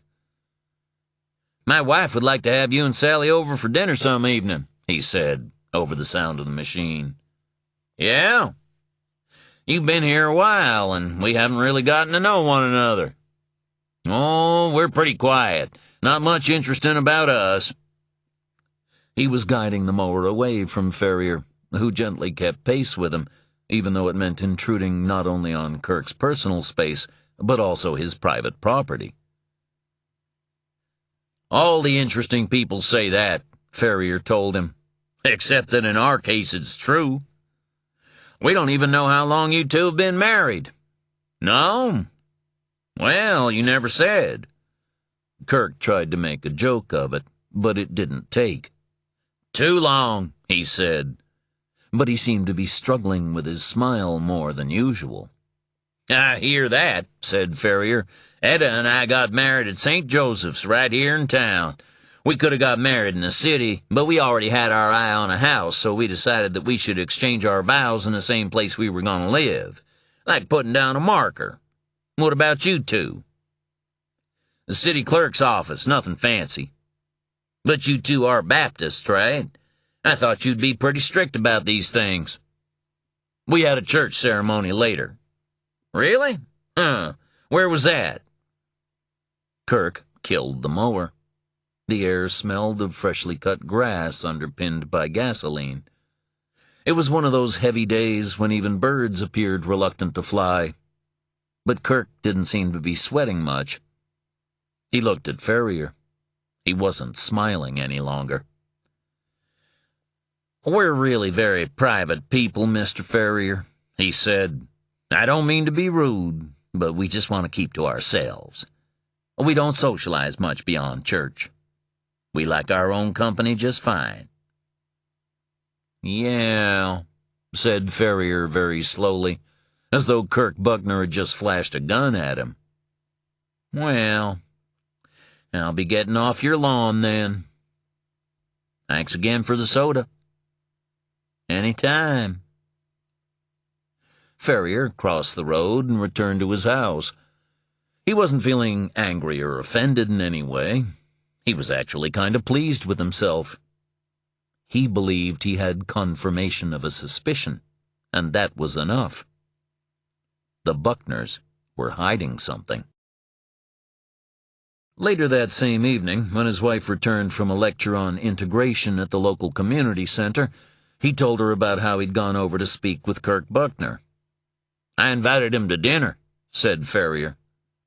If his wife didn't quite keel over with shock, she still paused in the act of adding hot water to a herbal tea bag, just in case she burned herself, and considered her husband with surprise. You did what? I asked him and his wife to dinner. Did aliens come and abduct my husband while I was away? Asked Etta. She raised a fist and shook it at the ceiling. Damn you space monsters, bring him back. Very funny. What did he say? He avoided the invitation. Were you rude about it? How can I be rude about an invitation to dinner? I don't know, but if anyone could, it's you. I wasn't rude. He told me they were private people who wanted to keep to themselves. He didn't run me off his property, but he came close. And why would you have asked them to dinner? I can't even get you to take me to dinner. Just curious, I guess. Oh, David. What? You wanted to pry into their affairs. What else did you ask him? His shoe size? How often he goes to the bathroom? You really are something, you know that? I only wanted to know where he got married, and, when. Jesus, I'll have to apologize to them both next time I see them. For what? For being married to you. She took her mug of tea and stormed out. I only asked him to dinner, said Ferrier. But there was no one to hear him except Slipper, their basset hound. Slipper looked at Ferrier. Ferrier looked at Slipper. I was trying to be polite, said Ferrier. Slipper closed her eyes. Across the street, Kirk had stood by Sally's bed and told her about his conversation with Ferrier. It's natural that he'd be curious, she said. We're his neighbors. I don't like him. You don't have to like him. You only have to tolerate him. I think he's been trying to find out about us. Let him. There may be gaps, details we'll have to lie about. Then we will. You don't understand. It's harder now because of the internet. Don't speak to me like I'm an idiot. She turned her attention from him and back to the book she was reading. It was one of those Oprah novels, the kind he always avoided. I'm sorry, he said. I didn't mean to suggest anything of the kind, but Ferrier was prying. I'll speak to his wife. She seems okay. Right. He lingered at the door. You want me to stay? He asked. She didn't even glance up. I think I'll just read for a while longer before I go to sleep. I have a big order to prepare in the morning. Kirk turned away, closed the door behind him, and returned to his room. We don't exist, he thought. There is no Kirk and Sally Buckner. We are already ghosts. Chapter 49. The collector did not head north to Maine and Parker, but south, back to his refuge in Delaware. It was compromised, this final lair, this sanctuary. Parker had tracked him down to it, but he was alone in doing so, and showed no inclination to share his knowledge of the collector's whereabouts with others. This, at least, was good. The collector had no desire to sell the house and try to move on again. Not yet. His father, the lawyer Eldritch, was growing frailer. He had appeared to rally for a time after the injuries he sustained during an attack on his old offices back in Massachusetts. But that upturn had been followed by a gentle decline. He now slept for most of the day, and often struggled to recall names and details from old cases. Consequently, his efforts to reassemble his destroyed records from memory had ground to a halt. Without his vocation to spur him on, Eldritch seemed to have given up. His eyes, once clear and bright, were now yellowed and rheumy. He no longer shaved every morning, and had dispensed with the neckties that had previously finished off the careful assemblage of his wardrobe. Even were he considering moving locations, the collector would have been reluctant to do so for fear of the effect such an upheaval might have on his father. But in Eldritch's moments of lucidity, his former powers were revealed, even if his flawed file on Routh had given only a hint of the dead man's singularity. The more his father uncovered about Routh, the more ultimately unknowable the man appeared to be. There was his elusiveness, his impenetrability. He had not been as easy to read as so many others that the collector had punished. Perhaps the fault did not lie with Eldritch. Perhaps there was no fault at all. Routh was simply unusual, and if the collector required further proof of this, then it lay in the reaction of the Hollow Men. They had not wanted to touch this one. They had no desire to welcome him into their number. Routh bore some deeper, odder taint that now made his past worthy of further investigation. In the quiet of his study, his father dozing in a chair in the next room, the TV silently broadcasting inanities, the collector went back over the Routh material detail by detail. But by the end of the process, he had merely confirmed what he already suspected. Don Routh had, for decades, managed to hide an innate strangeness from view, and in death had left no clues, or none that the collector could follow. The afternoon light was fading, and darkness was rousing from its slumber. He heard a sound from behind. Eldritch laid a hand on his son's shoulder, like a bird alighting. "What are you doing?" Eldritch asked. "Thinking about this man." The collector gestured at the file, and his father stooped to view the picture attached to it, because he was not wearing his spectacles. "Ralph." "Yes." "Where is he now?" "Dead." "You did it?" "Yes." "Then why should his file be on your desk, and his fate on your mind? He is gone. Done with." "He was different." "How? Don't tell me you're feeling regret at his passing." "Only that I did not interrogate him before he died. Except I don't believe he would have told me anything, even under the knife. He was hiding a secret. He'd been hiding it for most of his life, I think."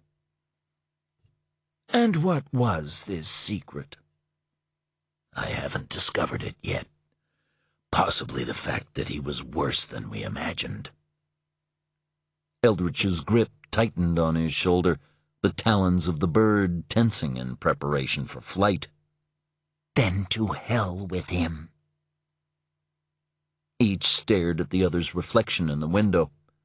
Snow lay heavy on the lawn, the bare branches of bushes poking through in places like the browned fingers of buried men. "I'm dying," said Eldritch. "I know." His tone betrayed no feeling. "You've never told me."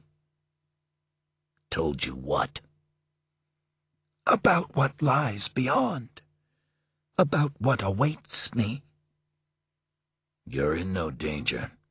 You'll sleep, and when you wake, you will be transformed." "Will I remember?" "Only if you want to." "I don't think that I do. Or not this." And the collector knew he meant all that they had done, and the taking of lives in which Eldritch had conspired. "I don't want to forget your mother, though. I don't want to forget everything." "And me?" The silence that followed was broken only by the rattle and wheeze of his father's breathing. "I treated you like my son." "Am I not your son?" "My son died. You took his place. You wore his skin, spoke in his voice, looked at me with his eyes. But you were never my boy. You were a changeling. You raised me. I called you father. If I was not the son you might have had, then I was at least a son." "I suppose that's true. Whatever the facts of it, there's no point in arguing about them now. I'm hungry. There are cold cuts in the fridge. I'm going to make a sandwich. You want one?" He did not, but heard himself say that he did.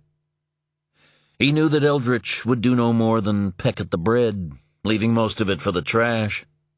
He was eating so that his son would eat, and his son was eating so that the father would eat. If it was madness, it was of a gentle character. "Then I'll take care of it," his father said. He moved away, his reflection fading, but he stopped before it vanished entirely. "You were a good son," he said. "I could not have asked for better."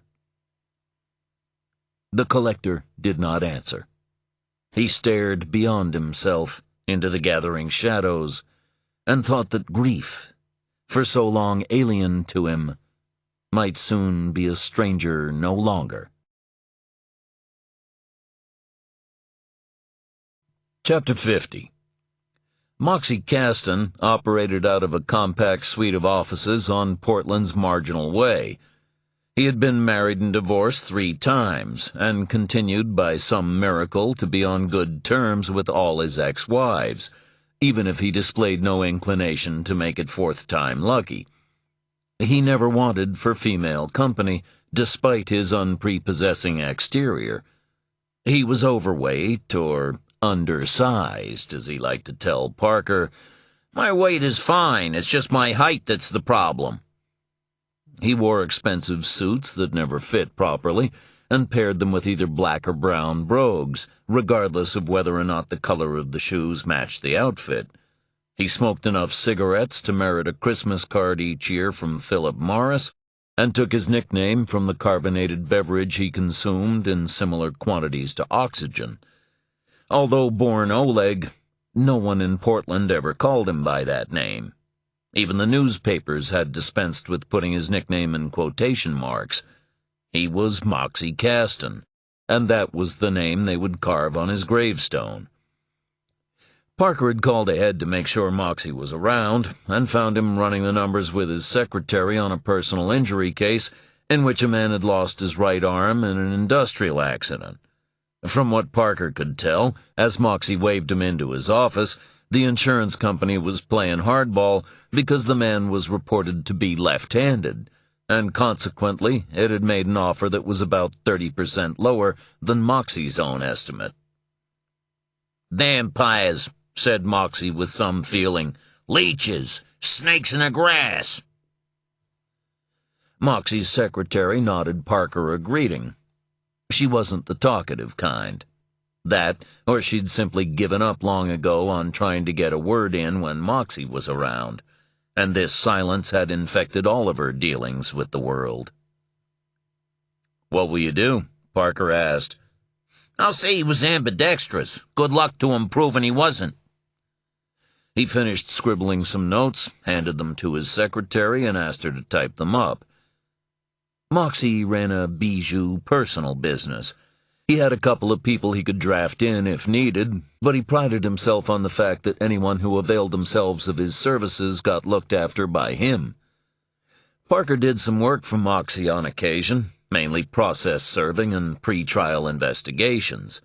Moxie paid well and on time. When he died, the people of Maine would have to club together to erect a statue in his honor, if only to remind themselves and the majority of his profession that you didn't have to be a jerk to be a lawyer.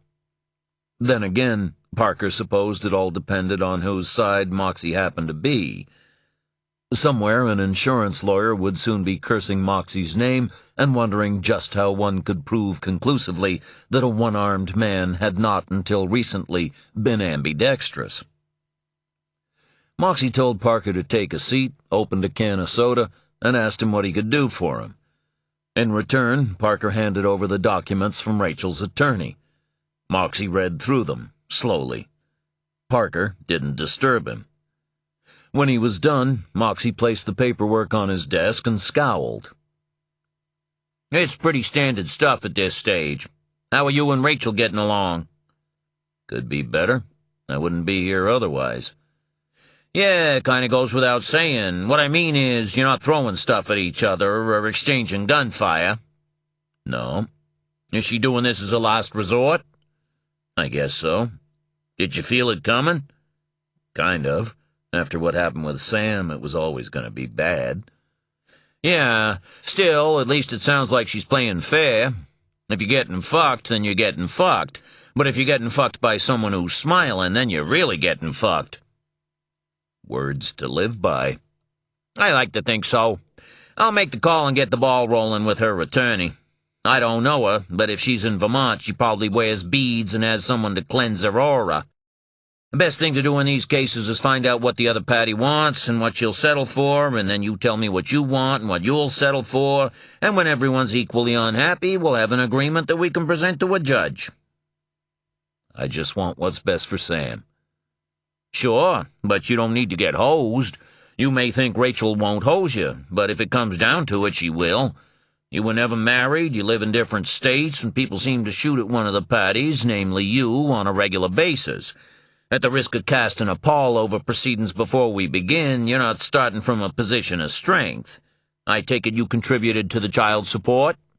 "Yes." "Was it a formal agreement?" "No. Rachel and I decided it between ourselves." "You keep records?" "No." "Damn." "She won't lie about it." "You sure?" "Yes." "You got stubs, copies of cashier's checks, anything?" "I told you Rachel won't lie." "I hear you, but just find what you can and pass it along to me, okay?" "Okay." "In the meantime, take a few days. Think about what you really want out of this, your daughter's happiness aside." Parker opened his mouth to speak, but Moxie held up his hands to quiet him. I know, you want what's best for her, but if you aim to crucify yourself, find another lawyer to hammer in the nails. I'm not in the business of facilitating the creation of matters. That's why I'm telling you to let this sit for a while and figure out what you can live with. For now, try not to shoot anyone, and if anyone looks like he's going to shoot at you, ask him not to until we've been before a judge. You staying around town?" "I may have to leave for a couple of days." Parker told him about his meeting with Ross and the investigation into Jacob Eklund's disappearance. Moxie, thanks to his work on the contractor agreement, was one of the few people who knew of Parker's arrangement with Ross, and he didn't like it. "Have I told you I don't like it?" he said. "About 1,000,000 times." "Then I'm telling you again. This won't end well. You think you're using Ross, and Ross thinks he's using you. That requires a delicate equilibrium for both parties to remain satisfied, and that equilibrium is never going to be sustainable for long. It's like a marriage. I can see now why you're thrice divorced. Thrice? Jesus, who are you, William Shakespeare? Whichever attorney let you sign that contract should be ashamed of himself. I'm not sure he has that capacity. Really? I like him more already. Parker stood to leave. They shook hands. We'll get this thing with Sam worked out, said Moxie. I promise. I trust you. And I know that it sucks. No one ever wants to end up in court arguing over a child. If we can find a way to avoid that, we'll both have done a good day's work. See you around, Moxie. Parker left and closed the office door behind him. He was almost at the lobby when Moxie's door opened again. Hey, did I ever tell you that you shouldn't have made that deal with Ross? Parker drove up to Middle Street and found a spot near Bull Moose. The store had expanded and now seemed to have more space for DVDs and Blu-rays than before, although the CD racks had stayed pretty much the same, and there was more vinyl. Whatever the balance, Parker was just glad to see a business that was still thumbing its nose at the death of the record store, and appeared to be doing okay out of it. He even liked the smell of the place, a funk of paper and plastic. He dropped enough money to feel that he was helping the cause, then headed over to Arabica, bought a coffee, and took a seat in the raised area at the back of the cafe. He was alone. He watched the cars go by on Spring Street. He thought about Sam. He remembered the night Rachel told him she was pregnant, how he had held her until she slept, almost overwhelmed by feelings of gratitude and fear. He had lost one daughter, and had never imagined being the father to another. Now his life, in ways that he could not entirely explain to another, revolved around Sam. He was glad to be leaving town. It would distract him from his personal problems. He still wasn't angry. That at least gave him some satisfaction. Getting angry wouldn't help. He finished his coffee and got up to leave. The floor felt thin and hollow beneath his feet, as though it must surely disintegrate if more weight were placed on it. Below it, below everything, was only darkness. Darkness and the creatures that moved through the honeycomb world. Chapter 51. Philip watched Mother pour herself another cup of tea. When she eventually died and the flesh rotted away, he believed that her revealed bones would be stained brown. He loved his mother. He hated his mother. Although not as much as he hated his father.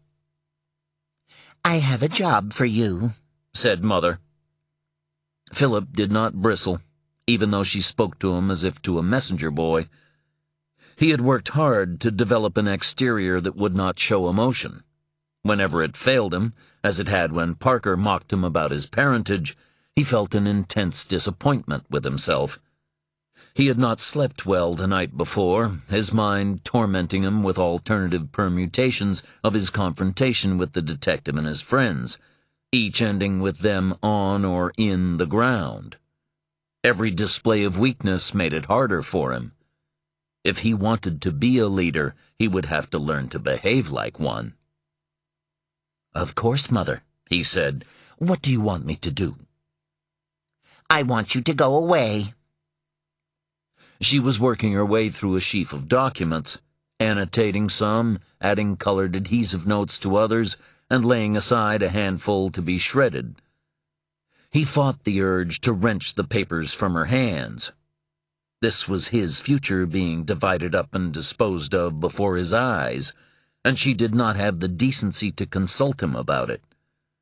She even appeared to take a certain pleasure in making it clear that she was excluding him from these decisions by working while speaking with him, when she could just as easily have taken care of business matters in the privacy of her own small office. But now Philip was confused.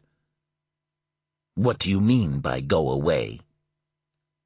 "I'm concerned that the final disposition of The pause was barely perceptible, but Philip had spent too long in his mother's company not to notice.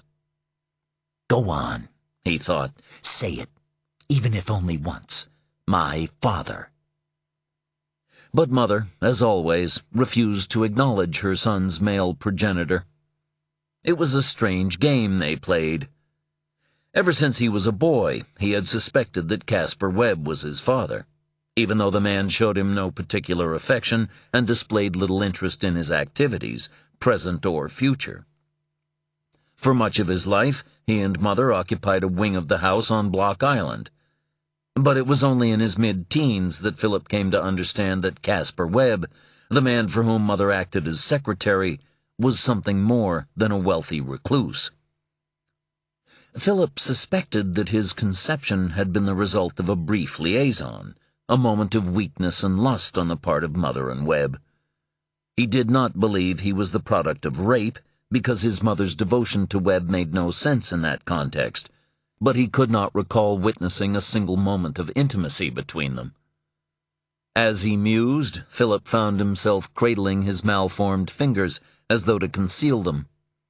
They were, for him, an outward manifestation of his blighted pedigree, a physical symbol of his failure. He would sometimes catch Webb glancing at them with disgust, or perhaps this was just a trick of Philip's mind, a justification for the actions that followed. Webb had remained a distant, aloof figure in Philip's life until right at the end, when his illness restricted his movements and he chose to relocate from Block Island to these apartments in the jewelry district, where he soon became bedridden and numbed by medication. Although a roster of nurses maintained a near constant vigil and doctors visited, most of his care devolved to Philip's mother, and on occasion to Philip himself, who would take his turn at the old man's bedside. By the end, Webb was being fed oxygen through a mask and was conscious for only a few minutes each day. Death would be a final small step, a simple transition from being to nothingness. So Philip helped him on his way.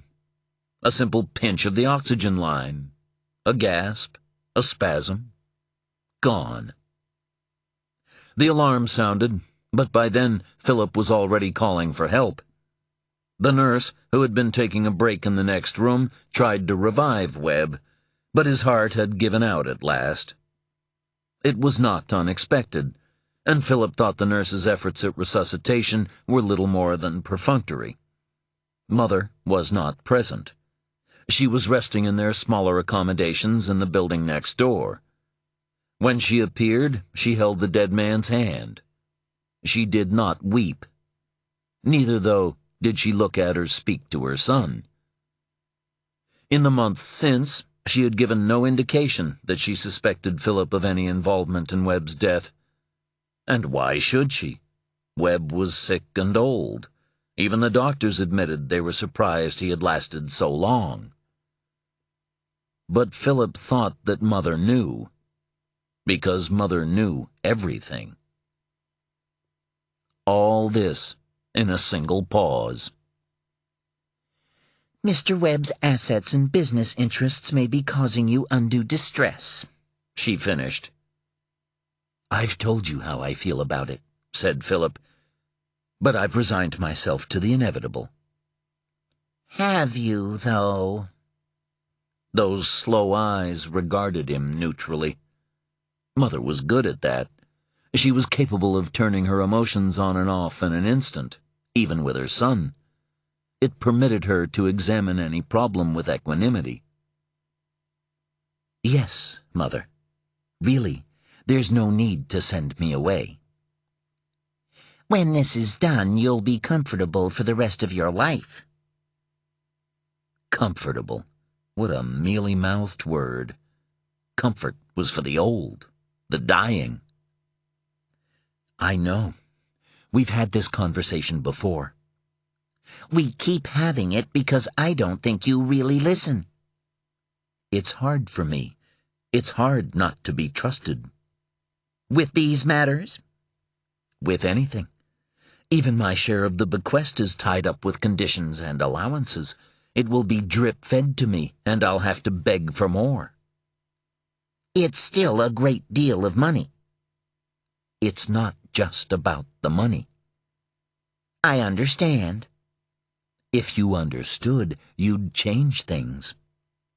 My hands are tied. How many times do I have to say it? There are legal stipulations. Mr. Webb's will was very clear on his final wishes. That's not entirely true, Mother, and you know it. Many of the business interests under discussion are not legal at all. And there it was, over and over. An empire was being cast to the wind, and with it Philip's dreams of becoming an emperor. Philip, I love you, but you are not Caspar Webb. I have his blood. Mother winced. What you have, she said, is ambition. You've seen what I can do. She had. She could still remember the summons to the warehouse, and Philip standing before the dangling figure of Terry Nacum, Vincent Garron's wingman. Mother had ordered Garron's death, because Garron was plotting against her. Nacum should have fled when Garron died. Mother would not have pursued him. Instead, Nacum stayed around, which suggested he might be of a mind to cause trouble. Mother had instructed Philip simply to find Nacum, not to excoriate him. The vision of her son, stripped to the waist and mired in gore, a filleting knife in his right hand, while what was left of Nacum pulsed redly behind him, had come close to threatening her own sanity. But it was the look on Philip's face that remained with her, and returned in the depths of night. It was the expression of a child expecting to be praised for an act of destruction. Look, Mother, see what I have made. And yet she had stayed to watch him finish his work.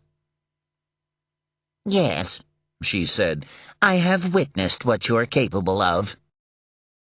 I'm harder than you think. I can be ruthless. Ruthlessness and savagery are not the same thing. I can learn. Philip, enough. It is decided. You have a choice. Stay and be silent, or leave until all this is done. You can go anywhere in the world. You'll travel well. I'll make sure of it. Take Eric with you. Of the men who remained, Eric Lestrade was the most loyal to Philip. They were of similar age and temperament. In Philip's disturbed mind, clogged with imperial visions, Eric was Hephaestion to his Alexander. I would be happier to remain, Mother, if it's all the same to you. It's not, but have it your way. And let this be the last of it. She returned to her papers. Philip allowed some minutes to go by, if only to ensure that he had his emotions under control. His eyes were warm, and he knew his voice would crack if he spoke too soon. Only Mother could do this to him, reduce him to the level of a child. Eventually, when he felt certain of his self-possession, he said, "What about Parker?" What about him? I made him an offer, and he turned it down. He will do what he has to do. If it serves our ends, so much the better. I don't like him, or his friends. Mother did not look up as she replied, but Philip did not need to see her face. The mockery in her tone told him all he needed to know. I would keep that opinion to myself if I were you, she said.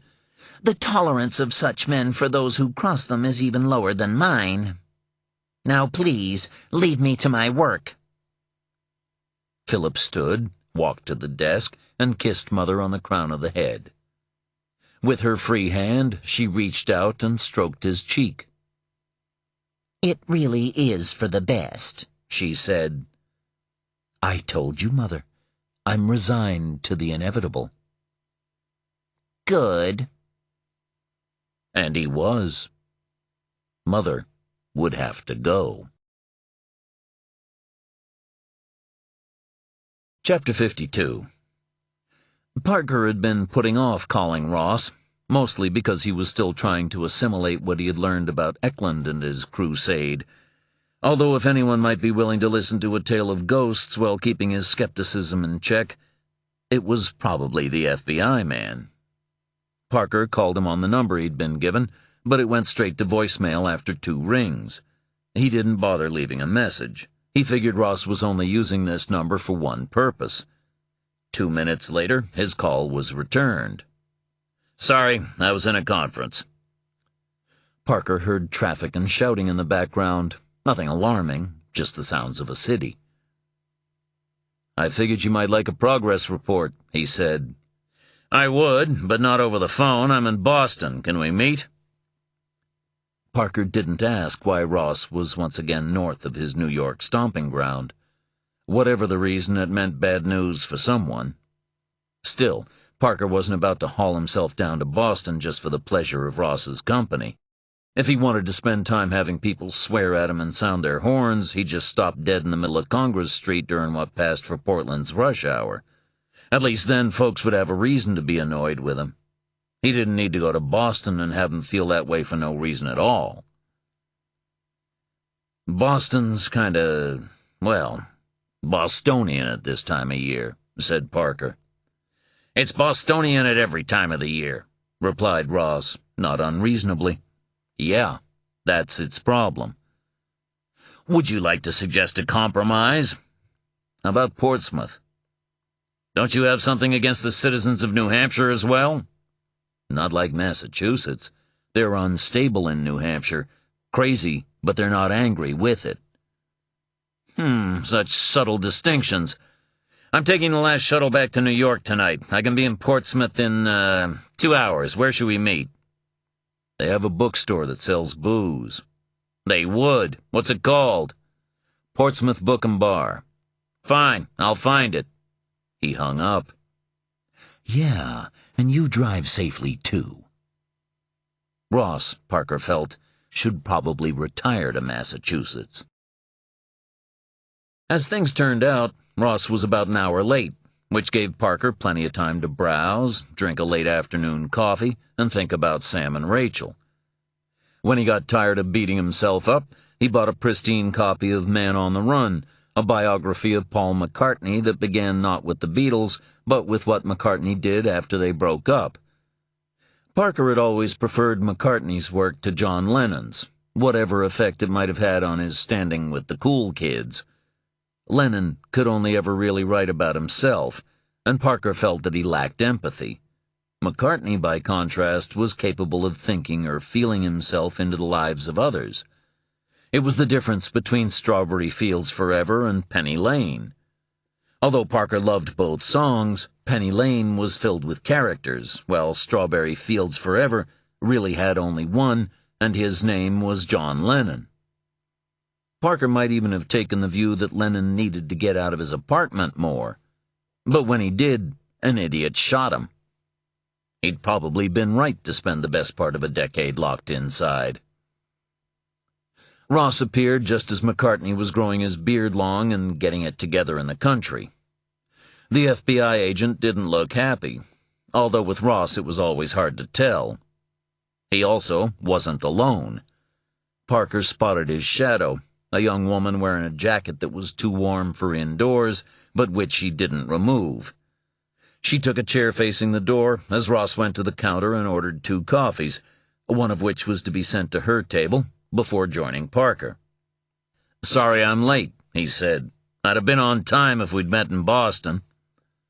Parker closed his book. Ross pointed a finger at it. "I always liked John Lennon more." "It figures," said Parker. Ross didn't bother asking why, which Parker put down to his innate solipsism. "What's with the escort?" he asked.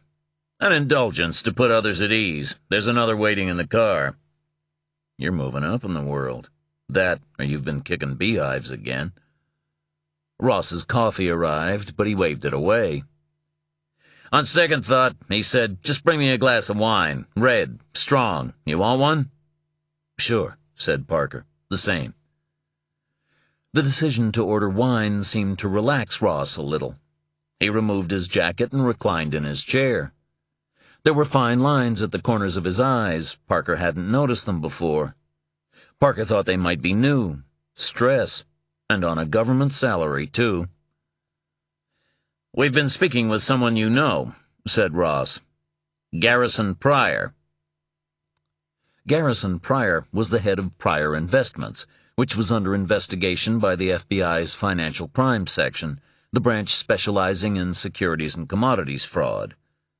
More interestingly, Ross and Parker both believed Pryor was the bagman and intermediary for a group of individuals known as the Backers, men and women who were directing the hunt for the buried god. Of course, Parker guessed Ross had neglected to share the more esoteric and arcane of his suspicions with the FCS, and had instead found sufficient justification elsewhere for them to take an interest in Pryor. The actions of the FCS had begun as an attempt at Ross's instigation to increase the pressure on Pryor in the hope of forcing him to turn informant. That was as much as Parker knew. But he was aware that Ross was deliberately piquing his interest, because Ross never revealed anything without a purpose. And how did that go? "As of this afternoon, he's under indictment." On what grounds? "Certain of his company's transactions did not stand up to the scrutiny of the Financial Crime Section." This didn't surprise Parker. His own late grandfather had been the most honest man he'd ever known, an individual of utter moral probity, but the FCS would still have found a way to make him look like a crook. How did he react? "His lawyers beg to differ with our assessment. They're stonewalling." Then it looks like you're in this for the long haul. "Our investigations are ongoing." I'm sure they are.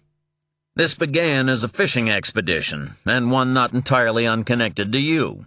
But it seems that the hook has snagged on something." Ross had used the gun attack that left Parker fighting for his life to increase the pressure on those with reason to want him dead. Parker might have been more touched had it been an act of genuine concern instead of an excuse to flex some federal muscle. Snagged on what exactly? "That remains to be conclusively established. Let's just say it caught on Pryor, and he's starting to squirm. He's vulnerable, whatever his lawyers may say." The wine arrived, a good cab sauv. Ross didn't bother with a toast or even a raising of his glass, but just dived in. Parker thought he caught Ross's minder gazing a little enviously at him over cappuccino. "Is Pryor on your list?" Ross asked, once he'd surfaced again. "No," said Parker. "Pryor isn't on the list." "You really should consider handing it over to me." "I have considered. I decided against it." "You still believe you'll find something we can't?" "Maybe I just like frustrating you." "That possibility grows more likely with each passing day. If you do find the name you're looking for, be sure to scribble it on a note and paste it to the back of your refrigerator so we can discover it when you're dead." "I'll do that. Is the Pryor business while you're traveling with armed company?" "As I told you, it was at the insistence of others." "You really think the Backers might come after you over Pryor? It'd be a big step, killing a federal agent." "The people we're looking for are not typical." "So I'm taking my life in my hands just by being in your company?" "Now you know how the rest of humanity feels around you." "Funny. While I'd hate to write off killing you as a solution to anything, it would be easier for them just to get rid of Pryor." "That possibility had crossed my mind." "Pryor's too, I'll bet." "We did raise it during our discussions with him. His shit-eating grin barely faltered." "He does have a shit-eating grin now that you mention it. Do you think he knows something you don't?" "A great deal, I imagine, but he's prepared to try and wait us out. A case like this could take years to go to trial. Who knows what might change during that time?" "I take it you have some ideas." Ross drank more of his wine. Music played softly in the background. Through the window, Parker watched the breeze carry snow from the roofs of buildings and deposit it on the unwary passing below. "If Pryor doesn't break," said Ross, "then perhaps I'll threaten to cut him loose. All charges will be dropped." And I'll let it be known through unofficial channels that he has been cooperative, and is planning to be more cooperative still. I may prevail upon you to share with us some more names, ideally those with a connection, however peripheral, to Pryor's line of work. We'll begin squeezing them. Which, in turn, will squeeze Pryor.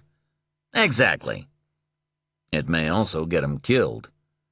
That's a risk that he and we will have to take. I think you just like tethering goats. Well, be sure to tell me when your rope begins to chafe. My lawyer thinks I should never have made that agreement with you. Mr. Caston? I spoke to some of our legal people who were forced to deal with him. They're hoping to recover from the experience sometime soon. He'll be pleased to hear it. I presume he has also warned you of the ultimate consequences of not surrendering the list, said Ross. The backers and those in league with them will eventually realize you're in possession of it. The ones you've picked off will form a pattern, and it will be noticed. They're not stupid. When that happens, they'll come for you. If you're lucky, they'll just kill you. I remember. Note, back of refrigerator. Parker tried his own wine. It was good, but he didn't plan on finishing it. Just a taste was enough. He wanted to keep a clear head. You're still not getting the list, he said. I will, eventually. Over your dead body, but I will get it. Parker raised his glass. To a long life, then, he toasted, but Ross conspicuously failed to respond in kind. Instead, he said, Tell me about Eklund. Parker gave Ross what he knew. First, Eklund's obsession with a series of alleged manifestations of figures that might or might not be linked to the group known as the Brethren, and Eklund's belief that these sightings were in turn connected to murders dating back to the 19th century. And second, the discovery of Claudia Sansom's body 3 years after her disappearance, and 3 years older than when she'd vanished, with the concomitant mystery of where she had been during the intervening period. The rest of Eklund's caseload is pretty much what you'd expect, said Parker, which doesn't mean there might not be aspects of it capable of causing resentment. He took on divorce work, fraud investigations, embezzlement, skip tracing.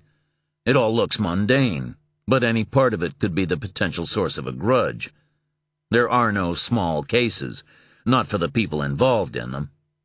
But Eklund was fixated on the Brethren, and the Sansom woman's file was on his desk when we searched his house, so he'd obviously returned to that recently. Ross didn't take any notes. He didn't need to. In Parker's experience, Ross had a good memory for bad news. Could the two cases be related? There's nothing to suggest Eklund thought so, and he was meticulous in his research. So, how do you propose to proceed? He asked. I'd like to talk to Oscar Sansom, if only because he's just a few hours' ride from here. It makes no sense to start chasing old ghosts farther afield before trying to establish if the clue to Eklund's disappearance lies with the Sansoms. Agreed, said Ross. Anything else? There is one other detail relating to the Brethren, said Parker. Hardly worth mentioning, really. Why do I feel that you've been saving the best until last? Go on. Guess whose brother turned up in one of the Eklund's case files? You have me on tenterhooks. Casper Webb's. Ross's eyes widened minutely in a manner that Parker could only think of as satisfying. Maybe you need to order another glass of wine, said Parker, while I tell you about Mother. Chapter 53. Sam was searching for a stapler. She was putting the finishing touches to a school project on mountains, which involved collecting photos and maps and adding drawings of her own alongside whatever facts and figures she and her grandfather assembled from books and the internet. Her grandfather had enjoyed the project more than Sam, who thought it was kind of dumb. She was supposed to be working on it with Stacy Mayer, but they fell out over who got to write about Mount Everest. Their teacher, Ms. Howard, decided with Solomonic wisdom, or that was how Sam's grandfather described it once the nature of the rift became clear, that the two girls might be better off working alone, and both could include Everest in their projects. Sam believed that Stacy Mayer should have been prevented from any involvement with Mount Everest due to her being a dork, and had set out to provide the final word on the mountain. The result was that her project now consisted of 10 pages on Everest and a couple of paragraphs on various peaks of lesser interest. She wasn't allowed in her mom's office without permission, but her mom was out with Sam's grandmother. Her grandfather was taking a nap, and Sam really, really wanted to get the stupid project finished so she could play games on her iPad. She knew where her mom kept the stapler anyway, so it wasn't a big deal. With her project under one arm, she opened the correct drawer, found the stapler, and was about to get to work when her eye was caught by her name on a letter poking from a file on her mom's desk. She put the stapler down and checked instinctively behind her to make sure that her mom or anyone else had not mysteriously manifested in the room without her noticing, before pulling out the paper. The letter came from a law firm. Sam didn't understand a lot of the words, but she didn't have to. She knew what custody meant, and she kinda knew what restrict and access meant, too. She looked at the letter for a while longer before returning it to the file. Then, quietly, calmly, she stapled her project, put the stapler away, and left the office, closing the door behind her. Back in her room, she sat on the edge of her bed, her chin on her hands, her face turned to the smaller of the two windows. Her grandparents had ordered it made especially for her. It was clear in the center, but the edges were stained glass squares of various colors, and as the sun moved through the day, it cast beads of variegated light along the walls of her room. Sam stared hard at the window, and one by one, the panes of glass began to crack. Chapter 54. The first of the vehicles started arriving at the Buckner house shortly after 4 p.m. It was a freezing day, and few people were outside. Had a photograph captured the sky and the houses below, it would have been impossible to tell if one were looking at a picture of summer or winter without recourse to a glimpse of bushes and trees, because a flawless expanse of blue stretched across the horizon. But step outside, and the answer would immediately have presented itself. The air was painfully cold, the chill rendered more agonizing still by a wind that appeared to direct itself with particular ferocity at the nose, the ears, and the fingertips, and caused eyes to water in a simulacrum of grief. David Ferrier, being a sensible man, was not outside. He was sitting at his desk, trying to remember which sonnet-rhyming scheme was Petrarchan and which was Shakespearean. He could just have looked it up on the internet, but that would have been an admission of failure. Also, like many who considered themselves cerebral individuals, he lived in fear of losing his memory, although his physician had advised him not to be overly concerned about forgetting facts and names, and he should begin to worry only if he stopped noticing that he couldn't remember them. If, in essence, he forgot that he was forgetting. Ferrier didn't bother to point out the logical flaw in this particular piece of advice, since he was sure that Dr. Sear had spotted it long before now, and if he hadn't, then he had no business advising anyone on anything.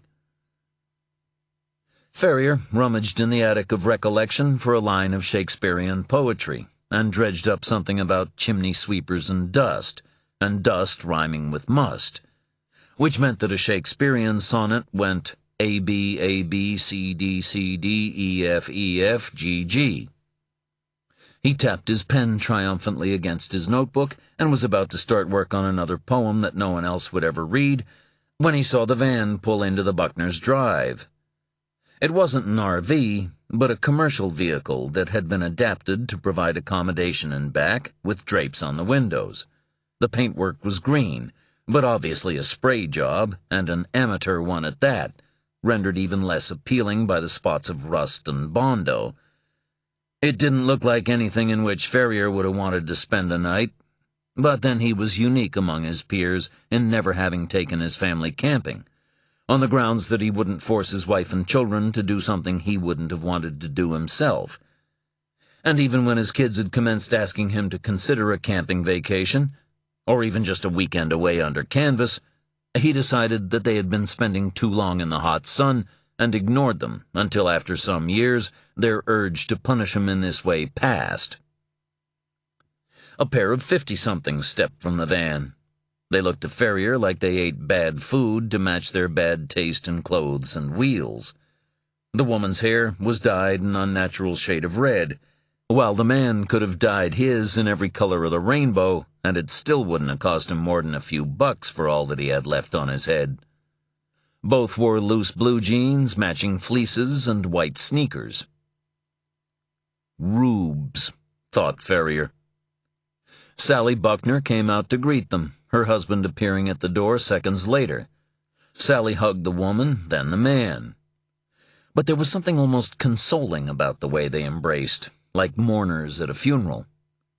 Sally led them inside, one arm around the woman's waist, or as much of it as she could encompass, which Ferrier reckoned was about 50%, give or take. Kirk shook hands with the man, kissed the woman on the cheek, and the door closed behind them, although not before Ferrier caught Kirk glancing over in his direction, even though the net drapes helped conceal anyone inside the Ferrier home from view. All thoughts of poetry were now set aside, not only because this was one of the rare times Ferrier could recall seeing anyone enter the Buckners' home apart from the couple themselves, but also because he'd always taken Sally for a cold fish. He found it hard to imagine her letting Kirk anywhere near her body, even fully clothed, never mind anyone else. Yet here she was, hugging and touching someone, and, hell, acting almost like a regular human being. Over the next hour, 3 more vehicles arrived at the Buckners. 2 of them disgorged couples, both in their mid-40s. From the last emerged 3 younger people, 2 girls and a guy, who might have been siblings. More hugs, more handshakes. It was a regular outpouring of emotion. Just as the kids were about to head inside with Kirk and Sally, Ferrier's wife turned onto the street in her Subaru. She stopped and rolled down her window, and she and Sally spoke for what might have been a minute before Etta moved on and parked in the drive. Her husband was waiting for her when she entered the house. "What's all that about?" he asked. All what? "The thing with the Buckners. Are they having some kind of party over there?" She bristled.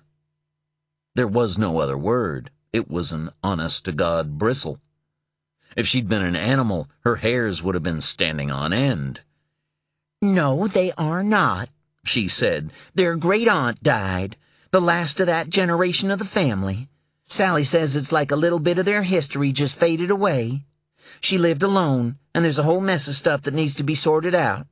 She's called her kin, or the ones who live near enough to make the trip, to mourn the old lady together and figure out how to get started on what needs to be done. A party. God, I hope you're even just a little bit ashamed of yourself. Ferrier wasn't, but he composed his features into a semblance of contrition, if only for a quiet life, and said that he was sorry. His wife's response was, "Huh," which spoke volumes. She went off to gather together a selection of cookies, wine, candy, and whatever else she could lay her hands on to give to the Buckners. Ferrier watched her bustling around. "Why are you giving them cookies? The woman's a damn baker." Oh, keep quiet.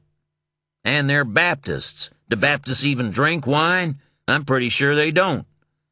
I'm warning you. Ferrier returned to his desk and looked out at the assembled vehicles. He wasn't an unreasonable man, or an entirely insensitive one, but he still couldn't bring himself to feel anything for the Buckners or their rube relatives in their time of loss. He was still standing by the window when his wife appeared and placed a basket of provisions right on top of his poetry notebook. "Hey," he said, "watch what you're doing." No, you watch. I'm sick of this. The Buckners have done nothing to offend you but mind their own business. You're a nosy, uncharitable man. But I'm going to give you this chance to redeem yourself in my eyes and prove to the Buckners that you're not a complete jackass. You bring this basket over to them and offer your sympathies like a decent human being." Ferrier knew better than to argue with his wife when she was in this kind of mood. Slipper appeared at the door and began barking.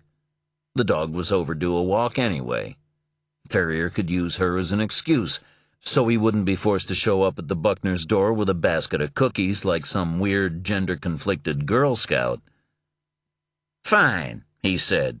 "I'll go." His wife turned on her heel and left him to it. Kirk Buckner looked surprised to find Ferrier on his doorstep, and Ferrier could hardly blame him. Since the whole Soda Lawn incident years earlier, they'd managed to be civil to each other, but not much more than that.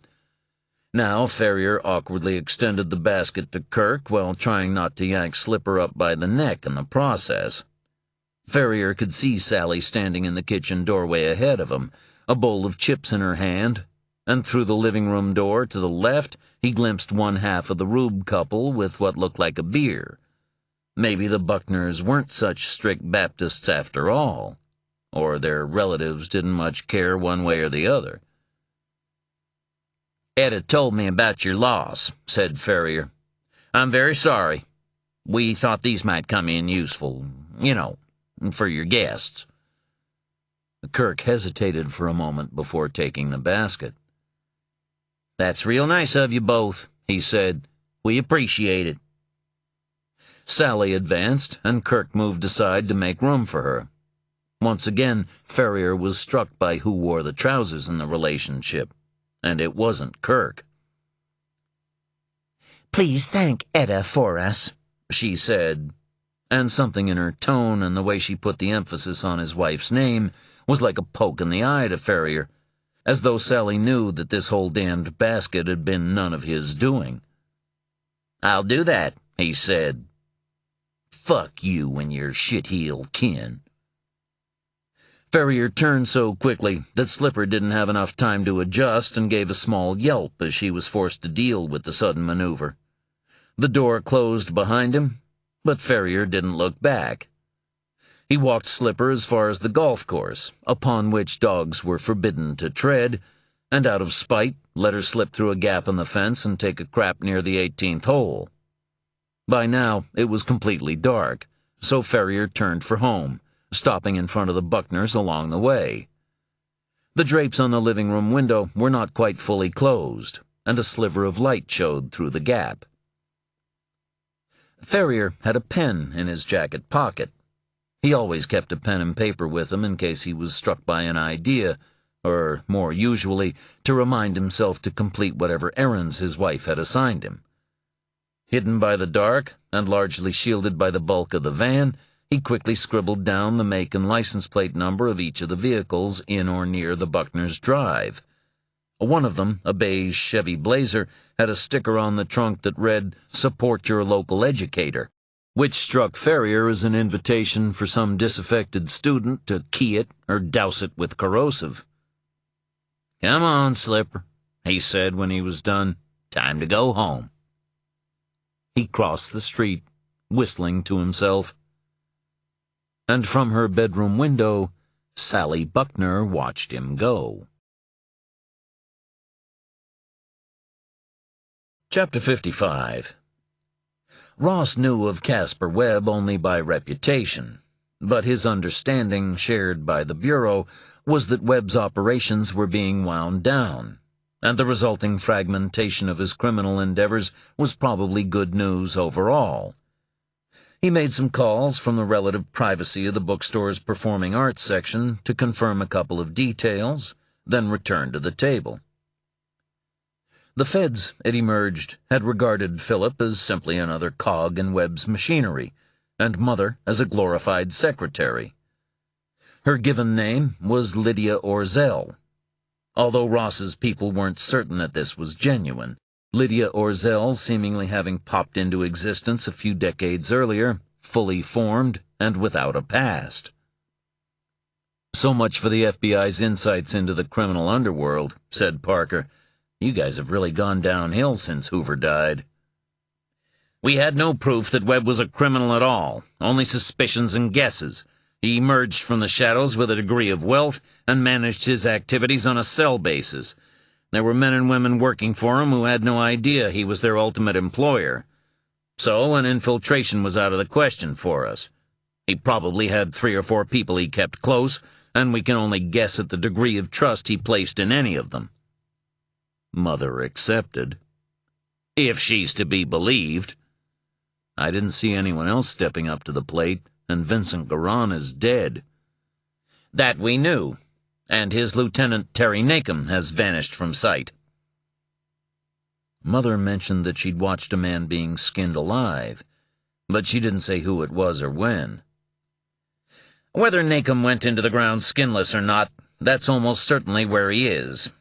Both men had eyes on Webb's throne. With them out of the way, Mother has a clear run to act as she deems fit.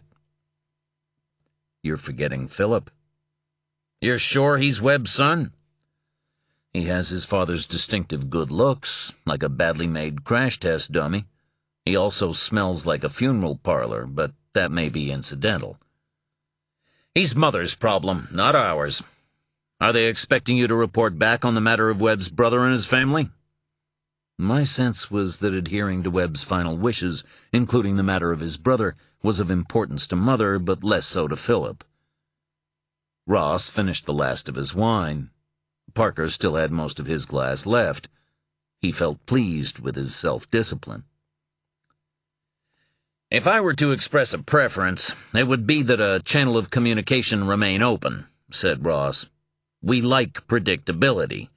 With Webb in place and the Italians corralled in Boston, the Northeast was mostly in balance. The dissolution of Webb's interests would mean a redistribution, but along existing lines. It would also offer an opportunity for state and federal authorities to find an entry point and start a process of disruption. Mother's interest in your investigation could prove useful to this process. Do I get a Junior G-Man badge, too? No, just my undying gratitude and the continued payment of your retainer. There were moments to play a card. This was one, and Parker had been waiting for it. I'm not going to try to get information out of Mother just so you can pad out your end-of-term report. You haven't met her, or her son. Their company isn't the kind I'd choose to keep. And unless I'm missing something, you're using agency funds to investigate a disappearance that you don't want your friends in Federal Plaza to know about. I'm also aware that you're probably keeping pertinent information about Eklund from me, for reasons I don't even pretend to understand. Ross's aspect, already less than warm, grew noticeably colder. So what do you want? Parker reached into his satchel and removed a sheaf of papers. They represented Amy Price's last professional involvement in his affairs. You're not just using me, he said. You're also using my friends. And? A token of your gratitude wouldn't go amiss. More money? I don't think that's going to happen. They don't need money, but you can offer some practical assistance that might help your cause. Louis doesn't have a record. Angel does. Which, let me remind you, has required me to clean up more than one mess and calm any number of representatives of local and state law enforcement. As for Louis, just because he's never been convicted of a crime doesn't mean he's not on the radar. Louis isn't the issue. Angel is. My price for going after Eklund just went up. This is it. He handed the papers to Ross, who glanced through them.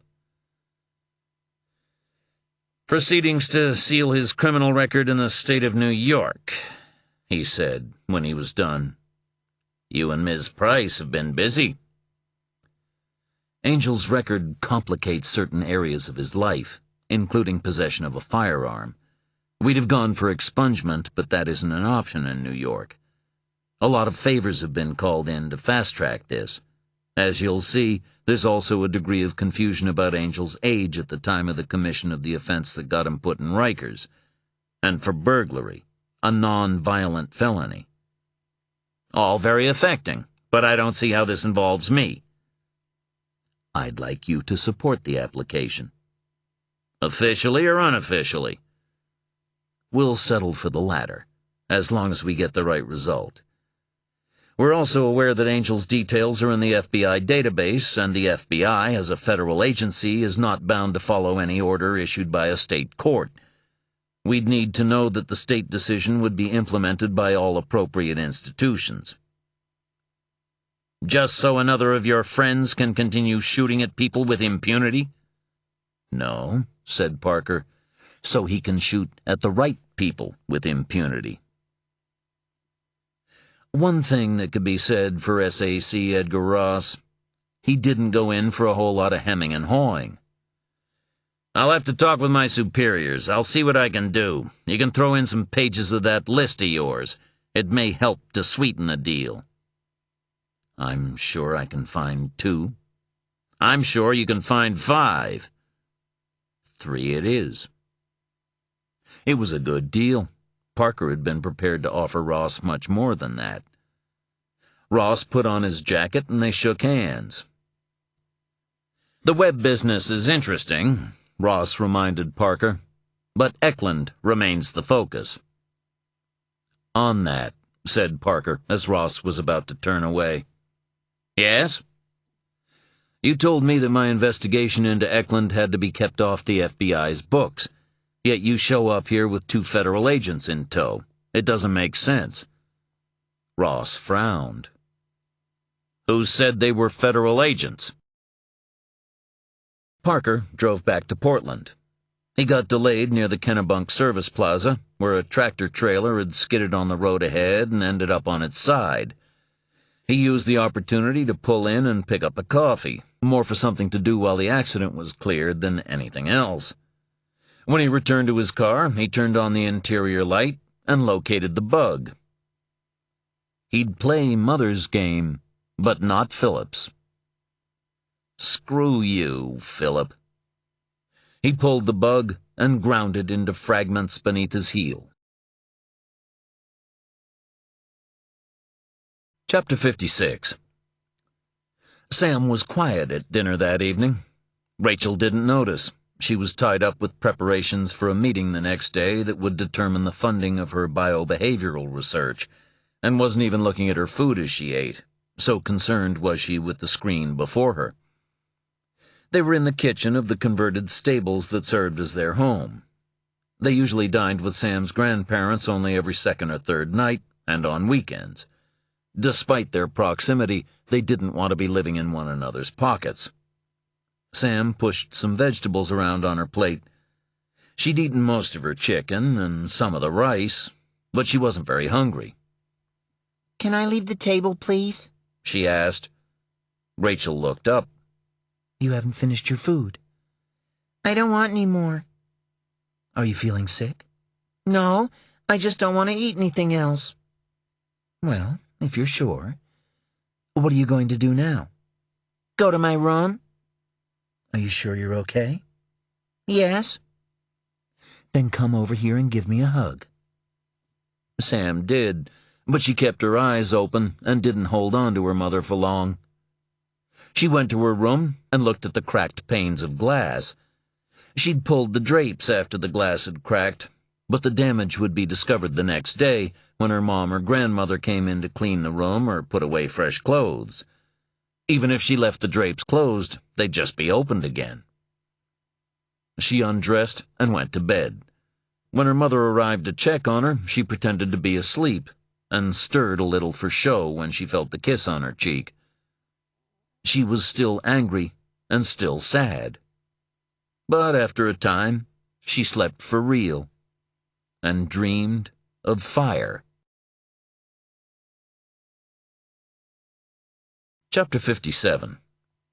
Madeline was the last to arrive at the Buckner house when it was already after 7 p.m. Her son, Stephen Lee, drove her, but David Ferrier wasn't around to witness their welcome.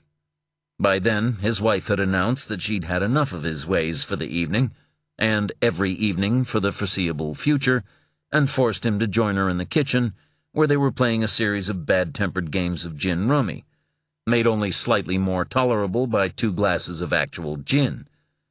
With the door closed and the window facing out on his backyard, Ferrier was cut off from all activity at the Buckner house. Madeline was the de facto matriarch of the Brethren. There were members of the family older than she, but they weren't capable of doing much more than eating, sleeping, and mostly getting to the bathroom on time. Madeline was 79, but looked a decade younger. She was tall and thin, and favored an obscure French perfume that reminded Kirk of dead chanteuses. Madeline still saw the ghosts, but not as often since Sally had come to the fore. Stephen Lee, her only child, fat and shiny like a statue of the Buddha, had never married, and was devoted to his mother.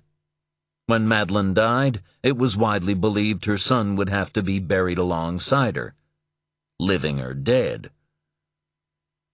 Kirk was in his basement when they turned up. He'd been showing off his plastering to Sumner, who worked in construction. Sumner thought it was a miracle that Kirk and Sally's whole house hadn't started to crumble around their ears if this was the quality of Kirk's efforts throughout. But he did his best to keep this opinion to himself. He thought he might say something about it to Sally before he left, if only to suggest that it would be a good idea if every tool Kirk owned were suddenly mysteriously lost, never to be found again. Sumner was drinking a beer, while Kirk stuck to soda. Some of that Baptist shit seemed to be sticking to Kirk, in Sumner's view. They all had their ways of blending into communities, volunteer work, neighborhood watch, Rotary Club, whatever. But Kirk and Sally had favored churches right from the start. It was one thing using them for cover, but another entirely to start taking anything they said seriously. It wouldn't make any difference. There would be no salvation for any of them. The 2 men went upstairs to greet Madeline and Stephen Lee, and the entire group squeezed into the Buckners' living room, some of them forced to sit on the floor or perch on the armrests of sofas and chairs. It was a long time since so many had gathered for an occasion that wasn't a funeral or a wedding, and the latter tended to be only superficially happy affairs, especially if someone from outside were being drawn into the family. That was why the Brethren generally married distant cousins, with no secrets to be kept. When they did marry outside their own, and it was good for the bloodlines at least, they tried to keep the truth from their spouses. Untold generations of those who married into the Brethren had spent their entire lives ignorant of what would befall them at the moment of death, unaware that they had cursed themselves from the moment of consummation, just as their children were cursed and their children's children. Those gathered in the Buckners' home were all related by blood, although Kirk and Sally were the only siblings in a relationship. Such unions were not unknown among the Brethren, and it was generally felt to be for the best in this case. It meant that Sally didn't have to bear the burden alone. They all knew why they were present. Don Routh was dead, his body still missing. The women had experienced the moment of his passing, even in the cases of Sally and Madeline, sharing some of the pain of it. Now they had come together to discover how it might have happened, and what steps should be taken in the aftermath. Sally had not told anyone but Madeline about the private investigator Eklund. Obviously Kirk knew, because he'd been present when Eklund arrived at their door. But it wasn't as if Sally needed to consult the others before acting. She understood immediately the threat Eklund posed, and the only piece of good fortune about the whole affair was the fact that fucking David Ferrier and his bitch wife had been away for the weekend when Eklund showed up, and so nobody had seen him enter the house, just as nobody had witnessed Kirk later driving away in Eklund's car, which he'd taken by back roads to the wrecking yard owned by Stephen Lee, where it was reduced to scrap before the sun was given time to set on it. Now, as the Brethren listened, Sally explained all that had happened, up to the point where she dispatched Routh to purge Eklund's home of any incriminating evidence. She omitted the words Eleanor had written on the bathroom window. She didn't know what they might mean, only that Eleanor had communicated anger and fear as she wrote them. Until she could find out more, she thought it better not to cause alarm. They had enough to be concerned about as it was. The exception was Madeline. Sally would quietly share everything with her later. "So what should we do?" asked Jeanette. She had arrived with her younger sister Bryony and their older brother Art. Their parents had died in a car accident while Jeanette and Bryony were still in their mid-teens and Art was barely 21. The boy had looked after his sisters with the help of the rest of the brethren, but Jeanette was the one who had always demonstrated the greatest maturity. Sally thought that she and Art might soon begin sleeping together, if they had not done so already. It was in the way they looked at each other, and in how Art's hand rested on his sister's thigh. Sally would question the girl about it before she left. It might be that the next leader was emerging at last, and in time Sally would be able to hand the reins to Jeanette, aided by her brother. The arrangement had a pleasing symmetry to it. "Eklund spoke to many people over the course of his investigations," Sally replied, not quite answering the question. She had to move cautiously on this. They needed to be led to a point from which there could be no turning back. "He spent years looking for us, even if he didn't determine until recently that we, the living, were the real object of his pursuit." "If he was so intent on finding us," said Sumner, "how come we weren't aware of him until he showed up on your doorstep?" Sally detected an accusatory tone, which she didn't like.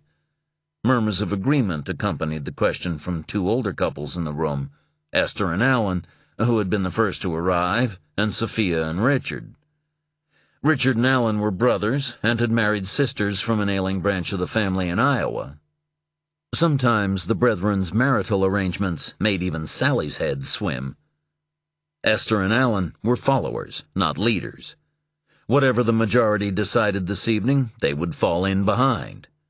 If, by some small chance, they showed any signs of individual thinking, Sally knew she could steer them back in the right direction. Richard and Sophia were brighter, but still easy to manipulate.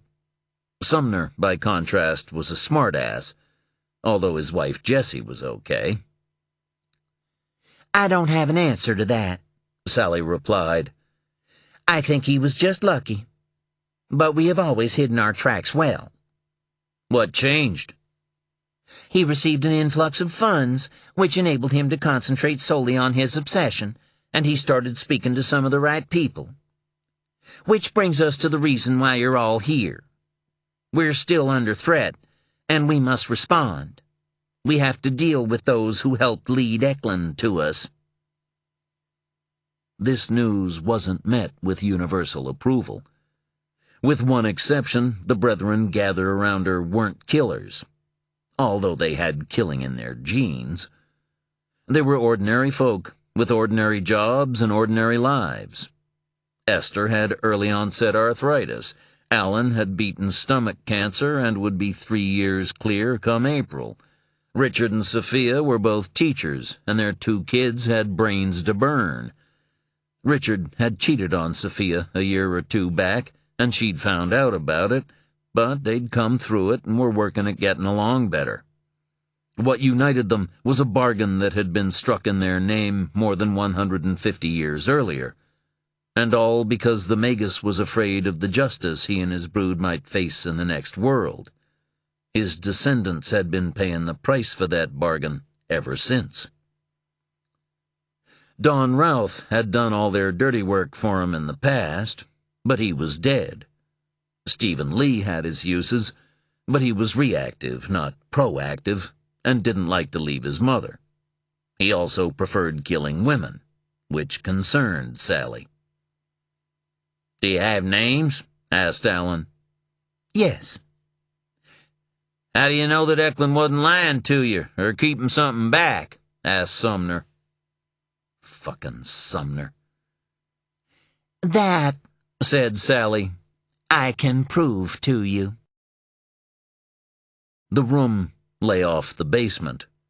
Sumner reckoned it was no more than 10 feet by 12, but of sufficient build quality to suggest that Kirk hadn't been involved in the construction.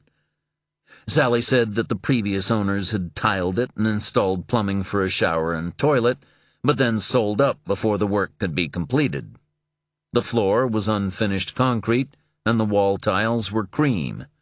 Both were heavily stained with blood. They couldn't all see the man who lay chained to a pipe in the corner, so the ones at the front had to make way for those at the back after they'd finished gawping.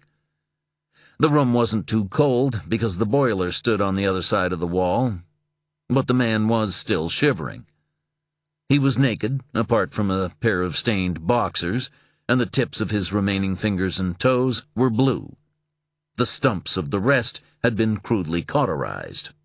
Cotton gauze covered his eyes, held in place by bandages, and his mouth was taped shut. He turned to face the new arrivals and tried to say something, but the tape muffled his words. God, the smell, said Esther. Even Sumner, who was familiar with sewer pipes, had to admit it was pretty bad. "We've been hosing him down once a day," Kirk explained. "It helps some." Who cut off some of his fingers and toes? Sophia asked. I did, said Sally. Was it hard? Only the thumbs. She turned to Sumner. Now do you see why I believed him? I surely do, Sumner replied. A man would give up a lot of information to avoid further amputations. He had a laptop in his car. He gave us the password. I used it to double-check everything he said. Why did you keep him alive? It was Alan. Why didn't you, Kill him? Said Sally. Alan nodded. He looked appalled at what he was seeing. He'd be no use to them for what was to come. Not that Sally had expected anything better from him. I wanted to wait until Don finished his work, just in case we had any more questions for him. And now? It might be best to get rid of him, but I'm not doing it. Why can't Kirk take care of it? Esther asked. Kirk's no killer. Anyway, don't you think we've done more than our share already? It's time for others to do theirs. Sumner was the first to understand. So this is some kind of test? If you want to put it that way. Eklund was moaning and shaking his head. He might not have been able to see or speak, but he could certainly hear. They regarded him in silence. Then Richard spoke. Okay, I'll do it, he said. I have a gun in the car. You own a gun? Sumner was shocked. He'd always taken Richard for one of those tree-hugging liberals. Hell, he'd wept with joy when Obama was first elected, then wept even harder the second time. Yes, said Richard, and I know how to use it. He's a really good shot, said Sophia. I keep telling him he should enter competitions. Sally was surprised. After all these years, Richard was showing some spunk. You can't use a gun, said Sally. Someone might hear, even down here. What then? Sally was wearing a long sweater over her jeans. She raised the sweater, reached into one of the pockets, and pulled out a knife. Richard took it and flipped the blade. It wasn't long, only 4 inches. But it was sharp. He licked his lips and blinked hard behind his black-framed spectacles. I might need someone to hold him, he said. I'll help you, said Sumner. Esther announced that she didn't want to watch. Richard said that was fine, because he didn't want an audience. Kirk shooed everyone upstairs, with the exception of Sally and Madeline, who declined to leave. Eklund was crying, a high, keening sound, like a woman in pain. He heard the two men approaching and tried to kick out at them with his ruined feet, but they were too quick for him. Sumner sat on Eklund's legs, but Richard wanted him face down.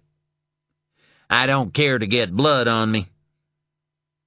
Sumner managed to get Eklund turned, and Richard caught hold of him by the hair, pulling his head back to expose his neck. Richard gritted his teeth and placed the blade to the left of Eklund's lower jaw. "Hold him still, damn it! Just get it finished." For a moment, Sumner thought Richard was going to chicken out. His hand was shaking, and his face was all scrunched up. Then he took a deep breath, dug the blade in, and slashed once, quick but deep. Sumner had never seen so much blood. He looked away, but stayed where he was until Eklund stopped flopping around and grew still. Richard rose and pushed up his spectacles. He had some blood on his hand, and the movement spread it to his nose and left cheek. He stared down at Eklund's body before dropping the knife, covering his mouth, and stumbling up the stairs to the guest bathroom. Seconds later, they heard him puke. Sumner felt himself start to sway. The smell of blood was heavy and intense. Hands gripped him, and Sally helped him up. "Well," said Sumner when he had recovered himself, "I guess Richard passed." Chapter 58. The brethren began to disperse. There were babysitters to be paid and chores to be done in the morning, the mundane coexisting with the extraordinary, although sometimes days or even weeks could go by without most of them giving even a passing thought to the strangeness of their lives. It was different for those like Sally and Madeline, the ones who were haunted. But if any of the others began to waver, or needed a reminder of what it meant to be born or wed into this family, then the two women would always be happy to give them a sense of those who had gone before. All it took was a brief summoning, a touch, and once experienced, no one was ever in a hurry to ask for a repeat performance. Richard and Sophia remained at the Buckners, along with Sumner and his wife Jessie, and Madeline and Stephen Lee. Richard had recovered from his initial reaction to the killing of Eklund, and now appeared energized by it. Sally guessed that he'd enjoyed what he'd done, or was juiced by the fact that he'd managed to do it at all, which might be useful for what was to come, even if it did raise serious questions about Richard's psychological makeup. She hadn't particularly enjoyed hurting Eklund, and she'd stopped once he told her what she wanted to know. She'd have been forced to kill him herself if nobody else was willing. That, or convince Stephen Lee to do it for her, which would depend on his mood. But she was glad Richard had taken care of it instead. They drank coffee and herbal tea while Sally produced a list of 3 names: the furniture salesman Toby Thayer, Lydia Orzel, known as Mother, who was bankrolling Eklund's investigation through the bequest of a man named Caspar Webb, and an academic and historian named Michelle Soulier, who lived in Waterbury, Connecticut, and was a visiting lecturer at NYU and Bowdoin College in Maine. Soulier's background lay in psychology, particularly the history of extra-religious beliefs in the United States. She specialized in debunking psychics and other hucksters, and had published a number of books, including a well-regarded feminist history of witchcraft. She was single, and Eklund's notes indicated that she owned a cat. Sumner took this as evidence that she was a lesbian, since it would serve to confirm everything he had ever suspected about feminists. He was nothing if not unreconstructed in his opinions. Thayer, the first individual on the list, had a wife and children, and appeared in his own TV commercials and newspaper adverts. Sally found a couple of the commercials on the internet and showed them to the others. "He looks like a clown," said Sophia. It was a fair assessment. Thayer favored check suits and loud ties, and ended every pitch with an invitation to "come talk to Toby." He had a comb-over, which he made no effort to disguise, and the production values on his commercials were so poor that they could only have been a deliberate decision. Richard suggested he wouldn't accept the time of day from a man like Thayer without double-checking it with someone else first, and Sophia agreed. Richard grinned at her, seemingly in surprise, and Sophia gave him a more tentative smile in return. The wounds left by Richard's affair were still raw with Sophia, and Sally supposed that Richard was grateful for any scraps of apparent forgiveness Sophia might throw in his direction. "And Eklund claimed this man was a psychic?" said Jessie. "It's in Eklund's notes," said Sally, "but there isn't a single reference in the media to anything of that nature in connection with him." "Could Eklund have been lying?" asked Sumner. "Not unless he falsified all the notes on his laptop, and why would he do that? No, I think Thayer may really have some kind of gift. Eleanor thinks so, too. The brethren have felt him looking for them."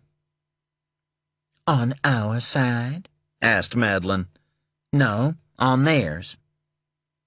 This was unusual and troubling. Even Madeline was unable to walk the paths of the dead. "It seems that he'd been making inquiries of his own before Eklund got in touch with him," Sally continued. "They were coming at the same problem, us, from different directions. It was probably inevitable that they'd meet up at some point." "And the academic?" "According to Eklund's records, she may be working on a paper or even the chapter of a book about the Capstead martyrs. She didn't accept everything Eklund told her, but she was open to considering his central thesis." "Which is?" "That setting aside any suggestion of paranormal phenomena, it was possible that at least some of the killings referenced by Eklund might have been carried out by descendants of the original brethren or individuals influenced by a cult of Peter Magus." "Fuck," said Madeline. Kirk winced. She might have looked like some East Coast Brahmin, but Madeline had a whore's mouth. "Which leaves Lydia Orzel," said Sally. "According to Eklund, this man Caspar Webb was a criminal, and a wealthy one. Caspar Webb wasn't even his real name, although Eklund didn't know what it might be, except that he was probably Eastern European by birth. He was estranged from his younger brother, who went by the name of Michael McKinnon." "Fuck it, twice," said Madeline, recognizing the name. "Come on, Madeline," Kirk pleaded. "Do you have to?" Madeline regarded him with something like pity. "You have a body in your basement. We're conspiring to murder 3 more people, and you're complaining about my language? You're a milksop, Kirk. Unless you have something sensible to offer, just keep your fucking mouth shut." Kirk noticed that Sally didn't leap in to defend his honor. He couldn't blame her, not where Madeline was concerned. But it still hurt. "The cousin's murder of McKinnon was an error in judgment," said Sally. This was understating the case. McKinnon, while on a business trip, had crossed Routh's path, and a simple argument over a parking space had erupted into a full-on shouting match. Sometimes that was all it took with Routh. He'd simmered for a few weeks, his growing rage drawing the worst of the brethren to him like vultures to meat. Then, with them whispering in his ear, he'd gone looking for the object of his ire. Had he known who McKinnon was, he'd have stayed away. But unfortunately, nobody outside McKinnon's immediate family knew he was related to Webb. When he disappeared and the police failed to find any trace of him, his wife eventually turned to her brother-in-law, who was already dying. But instead of Webb's death putting an end to any interest in McKinnon's fate, responsibility devolved to this Lydia Orzel, who continued to fund Eklund, encouraged by McKinnon's widow. And so Don killed McKinnon's wife and child, just as he would eventually have taken care of Orzel, Thayer, and Soulier for us if required. "Maybe he shouldn't have killed the McKinnons," said Jessie. "Wasn't that just likely to attract more attention?" Sally glanced at Madeline, who gave the tiniest of nods. Sally felt a strange sense of relief. Until now, only she and Madeline had known what they were about to share with the rest. "If not them, then it would have been someone else," said Sally. "Silencing the McKinnon woman offered a temporary solution to not one but two problems." "What was the other?" asked Sophia. It was Madeline who replied. Madeline, who monitored the debt owed by the living and the dead, the price of the deal struck by Peter Magus as the flames rose at Capstead. It was a bargain made with an entity that called itself an angel, a curse on every generation of the brethren to come. They would be spared punishment for their sins. The angel would hide them and their descendants from divine justice. All it asked in return was blood. Refuge in the next world would be bought by the killing of innocents in this one. The brethren would spread suffering, and thus avoid suffering in turn. "It's getting harder to do what we have to feed the flames. Technology, cameras, DNA, they all mean that killing is much riskier than it was in the past. Every death buys us time, but as our family has grown and new generations are born into it, our efforts have not commensurately increased in turn. Don acted on our behalf, and Stephen Lee helped out where he could, but it wasn't enough. If we were dealing with a bank, we'd almost be out of credit. The ones who have gone before us are uneasy. If we don't hold up our side of the bargain, well, I don't need to tell you what the consequences will be. For all of us. So if we kill these three on top of Eklund and the McKinnons, we can stave off trouble," said Sally. "For how long?" Sumner asked. "A decade. More." She didn't know for sure, but that felt about right. By then, Jeanette would be old enough to include in these discussions, and mature enough to act. Sally and Madeline had spoken to her before she left, and she confirmed that she and her brother had grown closer, as she put it. Jeanette also told them she'd had sightings of a girl. The girl was still keeping her distance, but was slowly drawing nearer. It was good news, because it confirmed everything Sally had hoped about Jeanette. The various couples exchanged looks with their respective partners and with one another. Sumner shrugged. "Then it looks like it's decided," he said. "Who do we begin with?" asked Richard. "The academic, Soulier, ought to be the easiest," said Sally.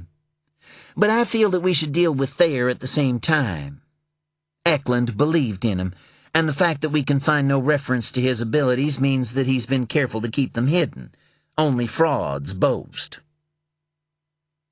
"What about Orzel?" "She'll be the most difficult to kill. She told Eklund that she hardly ever leaves her building, not since Webb's death." "Do you think she's afraid?" asked Richard. "No, I think she's in mourning." "Does she live alone?" "She has some of Webb's people around her." "A criminal's associates? They'll be armed." "Most likely. But she also has a son." Sally smiled. "And according to Eklund, he may have very mixed feelings about his mother." So it was agreed. Sally, aided as best he could by Kirk, would deal with Soulier on the grounds that a woman might find it easier than a man to gain her trust, while Richard, assisted by Sumner, would kill Thayer. Sumner worked for himself, while Richard's exclusive school had just commenced a short break. Sally and Kirk were flexible, as long as Sally made arrangements to have her baking orders filled by someone else. A woman named Patty Best helped her with bigger batches and covered for her when she took vacations. Patty would be glad of the extra money. Thanks to Eklund, they had addresses for the three targets. It would take some coordination on all their parts, but it wouldn't be too difficult to get rid of Soulier and Thayer within a day of each other. After that, they could turn their attentions to Lydia Orzel. The final farewells were made. Sally looked across at the Ferrier house, but it was after midnight, and all the rooms were dark. Stephen Lee backed his car up to the Buckner's garage door so that Kirk and Richard could bring up Eklund's body, concealed by black garbage bags, and dump it in the trunk. Eklund's remains would go the way of his car, compacted to shit and lost amid the rest of the junk in Stephen Lee's yard in West Abbott, about 30 miles from Turning Leaf. Sumner and Jesse departed, followed by Richard and Sophia. Madeline stayed back to speak with Sally, Stephen Lee sitting behind the wheel of the car, as silent and implacable as ever. Sally suspected he might be the craziest of them all. "Eleanor wrote something on my bathroom wall," said Sally. Madeline's pinched features, the skin stretched drum-tight over the bones, somehow managed to register surprise. "Eleanor wrote?" "2 words. Hollow man. What are they?" "I have no idea." "I think she's frightened of them, whatever they are." "It could be linked to the bargain. Perhaps it will fade after the killings." "Perhaps." Madeline laid a hand on Sally's arm. "You've done so well," she said. "I'm very proud of you." "Thank you." They hugged, and Madeline climbed into the car beside her son, Kirk holding the door and helping her in. He and Sally waved goodbye and waited until they were out of sight before heading back inside, donning gloves and scrubbing the final traces of Jacob Eklund from their walls and floor. Chapter 59. Louis woke to find the other side of the bed empty. The clock on the nightstand showed 3:30 a.m. He waited, but heard no sounds from elsewhere in the apartment. He rose, put on his robe, and walked down the hall to the living room. One end was effectively a glass wall that looked out over Casco Bay, and because of the orientation of the apartment, the adjoining properties were not visible from the window. As their block was the last building on the outcrop of land, and they owned the penthouse, standing at the window during the day was like standing on the prow of a great ship. At night, it was like floating among stars. Angel was sitting in an armchair, facing into the darkness. It took Louis a few seconds to spot him, curled up as he was with a blanket around his shoulders. "You okay?" I couldn't sleep. "Pain?" I wouldn't call it pain. Discomfort, maybe. "Is it getting worse?" Nah, usually I just toss and turn for a while and go back to sleep. Can't figure out why it didn't work this time. "Because it is getting worse." Everyone's a doctor now." Louis joined him at the window, but did not sit. He discerned the beacons of a tanker moored out to sea, waiting for dawn to break before being guided in. Farther out, the streetlights on the nearest islands glowed like fireflies. He reached down and slipped a hand beneath the blanket so that it rested against the bare skin of Angel's shoulder. It felt hot to the touch, like an infected wound. These were not gentle men. Each had suffered, and made others suffer in turn. Because of this, their devotion to each other was unconditional and untroubled by concealment or illusion. It was a hard love, but love nonetheless. "I'm scared," said Angel. "I know." I can't even say a what. Everything. Of knowing and not knowing. Of what's to come. Not the pain so much. I can deal with pain, but being sick. I don't want to be one of those people, the gray kind, all worn down by poisons. "Don't get carried away. It could be a hernia." It's not a fucking hernia. "Oh, so now you're at death's door? Couple of nights ago, sitting in the bar, you were trying to convince us it was nothing." It's different in the dark." "Yes, I guess it is." Angel shifted position, and Louis saw him wince. "You want me to stay here with you?" he asked. You got anything better to do? Just sleep. That'd be a no, then. Probably. Louis moved a second armchair so they were sitting side by side, like a pair of old farts waiting for daybreak. Except they were not old, and if this was mortality, then it should not be taking such a form. They had faced down guns. They had been cut and shot. The end, when it came, was always destined to be a violent one, not some creeping pollution of the body. Louis was not a religious man. He named no gods. But because of Parker, he was conscious that what lay beyond this life was not a void, although it was possible that a void might be less troubling. Now he communed in silence with whatever waited, and made his obeisance to it. "Let it be nothing," he asked. "Let this not be the end." When he was done, he spoke aloud. "If you die," he told Angel, "I'll kill you a second time myself." But Angel, no longer alone, had fallen asleep.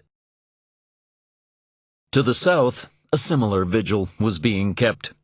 The collector sat by his father's bedside, while the old man, lost in a delirium, recited a list of names, only some of which were familiar to his son. Clients, friends, relatives, a litany of those who had crossed his path. Among them were some he had fed to his son's justice. It was as well, the collector thought, that his father was here and not in some old age home. Who knew who might have been listening to his ramblings otherwise? The nurse had been summoned and would arrive the next morning to take up permanent residence. His father had objected, but the collector was no longer able to care for him unaided, and there was work to be done. He had decided that he would not entrust to Charlie Parker the identity of the man he had killed in Providence. Call it what you would, a small act of rebellion, a hunter's pride, or a refusal to feed any longer on scraps from Parker's table. He dearly wanted to view whatever had been removed from Eklund's home. It was possible that not everything of interest had been taken from the house in Fox Point, so searching it thoroughly was one option. No alarm went off while Parker and Angel were in the house, which meant they had disabled it upon entering. Yet in the aftermath, Philip had quickly managed to track them down to their hotel, which indicated some form of surveillance. Cameras, perhaps. The collector could deal with most security systems, but he was wary of alerting Philip or Mother to his presence. He would deal with them if he had to, but only once this more pressing matter was settled. The other course of action was to enter Parker's house and see what he could scavenge. But he quickly dismissed this as foolhardy in the extreme. After the attack that had almost taken his life, Parker's home would now be protected in every imaginable way.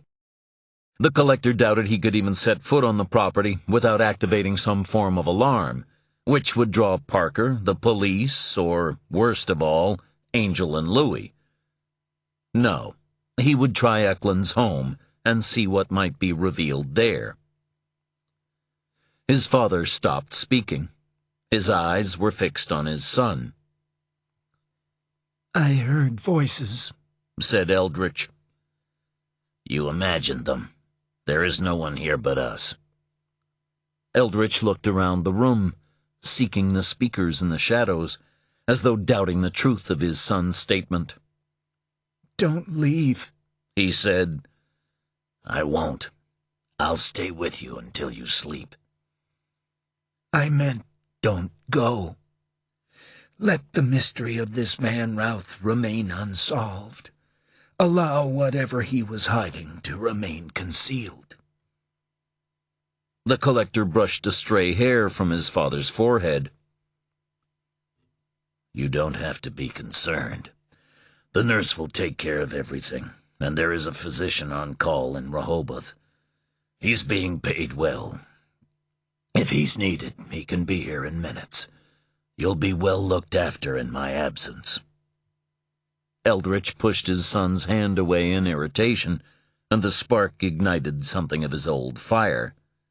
The collector could see it in his eyes. "I'm not worried about myself. It's you I fear for." Me? The collector almost laughed. He was the one to be feared. And just as soon as it caught, the flame went out again. Eldritch frowned and put the fingers of his left hand to his dry lips, like one experiencing a moment of doubt. "Don't you hear them?" He said. "They're whispering." "Who? Who is whispering?" "The hollow men," Eldritch replied. The collector leaned forward. Eldritch knew of them. His son had told him. But he had never seen them, and never would. Even had the old man committed the worst of sins, the collector would never have delivered him to these scavengers. And they were silent. Death had taken their tongues. The collector was sure of it. Wasn't he? "What do they say?" He asked. "They're speaking your name, and that sound." "What is it? Tell me." I think it's laughter." Chapter 60. Parker woke shortly after 7:30 a.m. His bag was packed, and the drive to Natick would take only a couple of hours. He had called ahead to inform Oscar Sansom that he was coming. Sansom sounded weary, but agreed to meet Parker at his home. His tiredness wasn't surprising. Parker knew that he would have been juggling police, the media, and lawyers ever since the discovery of his wife's body. Although Sansom now at least knew for certain that she was dead, which would bring some small conditional peace, the mystery of her missing years, the trauma of the retrieval of the remains, and the lingering grief of mourning would prove a drain on the energies of the strongest of men. Parker made a small pot of coffee, put some bread in the toaster, and walked down to retrieve the newspapers from the box by the road. He read them at the kitchen table, then checked his email, and wrote some checks to mail along the way.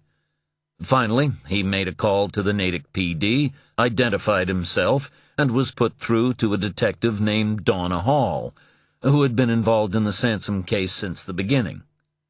He told Hall that he was looking into the possible disappearance of Jacob Eklund and would be speaking with Oscar Sansom later that day. The call was as much a search for information as an act of professional courtesy on his part.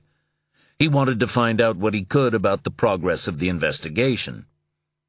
Hall told him that she'd call him back, so Parker waited at the table while the detective did a background check on him and was speaking with her again within a half hour. There wasn't much she could give him, except to confirm that wherever Claudia Sansom had been for those 3 years, she wasn't living rough. The autopsy could find no evidence of malnutrition, or not the kind of mistreatment and suffering that came from a life on the streets. Only her teeth were in poor condition. Her teeth? Untreated cavities and evidence of an abscess. She must have been in a good deal of pain toward the end of her life. So either she couldn't afford to see a dentist, or... Yeah. Or... Neither of them needed to say anything more about it. A woman being held against her will couldn't be permitted to see a doctor or dentist. Anything else? Parker asked. Her body was stripped and cleaned before it was put in the ground. And by cleaned, I mean soaked in bleach. Officially, we're following a number of lines of inquiry. Unofficially, we're banging our heads against a wall. We're going to be reduced to monitoring the funeral service just in case someone can't resist being a spectator at the end. And Oscar Sansom? Opinions differed at the start. I never made him for it. Others did. But those missing years mean that even the diehards have pretty much admitted he couldn't have had anything to do with what happened to his wife. Parker thanked her for her time and promised to inform her if he found out anything useful in the course of the Eklund investigation. His inquiries into the more recent killings of May McKinnon and her son had to be more discreet, but he was helped by Ross, who provided him with all relevant material courtesy of the taxpayer. If the Sansom investigation was floundering, the McKinnon one was dead in the water. The only DNA discovered in the bedroom came from May and Alex McKinnon. Footprints were found outside the house, but they revealed no make of shoe or even an imprint that could be checked later. A small fragment of blue plastic was found caught on a stone, suggesting that the killer might have been wearing boot coverings or overalls, and marks on one of the locks indicating entry through the back door. But that was the sum total of the evidence for now. With that, Parker was ready to leave for Natick. Angel and Louis would make straight for Greensburg that afternoon, where Parker would eventually rendezvous with them prior to approaching Toby Thayer. He could simply have called Thayer on the phone, but whenever possible, Parker liked to conduct interviews in person. Eklund had thought highly of Thayer, according to his notes, and they had been in regular contact. Of all those referenced in Eklund's records, Thayer was the most interesting. But Parker was also curious about the Waterbury-based academic Michelle Souliere. The previous evening, he'd spoken about her with Ian Williamson, who taught at Bowdoin and knew Souliere from her work there. Williamson liked her, he said, but they had a fundamental difference of approach. "I believe in lots of things," Williamson had told Parker over the phone, "and want to give credence to even more. But Michelle, she doesn't believe in very much at all, feminism apart. To paraphrase Einstein, even if she saw a ghost, she still wouldn't believe it." "I'll tell her you said hello." "Perhaps even give her a playful pinch on the cheek from me." "Really?" "Absolutely. At least you'll have a good story to tell about how you lost a hand." Parker was putting his bag in the trunk of his car when his cell phone rang. The caller ID showed Moxie Caston's name. "I spoke with Rachel Wolf's lawyer," he said. "And?" "She doesn't do yoga, and I doubt she wears beads. Look, I hate to be the bearer of bad news, but they're going to seek an injunction to prevent you from seeing Sam until a judge rules on visiting arrangements. After that, they'll be pressing for supervised visits with a third party present at all times. If they have their way, you won't be able to spend time alone with your daughter." Parker slumped against his car. He couldn't find any words. The temperature seemed to drop, the cold entering his bones. "I'll get in touch with Rachel," he said finally. "I'll try to find out what's going on." "No, don't do that. Her lawyer and I are still talking. I'm hopeful we can stave off the injunction and reach a compromise on visitation prior to a hearing. But if you call Rachel now, it could complicate the situation. I'm going to take a ride to Burlington this week and try to sit down with the lawyer over a drink. Maybe I can find out where this is coming from." "It's not Rachel," said Parker. "She wouldn't do this." But even as he said the words, he recalled her rage in the aftermath of Sam's abduction. When he arrived at the hospital in New Hampshire where Sam was undergoing checks by a pediatrician, Rachel had hit him, slapping his face twice until he gripped her wrists. She'd been too angry and scared and relieved even to cry. She just stared at him as he held her, then turned away when she was released. She apologized later, and he told her that he understood and didn't blame her. But nothing between them had been the same since. "Leave it to me," said Moxie. "It seems like the end of the world now, but it isn't. I guarantee it. Go do whatever it is you have to do.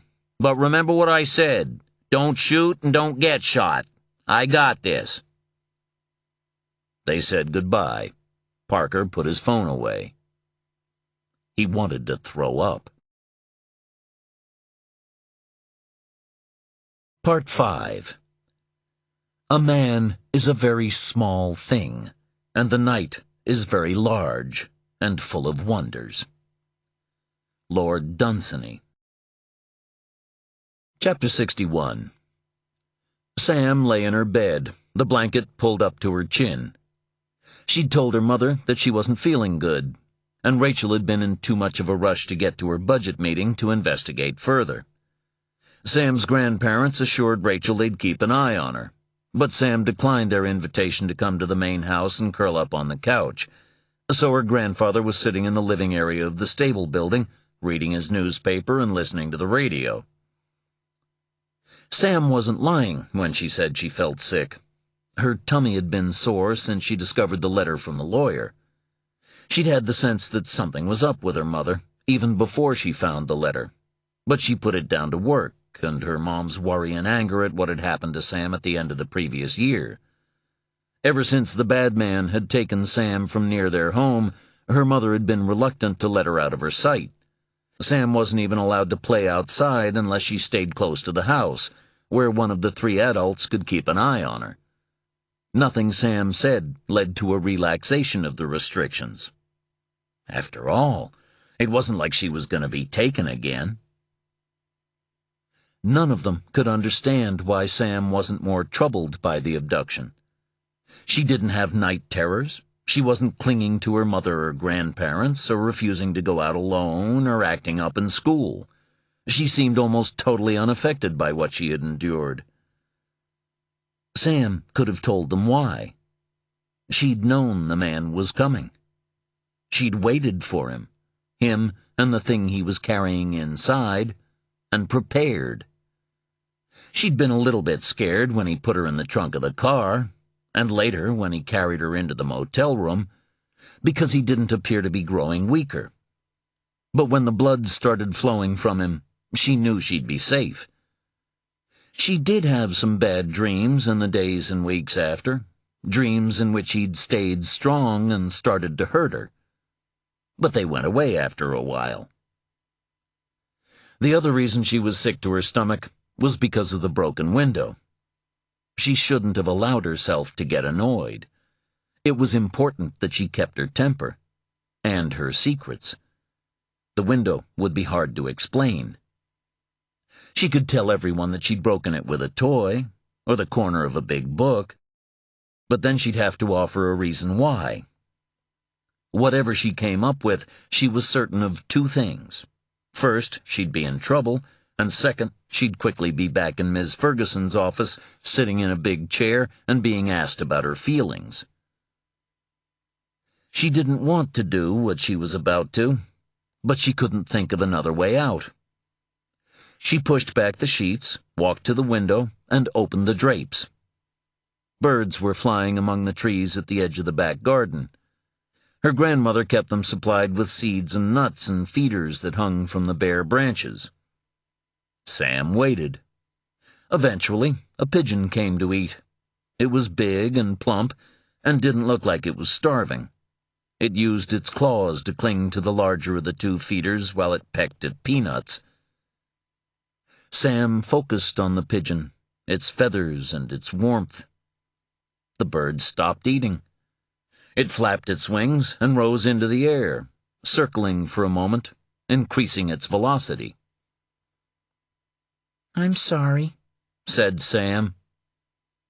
And the pigeon flew straight into the window.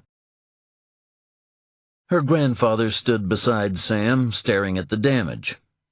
The bird hadn't shattered any of the individual glass panes, but each was cracked all the way across, and a smear of blood marked the point of impact.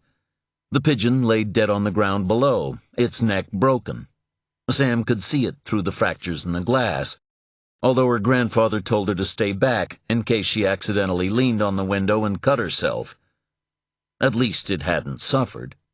She'd made sure of that. "It happens," said her grandfather. "They get disoriented or mistake their reflections for another bird." "Can we bury it?" she asked.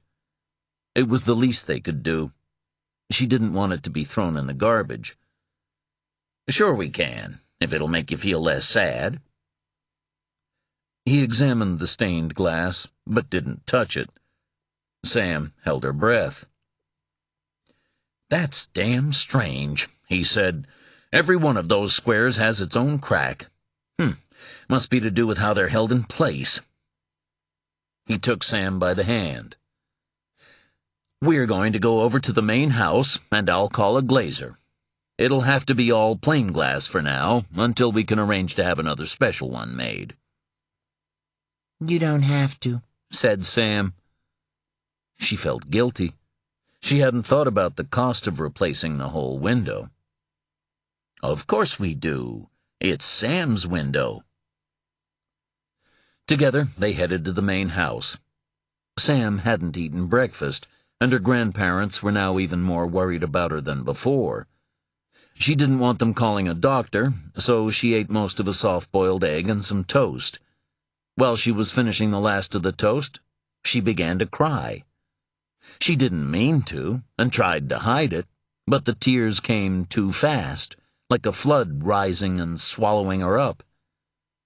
Her grandmother rushed over from the sink and gathered Sam up in her arms. "What's wrong, honey? What is it?" Her grandfather appeared at the kitchen door. "It's the dead bird," he said soothingly, "and she's under the weather anyway." "No," said Sam. "No, no." "Hush." "I want my dad," said Sam. She sobbed the words out, tripping over them as the breath caught in her throat. "I want my dad, and you can't keep me from seeing him." "Nobody? I want my dad," she repeated, louder, no longer stumbling. "I want my dad, I want my dad, I want my dad, I want my dad." Now Sam was screaming, and all the pain that she had convinced herself she didn't feel, all the fear, all the loss, found a voice at last. She was many things, this child, and would be many more. But most of all, she was a little girl whose mother wanted to keep her from her father. And that couldn't happen. She would not allow it. "I want my dad." Chapter 62.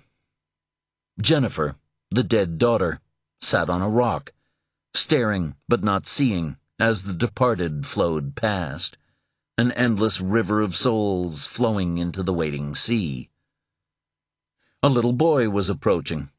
He was about 5 years old and looked scared. The youngest were always the most fearful. Still children in spirit and mind, not yet transformed. They grew confused and tried searching for their parents, and in doing so, some of them went astray. The unlucky ones, the saddest of them, ended up caught between worlds, little bubbles of rage and fear moving through rooms now rendered unfamiliar by the passing of years, too desperate to let go. The boy opened his mouth to speak, to ask the way, but Jennifer's attention was elsewhere. She was listening to her half-sister scream. And then she was gone. The boy remained standing at the foot of the rock, his feet almost touching the water. He regarded the dead, searching the faces for one that might be familiar, but found none. A woman reached out a hand to him, sensing his turmoil, but she was swept away before he could react. The boy left the shore and walked into the foothills. For a time, he remained visible, a small white presence against the darkness, until the shadows absorbed him, and he was lost. Sam lay on her side beneath the comforter on her grandmother's bed. The drapes were drawn, and an untouched glass of warm milk stood on the nightstand. Her mother was on her way home. She'd picked up the message about Sam as soon as she came out of her meeting. Sam's grandmother peered into the room, but neither entered nor spoke. She could see Sam's lips moving, forming words but not speaking them aloud. Sam would not let anyone come near her, not since they had put her to bed. If they tried, she screamed. All they could do was watch their granddaughter stare into space, speaking to an unseen presence. Her grandmother went away. Jennifer was sitting against the bedroom wall, talking with her half-sister. "You have to be careful," I know. I'm sorry. You mustn't break things, and you mustn't hurt things. I was angry. She wants to take me away from him. She's frightened because of what happened. Because of the dead king. I'm safe. I was always safe. No, you weren't. It doesn't matter. It's done now. She loves you. They both do. She just wants you to be safe. I'm safer with him, and he's safer with me. She doesn't know that. I could make her do what I want. Jennifer didn't reply to this immediately. Sometimes it was easy to forget just how dangerous Sam could be. You mustn't. Why? Because it would be bad, and you mustn't be bad. Sam did not reply, but closed her eyes and hid her face from view. Chapter 63. Parker was still no calmer by the time he reached Natick. He'd simmered all the way down I-95, and it took every ounce of self-restraint not to dismiss Moxie Caston's advice against contacting Rachel. He felt powerless, the fate of his relationship with his daughter now lying in the hands of others. Worse, he was truly furious with Rachel for the first time that he could remember. But he was also angry with himself. Rage, grief, loss. These were the emotions he had permitted to govern his existence for so long. They had been the dominant forces in his life ever since his father's death. And when Susan and Jennifer were taken from him, he had given them free rein. Now he believed he had them under some form of control. But still they called to him, and he fed them in his way. Meeting Rachel and the birth of Sam represented a divergent path, the opportunity for a second chance. He could have chosen another way of living. He might have continued to work as an investigator, but in areas that would not have put his family or himself in harm's way. Had he done so, he might still have been with Rachel. They might have had another child together. He saw grandchildren. He saw himself growing old in peace with a woman who loved him. He saw a fantasy. He let it slip away.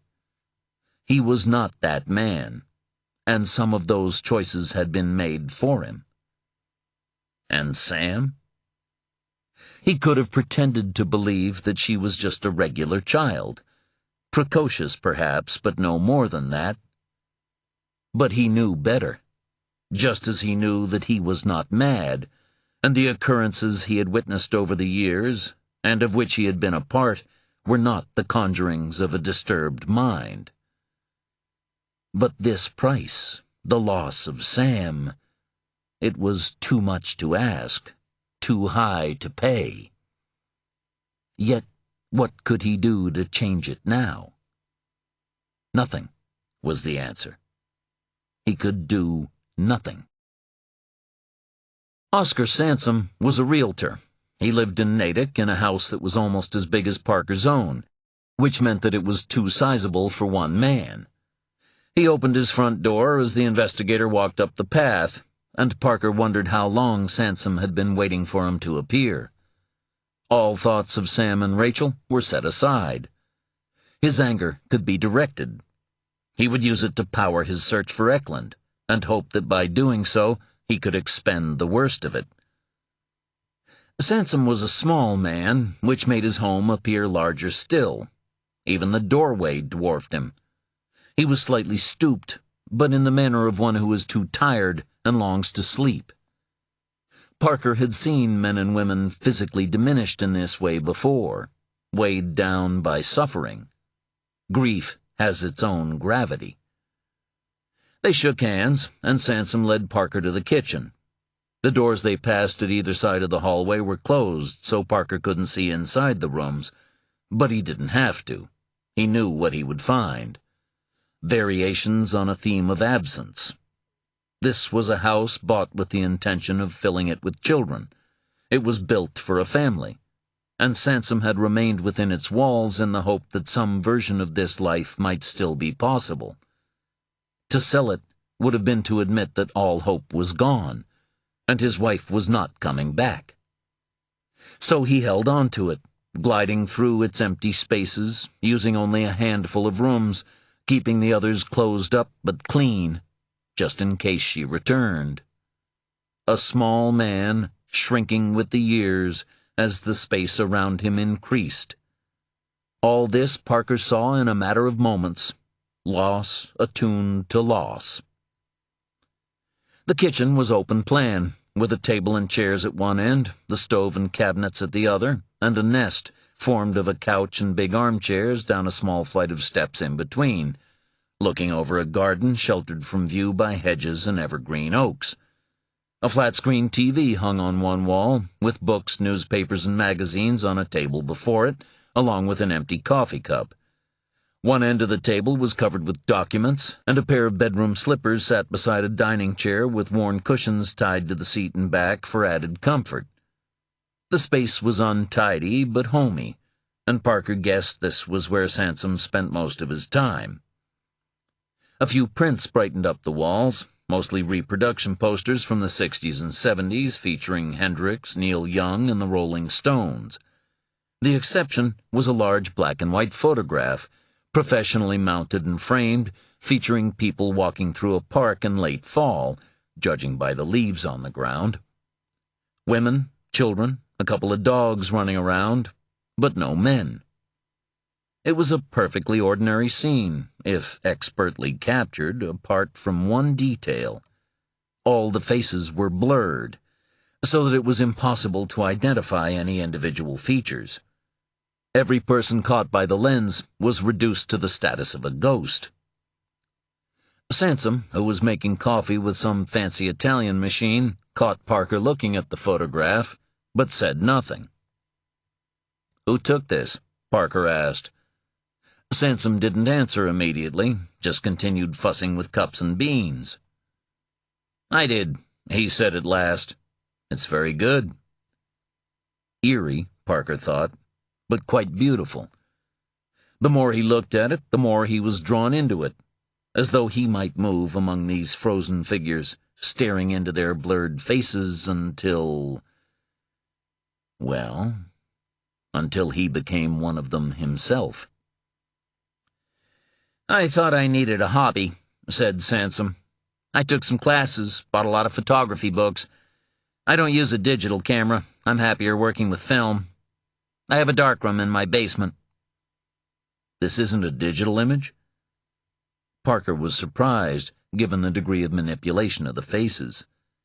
"No, that was all done the old-fashioned way. I just had to make sure the faces got less light than the rest of the image. It wasn't so hard, but it took a lot of attempts. Trial and error. I thought it might seem conceited to have it framed and put in the wall, but it's not like a whole lot of people get to see it. I don't get many visitors." Parker didn't have to ask why Sansom had chosen this image to display, aesthetic judgments apart. It said everything anyone needed to know about the man and his pain. They sat at the kitchen table, and Parker asked Sansom about Eklund. "When did you first consult him?" "I didn't," said Sansom. "The initial approach came from him, after Claudia had been missing for maybe 2 years. But no money ever changed hands. He just offered to help where and when he could. Well, I was suspicious at first, of course. I'd been bitten badly before, especially after Claudia first disappeared, and the police started to think that maybe I'd done something to her. People, some of whom I'd considered friends, sold stories to the newspapers. And then there were all kinds of others who claimed to know something about what happened, or wanted money in return for information. I'd get letters, emails, calls to my office, some of them just so abusive. People can be pretty fucking shitty, you know." But Eklund wasn't. No, he was a real deal.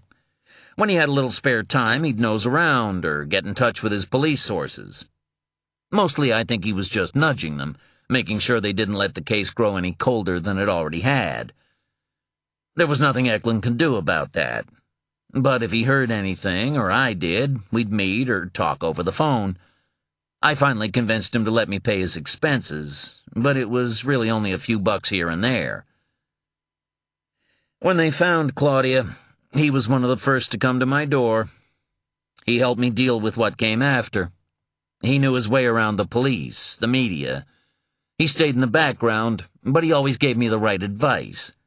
He told me it was good for the investigation that Claudia's body had been recovered.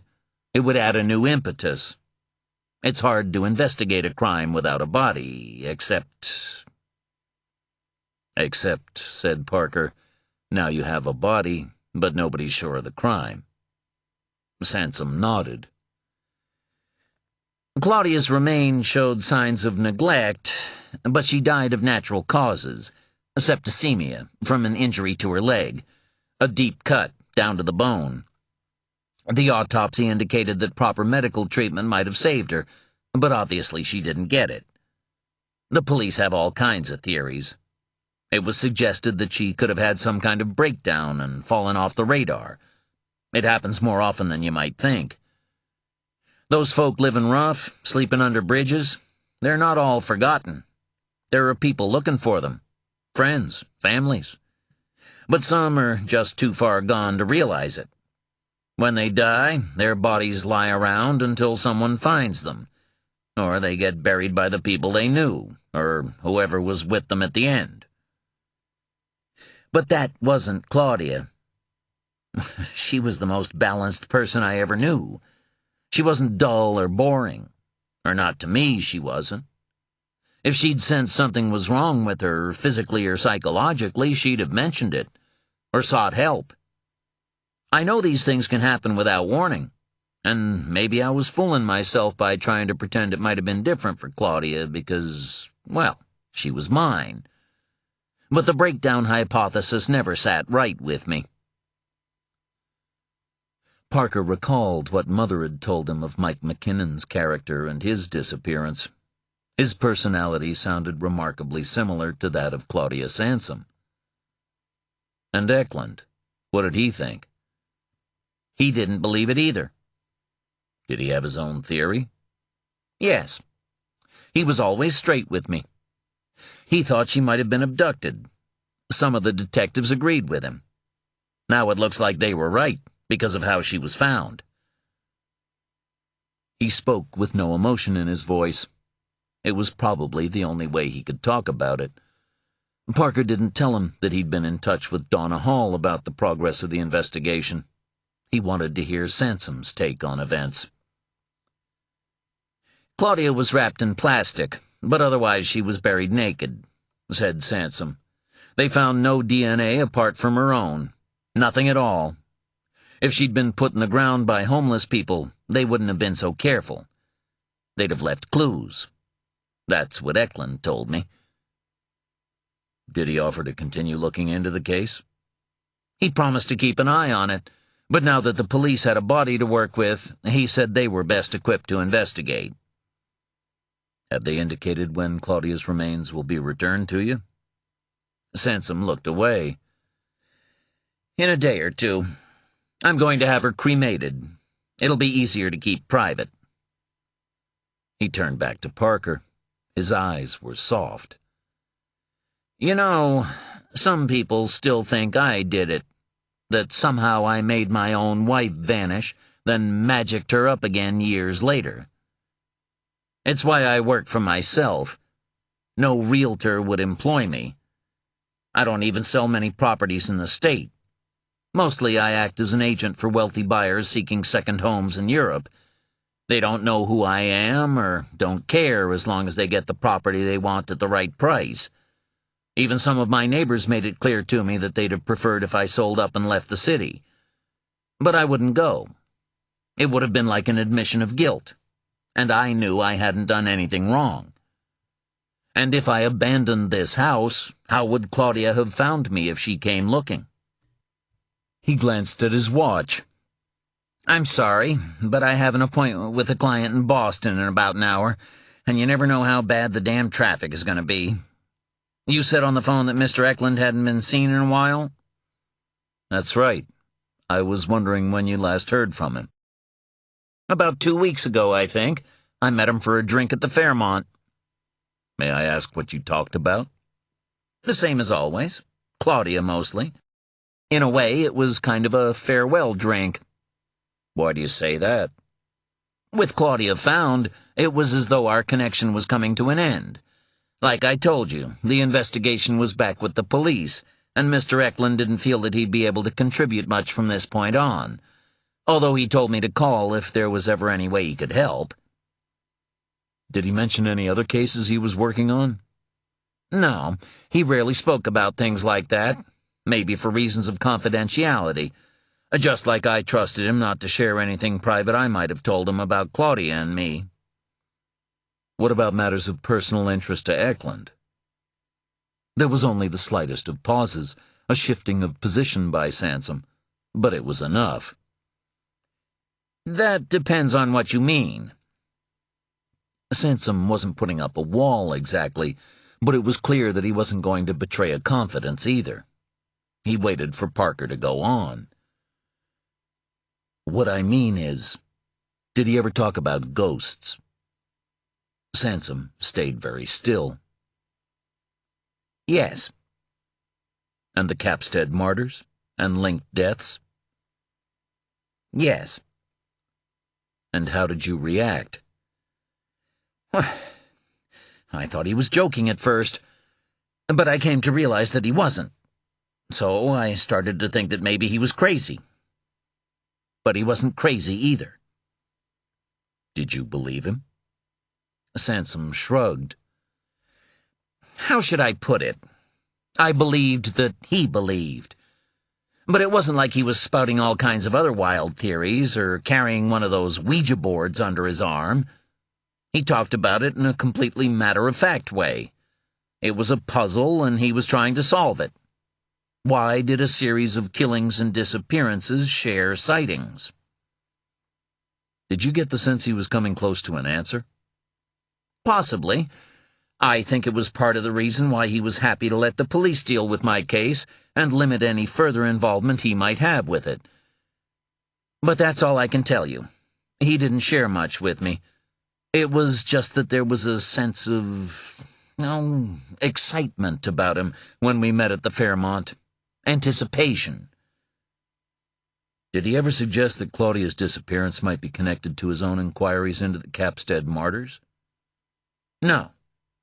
And he didn't tell you of travel plans, or mention the names of anyone he might have intended to meet?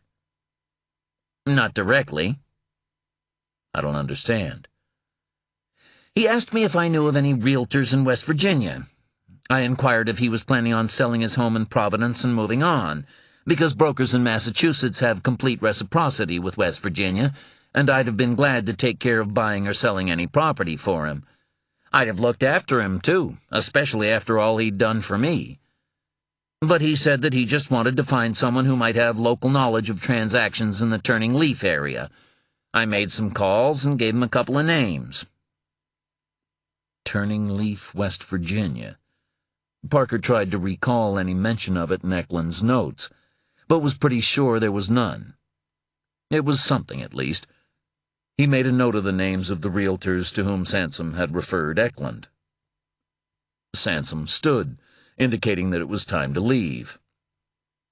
Parker gave Sansom his card and asked him to call if he thought of anything else. He wondered how many times in his life he'd said that to people. A lot. And how often they actually got back to him with something useful. A lot less.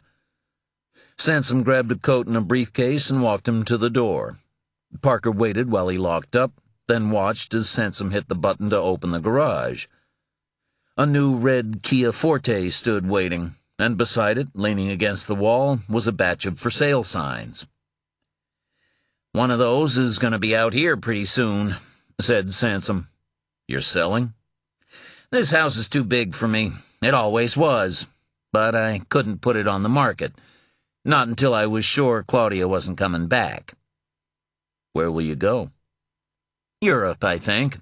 France or Italy. I've spent years buying and selling nice properties over there for other people. It's time I considered finding one for myself. I want to go where nobody knows me. I'll have Claudia's ashes interred somewhere nearby once I've settled on a place to live." "What about the investigation?" "What about it? It'll go on without me. There's nothing more I can do or say that will help. But deep down, I don't believe they'll ever find out what really happened to my wife. If uncovering her body couldn't provide them with clues, then what will? And it won't bring her back. I hope that whoever took her from me dies kicking and screaming and burns in the next world, but I won't let it destroy me. All I have left of Claudia is what I can remember of my life with her, and every day it seems like I forget a little bit more of it. So I'll go somewhere new, and I won't work so hard, and I'll wait for the time when I can be with her again." They shook hands once more. "I hope you find Mr. Eklund safe and sound," said Sansom. "He was a good man." "Yes," said Parker. "It sounds like he was."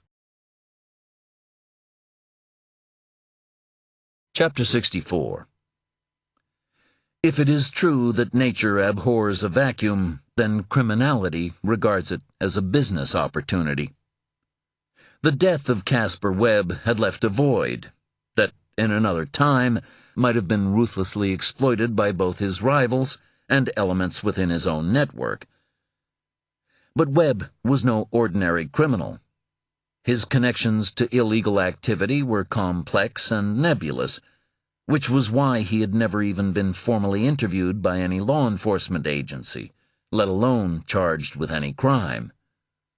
Only a handful of those closest to him were even aware of the machinery behind his operation, and most of those, with the exception of Mother and Philip, were now dead. The secretive nature of Webb's business arrangements was the first obstacle presented to those from outside who might have wished to fight over his spoils. The second obstacle was the absence in the region of anything resembling the organized crime families of old, of traditional structures capable of absorbing or dividing most of Webb's business without undue bloodshed. The death in 2015 of Frank Angiulo, the accountant for the mafia crew led by his brother Jerry, had provoked in the Northeast waves of nostalgia more usually associated with the death of a beloved entertainer.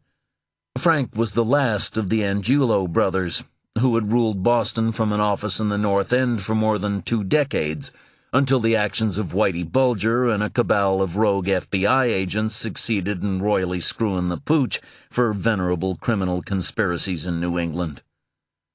The Angiulos were the mobsters of legend, who greeted each other with kisses and savored espressos in the cafes of Hanover Street, who left bodies on sidewalks and in the trunks of cars out by Logan Airport, but were scrupulous about not killing women, civilians, or cops.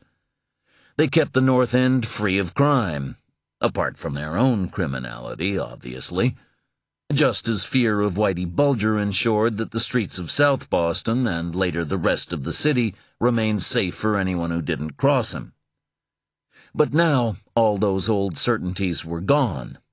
Frank Angiulo had joined his brothers in the ground, and Whitey Bulger's reign was over. Organized crime had been replaced by disorganized crime, conducted in a babel of languages, and the remnants of the old order could aspire only to survive in reduced circumstances and reminisce about better times. It was Eric Lestrade who made the initial approach, confirming to Philip that a channel of communication was open. The two men headed up to Boston in a car rented in the name of one of Eric's girlfriends, but had to drive around for a while before they found a parking spot off Commonwealth Avenue. Philip didn't want to leave the vehicle in a parking garage. Even the best of them were dark, and if everything went south, he didn't want to end up anywhere they could be hemmed in. Lestrade tried to reassure him that he had nothing to worry about, that this was just a chance to talk. But like all duplicitous, unreliable men, Philip saw his own moral imperfections reflected in every face he met.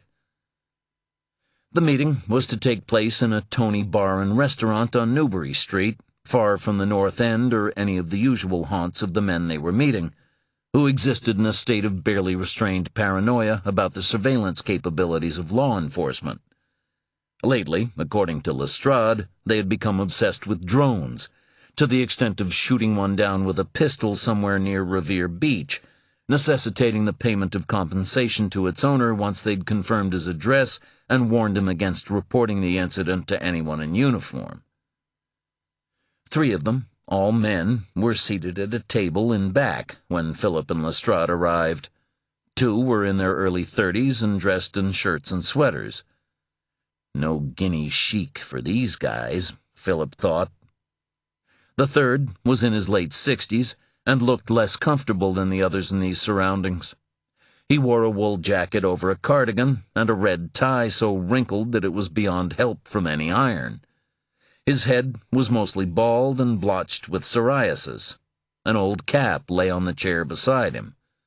Philip guessed he might have been happier keeping it on, but didn't want to look like like what he was, which was the right guy in the wrong place.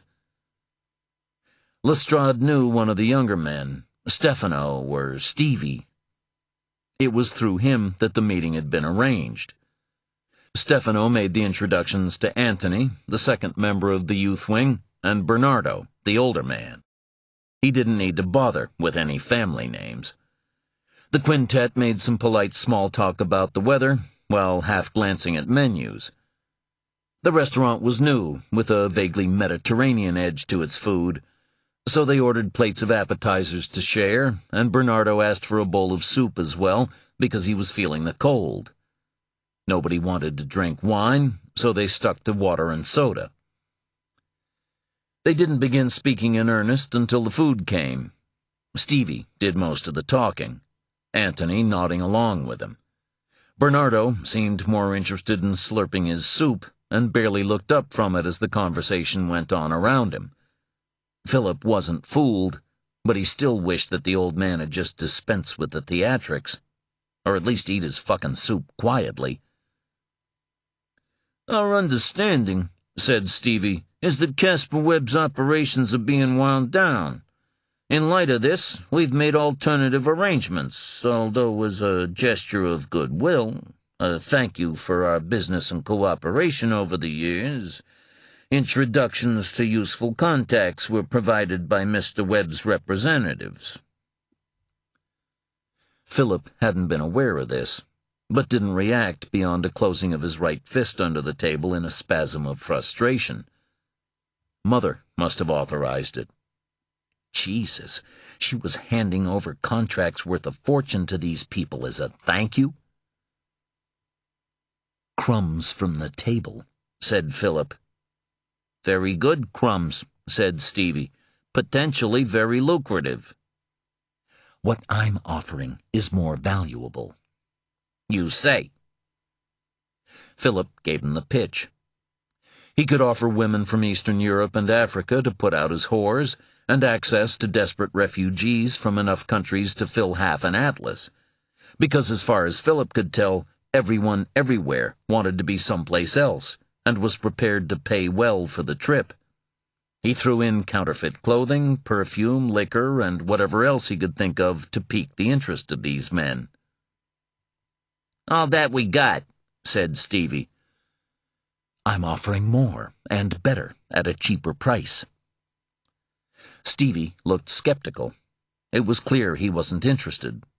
Or not enough. "You called it," he said. "These are crumbs, and we're already full up on them." "What about drugs? You full up on them, too?"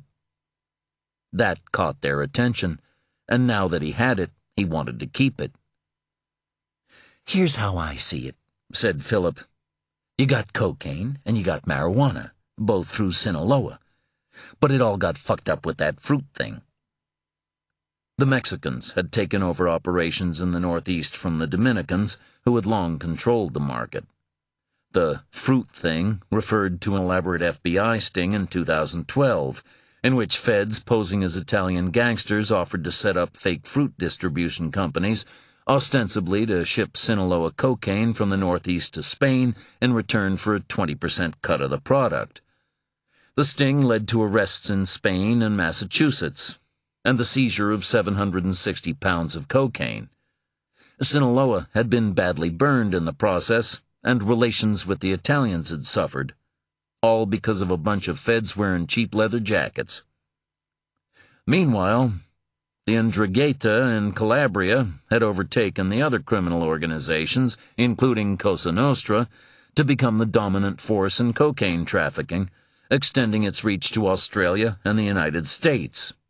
Its locale in these countries answered to similar locale back home, creating a global cooperative network. The rumor was the 'Ndrangheta now had more money than it knew what to do with. These men sitting with Philip and Lestrade were not Calabrian. That was one of their biggest problems. "What are you offering instead?" asked Stevie. Heroin. Bernardo continued supping his soup, but his eyes flicked to Stevie. The nod, when it came, was barely perceptible. "Caspar Webb didn't deal in heroin," said Stevie. Because the network wasn't in place when he started out, and he was too sick to take advantage of it by the time it was. But we have the means of transport and the suppliers. When you say we, who do you mean?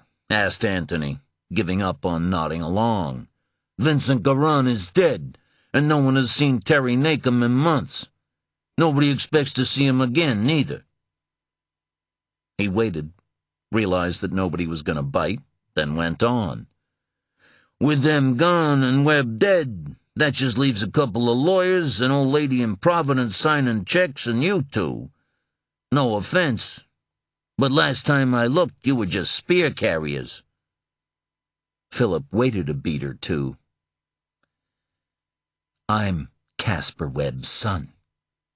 Stevie laughed. "The fuck you are. He didn't have no sons." None that he acknowledged. "And we're supposed to take your word for this?" There are people in Europe with blood ties to Caspar Webb, and they won't deal with anyone from outside his circle, because that's how they work. The truth of what I've told you will lie in my ability to supply you with product. Bernardo put down his spoon and wiped his mouth with a napkin. "And where will this heroin be coming from?" he asked. His voice was a mixture of Boston and the old country, and he slurred a little, like he'd had some kind of stroke. Afghanistan, said Philip. Where else did he think opium came from? Philly? The route was clear. Badakhshan, Doshi, Bamiyan, Herat, and then through Iran and into Turkey. "And refined in Turkish labs?" Philip nodded. "If it's coming from Turkey, then it's those ISIS motherfuckers who were supplying it." Is that a problem? "It will be when they fly a plane into a building over here or go shooting up an office or a school." "They're not over here," said Philip. "They're over there." Bernardo looked at him closely. "If you're Caspar Webb's son," he said, "how come you're so fucking stupid?" Hey, said Lestrade, "come on." Bernardo raised a finger. Stevie shook his head at Lestrade in warning, and the table went silent. "I only agreed to speak with you because my nephew vouched for your friend here, and your friend vouched for you. But we're done now," said Bernardo. "I don't know what you're trying to pull here, but you should listen to me, because this is free advice. I don't care whose son you are, but you try bringing in heroin from Turkey, and you'll end up dead or in a federal jumpsuit. They won't just try you on trafficking charges, but for aiding terrorists. You got some short memory if you don't remember what happened here in 2013. In case you forgot, the Boston Marathon got blown up by Islamists. Now you want us to put our money into their pockets? Just so you can live out some fucking fantasy about being a big-time drug dealer? Shit, get the fuck out of here. Go back to Providence and maybe I'll forget I ever saw your face. Bernardo stood, grabbed his cap, jammed it on his scarred head, and started for the door. Anthony joined him, leaving Stevie to stare at Lestrade in disappointment. Jesus, Eric, he said. Hey, said Philip, don't look at him. Look at me. I don't. Philip didn't let him continue. We'll be talking again, whatever the old man thinks. I'm not going away. You ought to pay attention when people offer you advice, said Stevie, especially when it comes from someone like my uncle. He followed the others from the restaurant. Philip waited until they were gone, then tossed some bills on the table. His face burned with humiliation, but he hadn't lied to Stevie. He wasn't about to go away, and he wouldn't forget what had just happened, or what had been said. What now? Said Lestrade. Philip patted Lestrade on the back to show that he wasn't mad at him. We make some calls. Chapter 65. Rachel sat on the edge of the bed. All she could see of her daughter was the back of her head. Sam's face was buried in the pillow, the way it would be when she pretended to be upset as part of a game, or wanted to hide her laughter. But neither was the case now. Rachel felt worn out. She had been tired ever since Sam was abducted, and each day the exhaustion dug deeper and deeper, like a dampness seeping into her bones. She'd spoken about it with her therapist, and he'd suggested a course of medication, which she rejected. She was already experiencing life at one remove, distanced from her parents, her daughter, even her old self.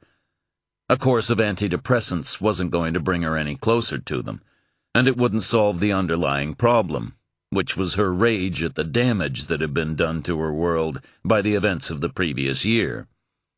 Jesus, her daughter had almost died. The man who took her was maybe only minutes away from killing her when he... When he what, exactly? That was the question.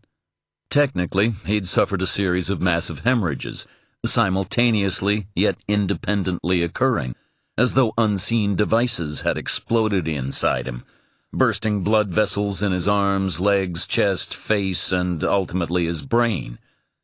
A full explanation was still not forthcoming. The best anyone could come up with was some form of systemic collapse. But Rachel understood enough about med-speak to know that this was the equivalent of a mass shrugging of shoulders, another great don't know added to the pyre. Not that Rachel cared much either way. Her only regret was that the man who had abducted Sam didn't appear to be in any pain, and was likely to remain in a persistent vegetative state until he finally died. What mattered was that her ex-lover, Charlie Parker, had brought this horror down on them all by participating in what amounted to a paramilitary assault on the abductor's community, even if that community deserved everything that had befallen it, and certainly much worse. Parker had also done so mere months after their daughter watched a policewoman being shot and seriously injured, and the individual responsible die moments before he could turn the same weapon on her father. Twice his actions had put their daughter at risk. There wasn't going to be a third time. But how to explain the legal implications to the child before her? And how had she found out about them anyway, if that was what the current hysteria was about? Rachel didn't think Sam had overheard any phone calls, but she couldn't be sure. The child was beyond smart for her years, with a stillness and quietude to her when she chose. She was the only kid Rachel knew who could vanish in a small room. Yet she was still just a little girl, and she couldn't protect herself. No matter how hard it might be, she'd have to be made to understand that her mother was only trying to do what was best for her. If anything happened to Sam, Rachel didn't think she could go on living. Are you going to talk to me? Rachel asked, but received no reply. If you won't talk to me, how am I supposed to know what's wrong? She almost said, "What I've done wrong," but caught herself just in time. She wasn't about to give that hostage to fortune. The voice, when it came, was muffled by the pillow. Why are you stopping me from seeing Dad? So that was it. Jesus. Why do you say that? Because it's true. No, it isn't. I saw the letter in your office. Again, Rachel stopped herself from asking what Sam thought she was doing going through her mother's private papers. They could come back to it later. Also, Sam, for all her quirks, was very conscious of boundaries, both her own and those of others. If she'd come across the letter, then it was certainly because she'd been looking for something else, something perfectly innocent. But how much of the lawyer's letter could she have comprehended? Enough, apparently. Did you understand everything the letter said? No, I understood a lot, though, and I looked some of the other words up online. Despite the awfulness of the situation, Rachel had to stop herself from laughing. God, this child. She reached out to stroke Sam's head, and an odd detail muscled its way to the forefront of memory. The bird. When the police had arrived at the motel room, they found the man who'd abducted Sam lying on the bathroom floor. Someone had burned the remains of a bird in the sink. Sam said the man had done it, and the detectives ascribed some ritualistic element to the action, especially given what they'd learned about his community. But later, when Rachel brought Sam home from the hospital, she found a book of matches in the pocket of her daughter's jacket, along with a couple of small brown feathers. It's not important, Rachel told herself. It doesn't matter. But another voice that sounded almost like her own said, Oh, but it does. I want you to be able to see your father, said Rachel. But we have to take precautions. There are people who would like to hurt him, and if they can, they'll try to do it through you. That's what the man who took you wanted. You'll still be able to spend time with your dad. He can come here and see you at the house, just like he used to, and we can go visit him in Portland. It's just that the two of you can't hang out together in the same way you once did. It's not possible, not after what almost happened. You know this, Sam. Your father does too. You mean that Dad says it's okay? Sam couldn't help herself. She looked up. Her eyes were red from crying, and her face was desolate. Rachel could have lied and said that yes, her father agreed. But she had vowed never to lie to her daughter. I haven't spoken to him about it, but he'll agree. He'll do whatever is necessary to keep you safe from harm. Then why do you need a lawyer? It was like being in a boxing match. You never knew where the next jab was going to come from. Because it has to be formal. It's how these things work. Dad won't let this happen. Sam, he won't. I don't want to live with you anymore. I hate you. I want to live with him. I want to be with my daddy.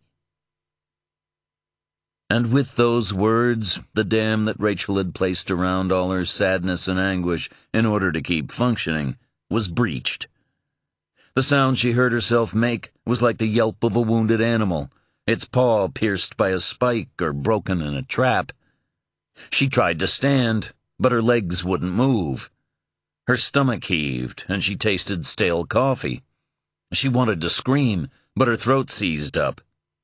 An aspect small and fragile broke deep inside her, and she knew that it could never be repaired. Sam saw her mother go pale, then sway as though she were about to faint. Tears began to fall from her eyes, but her face remained absolutely still, her lips parted in a little oval of shock. It was like watching a doll cry, and Sam knew that she had done this, all with a few words that were out of her mouth before she even knew what she was saying. She wanted to take them back, to swallow them down like bad medicine, rewinding time. She'd set out to wound her mother, and now that she'd succeeded, she wanted nothing more than to unwound and unspeak. "I'm sorry, Mommy," she said. "I didn't mean it. Don't cry. Please don't cry." She scrambled across the bed and wrapped her arms around her mother, whispering her name, saying sorry over and over. But Rachel's arms remained by her side, and whatever her eyes were fixed upon was not in the room with them. Sam heard the bedroom door open, and her grandmother entered just as her mother began to pull away from her. Sam tried to hold on, but Rachel was too heavy. She fell from her daughter's arms and dropped to the floor. Chapter 66. Parker hadn't learned much from his conversation with Oscar Sansom, although he was reasonably content to dismiss for now a connection between Eklund's interest in the mystery of Claudia Sansom's disappearance and the private investigator's own vanishing act. From what Sansom had told him, it sounded as though Eklund was in the process of disengaging from any real involvement in the case by the time he went missing, and his previous efforts appeared to have been tangential in the first place, as well as largely ineffective. In the meantime, he wished Oscar Sansom well. Sansom exhibited a peculiar combination of resignation and optimism. Resignation to the likelihood that the years-long path his wife had taken from disappearance to death might never be revealed to him, and optimism that it might be possible to start again, or at least live out the rest of his days in the knowledge that his wife was no longer lost in this world. It was time, therefore, to forget Sansom and move on to Michelle Soulier and Toby Thayer. But even as he left Natick, Parker couldn't shake a sense of disquiet. Why Claudia Sansom, he thought.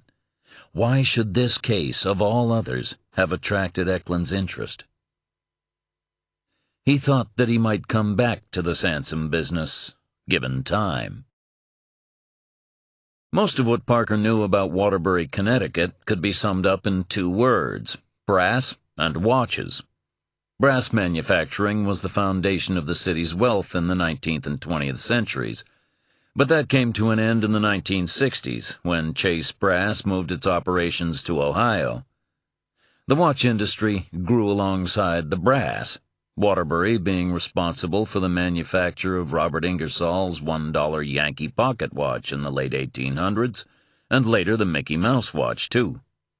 An Asian company now owned the Ingersoll brand, which was, to a certain kind of person, an example of modern America's problems in a nutshell. As with Sansom, Parker had called Michelle Soulier ahead of time to make sure she was willing to meet with him, using Ian Williamson as a reference if required. Soulier sounded interested, but asked him to give her a call when he was an hour out of town. She told him she had a busy schedule over the coming days and didn't want to leave him waiting for too long or be forced to wait on him in turn. Parker made the call when he reckoned he was about 50 minutes from Waterbury, but Soulier's cell phone went straight to voicemail. He left a message and tried again as he was entering Waterbury, with the same result. It was growing dark, and not only because the afternoon light was fading. Gray clouds were moving in from the west, and more snow was forecast. It wouldn't be heavy, but it would make driving a bitch for a while. Even if he managed to make contact with Soulier in the next hour, Parker didn't think there would be much point in later inching his way through bad weather just to have to spend the night in some roadside motel.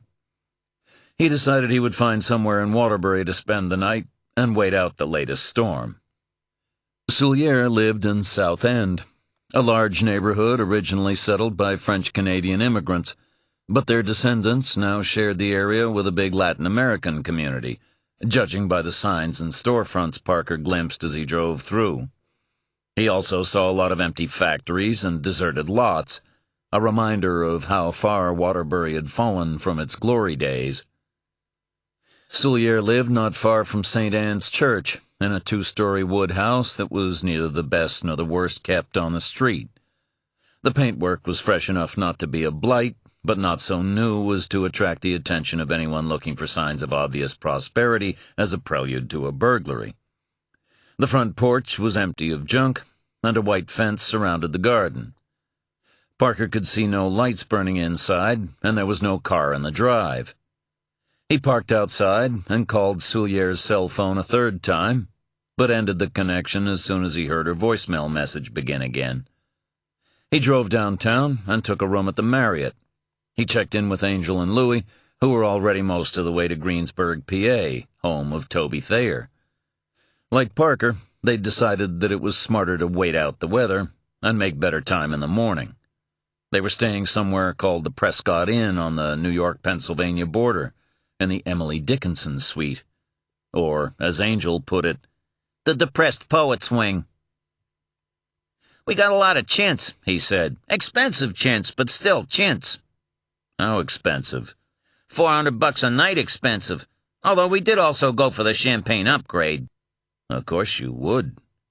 "Is that sarcasm?" "It might be." "We figured Ross would want us to be comfortable. Where are you?" "Waterbury, in a courtyard by Marriott." "As for an upgrade." "It's a Marriott. They already gave me free water." "Well, then you got no cause to complain." Parker conceded that he had a point. "How are you feeling?" he asked Angel. "I'm worried about the direction our country is taking, and I hope rehab works for Sabathia or the Yankees will be another $25 million in the hole." "Very funny. Your health, idiot." "I'm okay. A little sore." "Maybe you should have stayed in Maine." "And done what? Waited for summer? I need distraction. You hear any more about the Sam thing?" Parker told him the latest. Angel sympathized. "Moxie's right," he said. "You have to keep your distance and let him play your hand for you." "I think I need distraction, too," said Parker. "It's a mess."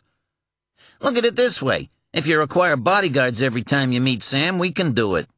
Tell your lawyer to keep that card up his sleeve. It could be what wins the game." Parker tried to imagine Rachel's face if that was the best suggestion he could offer. It took some of the edge off his anger and dulled the sadness. "I should be with you by tomorrow evening," he said. "When you get to Greensburg, see if you can shadow Thayer." "Are you worried for him?" Parker had his cell phone on speaker. He glanced at the screen, but there was no sign of a response from Soulier. "Not yet," he replied, "but consider it a fluid situation." Chapter 67. The collector stood in the basement of Jacob Eklund's home, staring at the map and notes on the wall. He had gained entry by the simplest of expedients, repeatedly activating the alarm. The first time he did so, by shaking a window at the back of the house, it took just 10 minutes for someone to arrive to investigate.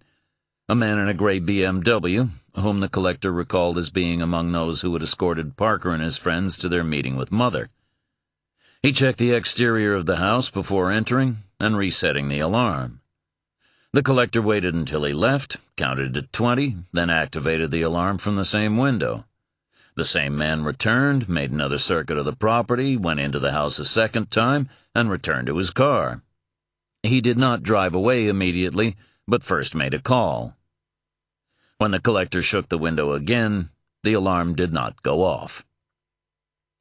Now, in the basement, he wondered what additional material Parker might have discovered and removed from there. He found it only slightly curious that Philip and Mother had not reclaimed what was taken. Presumably they had reached some accommodation with Parker, recognizing that his aims might equally serve their own, while remaining cautious enough to ensure that Eklund's property continued to be secured. The collector examined each location on the map and read the details variously handwritten and typed beside them. From what he could gather, they represented a summary of information contained elsewhere, probably in the files acquired by Parker.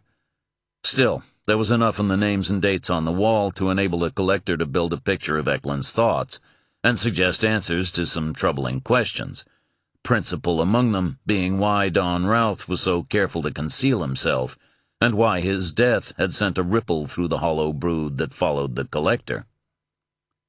The collector was unfamiliar with the brethren, and the name Peter Magus meant nothing to him. Before the night was out, he intended to fill both gaps in his knowledge.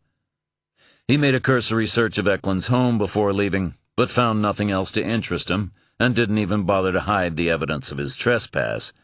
He dumped the contents of drawers on bedroom floors and scattered paperwork across desks and chairs. It didn't matter.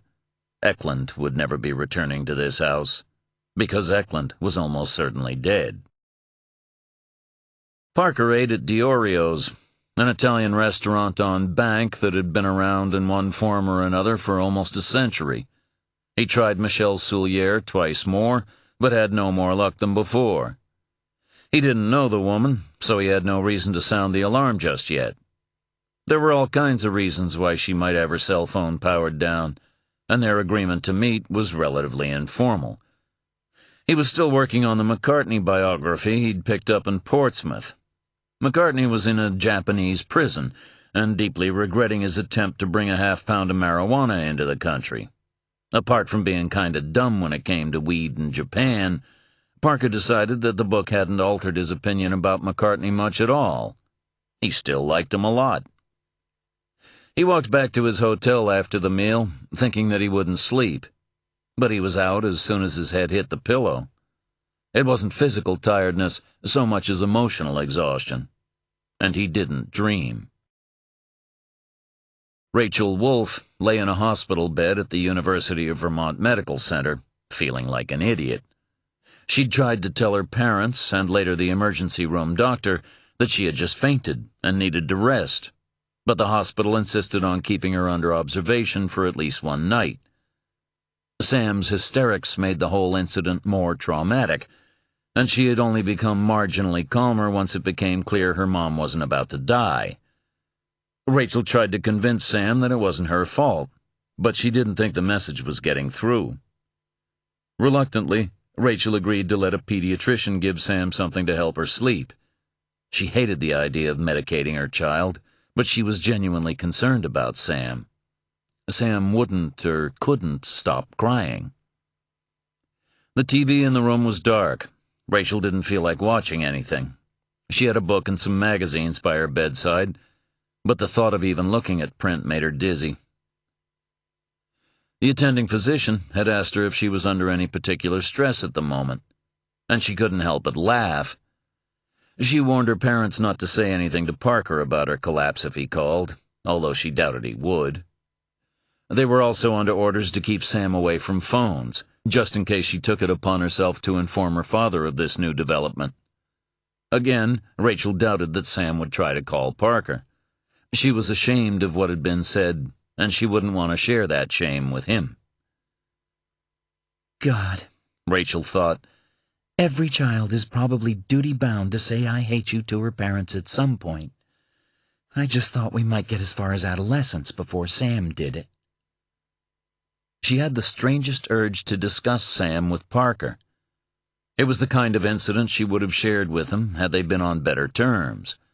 But now the man with whom she instinctively wanted to speak about the child they had created together, the man with whom she had always spoken about such matters even after they'd separated, was the last to whom she could turn.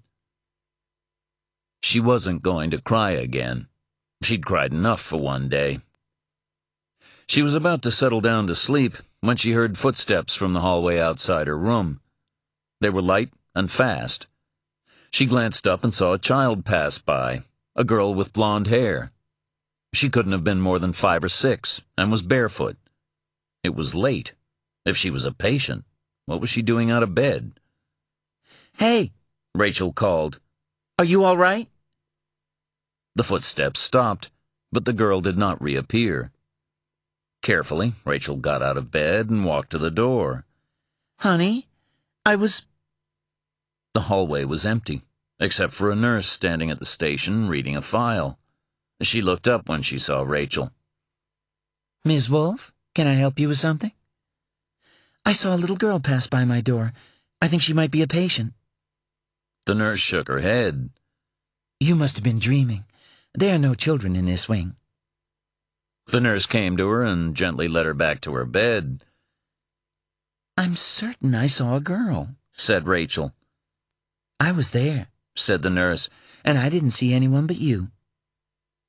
Nevertheless, at Rachel's insistence, she agreed to check the adjoining rooms.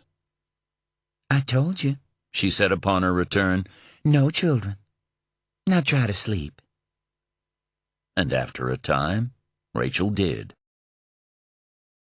Philip was drinking alone in a bar on Washington Street in the part of Providence known as Down City.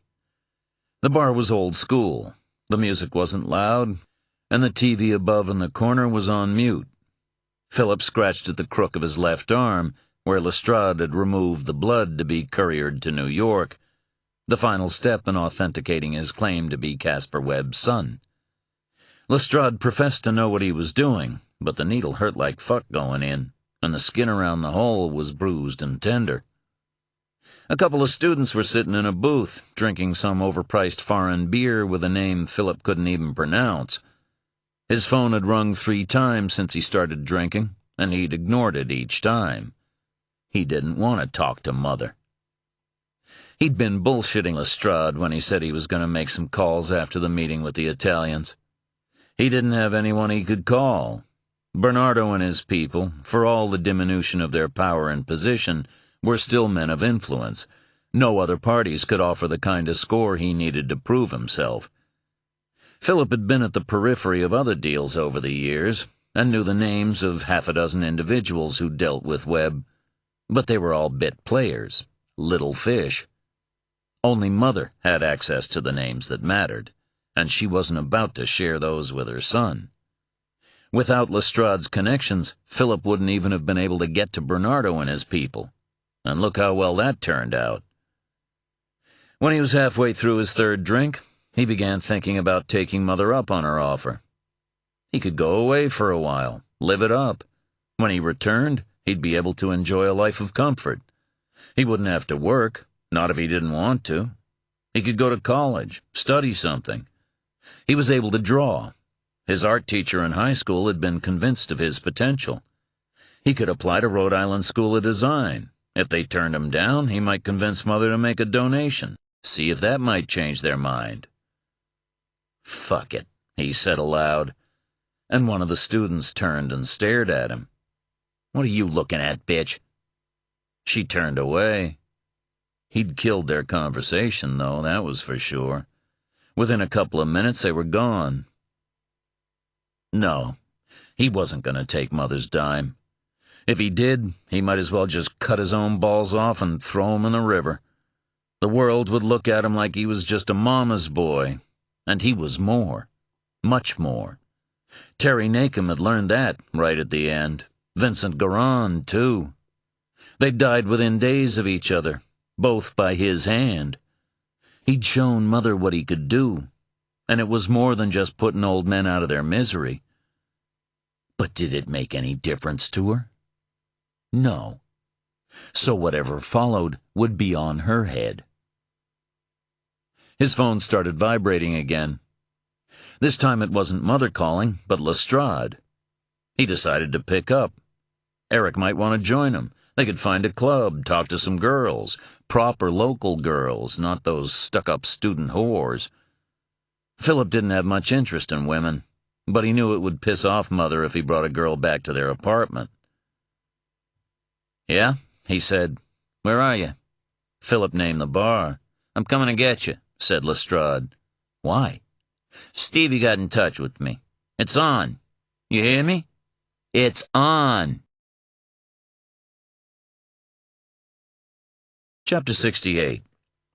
Michelle Soulier was an unlikely debunker of psychics, ghost hunters, and apocalyptic conspiracy theorists. She loved fantasy and horror literature, and was an associate member of the Horror Writers Association and the H.P. Lovecraft Historical Society. That she was also a member of the American Humanist Association and the Skeptics Society caused her no difficulty whatsoever, as she was quite capable of distinguishing between fantasy and reality. Just because something entertained her didn't mean she had to believe in it. Actually, it was all the more entertaining if she didn't. She was a dark, pretty woman, and despite Sumner's suspicions to the contrary, contentedly heterosexual. She enjoyed an interestingly eccentric relationship with a games designer who couldn't quite believe his luck in landing someone like her, but who wasn't so smitten that he threatened her privacy or independence. She was proud that her home was furnished only with gently used items, which included much of her extensive collection of books. For regular companionship, she had a cat named Cresswell. Her cell phone sat on the table before her. A series of meetings, both personal and professional, had run late that day, with the last not concluding until after 9 p.m. As soon as she turned her cell phone back on, she was greeted by messages from the private detective named Charlie Parker. She decided to wait until she got home, or even the next morning, before returning his calls, mainly to ensure that she wouldn't have to meet him that night. She was tired, and had survived the day on bottled water, bad coffee, and worse pastries. She wanted a bath, a glass of wine, and a hot meal. Parker could wait. Oddly, her first meeting with Jacob Eklund had been similarly delayed, although on that occasion it was he, not she, who was responsible. Still, they'd been destined to meet. Not in a romantic sense, or even on any significant level of friendship, as they'd never grown close, but because, like him, she had for a number of years been quietly and discreetly collating information on the Capstead martyrs and their leader, the one who called himself Peter Magus. The reason for her caution was initially different from Eklund's. He had convinced himself that some vestige of the Capstead martyrs, or the Brethren as he generally termed them, still existed, both physically present in the form of descendants and as something more ethereal. Consequently, he was wary of drawing attention to his inquiries. She, by contrast, saw in the story of the martyrs the potential for bringing together any number of subjects with which she was fascinated, among them 19th-century American frontier history, murder, false preachers, and esoteric belief systems. In the case of the martyrs, a potent compound of alchemy, eschatology, the apocryphal scriptures, angel lore, and demonology, that, as far as she could tell, was entirely the creation of Peter Magus himself. What Eklund's theories added to this already heady brew was more bloodshed, and Soulier was savvy enough to realize that blood sold books.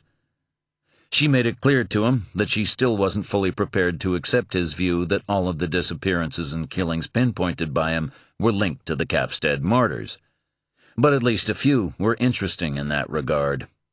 As for the sightings, she'd encountered enough instances of collusion, hysteria, and miscommunication to be able to dismiss that part of Eklund's tale virtually without a second thought.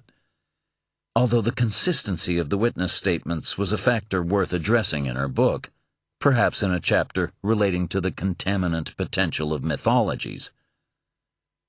But the figure of the Magus fascinated her. He would have been worthy of examination if only as an example of the transformative power of the immigrant dream, and the possibilities for reinvention offered by the United States in pioneer times. Few images of the Magus existed. Given his activities and those of his followers, he was reluctant to permit himself to be photographed, even allowing for his distinctive appearance. But perhaps in a moment of vanity and spurred by a recognition that his pursuers were closing in for the kill, he consented to having a daguerreotype made of himself shortly before the retreat to Capstead. Soulier possessed a copy of it, as did Eklund. It depicted a tall, thin man, dressed in the black suit of a preacher, his hands hanging loosely by his sides. His hair was long and red, and his skull was misshapen and pitted, a consequence of the violent existence that he led. In the photograph, the Magus was facing the camera, his distinctive beard disguising the weakness of his chin, and the angle of the lens hiding the flattened profile of which contemporary records spoke. The Magus's left eye bulged, which Soulier believed might have been a symptom of Graves' disease, or even a form of cancer. The Magus was said to have suffered diarrhea and fevers in the final months of his life, which, like the bulging of the left eye, were symptoms of neuroblastoma.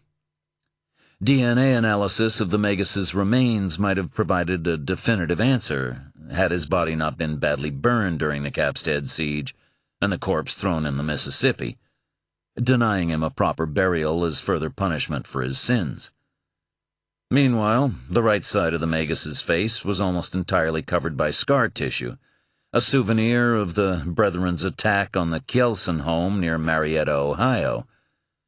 The patriarch of the family, Bjorn Kjelsen, turned out not to be quite as dead as was thought, and managed to get off a shotgun blast that left the Magus near blind in one eye. Kjelsen's sister, who lived in Chillicothe, was named Agatha, and she married a man named Christer Eklund, who was Jacob Eklund's great-great-great-grandfather. For Jacob, therefore, the Capstead martyrs were a matter of personal interest, with a specific connection to his family's past. Soulier blinked, and a single droplet of blood exploded on the kitchen table. She coughed, and the droplet was lost in a greater spray of red. But she barely noticed. She had already forgotten about the two people behind her, even though one of them, the woman, had stuck a knife in her. Soulier had put up a good fight before the end, though, and managed to land one particularly sharp blow to the bitch's cheek. Soulier might have taken her, too, if the bastard with her hadn't rabbit-punched her on the back of the head, leaving Soulier momentarily stunned and open to the blade. None of that was of consequence now. She was dying, and her attention was fixed on the man standing before her. The Magus didn't look quite as he did in the daguerreotype. That version of himself was wounded and tired, corrupted by years of predation and rapine. This one glowed. The scarring to his face was gone, and his head was perfectly smooth. Only his eyes were cloudy, with a milky gray cast to them like water mixed with bleach. She saw other figures moving behind him, mostly women. Given time, she might have been able to put names to them. The knife had felt very cold when it entered her, which surprised her. Even as the coldness spread through her system, her body remained warm. She didn't know how that could be. The Magus might have been able to tell her, but she didn't want to ask him. She didn't like having him in her kitchen. His presence made her feel dirty. She heard a mewing sound from the back door. Cresswell, returning from his evening wanderings. The cat flap was broken, and she'd been forced to seal it up temporarily to keep out the cold until she could get around to replacing it. She willed the cat to go away. She didn't want them to kill Cresswell. The Magus was watching her. He was very still. She thought she could detect some residue of dark pupils in the pale fathoms of his eyes. They reminded her of frog spawn. She coughed again. It hurt, but not as much as before. She wished that she'd replied to the detective's messages. He might have been able to save her from this. The cat stopped mewing. The Magus and his people vanished. The cold went away. It was done. Chapter 69. Parker woke shortly before 8 a.m. It didn't take long for his concerns about the situation with Sam to gather like clouds on the horizon, but he did his best to set them aside. He had work to do, and his personal problems wouldn't help him to do it any better. He reached for his phone. He always left it on because, like any parent, he lived in fear of being out of contact in the event of a problem with his child. There was still no sign of contact from Michelle Soulier. He called her number again, he knew it by heart now, even with a redial button, and was surprised to hear it ring. He waited, but nobody picked up, and eventually the familiar voice message sounded in his ear once more. He grabbed a coffee in the lobby of the hotel, checked out, and drove over to South End. A car now stood in Soulier's drive, a lovely old blue VW Beetle that, judging by its condition, was clearly its owner's pride and joy. Parker pulled up to the curb, opened the front gate, and walked up to the house. He rang the doorbell and waited, but nobody answered. He tried again, this time holding down the bell for long enough to be considered rude if Soulier did respond. But there was still no response from inside. Parker called Soulier's number and heard it ring twice, once in his ear and the second time from somewhere in the house. The ringing in the house ceased, and he heard Soulier's by now familiar voice speaking from his phone. "Hi, this is Michelle. I'm sorry I can't pick up right now, but—" He silenced her. He peered in the window at the front of the house and saw a small room furnished with a pair of armchairs, a lot of bookshelves, and not much else. Connecting doors led into the next room, but they were closed. He followed the left side of the house to a small yard and heard a mewing from beside the kitchen door. A white cat was sitting by a closed flap.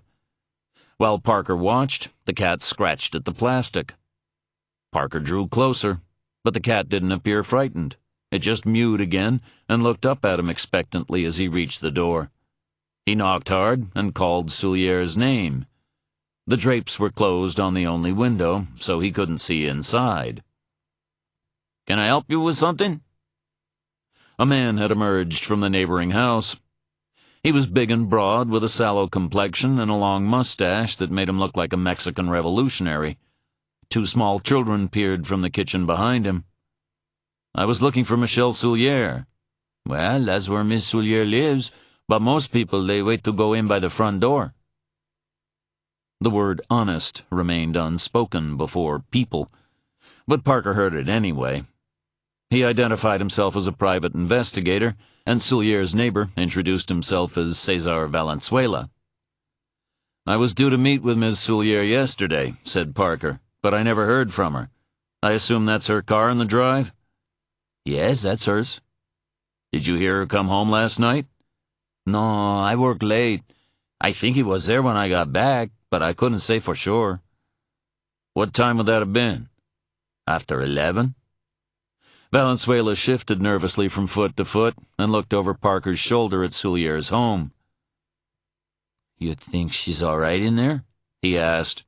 "I hope so, but I don't want to call the cops only to find that she's been in the bathroom or took a sleeping pill and zonked out." The children were still watching through the open kitchen door.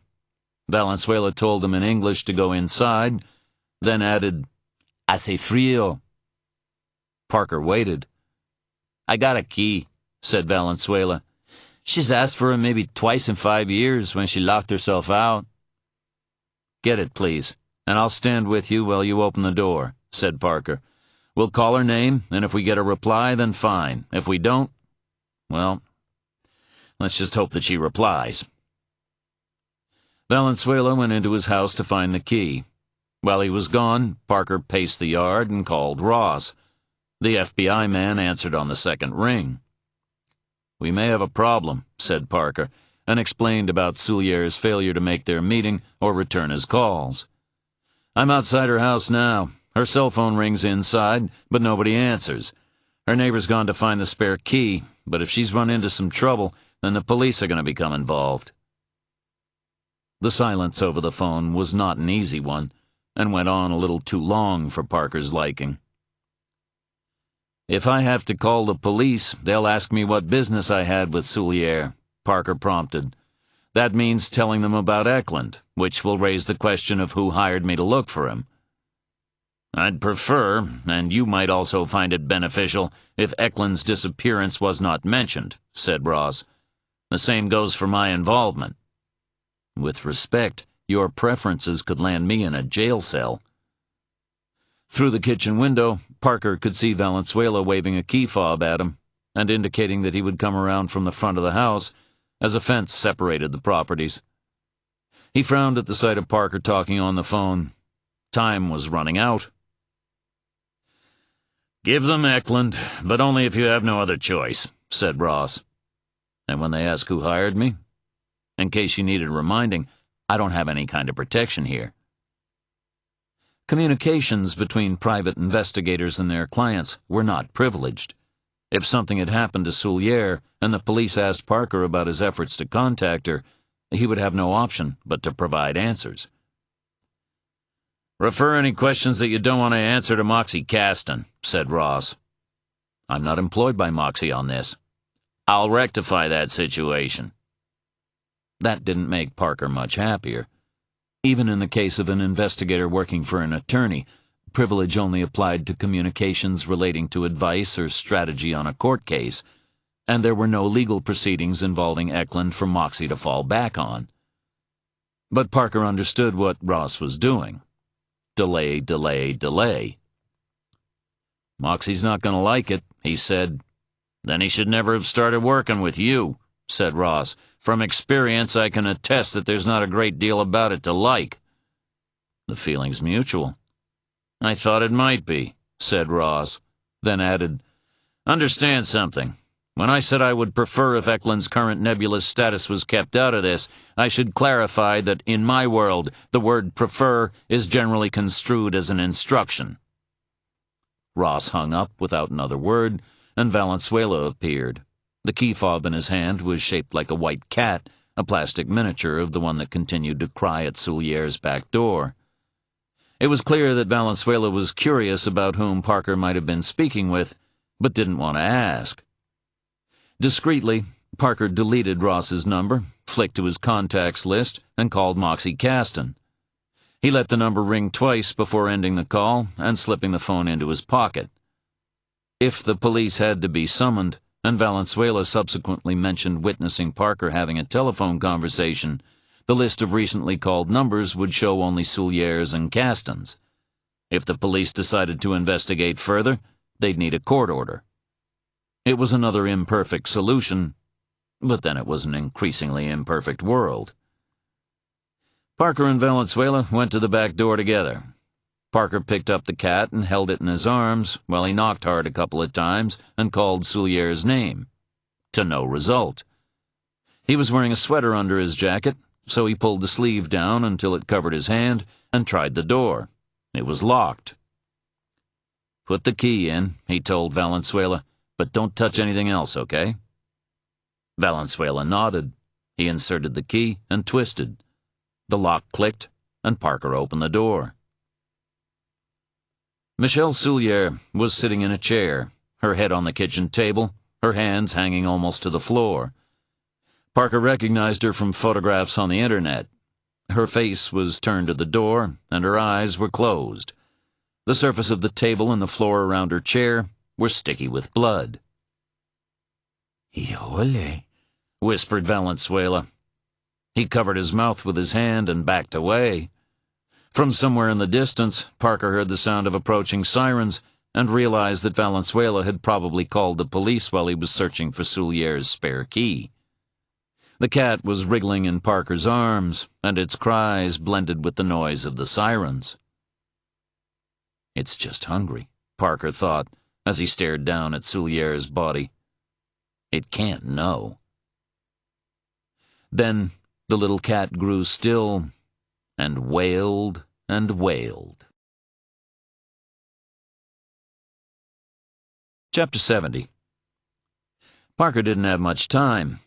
He handed the cat to Valenzuela, who was leaning against the fence taking deep breaths, and stepped away to make another call. He remained in Valenzuela's sight, mostly so there would be no issue with the police when they arrived. He didn't want there to be any question about his possible intrusion on a crime scene. He called Angel. Where are you? About half an hour out of Greensburg. A Waterbury PD patrol car pulled up outside Soulier's home. He had only seconds left. Michelle Soulier's dead. Get to Thayer and keep him safe.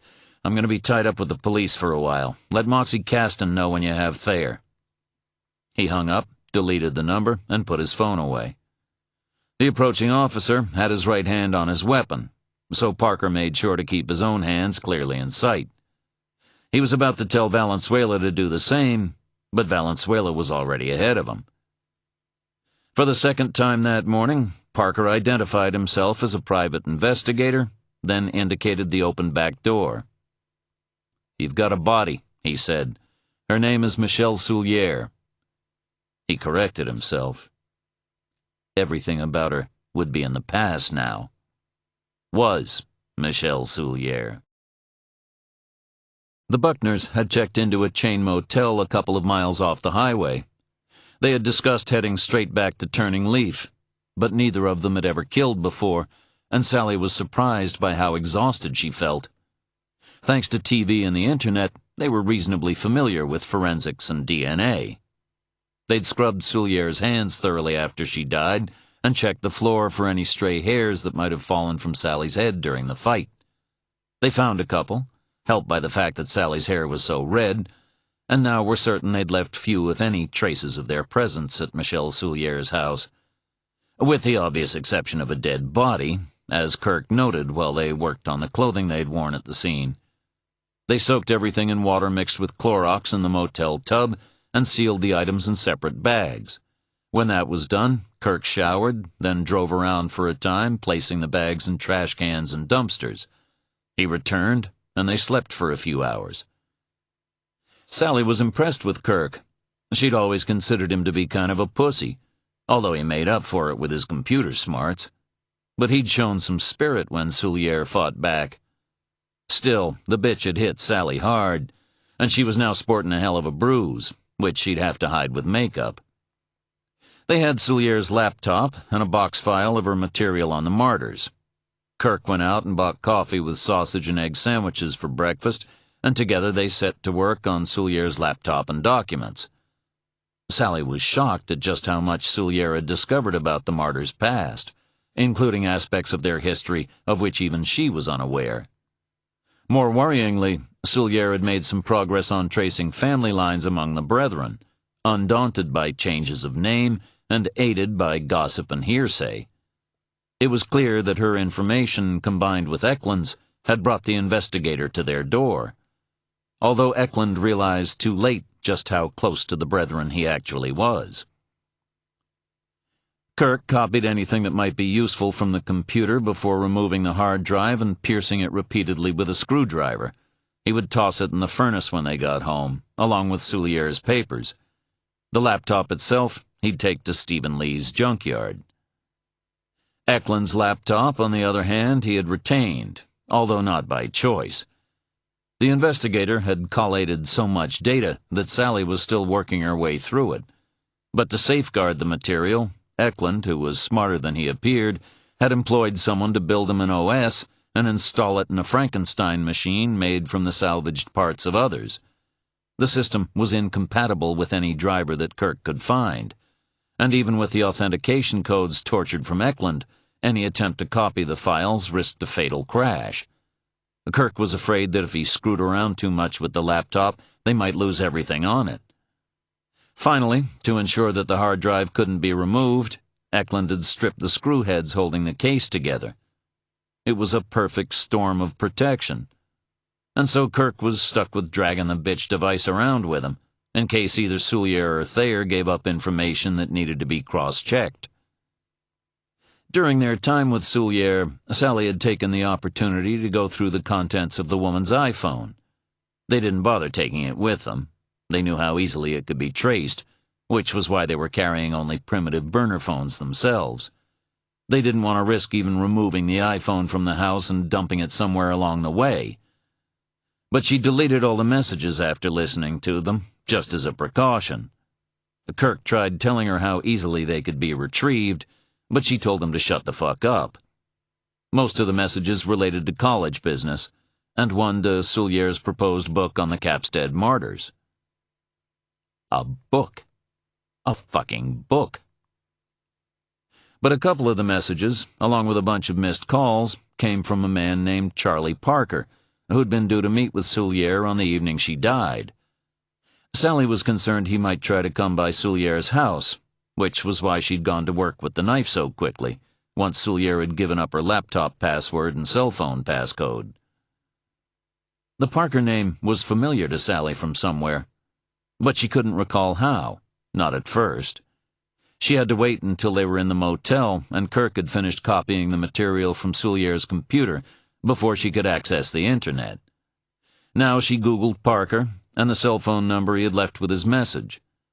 She did so almost absent-mindedly. She was thinking about taking Kirk to bed before they left. It would be a reward for both of them. A page of results came up. As soon as she began scrolling through them, All thoughts of sex with Kirk left her, and she recalled where she had first come across Parker's name. It was on Jacob Eklund's laptop. Shit, She said. shit, shit, shit. Chapter 71. Richard collected Sumner shortly after 5 a.m. Initially, there had been some discussion about using a vehicle other than Richard's, perhaps a salvage from Stephen Lee's yard. But Stephen Lee didn't have anything reliable on hand, and the last thing anyone wanted was a breakdown either heading to, or worse, leaving Thayer's place. So Richard's Chevy Blazer it was. Richard had picked up 2 coffees at a Dunkin' Donuts before he arrived, along with some crullers, and that kept them going for a couple of hours. Richard told Sumner that he usually listened to political discussion programs while he was driving, but Sumner didn't have time for that talk radio shit, liberal or conservative. If he wanted to hear folk agreeing with their own opinions for hours on end, he could just stay at home and listen to his wife. They settled on deep tracks for the first part of the drive, stopped for a late breakfast at an IHOP off the highway, then switched to classic rewind for something a little more modern. They agreed that pretty much all music made after 1983 sucked, even if it meant they were becoming a pair of stubborn nostalgists. Richard had always taken Sumner for a loudmouth. Richard concealed a secret terror of those who could build and fix things, as they made him feel less masculine by comparison. But Sumner turned out to be quite the thinker, and if he was loud, then it was because his was a big, generous personality. Richard discovered that Sumner was planning to head over to South Africa at the end of the fall to build houses for some charity. Jessie would be going with them, although Sumner said she was kind of nervous about it, which he understood. Richard wasn't sure just what Jessie would be doing when she was over there, since she was even less adept with a hammer and nails than he was. Sumner confessed he wasn't sure either, but she didn't want to stay home alone. Sumner, in turn, had never spent a lot of time in Richard's company, but gradually found that what he had mistaken for standoffishness or even superiority was actually a kind of shyness. Richard didn't strike Sumner as the kind of guy who'd cheat on his wife, but if there was an adulterous type, then greater minds than Sumner's had failed to pinpoint it. It was Richard who raised the subject of his affair as they were nearing the Ohio-Pennsylvania line. They were passing one of those wedding venues, the sort Sumner always associated with Irish marriages. Lots of guests, bad food, and buyer's remorse once the hangovers wore off. The sight of it seemed to spark a series of associations in Richard. "It's been a shitty year or so," he said. "Real shitty." "Yeah?" said Sumner. Because what else could one say to that? Work, or... He let it hang. "The or part," Richard confirmed. The affair was common knowledge among the brethren. The closeness of their relationships meant they could have few secrets. Affairs were regarded as unwise and were tacitly discouraged. Any unhappiness had to be tackled. They couldn't risk the urge to confess that might come with analysis or conversations with pastors or priests. But flaws in marriages carried very particular risks. No extramarital affair could survive without some degree of pillow talk, and who knew what confidences might be exchanged at such moments. When Sophia found out about her husband's dalliance, it was to Sally she turned, and pressure was immediately placed on Richard to put an end to the relationship. The girl was young, too. She wasn't one of Richard's students, but she'd graduated a few years earlier from the high school at which he taught.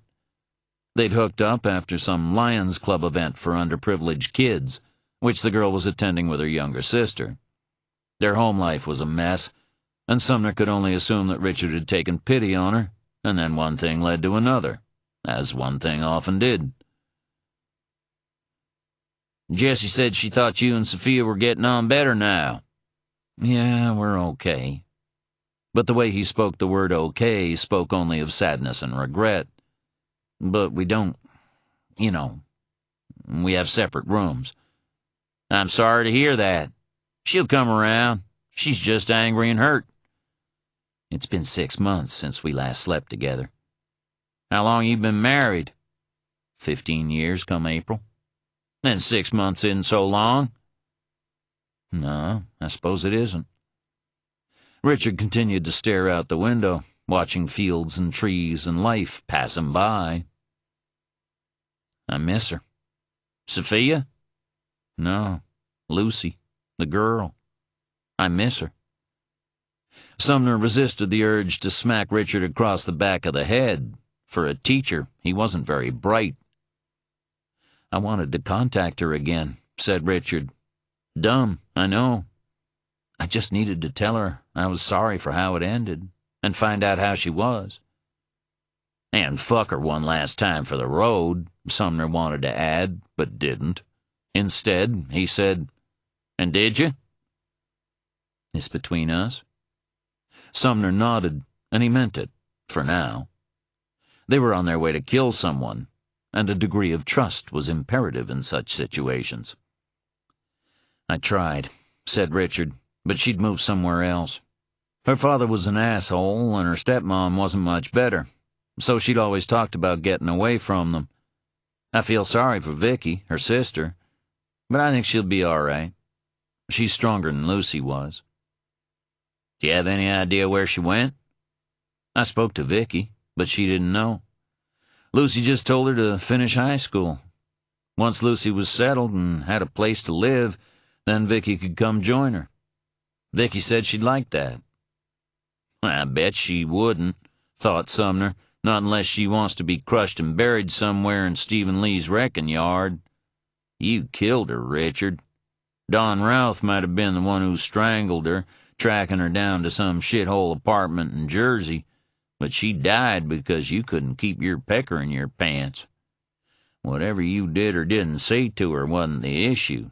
She was your weakness, and an end had to be put to her. Did her sister know about the two of you? Sumner asked. No. You're sure? I made it clear to Lucy that no one could know. I told her that when we first started seeing each other. I said I might be able to take care of her and her sister, but I wouldn't be able to do it if anyone found out. I needed time to make a plan and move some money around. You mean you told her you'd leave Sophia for her? Yes. Did you mean it? Richard's voice cracked. Yes. What an idiot. Christ, Richard. If her sister even suspected there was something between the two of you, it could cause problems. You mean if the police came looking for Lucy? Sumner turned to stare at him.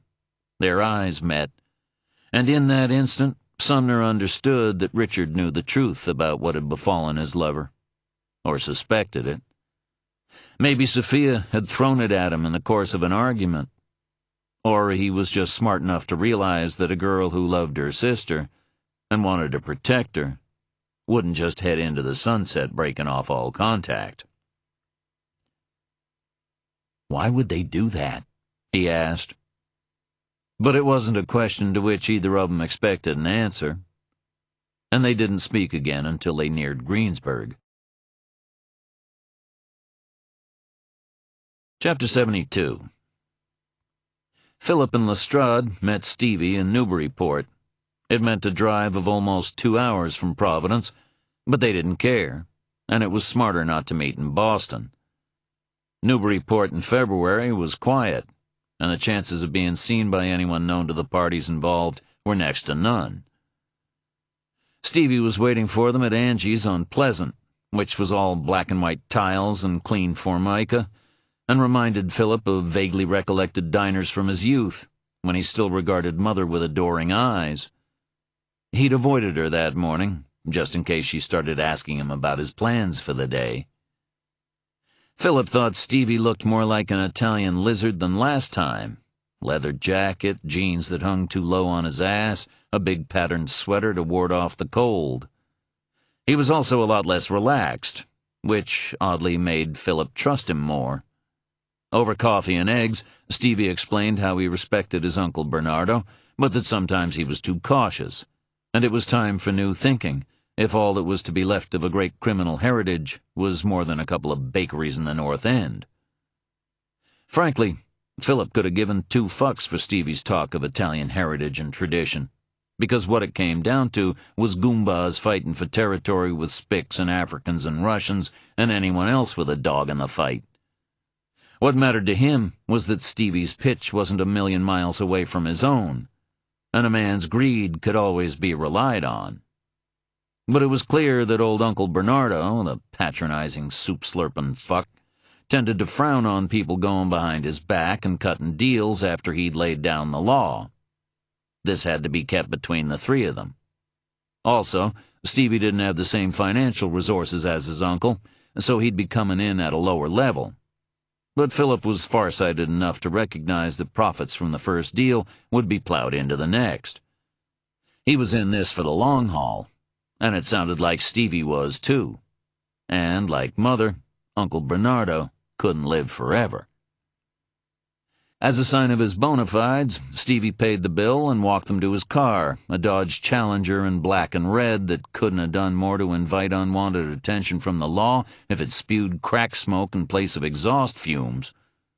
But Philip decided to be forgiving of this particular quirk when Stevie produced a block of bills encased in plastic wrap. $100,000, including a contribution from Anthony, who also saw no reason to pass up a good thing because their uncle couldn't tell one Muslim, the good kind that sold drugs, from another, the bad kind that flew planes into buildings. Philip, who took an interest in affairs beyond the borders of New England, didn't bother to explain to Stevie that those Muslims were pretty much one and the same, because it wouldn't have made the Italian any happier, and would probably just have confused him. "How long?" asked Stevie, once they'd stowed the cash away in Lestrade's latest rental. "The stuff comes in by ship," said Philip. 3 weeks. Could be a little more, could be a little less." 3 weeks is good," said Stevie. They shook hands. The deal was on. Philip didn't bother to tell Stevie that the 3-week estimate was probably bullshit. He was sure that the heroin was already in the country, which meant that Stevie could be supplied within days, not weeks. Philip would keep him waiting for a week at least, though. Stevie would still be happy when the heroin reached him sooner than anticipated, but Philip didn't want Stevie to start thinking the whole business was too easy for his partners. He wasn't concerned about Stevie trying to discover the identity of Philip's supplier in the hope of cutting a better deal behind his back. The men involved didn't break bread with Italians or Hispanics or anyone else. They dealt only with their own, and Philip was one of them. He'd proved it with blood. That was how they worked, these people. No, not these people. His people. Chapter 73. Sumner and Richard had performed a considerable amount of due diligence on Toby Thayer. They knew he kept his office at the main store and warehouse on Greensburg's west side, so they parked in a lot across the street and made the call from there. When a woman answered, Sumner asked to speak with Mr. Thayer and was told he wasn't available. Sumner gave her some bullshit about wanting to make a bulk purchase from the damaged stock in Thayer's warehouse to replace a quantity of his own that had been lost in a fire. He was informed that Thayer might be in later, but it would probably be tomorrow. After he laid on the charm, she revealed that Thayer was working from home that day, though she couldn't give out either Thayer's residential or cell phone number. If Sumner left his own number, she assured him she'd be sure to pass it on. Sumner, seeing no harm in supplying the burner number, gave it to her. He figured that if Thayer did call him back, they'd be able to glean a little more information from him and confirm that he was actually home like the woman claimed. Then again, why would she have lied about something like that? So there it was. Sumner and Richard now knew where Thayer could be found, and they had his home address, thanks to the late Jacob Eklund. "What do you think?" Sumner asked Richard. Richard, who had read enough about Toby Thayer's business and personal life to ghost his memoirs, was watching a girl walk by, her hair tied up in a loose bun, a pair of big headphones acting as makeshift earmuffs. She wore a white padded jacket that came down only to mid-thigh, just above the hem of her navy skirt. Her legs were clad in white tights, her feet hidden by impractical ankle boots. Nice-looking kid. 19, maybe 20. She must, thought Sumner, be fucking freezing.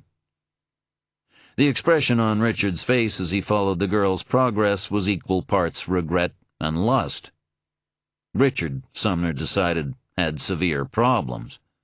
He'd have to talk with Jessie about him when all this was over, and maybe even Sally and Madeline, too. His opinion of Richard might have softened, but he still didn't care enough about him to miss him if he disappeared. Right now, he wasn't sure if Sophia did either. If Richard were to fuck up again, then what? Routh was dead. It didn't matter that his body hadn't shown up yet. Sally said he was gone.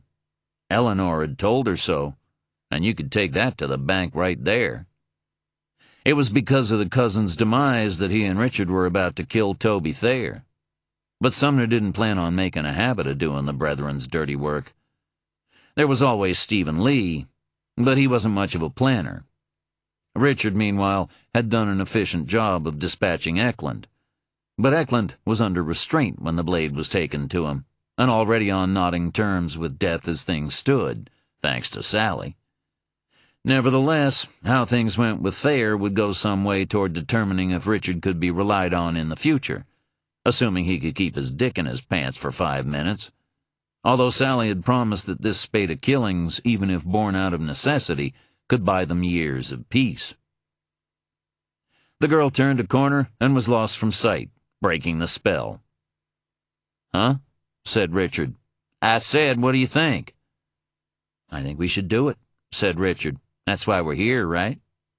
"Okay, then," said Sumner. "The sooner it's done, the sooner we're home."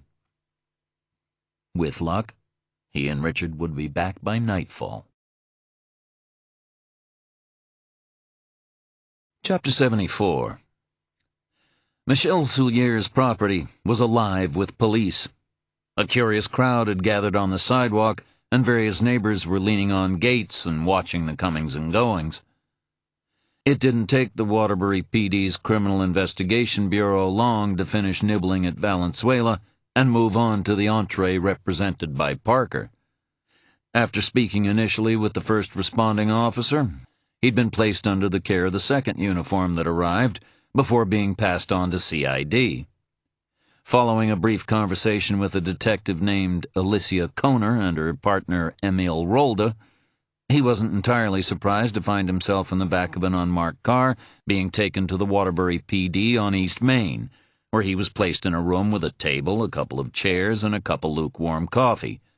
He wasn't cuffed, and it was made clear that he wasn't under arrest, but he was still sitting in a room behind a locked door, waiting to provide what were likely to be unsatisfactory answers to some very direct questions. He'd spent a lot of time in rooms like this, on both sides of the table. He enjoyed being the questioner more than the questioned, but it wasn't really much of a contest. His phone had been taken from him, which made him glad that he'd deleted Angel's number from the call list. Parker wondered if Angel and Louie had managed to get to Toby Thayer and apprise him of the trouble he might be in. He'd find out when he next got the chance to call Moxie Caston. The subject of Moxie brought him back to Ross, and his continued reluctance to involve the police in the search for Jacob Eklund. Parker knew that Ross was protecting his own back, but despite their earlier conversation, the Eklund situation had changed with the discovery of Michel Soulier's body. It was entirely possible that Eklund might have killed Soulier. Even if he hadn't, he would become a suspect the moment Parker mentioned his name to the police. Yet Ross had also suggested that it might be better for Parker if the police didn't take an interest in Eklund's whereabouts. But Parker had never met Eklund. Their only point of connection was through Ross. He could only conclude that he was possibly being royally screwed over by Ross, a man who might now constitute a rogue element within the FBI. Parker wondered what the penalty was for aiding and abetting the undermining of a federal institution. Probably something really bad, and without a view. The door to the interrogation room, hey, call it what it is, opened, and Koner and Rolda entered. Both carried pens and writing pads. But the room was certainly wired for recording anyway, so any notes were simply for their own information, or for show. He hadn't been Mirandized, since he wasn't under arrest. But he still needed to talk to Moxie Caston, if only to confirm that he was free to stretch the principle of privilege to breaking point. Koner was pretty in a blonde way, and Rolda was handsome in a dark way. Both were of a similar age, and at least a decade younger than Parker. If they ever decided to hook up, they could make beautiful children together. The dance began. Rolda asked Parker to explain again what he had been doing at Michelle Soulier's house. Parker asked to speak with Moxie Caston. Koner spoke up to remind him that he wasn't under arrest and had no need of a lawyer. Parker, in turn, pointed out, as he'd explained before they put him in a car and drove him over here, that he had been engaged in a professional capacity through a lawyer and was obliged to clarify with Mr. Caston what he was permitted to say about the client. A brief debate on the nature of privilege followed, but Parker held firm. Eventually, he was led to a phone and allowed to call Moxie. He was put through as soon as he identified himself to Moxie's secretary, which he took as either a very good or a very bad sign. "You," said Moxie without preamble, "are a troublesome and troubling man, and your work brings you into contact with individuals of dubious principles and low character, and I think you know who I'm talking about." "Did you receive some paperwork?" "I received a lot of paperwork, and I'm still not entirely sure what it all means. What I do know is that none of it will protect either of us in a court of law, but it contains enough flim-flam and doublespeak to tie experts in jurisprudence up in knots for weeks, maybe months. For what it's worth, until someone starts pulling at threads, you are employed on a third-party basis by this firm to pursue inquiries relating to the disappearance of one Claudia Sansom and the subsequent discovery of her remains in a shallow grave. This firm has, in turn, been subcontracted by the Federal Bureau of Investigation to follow up, quote, at your discretion, unquote, all relevant leads and contacts relating to the Sansom case." "Does it explain how Sansom falls under the jurisdiction of the FBI?" "She disappeared in Massachusetts and was found in New Hampshire. Geography is our friend." Parker had to concede that it was clever of Ross. It would allow him, if necessary, to explain how he had ended up at Soulier's door, and to mention Eklund without admitting that Eklund himself might be under investigation. Eklund had provided professional assistance to Oscar Sansom. He had also spoken with Soulier. Parker had simply been trying to establish if Soulier knew anything about the Sansom case. He was doing what any good investigator, police or private, would do: chase down every lead, re-interview every witness, if only to rule out their testimony as irrelevant. "What about Angel and Louie?" he asked. "Have they been in touch?" "Your lunatic friends? No. Should they have been?" Koner appeared in the hallway and tapped her watch. Time was up. "I think we need to ensure the safety of a man named Toby Thayer. I asked them to take care of it." "You could pass on this information to the police." "I might be mistaken." "Nevertheless." "It's complicated." "You mean FBI complicated?" "Exactly." "I'll call Angel and Louie. When I know something more, I'll get back to you. I take it the Waterbury PD has your phone?" Parker gave him the names of the two detectives so Moxie would know whom to contact. "Call me," said Parker. "I will," said Moxie. "And don't end up in jail down there. I charge mileage." The coffee was replenished.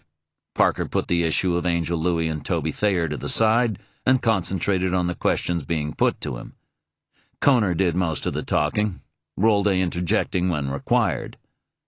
They might have looked neat and clean, but they were bright, too. Parker could tell they smelled something off in his story about Eklund, but they couldn't figure out what it was. It helped that Parker didn't have to lie, except by omission.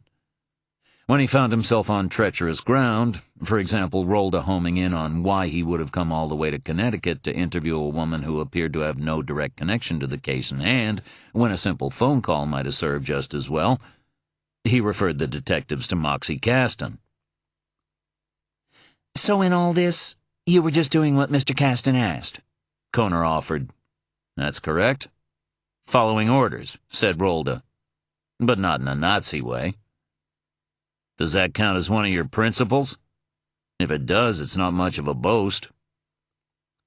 Mr. Parker, we know exactly who you are and what you do. We're also aware that no law enforcement agency has ever received a straight answer to a question directed at you. You appear to be allergic to transparency. Maybe I'm turning over a new leaf with you, said Parker. You have to believe in a man's capacity for change and personal development. Koner snorted. It was kind of cute in a gross way. Tell us about Jacob Eklund, said Rolda. Back to Eklund. Rolda, in Parker's opinion, had moved from smart to really too smart for his own good. The only consolation was that the system would eventually knock it out of him. I don't know a great deal about Eklund, apart from what I've discovered from walking in his footsteps. Were you aware that he's believed to be missing? I've never spoken with him. That's not answering the question. I only know that he hasn't been around in a while. He hasn't been seen at his home or office in over a week. He doesn't answer calls. His mailbox hasn't been emptied. Curiously, though, the receptionist at his serviced office building remembered receiving a call from him during that time, asking 2 men to be permitted entry as soon as they arrived. What's odd about it is that Eklund doesn't actually appear to have been in the building when the call was made. What do you think about that, Mr. Parker? I think you've been hard at work while I was sitting here all alone. As has already been suggested, I don't believe you're being entirely forthcoming with us. Are you looking for Jacob Eklund, Mr. Parker? I'm looking into the disappearance and death of Claudia Sansom. Eklund was close to her husband. As part of my investigation, I'd be interested in speaking with him. So far, I haven't had a whole lot of luck. Were you recently at Eklund's office building? I made inquiries about him, just as you did. Did you gain entry to his office under false pretenses? No, Parker lied. Good luck to them with tracing the call that supposedly came from Eklund, and he hadn't broken any laws by entering the building, or not in any way that could be proved. It was only when he got to Eklund's office door that the trouble started. You're sure about that? Yes. Eklund's office building was run as a cheap operation, with minimal security camera coverage, and he would bet good money that the young receptionist wouldn't be able to conclusively identify him if the police decided to show her a photograph. He wasn't happy about lying to the detectives, but it was the first real lie he'd been forced to tell, and a calculated gamble. If he admitted wrongdoing, he could potentially find himself having another awkward conversation in another euphemistically titled interview room, this time with the Providence PD. Could Eklund have killed Michelle Soulier? Koner asked. I don't know any reason why he would, said Parker, which was true, but still didn't mean that Eklund wasn't a suspect. He could see that Koner and Rolda were growing frustrated. At least they could say he hadn't confounded their expectations. I know it doesn't seem like it, he said, but we're on the same side here. I'm not sheltering Eklund. I don't know where he is. If I find him, I'll inform Mr. Caston, and he will, in turn, pass those details on to law enforcement. Neither of us has any interest in obstructing the course of justice. Koner snorted again. It wasn't quite as cute the second time around. She looked at her partner. He shrugged. Parker had committed no crime in the city of Waterbury or the state of Connecticut, as long as one glossed over the matter of any small lies told to the police, and as many more sins of omission.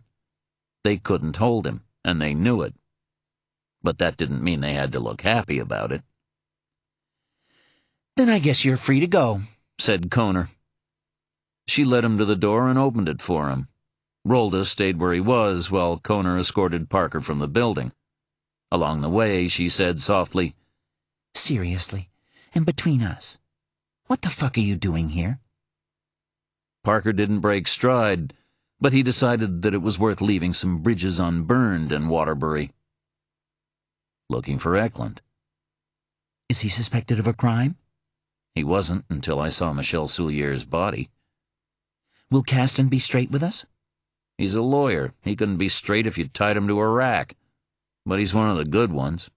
He'll tell you what he can. And you? Will you be straight? Parker paused. They were at the final door before the main lobby. I don't want to see what happened to Michelle Soulier go unpunished.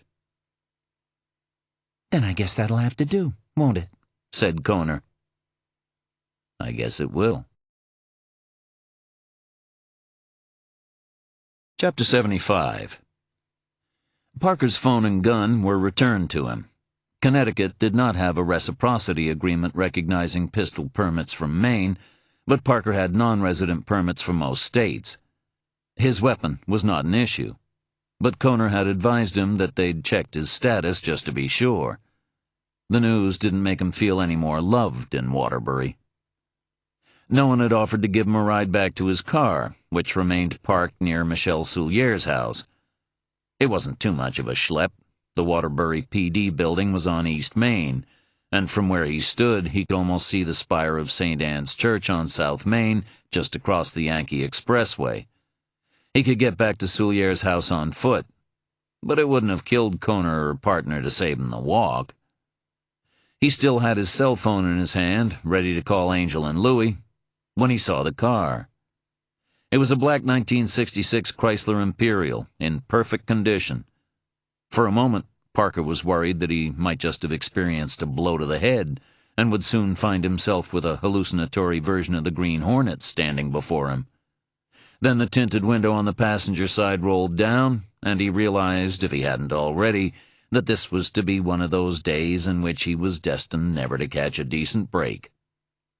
Mother was sitting in the back of the car. Parker stared at his phone. He really wanted to talk with Angel and Louie, but it seemed inadvisable to keep Mother waiting, although she hadn't as yet glanced in his direction, and if the cold breeze blowing through the open window was bothering her, she didn't show it. Still, the implication was clear. His company was required. At least, he figured, he now had his ride. The driver got out as Parker approached. Parker didn't recognize him, as he hadn't been part of Philip's coterie back in Providence. He was in his 50s and broadly built. He appeared old-school hard, the kind of guy who had delivered so many threats and beatings in his life that he could no longer even take communion without looking intimidating. He put out a hand like a shovel and waited. Slowly, Parker removed his gun, ejected the clip and the round in the chamber, put the ammunition in his jacket pocket, and restored the gun to its holster. "That's as good as you get," he said. "And more than I wanted to give," he might have added. The driver looked to Mother for confirmation that this was acceptable, and received it in the form of the barest of nods.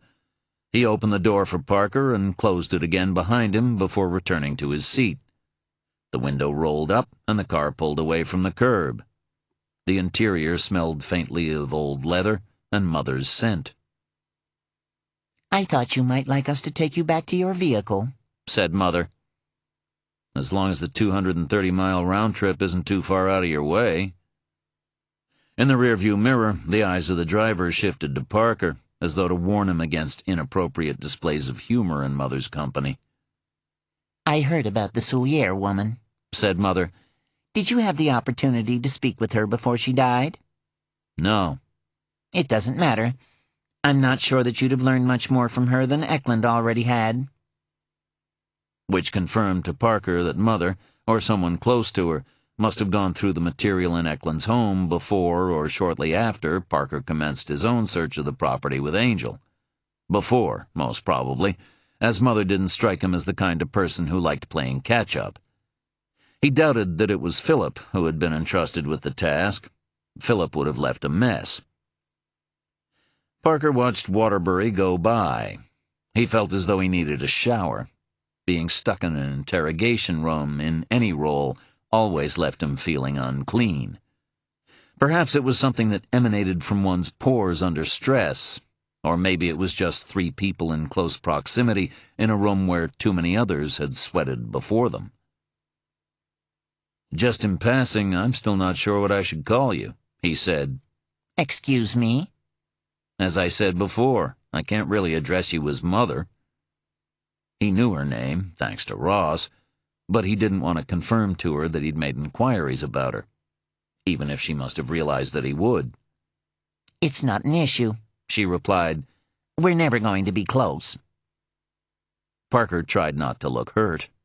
It was easier than he'd anticipated, and he'd anticipated that it would be very easy. "So how far have you progressed in your inquiries?" Mother asked. "They're ongoing." "Don't be facetious, Mr. Parker. I don't have the patience for it." "The last time I looked, I wasn't employed by you." "When last we met, you declined my offer of employment, and I advised you that I'd continue to take an interest in your activities. My obligations to Mr. Webb remain in place, and therefore they also affect you." Parker gave up. "I believe that somewhere out there are individuals connected to the Capstead martyrs, or brethren, or whatever you or anyone else might choose to call them," he said. "For some reason, they don't want people delving into their history, and that's why Soulier was killed. If Eklund is dead, then he died for the same reason. If he's not dead, then it's possible he may have killed Soulier. While he's missing, he'll remain a suspect, for the police if not for me." "You don't think he could have murdered her?" "It seems unlikely." "And what about Mr. Webb's brother and his family? How do they connect to these brethren?" "If we accept that Michael McKinnon is dead, then possibly just bad luck in his case, and punishment in the case of his wife and son. She kept looking for her husband, and they wanted to stop her. But I still don't understand why they'd target someone who wasn't a threat to them. If they killed McKinnon, then his death caused more trouble than it was worth. And there are a lot of missing people. McKinnon, Eklund, even Claudia Sansom, at least until her remains showed up. In addition, Eklund had marked any number of other disappearances as being of interest. If even a quarter of them involved the brethren, then that's a significant figure, and it suggests deliberation. It's hard to make a case without a body, although they've left some of those in their wake as well."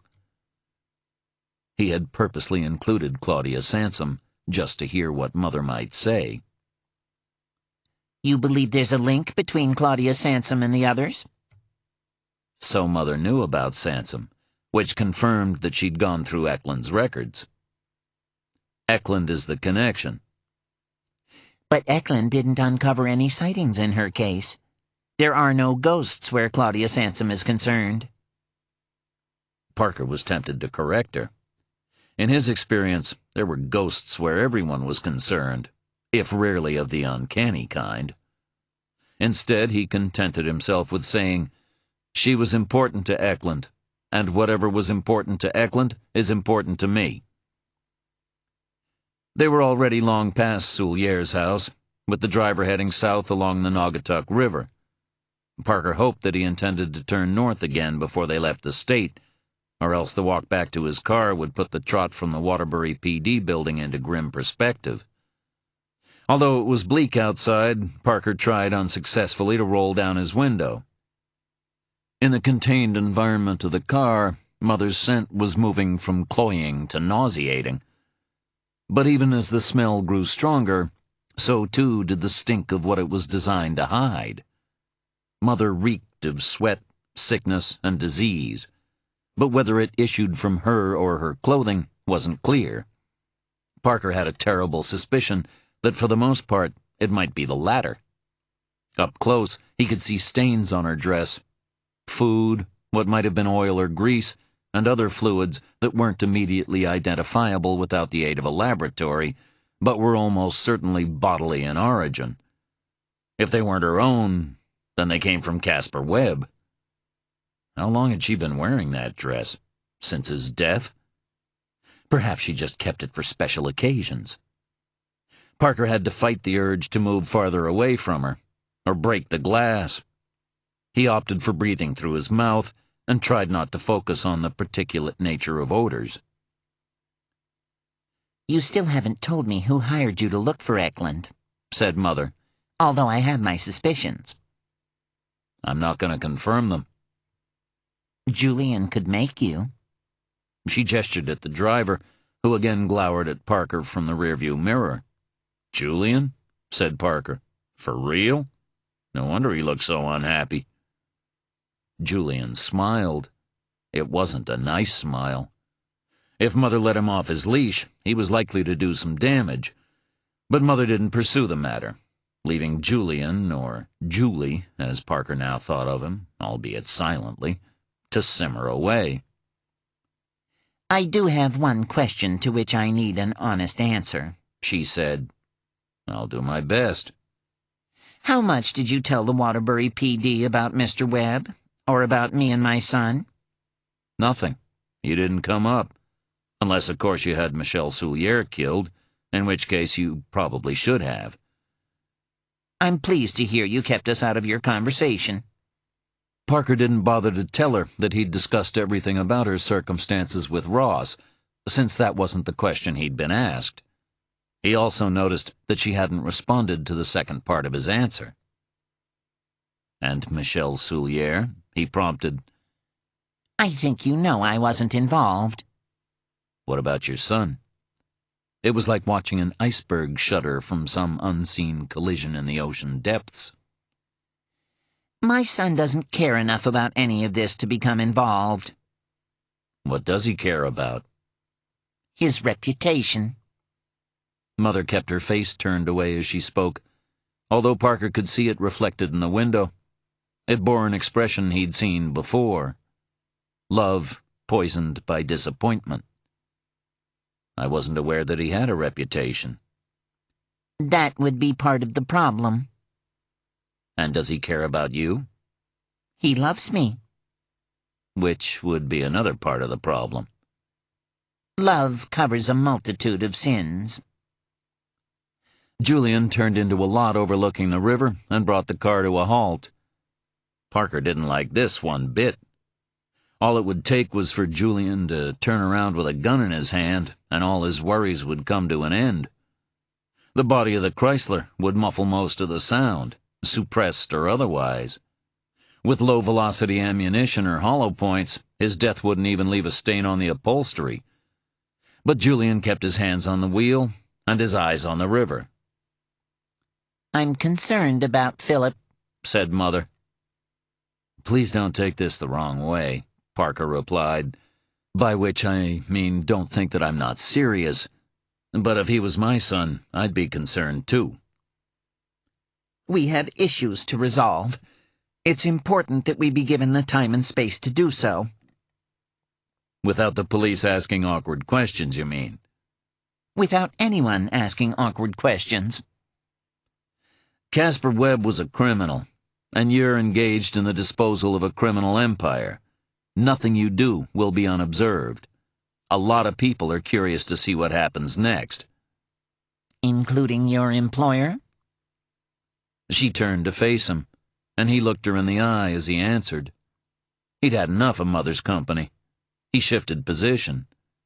If Julian made a move he didn't like, he'd be able to land a blow to his temple that would stun him for long enough to ensure he could be hurt more seriously in the aftermath.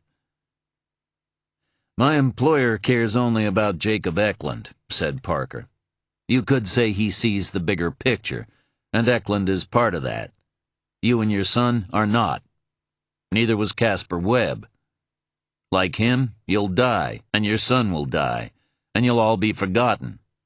Your pond is going dry, but your son isn't smart enough to spot it.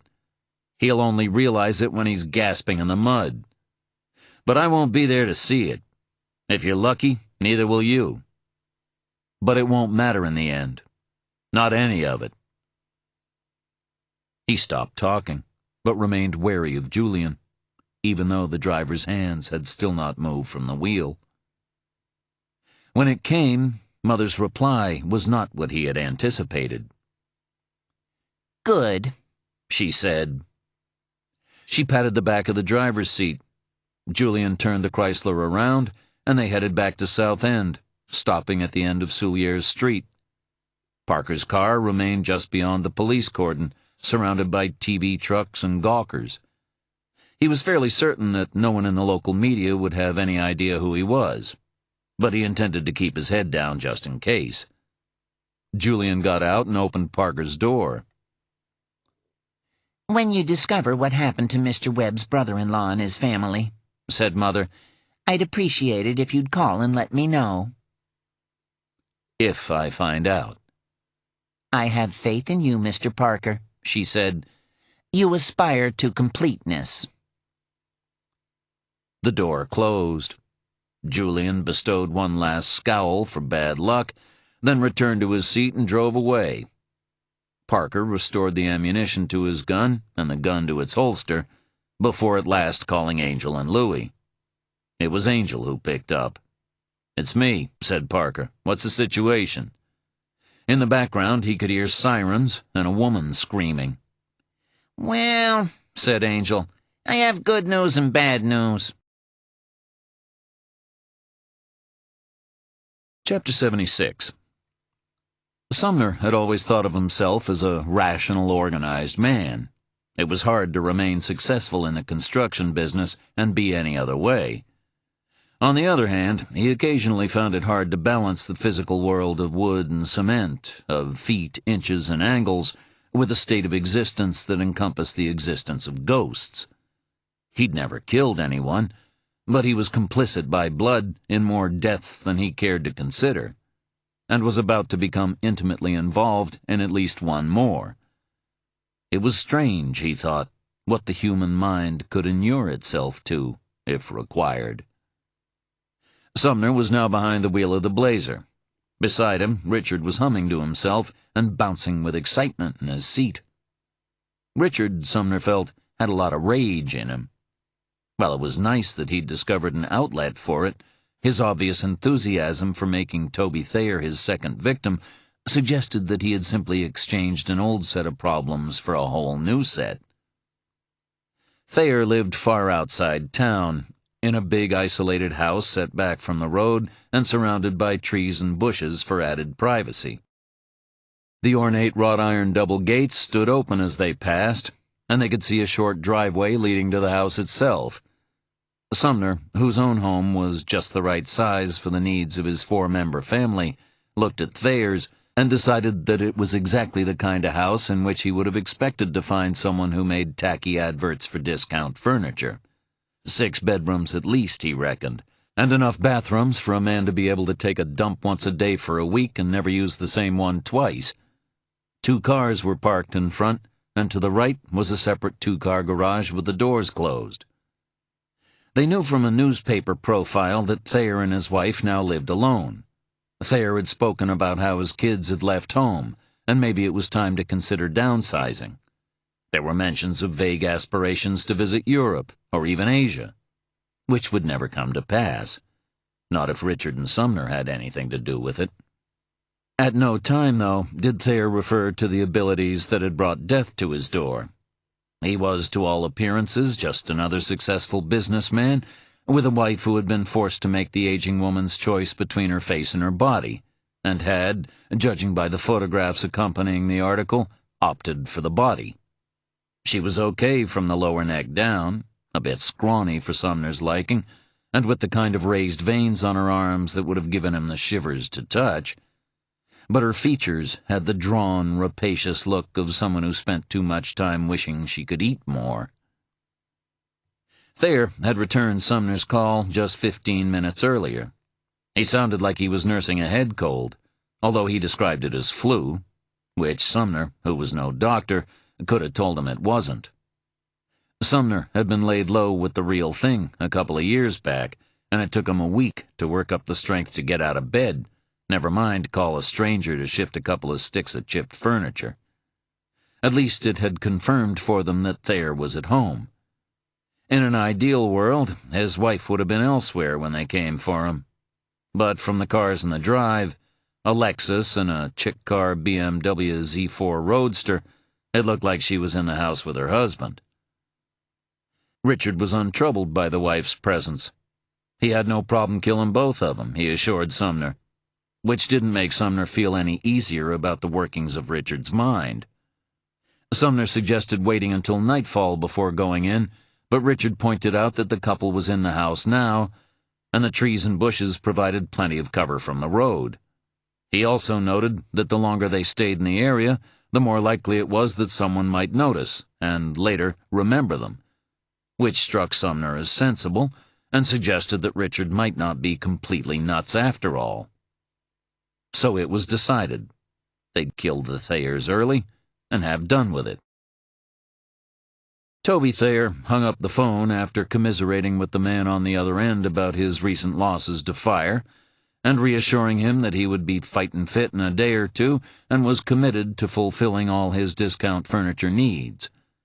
He was dressed and sitting in his den, where he was half watching a movie while adding to the pile of mucus-sodden tissues in the wastebasket by his feet. He felt a headache coming on, and not just from his clogged sinuses. His fingers and toes were prickling, and he tasted metal in his mouth.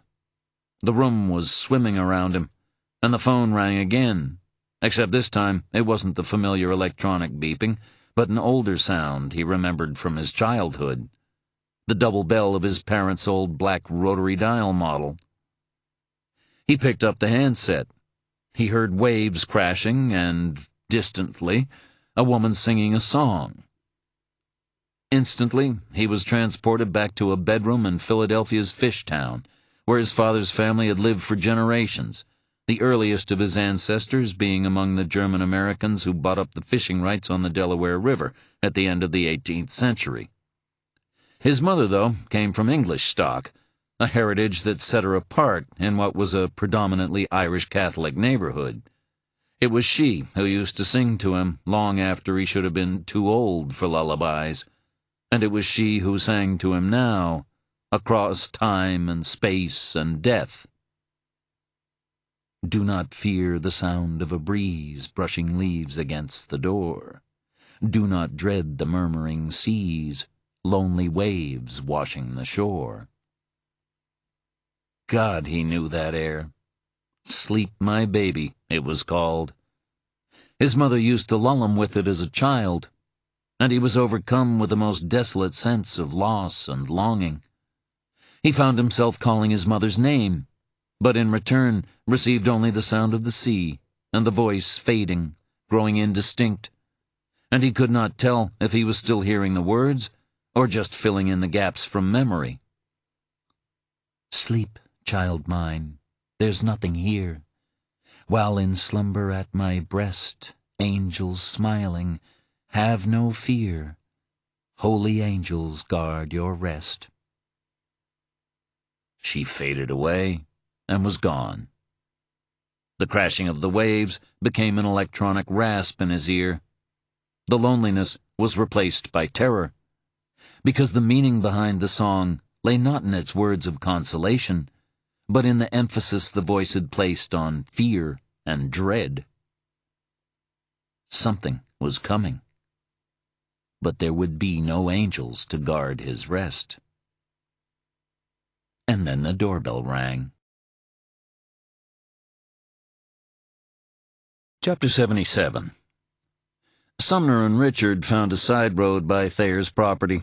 In the distance was another house on what looked like farmland, although Sumner saw no sign of livestock. Maybe they were all indoors because of the weather, although what Sumner knew about farming could be written on the palm of his hand. But even from a distance, the house and outbuildings looked run down. That suited him just fine. Once he and Richard were content that they had not attracted even cursory attention, they turned back on the empty road, hung a right, and drove up Thayer's Drive. Richard already had the gun in his hand, a Glock 19 with some fancy attachments, which Sumner, who knew even less about guns than he did about farming, thought looked like overkill, and certainly would have made it hard to carry in anything other than the little case Richard had brought with him. The gun, Richard explained to Sumner, was fitted with a Unity Tactical Atom Slide, a Trigicon RMR red dot sight, and a Surefire X300 Ultra Weapon Light, the latter of which Sumner, with tongue only partly in cheek, convinced him probably wouldn't be required since he'd be shooting in daylight. The gun was loaded with polymer copper projectiles that would, according to Richard, tear apart soft tissue but won't over-penetrate. Jesus. Well, put it away until we get inside the house, Sumner told Richard. Anyone glimpsing that thing in Richard's hand would barricade the doors and call the cops, or possibly just preemptively open fire. Richard had put on a coat and somehow managed to slip most of the gun into one of the side pockets.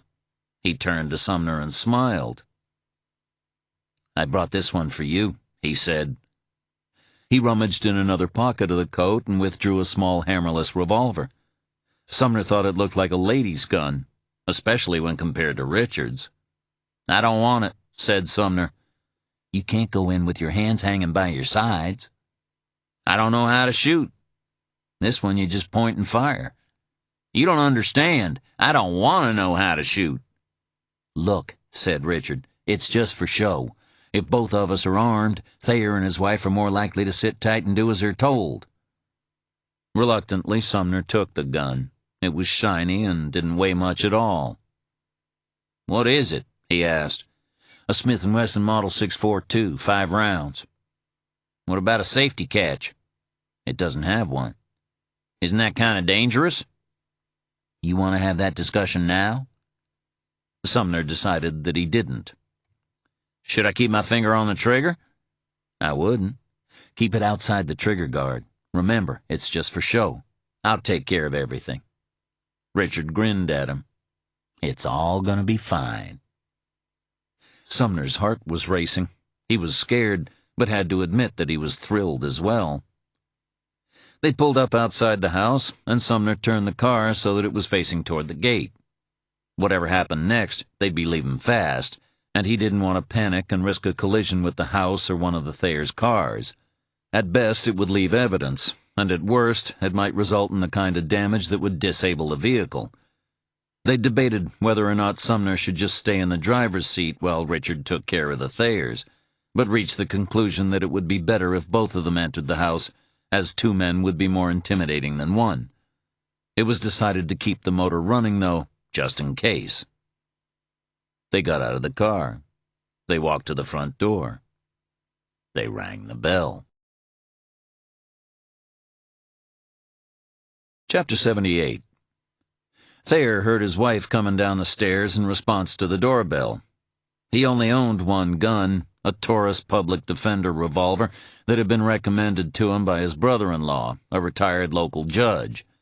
He'd never fired it outside a range and stopped carrying it years earlier after he hired a security company to take care of cash runs. It mostly sat in a safe at the bottom of his bedroom closet because his wife hated the sight of it. Thayer tried calling to Laurie, but his damn throat was clogged up with phlegm, and all that emerged was a kind of croak.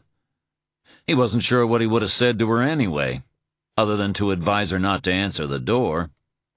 She knew of his gift. She didn't like to talk about it any more than she liked to think of that gun in his closet, but she understood that his abilities were real. If he warned her about something, she'd pay heed to him. He stumbled to the door of his den, barking his shin painfully against the corner of a table along the way, and got to the hall just as his wife reached the front door. They had a camera system, but it didn't record. It was supposed to, but it had gone on the fritz a couple of weeks earlier after they changed ISPs, and Thayer hadn't got around to calling the guy who'd installed it in order to get it fixed. There was a screen in the kitchen and another upstairs, but he wasn't near either of them. He could only assume that his wife had checked and decided it was okay to answer the door. Except it wasn't. He could feel it. The door was solid wood, with thin panes of glass at either side. He could see no one. He tried to speak again. His wife reached for the door. And Toby Thayer's world went black as he fell to the floor. Chapter 79. Sumner and Richard rang the bell a second time and waited. When no one answered after 30 seconds, Sumner began to feel uneasy. Thayer was in there. He had to be. Maybe he and his wife were out in the yard and hadn't heard the bell. If so, he didn't know what they might be doing. They could hardly be gardening. He turned to Richard. "I guess we go around back." Chapter 80. Thayer opened his eyes. He was sitting against the wall, his feet outstretched. His wife was kneeling beside him, wiping his face with a damp cloth. Laurie he recognized, but the two men standing behind her he did not. One was tall, black, and dressed in the kind of suit and jacket combination that rarely graced the floor of Thayer's discount furniture sales, or of a discount anything. The other, smaller and of uncertain racial heritage, was the kind of guy Thayer would have dispatched a security guard to keep an eye on if he ever set foot in his store. He looked like someone who could steal out with a sofa under his shirt while your back was turned. "Who are you?" asked Thayer. "My name is Angel," said the smaller man. Thayer blinked. "I think," he told his wife, "I may have hit my head." Richard and Sumner were in the Thayers' garden. The whole first floor at the back of the house was a combination kitchen and dining room, with a glassed-in area furnished with chairs and couches that extended out into the yard. Most of it was lawn, with a surrounding line of mature trees that provided shelter from the wind. Sumner was nervous now. They had given the Thayers no cause for alarm, or not before they'd started prying around the back of their property, so he could see no reason they might have retreated into the depths of their house and refused to answer the door. If their suspicions had been raised, then the police were almost certainly on their way, and he and Richard would be better off putting as much distance as possible between Greensburg, Pennsylvania, and themselves. But why should the Thayers have been concerned by the appearance of a car in their driveway? If they were that paranoid, the gate wouldn't have been wide open to begin with. Maybe the Thayers weren't home after all, and owned more than 2 cars between them. If that was the case, he and Richard could find a way to hide their own vehicle and wait for them to come back. This might be their only chance to deal with Thayer. Sally had texted a seemingly innocuous message to let them know that Michelle Soulier was dead, and if Thayer wasn't already aware of her murder, then he soon would be, and might make a connection between her killing and the possibility of some harm befalling him. No, Thayer needed to be dealt with as quickly as possible. Sumner certainly didn't want to have to face Sally and tell her that they'd failed, not after she and Kirk had managed to kill Soulier. Richard glimpsed movement in the house, a man moving from the stairs to a room on the left, from which he did not emerge again. "There's someone inside," he whispered. Sumner's bowels contracted. He needed a restroom like he'd never needed one before. Now he understood why burglars sometimes took a dump on the floor of people's homes. They weren't simply being assholes, although some of them undoubtedly were. The call of nature was just too much for them. Richard gestured at the glass door, and Sumner tried the handle. The door opened under the pressure of his gloved hand. He stepped aside, allowing Richard to enter first. Richard held the gun in a 2-handed grip. To Sumner, he looked like he knew what he was doing, which was good, because Sumner wasn't capable of killing another human being. He wasn't like Richard. The Smith & Wesson was starting to feel heavy in his hand. Sumner wanted to be rid of it. In a brief final flash of sanity, it struck Sumner that he should never have agreed to this. Richard was halfway across the kitchen floor. Sumner, already doomed, followed him. Part 6. It is terrifying to see, but it is the movement of shadows, only of shadows. Curses and ghosts, the evil spirits that have cast entire cities into sleep. Maxim Gorky, On a Visit to the Kingdom of Shadows, 1896. Chapter 81. Angel explained to Toby Thayer why they had come. Thayer had never met Michelle Soulier, but he had spoken with her over the phone, and thought that he might have enjoyed spending time with her face-to-face, if only to tell her just how wrong she was about the pathways between this world and the next. It would never happen now. He and his wife were sitting in the den with Angel and Louie. Laurie had made coffee. To a casual observer, the situation might have appeared almost normal. "I see things," said Thayer. I guess that's the best way to put it, although it doesn't really cover it. I get flashes, images, and sometimes I perceive colors or hear sounds, and I have to extract meaning from them. You ever get lottery numbers? Asked Angel.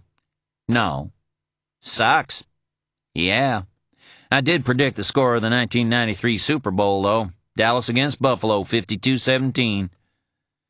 I'm not psychic, and I could have predicted that, Angel pointed out. I guess, said Thayer. Pity I don't gamble. How long have you known about the Brethren? Asked Louis. I feel like I've always known about 'em. I saw 'em in dreams when I was younger, but it wasn't until much later that I started to recognize a pattern. I'd glimpse 'em reflected in glass or in water. Maybe I'd be writing something on a piece of paper at work, and then look down to find I'd drawn a face or a house. I started keeping a record of dates and times, and gradually I was able to connect some of my sightings, or attacks as my wife calls them, with incidents. It's not easy, though. It never was. There are about 40 murders every day in this country. It would be hard to experience a sighting and not find that it coincided with a killing somewhere. And then, if you start factoring in disappearances, it becomes impossible. It's nothing I could go to the police with, and this gift that I have, it's not something I speak about with others. If I could find a way to rid myself of it, I would. It only brings pain. And then Eklund found you, said Angel. Actually, I found him. I read something he posted on a message board about a year ago, and I got in touch. I was cautious at first, and so was he. Makes it sound like a date, doesn't it? Louis raised an eyebrow. Except, Thayer added hurriedly, just in case anyone got the wrong idea, it wasn't. Between us, we began making progress. We established what were almost solid correspondences, and He paused, and it was clear to Angel and Louis from the look he cast at his wife that this was not something he had previously shared with her. Go on, said Louis. Thayer gulped some coffee. I'd always tried to smother what I could do, or ignore it. It used to be that when I had an attack, I'd just lie down for a while, or distract myself with the TV until it passed. It's like a muscle, you know. If you start using it, you develop it, and it gets stronger. I didn't want it to get stronger. But Eklund, he convinced me to open myself to it. He wanted me to go deeper, to find clues about the people who were doing these things. So that's what I did. Oh, no, said his wife. Thayer ignored her. He was unburdening himself of this, perhaps for the first time. He was no longer looking at any of them. Whatever he saw was both deep inside and far away. I began searching for them, he said. I'd wait until Laurie had gone out, and I'd sit in here where it was dark and quiet, and I'd close my eyes and try to relax. It was like willing myself to dream. And sometimes, if I did it right, I'd find myself walking down twilight streets, moving through a shadow city. I had to be careful, though, because once I opened myself, they began calling to me, all the voices. There are so many of them, and you don't want them to get into your head, because they'll drive you mad. You have to keep moving and not acknowledge them. But it's hard, because they're in so much pain. Most of them are just lost, but some... He was trembling. His wife reached out, placed her hands over his, and calmed him. Some of them are hiding. That's what the Brethren are doing. They're hiding. From what? Asked Angel. From judgment. Louis knew that they should already have been moving the Thayers away from their home. They were at risk here, and would be safer in a motel. But he also understood that what he was hearing was important. Parker would want to be told of it, and if they interrupted Thayer now, it was possible he might clam up and never speak of it again, or not so openly. It makes you sick, being in that place, said Thayer. It's not for the living. It's not even for the dead. It's a kind of limbo, a crawl space between worlds. It's full of cracks and crevasses and dark, dark corners. all places to conceal and be concealed. That's where the brethren have sequestered themselves. They've made a lair there, far from the ones who've just gone astray. It's a fortress, and it's theirs. They only emerge if they have to, when there's killing to be done in their name. And that's when I catch flashes of them on this side. But they had no idea I could see them, not at first. They're almost blind in our world, but not in theirs. That was a mistake I made. I shouldn't have gone looking for them. Eklund was wrong to ask. Because they sensed my coming. And now they know. It was like walking through a city made of smoke. That was how Thayer described the place in which the brethren were hidden. There were houses and streets and buildings, but they resembled projections on mist. They shimmered, and their lines and dimensions were not fixed. The sky was red, and the distant hills were little more than patches of darkness against the firmament. He recognized some of the architecture, especially on the skyline, which combined elements of any number of great American cities, and he understood instinctively that this landscape had been created from the combined memories of all those who moved through it. That was why the great skyscrapers were less detailed than the small houses. The latter were important and intimate, while the former were simply backdrops to daily life. The city was filled with wraiths, figures as indistinct as the environment through which they moved. Some wandered aimlessly, calling out the names of loved ones, while others sat in the windows and doorways of the homes they had conjured up from what could be recalled of their old lives, staring emptily at eternity. But the children were the worst. Thayer could feel their distress, and could not help but respond to it. When he did, they turned to him, reaching out, and as they touched him, he experienced a leeching of his own life force, and was acutely aware that it would be possible to die in this place. The furniture salesman seated in a chair in his den would be found lifeless, and his death blamed on a heart attack or a stroke. But the truth of it would lie elsewhere, and no one would ever know. He had to disentangle himself from the small hands and force his other self, the one in the chair, to wake. He did so suddenly, like a man shocked into consciousness by a dousing with cold water. Only a minute or two had gone by, but it took hours for his fear to ebb. That was the first time. "And you went back?" said Angel. "Eklund told me we had to learn more. He was right, I guess. But he didn't know what it was like for me over there, or didn't want to know. All he cared about was tracking the brethren. He talked me into it over the phone. But, you know, I was also curious. It wasn't just Eklund. It was my fault as well. The second time I explored farther and drew closer to where I sensed they were. But when I tried to return, I couldn't. I'd gone too deep or spent too long on the other side. Either way, I couldn't seem to wake. That was when the children came back, and this time there were others with them. Adults, but they wanted the same thing as the kids. I think I was like a beacon, and they believed if they followed me they might find a way out. And even if I couldn't help them escape, I represented light and heat. I was life. I began to panic, and that saved me. When I came to in my chair, I thought I was having a seizure.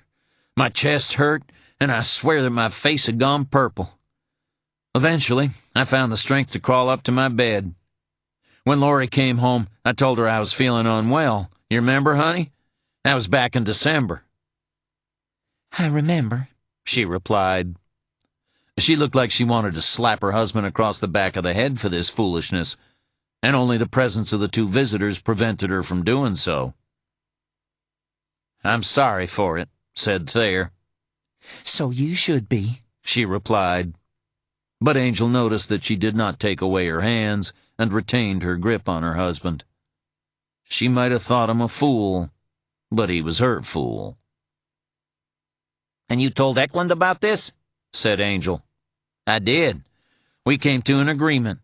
I would only go searching for the brethren if he was with me, and we'd set a limit on the time I'd spend over there. He came here shortly after New Year's, when Laurie was away visiting our daughter in Boston, and we gave it a trial run. I sat in this very chair, Eklund beside me, and I traveled over. Eklund said he could tell when I was gone because my eyes opened, which he said was the damnedest thing, to be stared at by someone who wasn't seeing you. He counted to 10, then brought me back." "How?" "It was just like waking a sleeper. He shook me hard. I closed my eyes, and when I opened them again, I was back here. I felt like Dorothy and the Wizard of Oz, but without the ruby slippers. So with Eklund to help, it seemed safer than before. I wouldn't have only myself to rely on. There'd be someone else looking out for me. We agreed on 20 minutes, which was twice as long as I'd ever spent there before. But I knew where I had to go. I'd developed a sense of the place and recalled the route that would get to where they were." "And you trusted Eklund?" "I had no reason to doubt him, and he didn't let me down. He kept his word." Louis and Angel noticed that Thayer had started shaking again. It was just the faintest of tremors in the hands, arms, and jaw, like a man in the early stages of Parkinson's, but it was enough to cause his wife to raise a hand to his face in an effort to calm him. Thayer's eyes grew large, and a great desolation filled them, as though he had been forced to gaze into a pit filled with the remains of innocence. "What happened wasn't Eklund's fault," he said. "He couldn't have known. Neither of us could." "Known what?" whispered Angel. "How bad they are." Which was when the doorbell had rung for the second time that afternoon. Chapter 82. Sumner stopped breathing as soon as the man appeared, and it took him a few seconds to start again once the figure had vanished into the room off the hall. When he released his breath, it emerged in a rush that sounded like a wave breaking on rocks and caused Richard to cast a warning glance in his direction. Sumner raised a hand in apology, but this was all wrong. The doorbell worked. They'd heard it ring twice inside the house, yet no one had responded. But someone should have. They ought to leave. Now. But Richard was moving again, into the kitchen, past the table, past the door, into the hall. From behind the drapes in a second-floor bedroom, Thayer and Louis had watched the two men leave the front door and move to the rear of the house. Farther back, Angel was trying to keep Thayer's wife from panicking. Thayer could clearly see the guns in the hands of the men outside, and decided not to mention this to Laurie, just as he didn't see fit to tell her that a renewed bitch of a headache had just come upon him with the force of a brick falling on his head. She was already pissed at him for opening his gun safe and removing the Taurus, especially when she smelled the oil on it and knew that he'd been keeping it clean, just in case. "You recognize him?" asked Louis. "No," said Thayer, "but they're brethren. Trust me on it." Louis saw no reason not to. It was possible they were the same ones responsible for killing Michel Soulier. If so, they were engaged in a serious cleanup operation. He cursed himself for not removing Thayer and his wife from their home earlier. He had allowed Thayer's wife to call the police, but only reluctantly. Police meant questions, and Louis didn't like answering questions, especially not the kind asked by law enforcement. He had already instructed Angel to hand over his weapon. The New York hearing wasn't for another week, and Louis didn't want to complicate matters with another gun. He, by contrast, had never been convicted of a crime, despite having committed enough of them to land him in prison for 10 lifetimes. The weapon in his hand was registered, and all his paperwork was in order. However, that didn't make the prospect of police attention any more inviting. "Don't take this the wrong way," Thayer said, "but which side of the law are you on?" "That depends, but mostly the other side." "I thought as much when you asked your friend there for his gun. Don't worry about it, said Louis. This is what we do. Not in my home, it isn't. I don't think those men are going to give us a whole lot of choice. You're wrong. I can choose. You stay here with my wife. You keep her safe for me. Mr. Thayer. Sir, this really isn't open for discussion. Louis looked at the gun in Thayer's right hand. The earlier shaking had ceased entirely. We'll compromise, said Louis. I'll back you up, but you call it. Thayer acquiesced, but Louis knew this could end only one of two ways, with the men outside captured or dead. His priority was to ensure that Thayer came through it all unscathed, because Parker would want to speak with him. Hey, said Sumner. What? I think that guy we saw was black. Richard paused.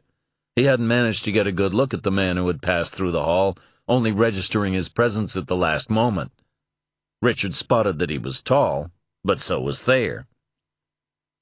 You certain?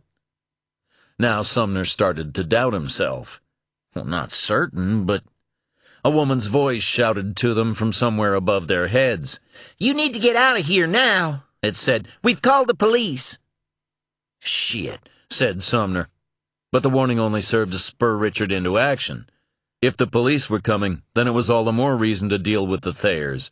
Alive, the Thayers would be able to identify him and Richard and give details of their vehicle, assuming they hadn't done so already.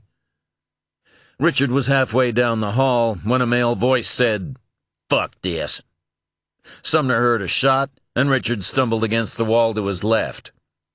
Sumner's ears were still ringing as he watched Richard raise his weapon and fire, and suddenly the house was filled with a barrage of noise, gunfire, shattering glass, that only ended when a shard of Richard's skull detached itself from the hole and landed close to the kitchen trash can. By then, Sumner was running. Louis stared across the hall at Thayer, who was standing in the doorway of the dining room with the smoking Taurus in his hand. The plan, for what it was worth, and mainly at Laurie Thayer's insistence, had been to see if the intruders could first be warned off. If not, Louis had given them just enough sight of himself to draw them toward the den, which would put them under his gun and Thayer's. Instead, Thayer decided to take matters into his own hands, with the result that one of the men now lay dead in the hall while the other was getting away. "Stay there," Louis ordered, although Thayer showed no signs of moving. He seemed mesmerized by the corpse, his face ashen, and Louis was certain that Thayer would soon end up back on his ass. He called to Angel to come down and headed to the front door in order to intercept the fleeing man. But it had been double-locked with the deadbolt in place, and it took Louis precious seconds to get it open. He emerged just as the Blazer was accelerating down the drive, but he didn't fire. Already he could hear the sound of approaching sirens. He went back to the hall, where, as predicted, Thayer was sitting on the floor again, with Angel beside him. To avoid any awkwardness, Louis placed their weapons in the hidden compartment of the Lexus. The sirens were louder now. The police would be here in moments. He returned to the house just in time to hear Angel's cell phone ring and Laurie Thayer start to scream. Chapter 83.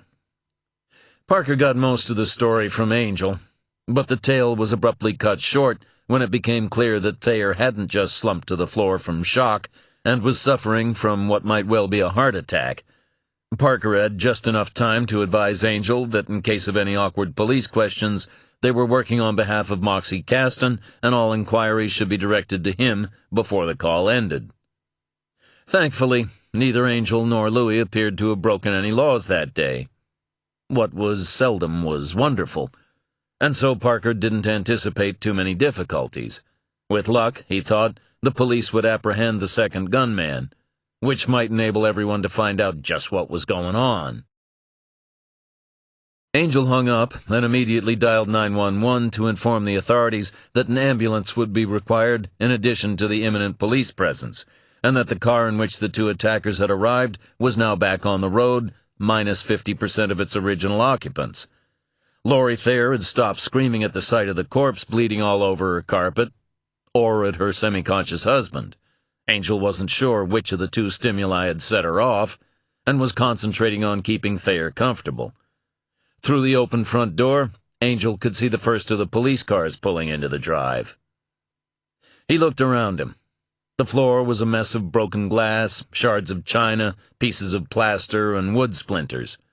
The wall above his head was pockmarked with bullet holes, and a dead man lay in a spreading stain of red. "You see," he said to Louis, "this is why we can't have nice things." Sumner, through good luck alone, initially managed to head in the opposite direction from the approaching police vehicles.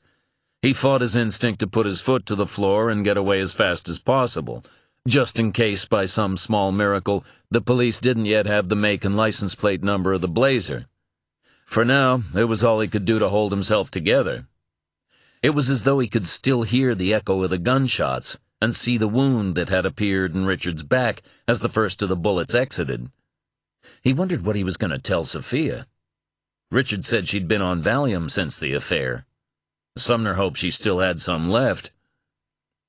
He forced himself to take deep breaths and considered his situation. He was driving Richard's Blazer, but he was hopeful that no one at the Thayer house had managed to get a good look at him, so there was nothing beyond the vehicle itself to connect him to what had just gone down. The risk of discovery, therefore, was greater behind the wheel than it was on foot.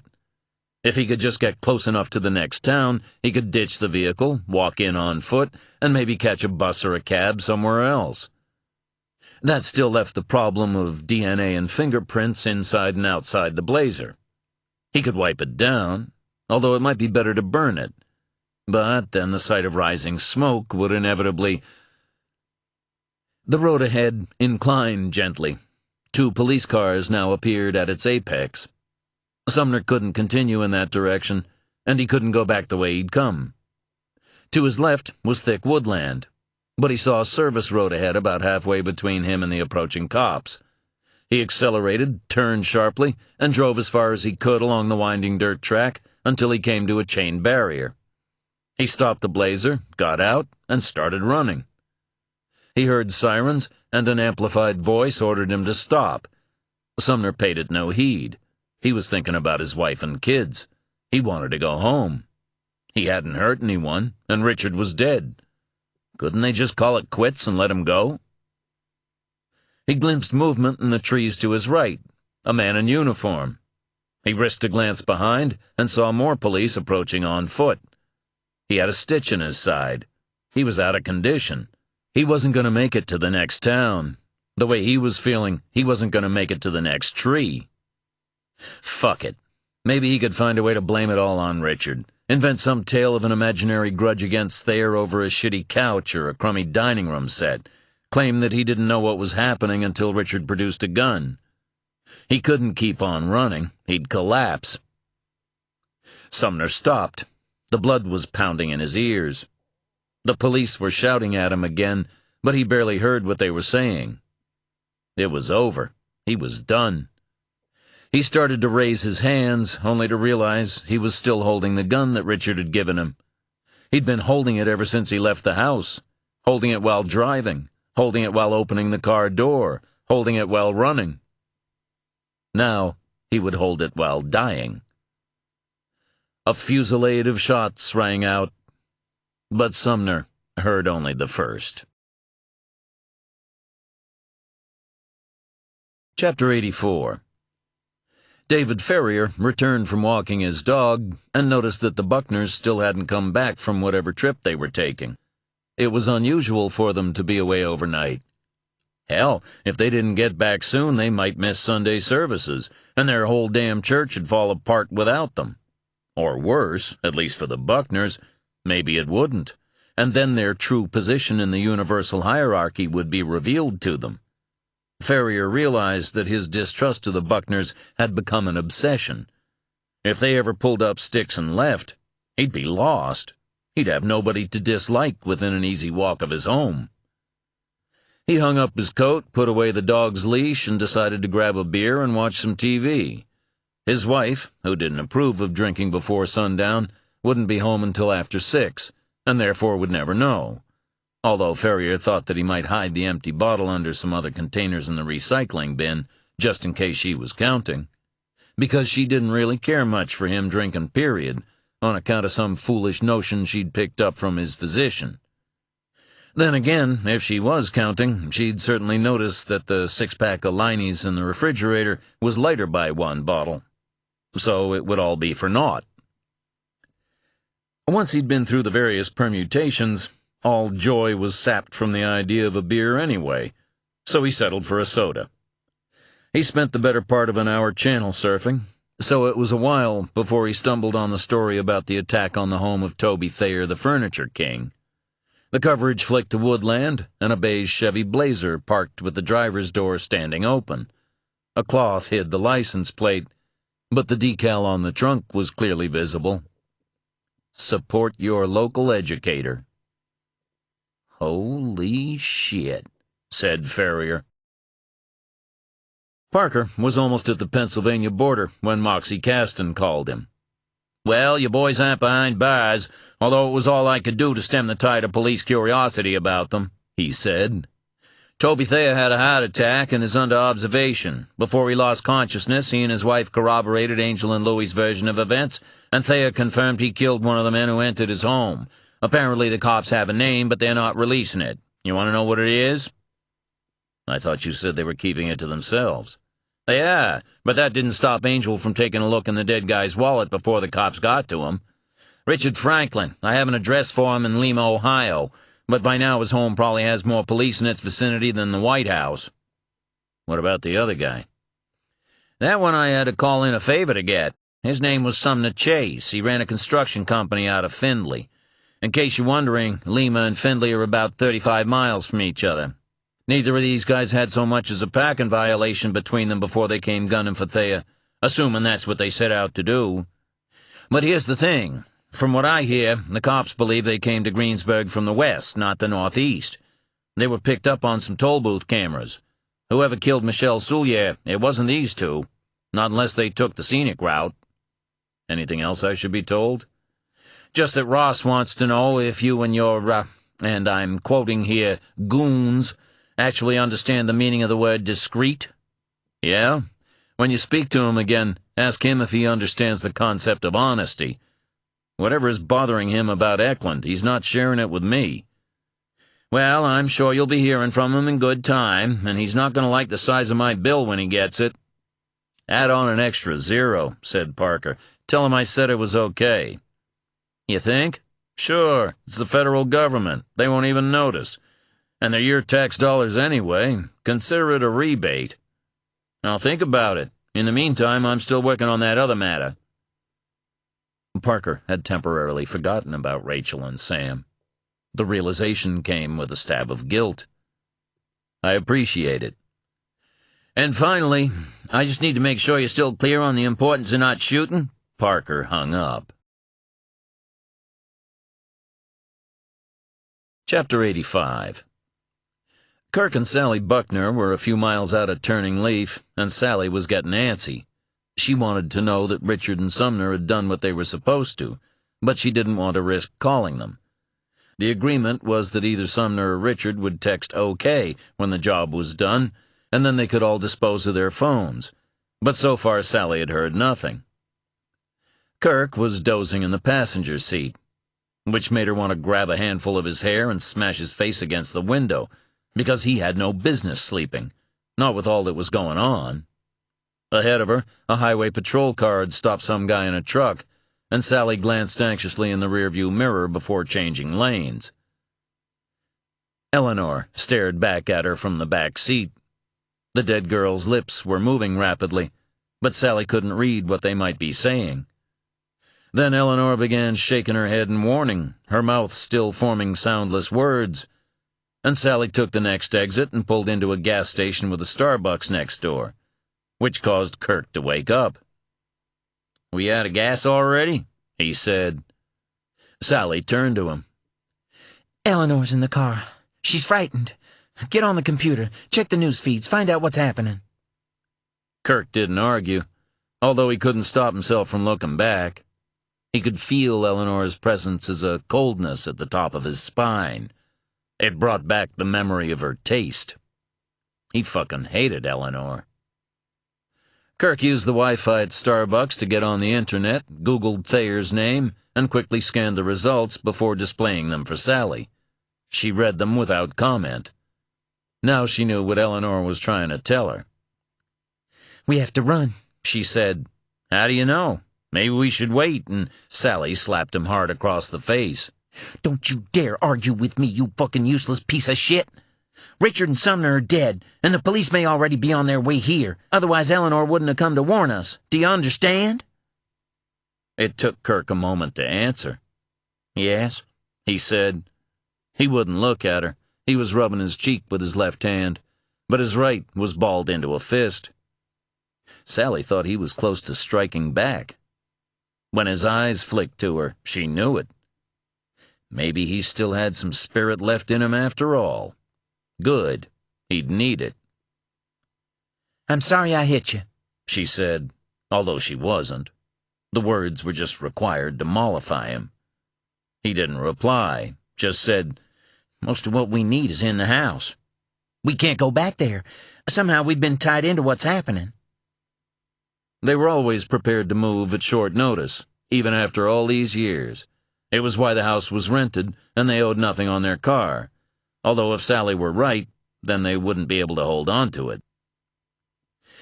"Then we'll have to risk going to Dawn's." In the event of a disaster, Kirk had anticipated having at least some time to gather what they needed. But, just in case, he had left some essentials at Routh's place, hidden in an airtight bag in his basement. Cash, driver's licenses, and birth certificates and new names. Jesus, those had cost him a lot of money and effort.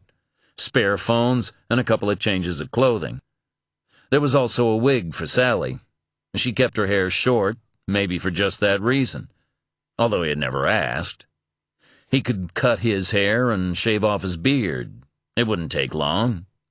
They'd have to separate, of course. The police would be expecting them to travel together. But they had clean email addresses with which to stay in contact, and the burner phones at Routh's home had never been activated. On the other hand, no one had ventured into Routh's house since he'd made his final trip to Providence. Sumner had made a couple of passes and detected no signs of intrusion or surveillance, but it was possible that whoever was responsible for Routh's death might now be watching the property. It was a risk they'd have to take. They could also leave their car in his barn and exchange it for the battered Camry that was the latest in a string of vehicles Routh always kept for discreet use. It would get them wherever they needed to go before they were required to split up. They could argue about who got to keep the Camry once it was safely in their possession.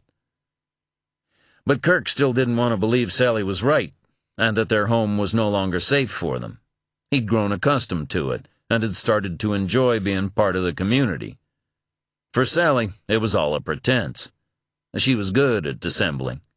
She didn't have any affection for the church folk, or even the people who supported her business by buying her pastries. He wouldn't have put it past her to piss in the cake batter just to spite them. But Kirk wasn't like his sister. And was this really so surprising, given that he wasn't the one who saw Eleanor and the others on a regular basis? For that much, at least, he was grateful. It enabled him to maintain a certain objectivity, and permitted him to retain a little of his sanity. In his private moments, especially when Sally was being particularly hostile toward him, Kirk often entertained fantasies of cutting himself off from his kin and leaving them to their bargain. He knew that he could easily manage to hide himself. He was the creator of identities, the provider of false names and histories. In recent years, he had even gone so far as to lay the groundwork for a new unconnected life, although he was careful to work on it only when Sally was occupied by brethren business, because when Sally was distracted, it meant Eleanor and her kind were distracted too. That was the problem with being haunted. You could never be certain that an unseen presence wasn't looking over your shoulder, and Kirk didn't like to think about what would happen if his subterfuge was discovered. Sally, he believed, would have him killed. In the absence of Routh, she might even choose to take care of him herself. That, or hand him over to the placid, permanently grinning figure of Stephen Lee, who would crush him inside a cube of metal as a favor to the family. So Kirk had opened a couple of new bank accounts, one of them in his own name and one in the name of Edward Dempsey, his chosen alias. He now had $8,000 in the first account and almost $20,000 in the second, thanks to the doctoring of invoices and taking on jobs for cash, including a couple that were highly illegal but distinctly lucrative. He kept telling himself it was just in case everything went south for both of them, in which case he'd share the proceeds with Sally. Because he didn't have any intention of leaving her. Not really. But if that were truly the case, he'd have told her about the money and Edward Dempsey. Instead, he remained quiet and waited. He knew that he would never have another chance like this one, and forced separation from Sally with the necessity of remaining apart for a considerable period of time. It would enable him to go deep, and when he surfaced again, it would be somewhere far from here, with a new name and a new background. He didn't think the brethren would find him either. From what Sally had shared with him over the years, he knew that their link was always with only a handful of family members. Sally wouldn't have been able to hide from them, but he probably could. And what of the next world? It existed. Kirk had no doubts about that. But wherever the brethren roamed wasn't somewhere he wanted to be, in the life to come or any other. He had long wondered if the need to curb dissent among the brethren was linked only to fears of discovery, and might not also conceal a greater repugnance for repentance. And who could say with certainty that they were all damned to the same fate, that the pact could not be broken? Kirk was now infected by the Baptist faith that he and Sally had initially embraced only as a front, to the extent of reading much of the work of Albert Mohler, the president of the Southern Baptist Theological Seminary. Mohler, like other evangelicals, believed in the reality of the devil and demons. For him, evil was not an abstraction. He had given a talk on exorcism and exorcists at the Southern Baptist Convention in 2010, which Kirk was privileged to attend.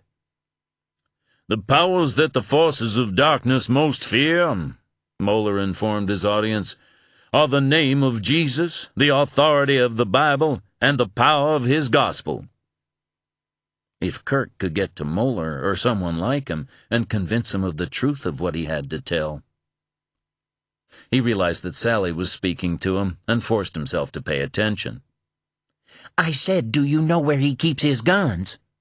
Kirk nodded. "There's a safe under the floor of the barn," he replied.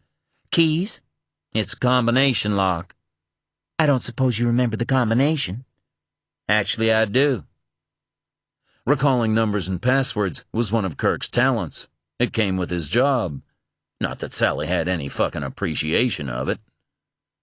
He looked out the car window. It was cold and hazy beyond. Wherever he ended up after this, it would be warm. He'd had enough of harsh winters. "How do you suppose they found us?" he asked. He had a vision of police cars surrounding their home, of detectives going through their possessions. Once they began examining the details of the latest of their invented lives, the loose threads would become apparent. I've been thinking about that, said Sally. I bet it was that nose-poking son of a bitch farrier, always hanging around asking questions. I promise you, once this has all died down, we're going to come back and deal with him. Kirk glanced at Sally, but she was staring straight ahead, working at the inside of her cheek with her teeth, the way she always did when she was agitated. He knew how to conceal and reinvent himself, but she didn't. Without him to help her, she'd be found. Would she keep quiet when she was? Possibly. Then again, if he ran away and cut off all contact with her, she'd have no reason to be loyal to him. She could just blame everything on him. Soulier, Eklund, all of it. He returned to looking at the landscape. He hadn't liked hitting Soulier when she went for Sally, but it wasn't as difficult as he might have anticipated. Had he been forced, he could probably have hit her some more. It was all a matter of getting one's blood up. He touched his cheek where Sally had struck him. It still smarted. He'd have a mark there. And outside, the cold ground waited. Chapter 86. The lawyer Eldritch was in the ebb tide of his days. Even if he hadn't felt the failing of his body and mind, he would have known by the manner of the nurse who was caring for him. She hid it well, but Eldritch had spent decades descrying truth in the faces of others, and none could conceal it from him for long. Yet, as he prepared to leave this life, his concerns were not for himself, but for his son, whoever or whatever he might be. Everything to do with this man Routh and the brethren disturbed Eldritch. He had listened intently as his son described the contents of Eklund's basement, and used this information as a springboard for his own researches. It was a slow, difficult business. His eyesight was now so poor that he had to magnify individual words on the laptop screen in order to read them, and could only concentrate for short periods on what he read, or was told, before he was forced to rest. Even then, most of what he had accumulated amounted to rumor and conjecture. But, from it, he had established this much. Somehow, Peter Magus had struck a deal with an entity powerful enough, or so the Magus believed, to hide him and his descendants from divine justice. What little was known of the brethren came from those who survived the Capstead siege and the extrajudicial killings that followed it. All were young women and children, and their testimonies were not entirely reliable. But those statements formed part of the historical record, and were held in the archives of the University of Missouri. The records had been digitized, but not shared. Yet Eldritch accessed them all in a matter of minutes. According to the witness testimonies, Peter Magus claimed to be in contact with an elemental force, an angel. Eldritch had no time for the foolishness and sentimentality about angel lore that had birthed the lucrative industry, involving imagery that owed more to fairy tales and the pre-Raphaelites than the Bible. It was an angel that slaughtered the firstborn of Egypt, an angel that was sent to punish Israel for David's numbering of the people, and an angel, specifically an evil spirit, to distinguish it from a demon, that God sent against Saul for looting the Amalekites, while a single angel was credited with destroying 185,000 in the camp of the Assyrians. Eldritch had always been particularly fascinated by the various translations of Psalm 78:49. He unleashed against them his hot anger, his wrath, indignation, and hostility, a band of destroying angels. But in the King James Bible, the angels were described as evil. He had spoken with the collector about this, but had never received a satisfactory answer, just as only rarely did his son allude to his own true nature. "What if I were an angel?" he had once asked Eldritch. "Is that what you are?" "In truth, I can no longer tell. Perhaps I am only what others wish me to be." It took a long time for Eldritch to discover what this might mean, and the revelation came from a most unexpected source. The rabbi named Epstein, who visited Eldritch while he was recovering from his injuries, before his son spirited the old lawyer away to safety.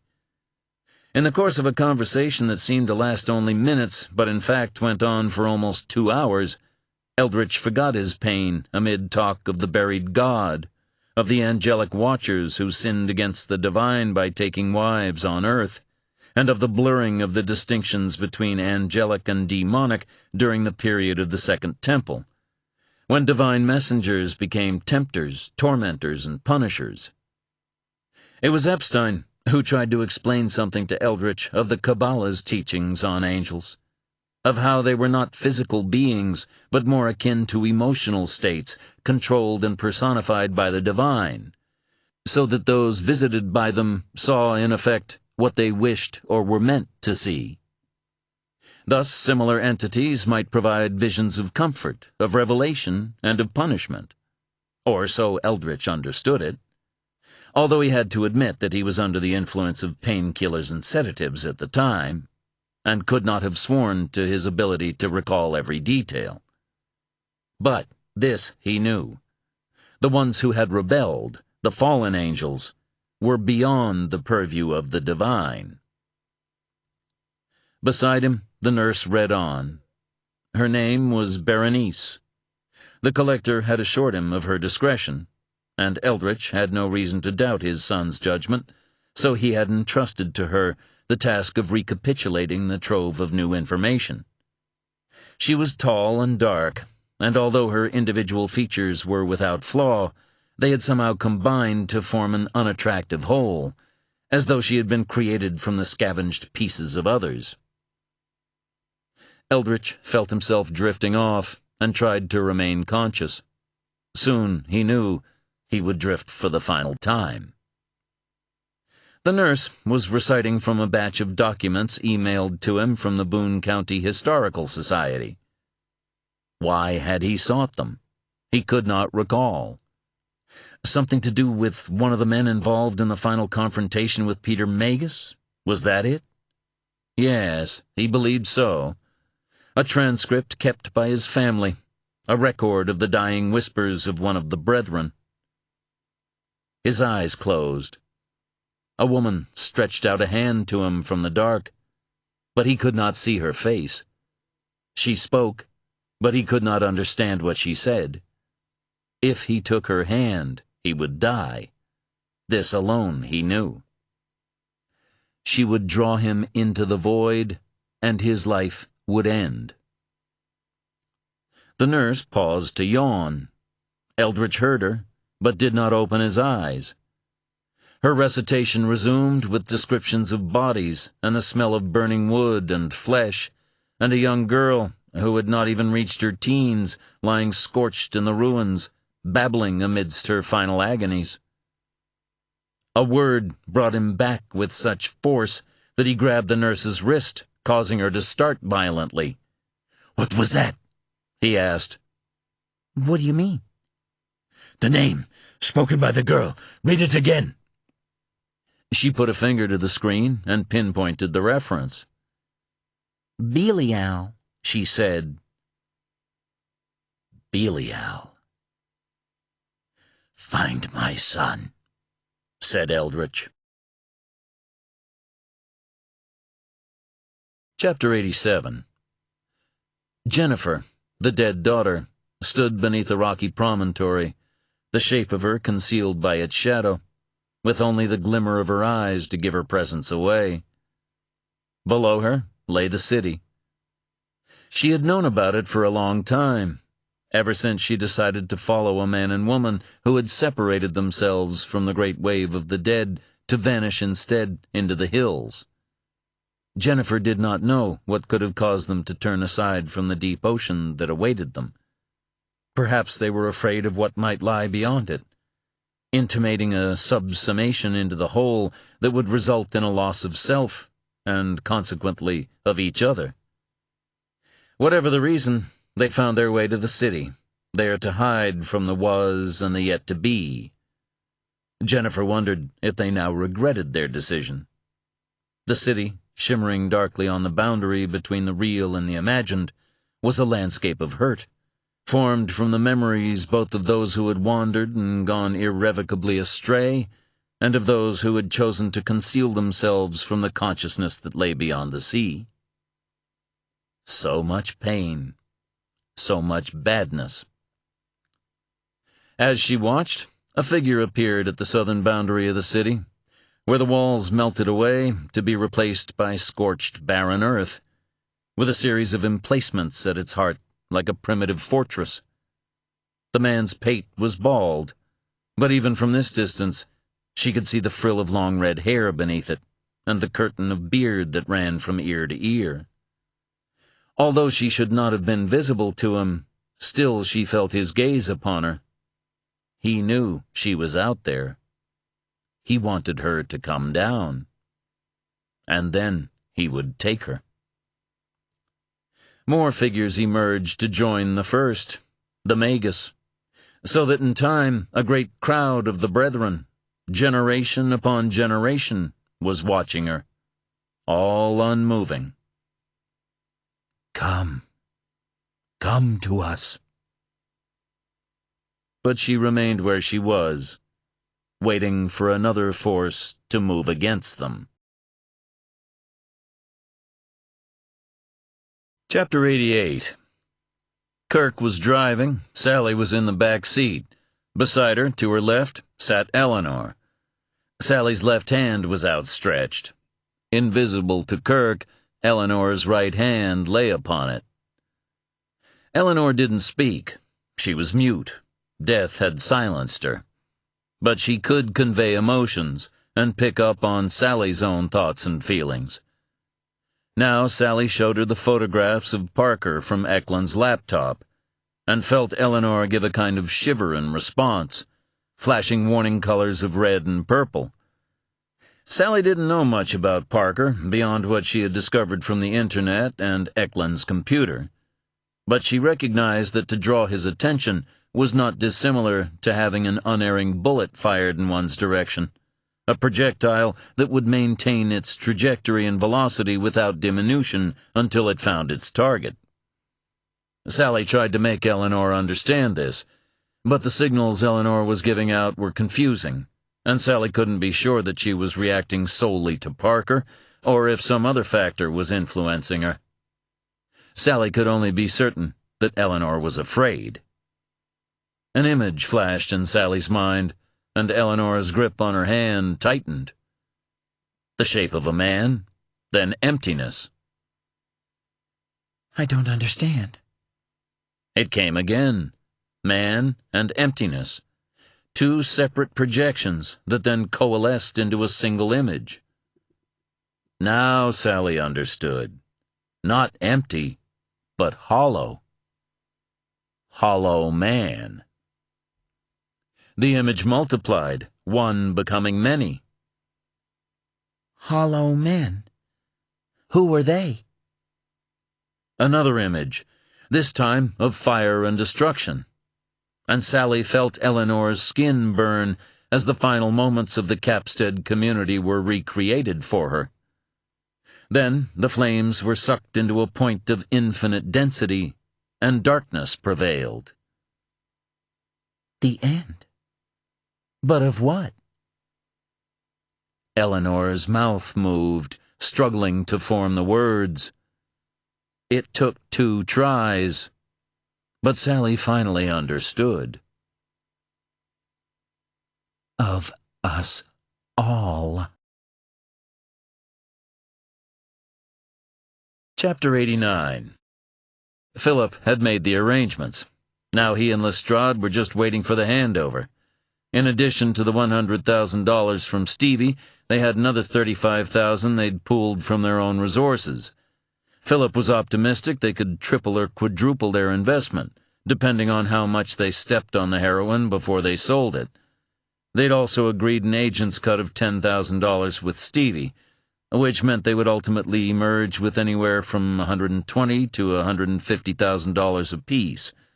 All being well, they would reinvest most of that in another batch of heroin, and maybe a little coke if they could negotiate a good price from the right suppliers. But they'd been forced to make a long journey to get to the point of purchase. Philip's contact had insisted on meeting at Willets Point in Queens, popularly known as the Iron Triangle, which meant an 8-hour round trip for a destination that looked like Philip's idea of hell, a landscape of rusting vehicles waiting to be cannibalized by the auto shops that lined its mostly unpaved streets, a stinking vista broken only by the occasional waste processing plant. Redevelopment of the area was imminent, but Philip still thought it might have been better just to nuke the triangle and walk away. As daylight began to fade, they waited, as instructed, by a disused lot in the shade of the Whitestone Expressway. They'd already been ordered to move position 3 times by 2 different callers, first over to Railroad Avenue and then up to Overlook Park. At Overlook Park, they were told to change vehicles and ditched Philip's BMW in favor of a piece-of-shit Sebring, once Philip had found a 24-hour garage in which to leave his car. Neither of the callers had sounded like Slavin, the main contact. An hour had gone by since the last communication. Philip twice tried calling the number he'd been given, but it went straight to voicemail. No, make that 3 times. Well, asked Lestrade from the back seat. "Nothing. They're not answering." "Jesus, we ought to go." "And do what?" "I don't know, but we can't stay here much longer." The money was in a pair of sports bags by Lestrade's feet. He couldn't get comfortable, no matter how he tried to position his legs, but he thought that it might have been nerves as much as anything else. Philip wasn't nervous, just irritated. He wanted the heroin. He also wanted to conclude the deal to have Mother killed. He knew he wouldn't be able to do it himself. He loved her too much for that. He'd made it clear to Slavin that a job might need to be done, although he hadn't named names. Not that he felt it was necessary to do so, since he'd dropped enough hints to make the object of his animus fairly clear. He also had a good idea of the going rate. 10 grand would cover it. He could probably get it done for less, even for free, if he waited long enough and gave Slavin and his people enough business. But it would be difficult for him to establish himself while Mother was still alive. She'd find out. She had her ways. It would be better if she were no longer around. "I need to take a leak," he said. He also wanted to stretch his legs and give himself time to think away from Lestrade. He got out of the car and walked to the corner of the lot, which was surrounded by a wall with a spiked fence running along the top. Near the corner was the recessed entrance to a garage, accessed via a pair of locked steel doors. It gave him a little privacy, so he unzipped himself there, pissed, and lit a cigarette. He tried Slavin again. This time the phone was answered on the second ring, and Philip recognized Slavin's voice. "Where are you?" Philip asked. "Right behind you," said the voice in his ear, just after the same voice spoke to him from behind. Philip turned to see Slavin holding a phone in one hand and a gun in the other. With him was a second man, also armed, with a face like an assemblage of blades. Philip heard the Sebring start up at the same time as the garage doors were opened. "Inside," said Slavin. The Sebring appeared behind them, but Lestrade was no longer alone in it. There was a stranger at the wheel, and another in the back seat, holding a gun. Lestrade looked frightened as the car drove into the garage. "What is this?" asked Philip. "That," said Slavin, "is what we are about to find out." Chapter 90. The call came as Parker reached the outskirts of Greensburg. He recognized the number. Few others knew it. "Hello?" he said. The voice of the lawyer Eldritch came over the Bluetooth connection. His breathing was labored. "Mr. Parker, I want you to listen to me. In Kentucky is the home of a man named Don Routh." Part 7. To the house wherein the dwellers are bereft of light, where dust is their fare and clay their food, where they see no light, residing in darkness, where they are clothed like birds with wings for garments, and where over door and bolt is spread dust. Ishtar's Descent to the Underworld, translation E.A. Spicer, Ancient Near Eastern Texts, 1950. Chapter 91. The collector moved through Don Routh's near-empty house, with its spoiled food in the kitchen, its unused rooms, its life half-lived. It smelled bad, and only the continuing cold spell prevented it from smelling much worse. It was not just the pot of old stew on the stove, or the vegetables that had begun to soften to mush.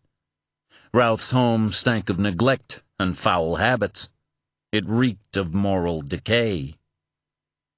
The collector wondered if Routh had killed a Chinese girl here. He thought so, but he did not believe Routh had killed many other women in the same way. He had sensed an emptiness to Routh, a joylessness. He might have murdered the girl simply to see what it felt like to take her life. And the collector could almost pick up the lingering aftertaste of his disappointment. Even after all this time. The music collection was interesting, though. It suggested some form of aesthetic sensibility, and a desire, if not an actual ability, to take pleasure in the sublime. His phone vibrated in his pocket, but he ignored it. Somewhere in this house there had to be a clue to the identities of the surviving brethren. He needed to concentrate. The collector first went through all the vinyl records, emptying them from their sleeves and tossing them to the floor, barely noticing if they broke or not. They had clearly been precious to Routh, and therefore it was possible he might have hidden other items of value among them. In the end, all the collector found for his troubles were some letters to Routh from a dealer in rare vinyl, stored away in a copy of Verdi's Requiem, featuring the Philharmonia Orchestra conducted by Carlo Maria Giulini, with the voices of Christa Ludwig, Nikolai Gedda, and Elizabeth Schwarzkopf. The collector was about to discard this record, too, when some instinct caused him instead to set it aside intact. His father always claimed that Schwarzkopf was the greatest interpreter of Lieder he had ever heard, although he admitted to being troubled by what appeared to be her enthusiastic membership of the Nazi Party. The collector thought that this particular example of her work might bring Eldritch some pleasure. He continued his search of the house, moving from room to room, finding little of interest, until finally all that was left was the basement. He stood at the top of the steps, looking down. An earlier brief glance had revealed boxes and assorted junk. Now he had little choice but to tackle it. First, though, he wanted a drink of water. His mouth felt dry and dusty. He stepped into the kitchen. A woman was standing before him, a man hovering at her right shoulder. The woman held a kitchen knife in her hand. The collector raised his left hand and opened his mouth to speak, even as he tensed his right wrist to release the blade concealed along his forearm. The woman advanced a step, and the collector felt a sharp pain in his chest that, like a flame igniting and feeding on oxygen, grew in intensity until it was all that he knew. He dropped his left hand to the handle of the knife, even as the blade on his wrist snicked from its scabbard and landed uselessly on the floor. The kitchen door stood open, and beyond it he could see the last of the day's sunlight fading into evening. He began walking, and the woman and man stepped out of his way. The blade in his chest cut at his insides with each step he took, but he did not stop. He wanted to die in the light. He made it to the door just as his legs gave out, then dropped to his knees as the sun grew dark and the world bled red around him. Shadows converged. He tried to keep them at bay, but he no longer had the strength. The shadows took on a terrible solidity as he moved from his world into theirs, and he found himself surrounded by the hollow men. The falcons have no love for the hunter, he thought. He is simply a provider. They fell upon him, and he was devoured. Chapter 92. Sally and Kirk looked down at the body before them. The stranger lay on his side, his eyes barely open in death, his lips forming an oval of shock. He was still holding the handle of the knife, as though it were he and not Sally who had delivered the fatal blow. As they stared at him, marks began to appear on the exposed skin of his face and hands. Puncture wounds, as of the insertion of needles, or sharp teeth. A kind of gray mist seemed to swirl around the dead man, and in it Sally thought she could discern faces materializing and vanishing. None of this was visible to Kirk. All he saw was a dead man who appeared to be conspiring in his own rapid decay, his face mottling where he lay. He didn't look like a cop. That was all Kirk knew for sure, which was good. "What's happening to his skin?" Kirk asked, but Sally barely heard him. Eleanor had appeared. She was standing by the old barn, and shaking so violently that she was little more than a blur. She radiated fear.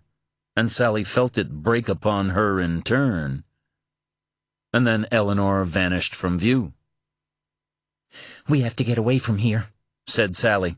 "Like right now." For once, it was Kirk who was the calm one. He retrieved the cash and documents from the basement, gathered some food for the road, and took the keys to the Camry from a hook in the hall. By the time he was done, Sally was over at the barn, keeping as much distance as she could between herself and the man she had killed. Kirk joined her and removed a board from the barn floor, revealing Routh's gun safe. He unlocked it and took out a pair of pistols and some ammunition before replacing the board. Finally, he opened wide the barn doors, drove the Camry out, and parked their Focus in its place. He had to help Sally into the passenger seat, all thoughts of abandoning her forgotten for now. She was retreating into herself, and he struggled to get any sense out of her. "Eleanor's gone," she said.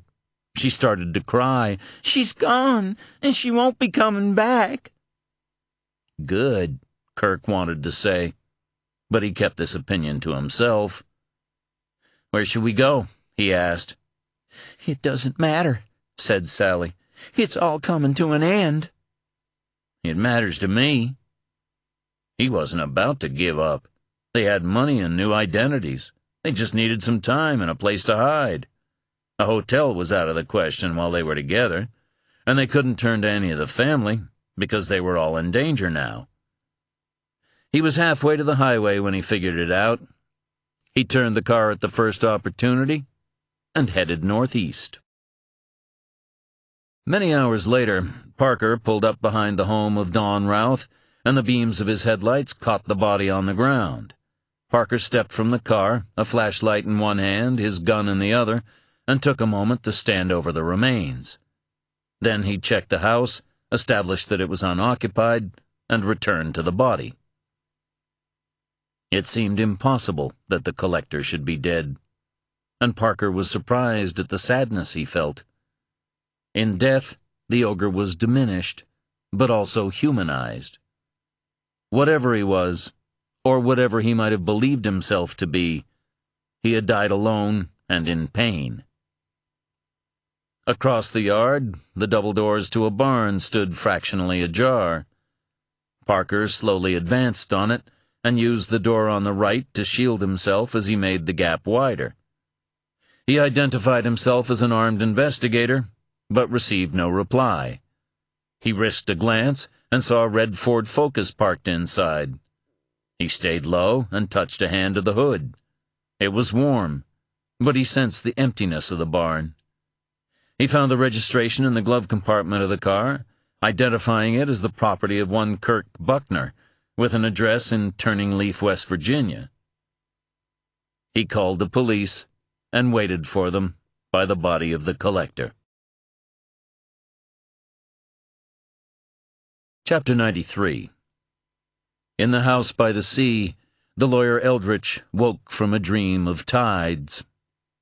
The nurse sat in a chair beside the bed, flicking through a magazine. Eldritch stretched out a hand and touched her leg. She looked up. The old man's eyes stared clearly and brightly at her, and when he spoke, it was without a tremor. "My son is gone," he said.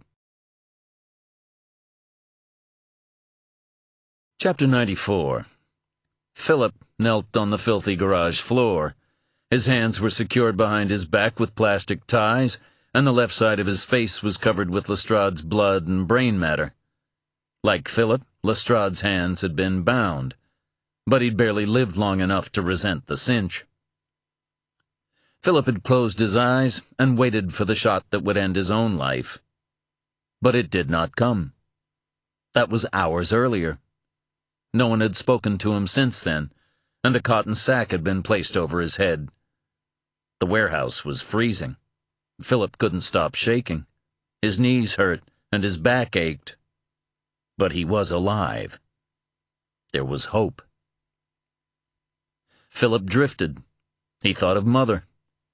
When he fell asleep and started to topple, he received a blow to the head for his trouble, and was returned to an upright position.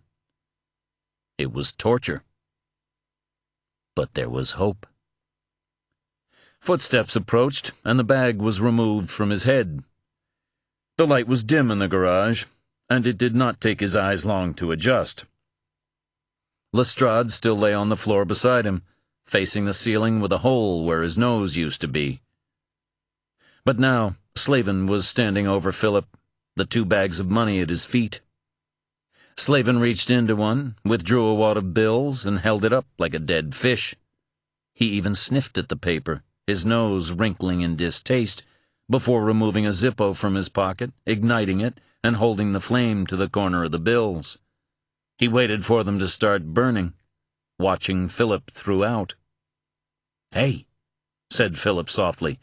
"Hey." The bills caught, a faint blue tinge to the flame. "Worthless," said Slavin. "Fake. Just like you." "I didn't know," said Philip.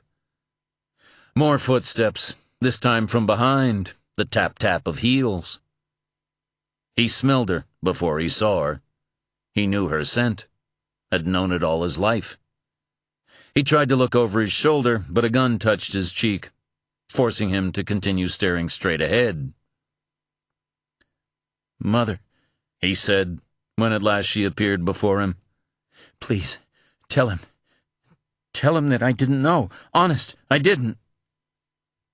Mother looked down at her child, and Philip started to weep. "I don't understand," he said.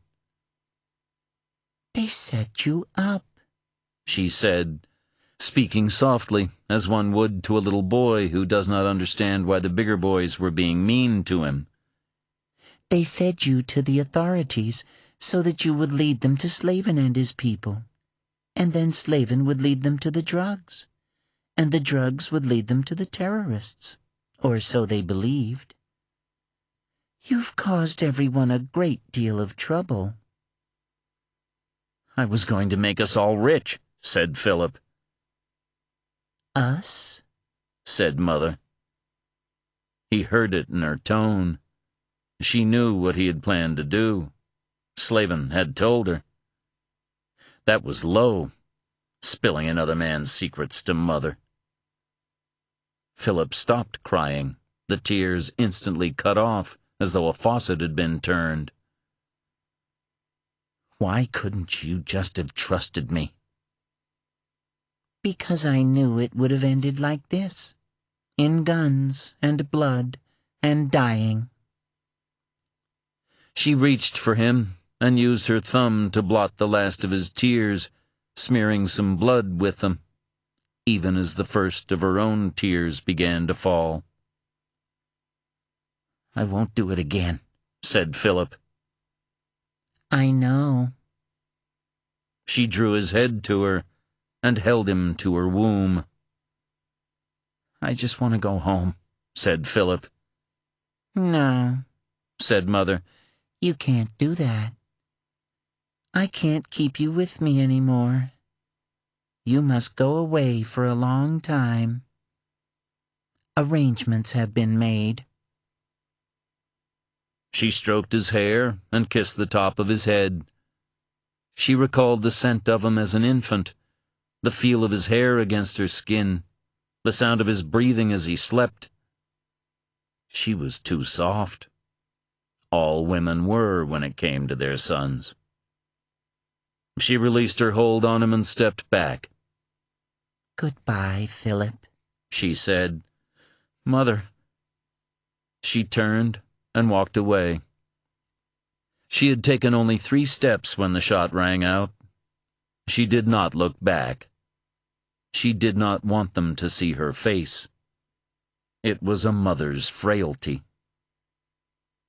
Had she been stronger, she'd have killed him herself. Chapter 95. With the assistance of David Ferrier, the police now possessed a list of the owners of the vehicles present at the house of Kirk and Sally Buckner for the family conclave, and a series of arrests commenced. The widows of Richard Franklin and Sumner Chase were held in separate interview rooms, advised by a pair of lawyers who instructed them to stay silent for the present, although Sophia and Jesse didn't need to be told that. They understood their best hope was to keep quiet, and beyond confirming that a gathering had taken place at the Buckner residence in Turning Leaf, and professing ignorance of what might have brought their respective husbands to the home of Toby Thayer, they were prepared to admit nothing at all. Also in custody were Art, Jeanette, and Bryony Montague, all of whom were doing passable impressions of innocence. Their stories were similar to those of Sophia Franklin and Jesse Chase. They had all been brought together by bereavement, the passing of a distant relative. They even had a name to give, Elise Barlow, who had died recently in upstate New York, surrounded by semi-feral cats, and whose body continued to lie unclaimed in a mortuary. Madeline and Sally had warned them that a day like this might come, and they were well prepared. The attempted murder of Toby Thayer was problematic for Sophia and Jesse, but there was nothing to link the others to it. Therefore, it might have been possible, barely, but sometimes barely is enough, for some or all of those being questioned to distance themselves from the accumulating mess of bodies, had it not been for Stephen Lee. Stephen Lee had been laid up with a peptic ulcer. The ulcer wasn't responding to medication, not helped by his ongoing intake of caffeine, alcohol, and tobacco, and he was now resigned to surgery. But due to his indisposition, somewhere on his lot, the remains of Jacob Eklund lay rotting in the trunk of a 1982 Oldsmobile Forenza, generally regarded as being among the worst cars manufactured in the 1980s, and not likely to be improved by the addition of a corpse.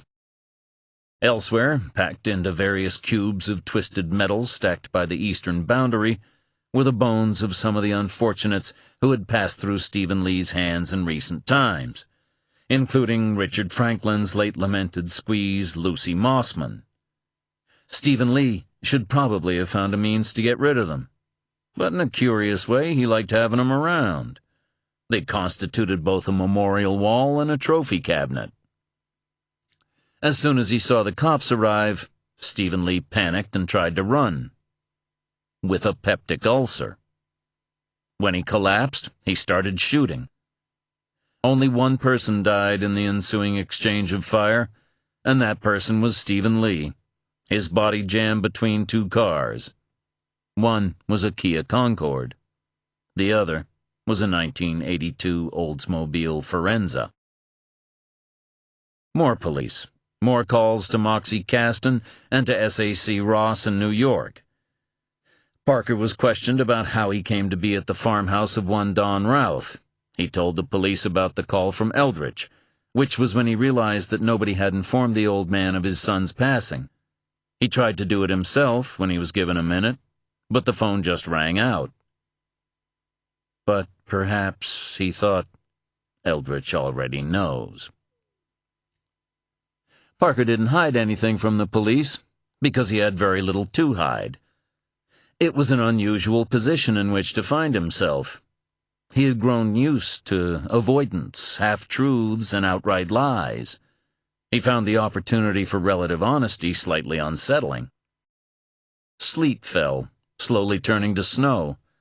The collector's body remained on the ground, covered by a sheet, and at last it was decided that the time had come to take it away.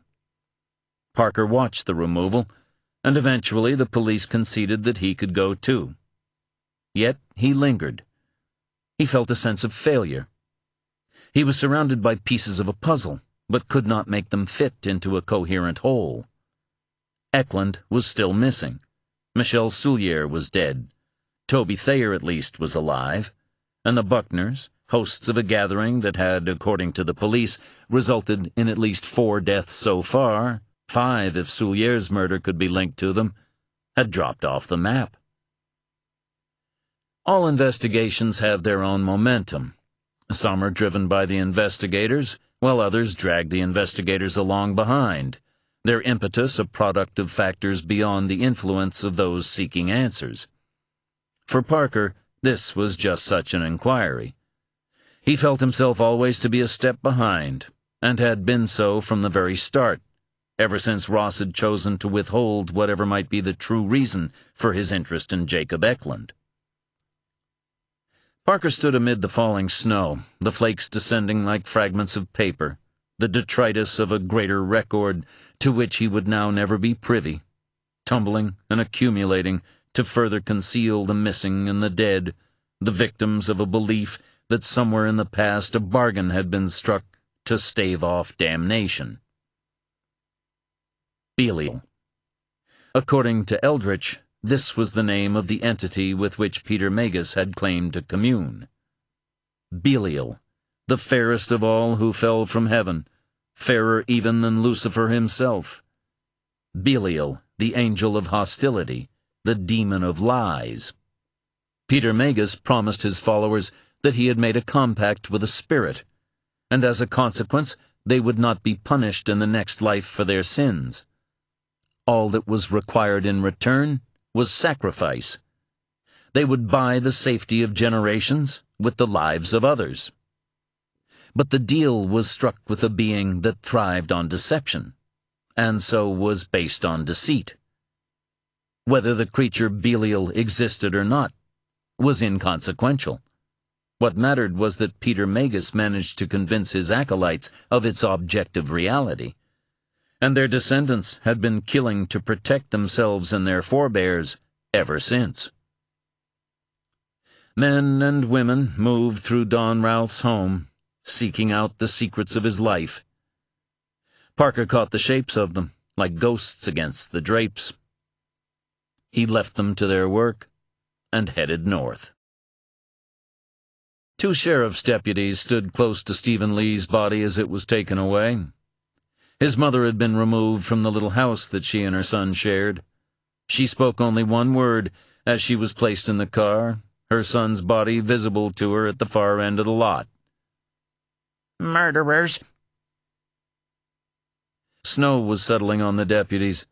If they remained where they were for much longer, someone would have to mark them with an orange pole so they could be found in the drifts. "That car stinks," said one. "It's a Forenza," said the other. "My sister used to have one. Piece of shit." "No, it stinks." They drew closer to it.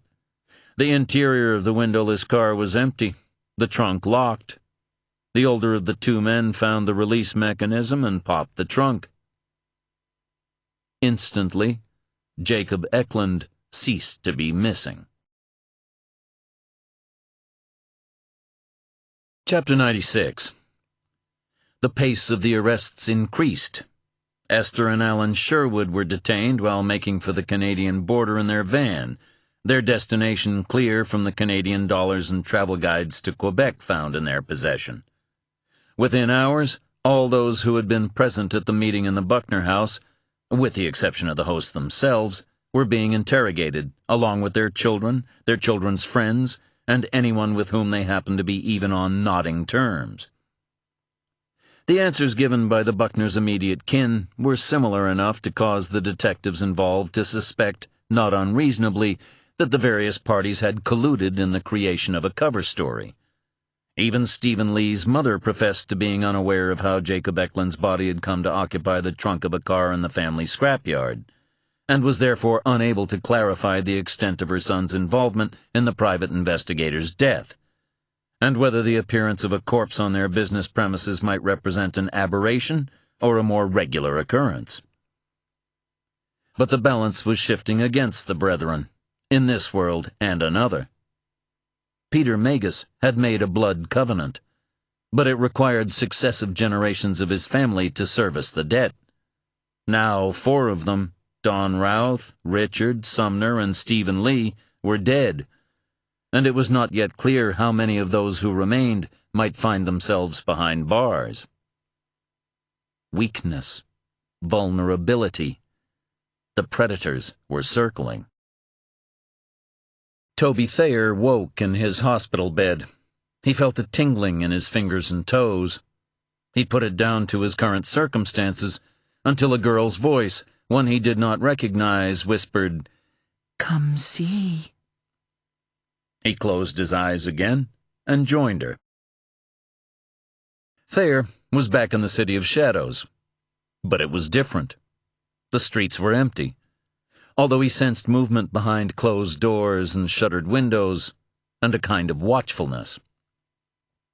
Before him lay the fortress of the Brethren. It stood in isolation, with scorched earth before and scrubland behind. Figures surrounded it, mostly men with gray skin wrinkled like rotten fruit, some women scattered among their number, although gender had long ceased to have meaning for any of them. They stood unmoving, watching the fortress, waiting. Thayer shivered. It was cold here. When he breathed out, his breath was like smoke from a hidden fire. A girl appeared beside him. She looked like a child and spoke with the voice of a child, but her eyes were ancient. She took his hand. Her touch was warm. He stopped shivering. "Who are they?" he asked. Hollow men. "Why are they here?" The one they hated is dead. The hollow man looked back, as though alerted to their presence by her words, and the empty pits of his eyes were like holes gouged in old mud. But without him, they're lost.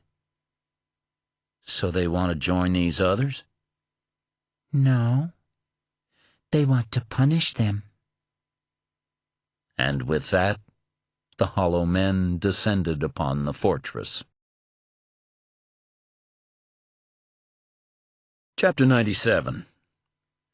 Kirk and Sally made it to Jacob Eklund's cabin while it was still dark, and Kirk broke a pane of glass on the back door so they could gain access. They had learned about the existence of the cabin from Eklund, while he was being encouraged to describe the purpose of each of the keys on his keychain so that Don Routh would have no trouble entering his home.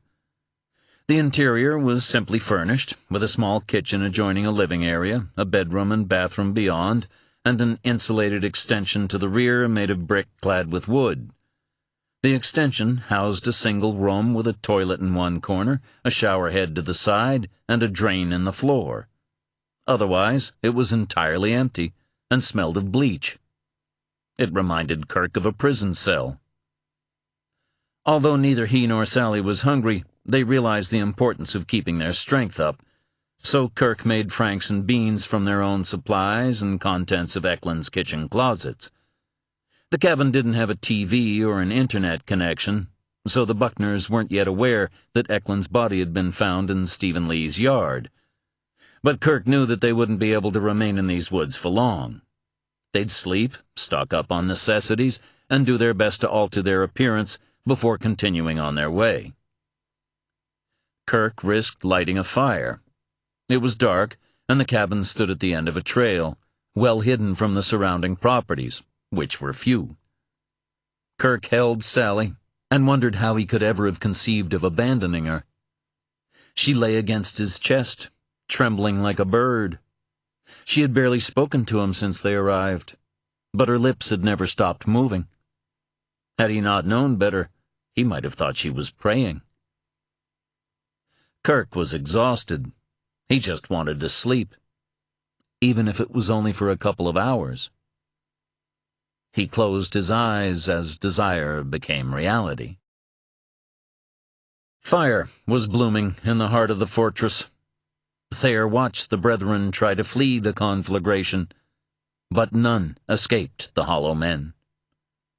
The girl never let go of Thayer's hand throughout, but gazed with equanimity on all that was transpiring. Thayer heard a sound from the black skies, as of the beating of great wings. He looked up and saw nothing. Yet he knew that a presence was circling high above. Dark smoke rose in a funnel from the stockade as the Brethren were transformed, and a hole began to open in the clouds to accept them, its periphery ringed with red. The beating grew louder. Voices screamed, the clouds split, and Thayer glimpsed for an instant a massive form, a being terrible in its flawless beauty and implacable in its animosity. Its wings were those of a great predatory bird, its hands and feet curved like talons, its face rapacious with lust, its androgyny hinting at appetites that could never be satisfied. It shone with a brightness that served almost to disguise the depravity of its features, the outward manifestation of its profound corruption. If this was the creature with which Peter Magus had made his bargain, then Peter Magus was a fool. And still the flames grew, and still they fed upon the brethren. Kirk woke to darkness. The fire in the hearth was reduced to glowing embers, and all the warmth had gone from the room. Sally was no longer beside him. He called her name, but even as he did so, he saw her standing by the kitchen doorway. She was staring fixedly at a point in the center of the room, and he knew that whatever she was seeing was not of this world. Sally's face was a rictus of horror, and she was shaking her head, her mouth forming the word no over and over, moving from silence to a whisper, and finally to a scream.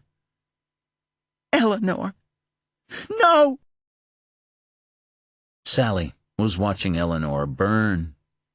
Fragments of skin flaked from Eleanor's face and ascended, blackening as they went.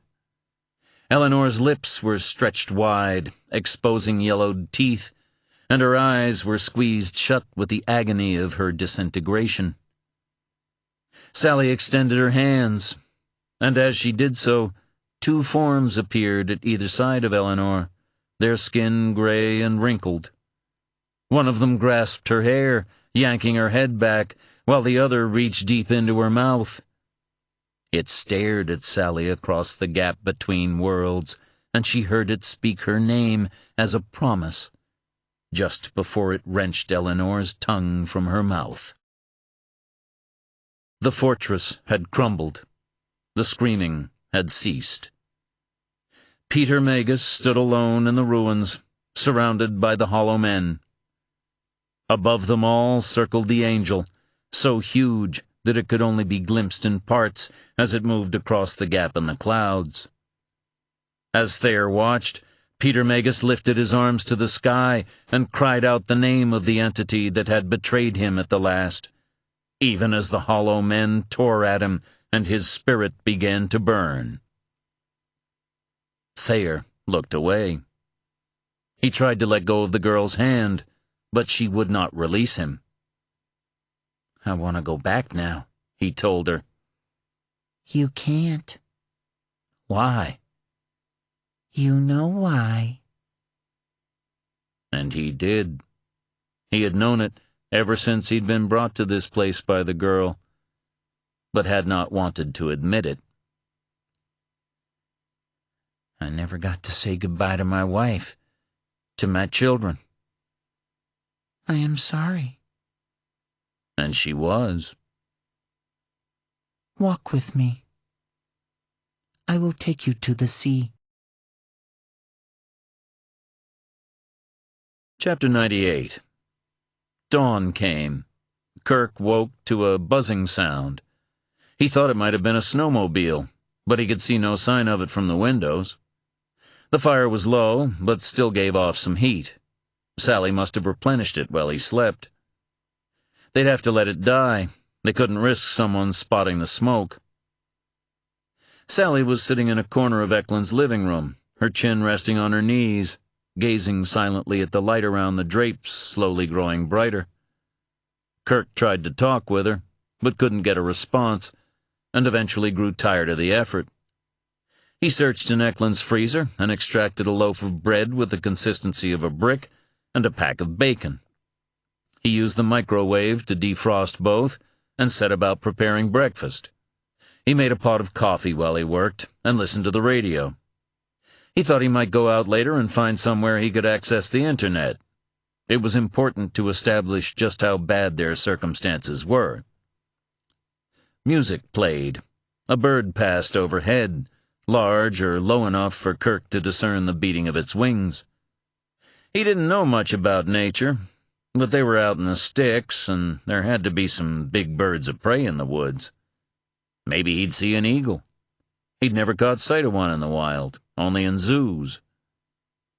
He wondered what would happen if Sally didn't come out of her daze. He couldn't holler around like a zombie. If they were to survive this, they both needed to be alert. Maybe it was the taste of the coffee and the smell of frying bacon, but he was starting to believe that escape might be possible. Eleanor was gone, and probably the others too. That much at least he'd managed to get out of Sally. Perhaps it was all over at last, and whatever had taken Eleanor and the rest would be satisfied with their immolation. The old brethren might be finished. But he and Sally were still here. They were alive. They could start again. The bacon was about ready, and 2 slices of the defrosted bread had just popped up from the toaster. He freshened his coffee, filled a mug for Sally, and divided the food between 2 plates. He'd force her to eat if he had to. He'd feed her like a child or a baby bird. He stepped into the living room. Sally's blanket lay discarded on the floor nearby, but she was nowhere to be seen. He checked the bathroom and the weird little extension at the back of the house, but both were empty. He went to the front door of the cabin and tried to open it. A weight pulled against him.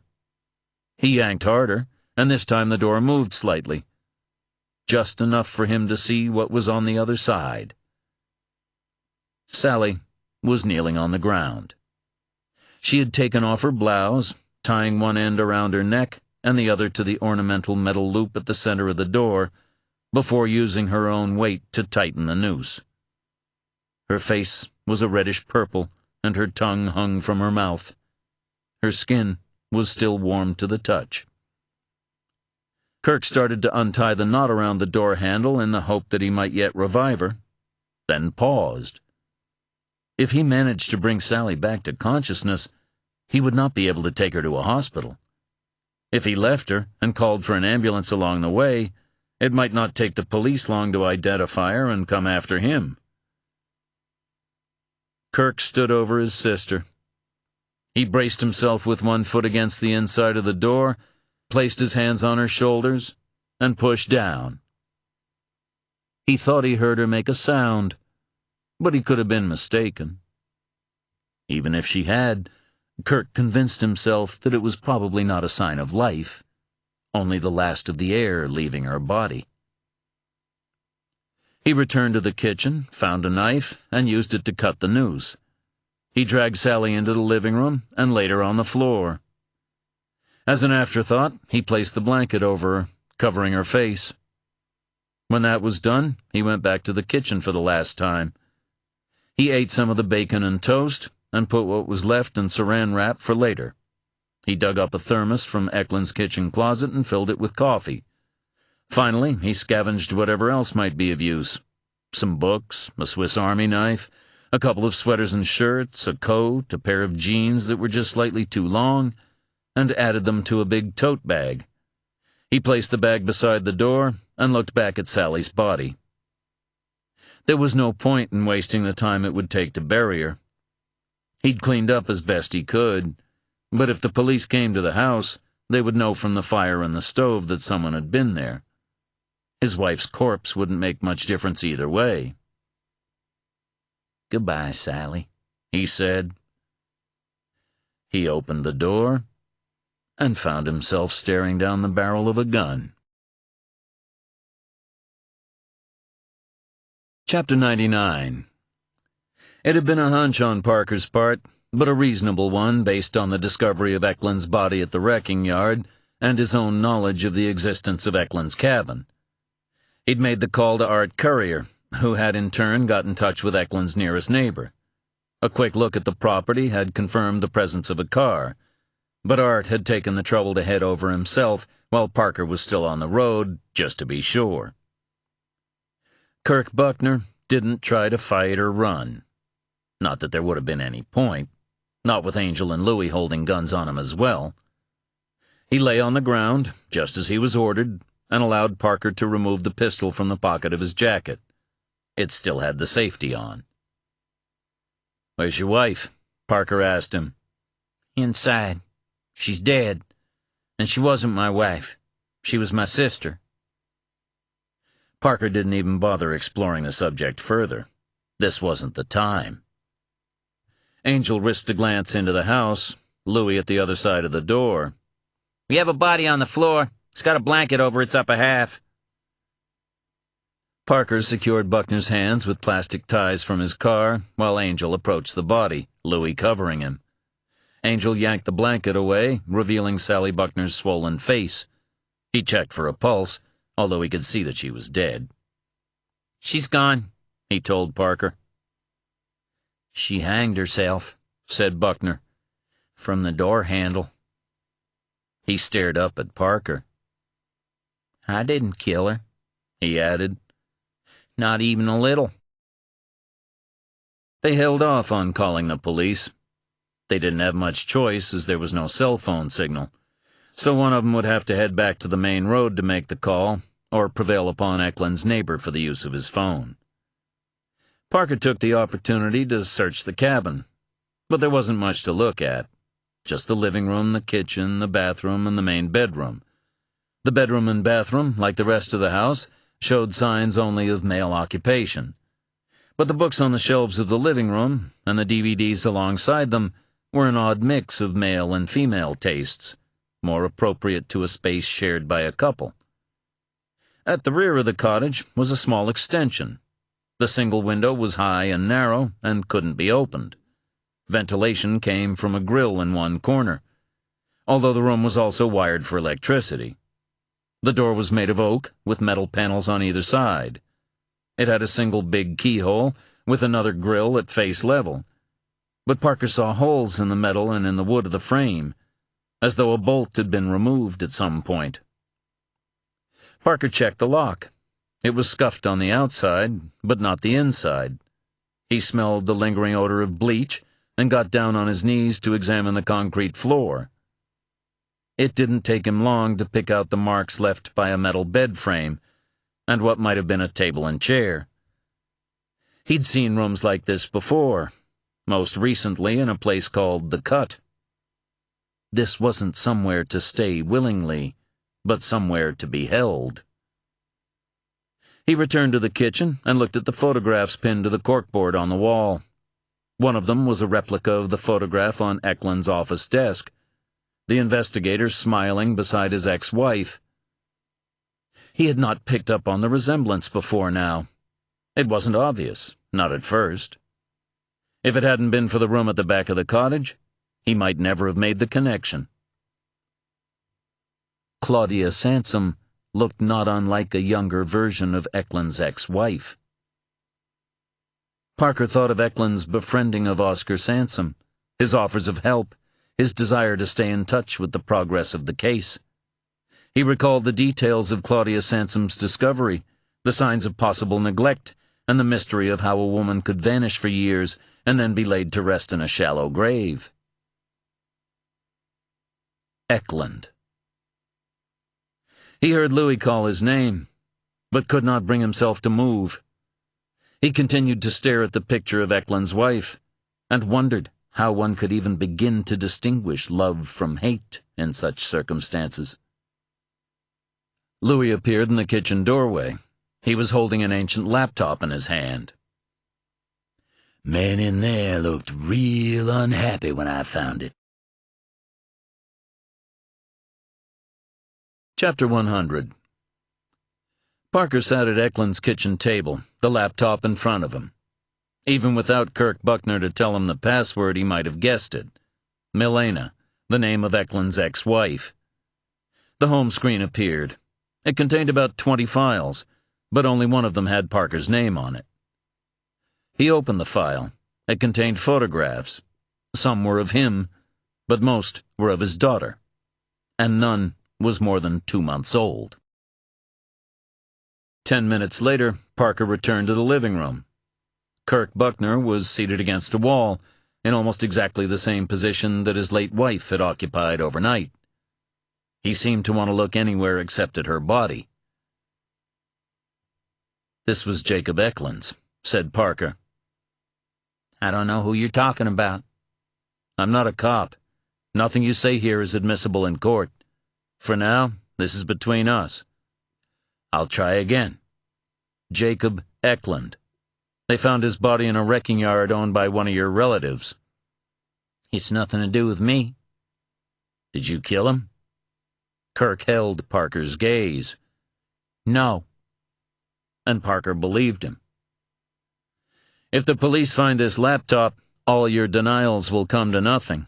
It ties you to Jacob Eklund. Buckner appeared puzzled. He opened his mouth to say something before closing it again, with whatever it was that he was about to say remaining unspoken. Kirk Buckner might have been a lot of things, but dumb wasn't one of them. He was in enough trouble as it was. Possession of the laptop would only add to his problems. You know, he said, I don't recall any laptop at all. Parker stood and left the house. When he returned, he was no longer carrying the laptop, and the police were on their way. Chapter 101. The room in which Mother and Parker had first met was now almost entirely devoid of furnishings, just like the rest of the house. Only Mother remained. She did not interrupt Parker as he told her what he knew, or as much as he wanted her to know. She understood that he was keeping some details from her. She would have expected nothing less. If there was some deeper truth to all that had occurred, she was not sure that even he fully grasped it. Yet she was impressed that he had returned to pay her the courtesy of an explanation, however partial and unsatisfactory it might be. A ghost story, she said when he had concluded. Perhaps. And do you believe in ghosts, Mr. Parker? Only my own. But what I believe isn't important. The brethren believed, and all the harm that followed came from their belief. Mother nodded. Then we're done. I'd like to make some contribution toward your efforts. I don't want your money. Because you think it's dirty? Because I know it is. You have some very old-fashioned ideas, Mr. Parker. I like to think so. He moved to leave, and she spoke. You haven't asked about my son. Parker looked down at her. His face was studiedly neutral. I hear he went away, he said. It was for the best. I'm sure you must miss him greatly. Yes, said Mother. I really do. That evening, in the bar of the Langham Hotel in Boston, SAC Edgar Ross of the Federal Bureau of Investigation also used the term ghost story, but seemed less inclined to be dismissive of it than Mother had been. Nevertheless, it was the other tale that interested him more, the tale of Jacob Eklund. You think he abducted Claudia Sansom and held her for years in a room at his cabin? He said. I don't know if she was there for all that time, Parker replied. He might have moved her around, but I think she ended her days in that cell. You've no proof. I'm sure that if someone searched Eklund's cottage and its surroundings long and hard enough, proof could be found. Are you suggesting that's what should be done? No. Why? Eklund is dead. Oscar Sansom is leaving for Europe, and the truth won't bring his wife back. Milena Budny, Eklund's ex-wife, has a new husband and 3 stepchildren. The truth won't make their lives any easier, and might even destroy them. Ross sipped his drink.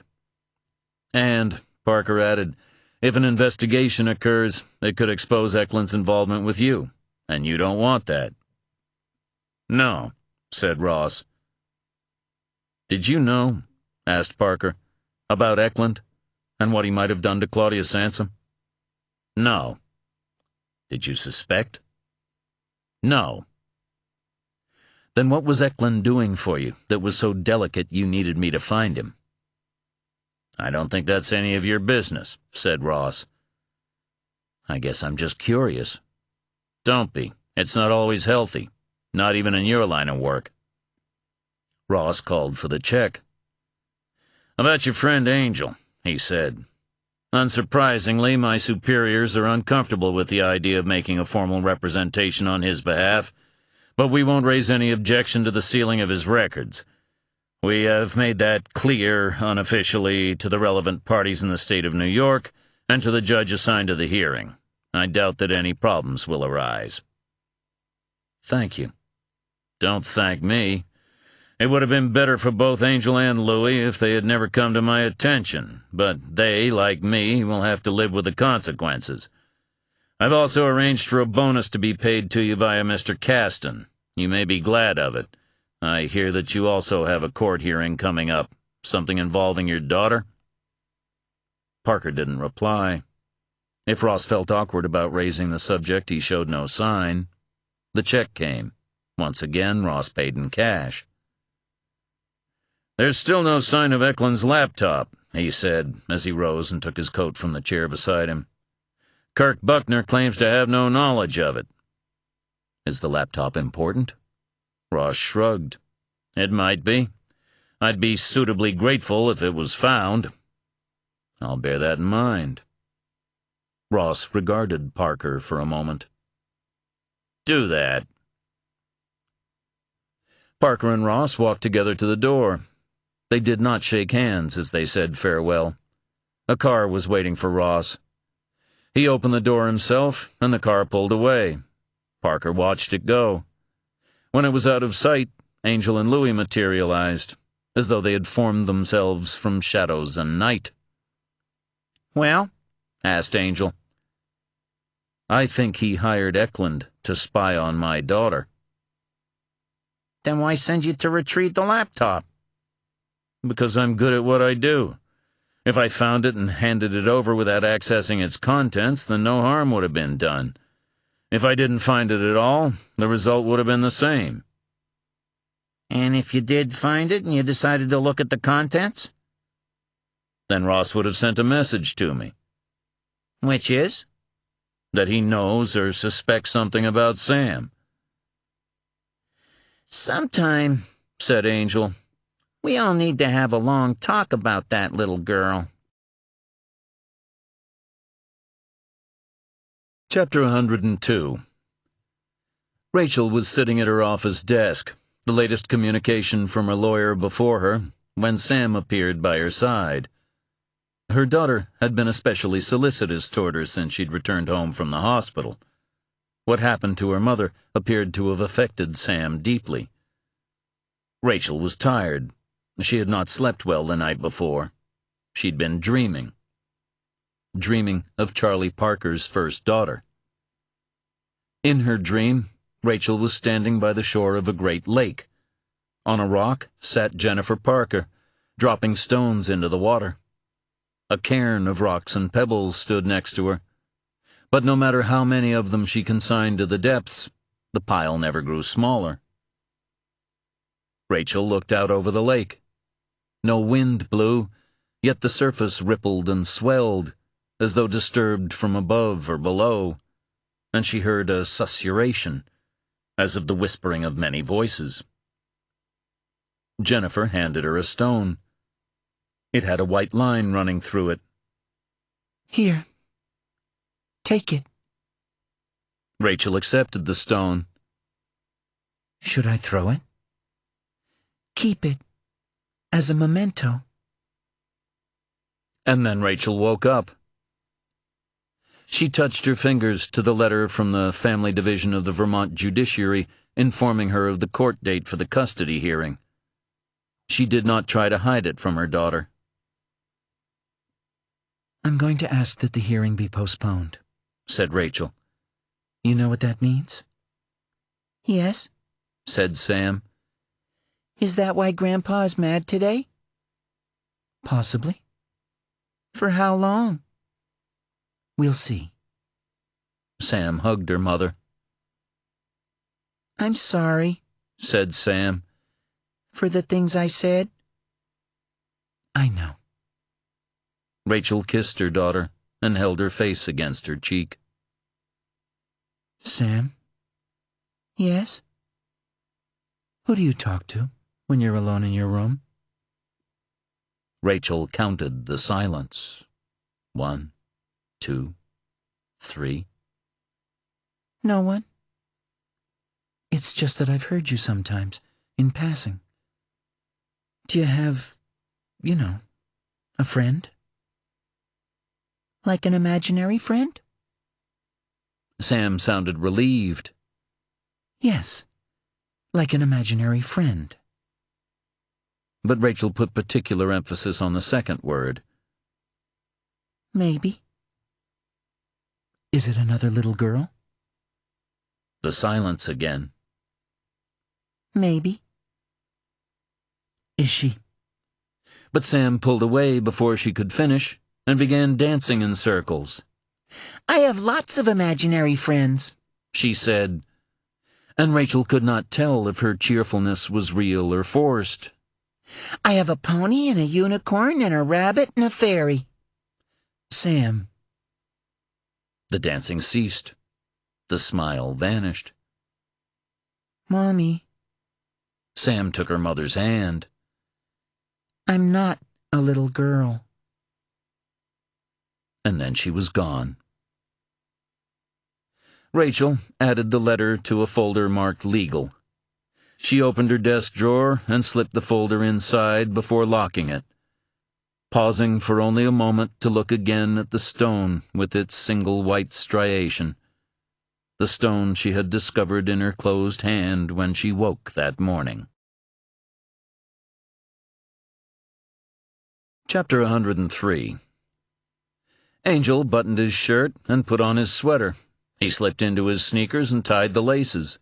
He walked through the waiting room and down the corridor. He stepped into the winter sunlight and closed his eyes against the glare. Everybody dies, He told himself. everybody. But not I. Not today.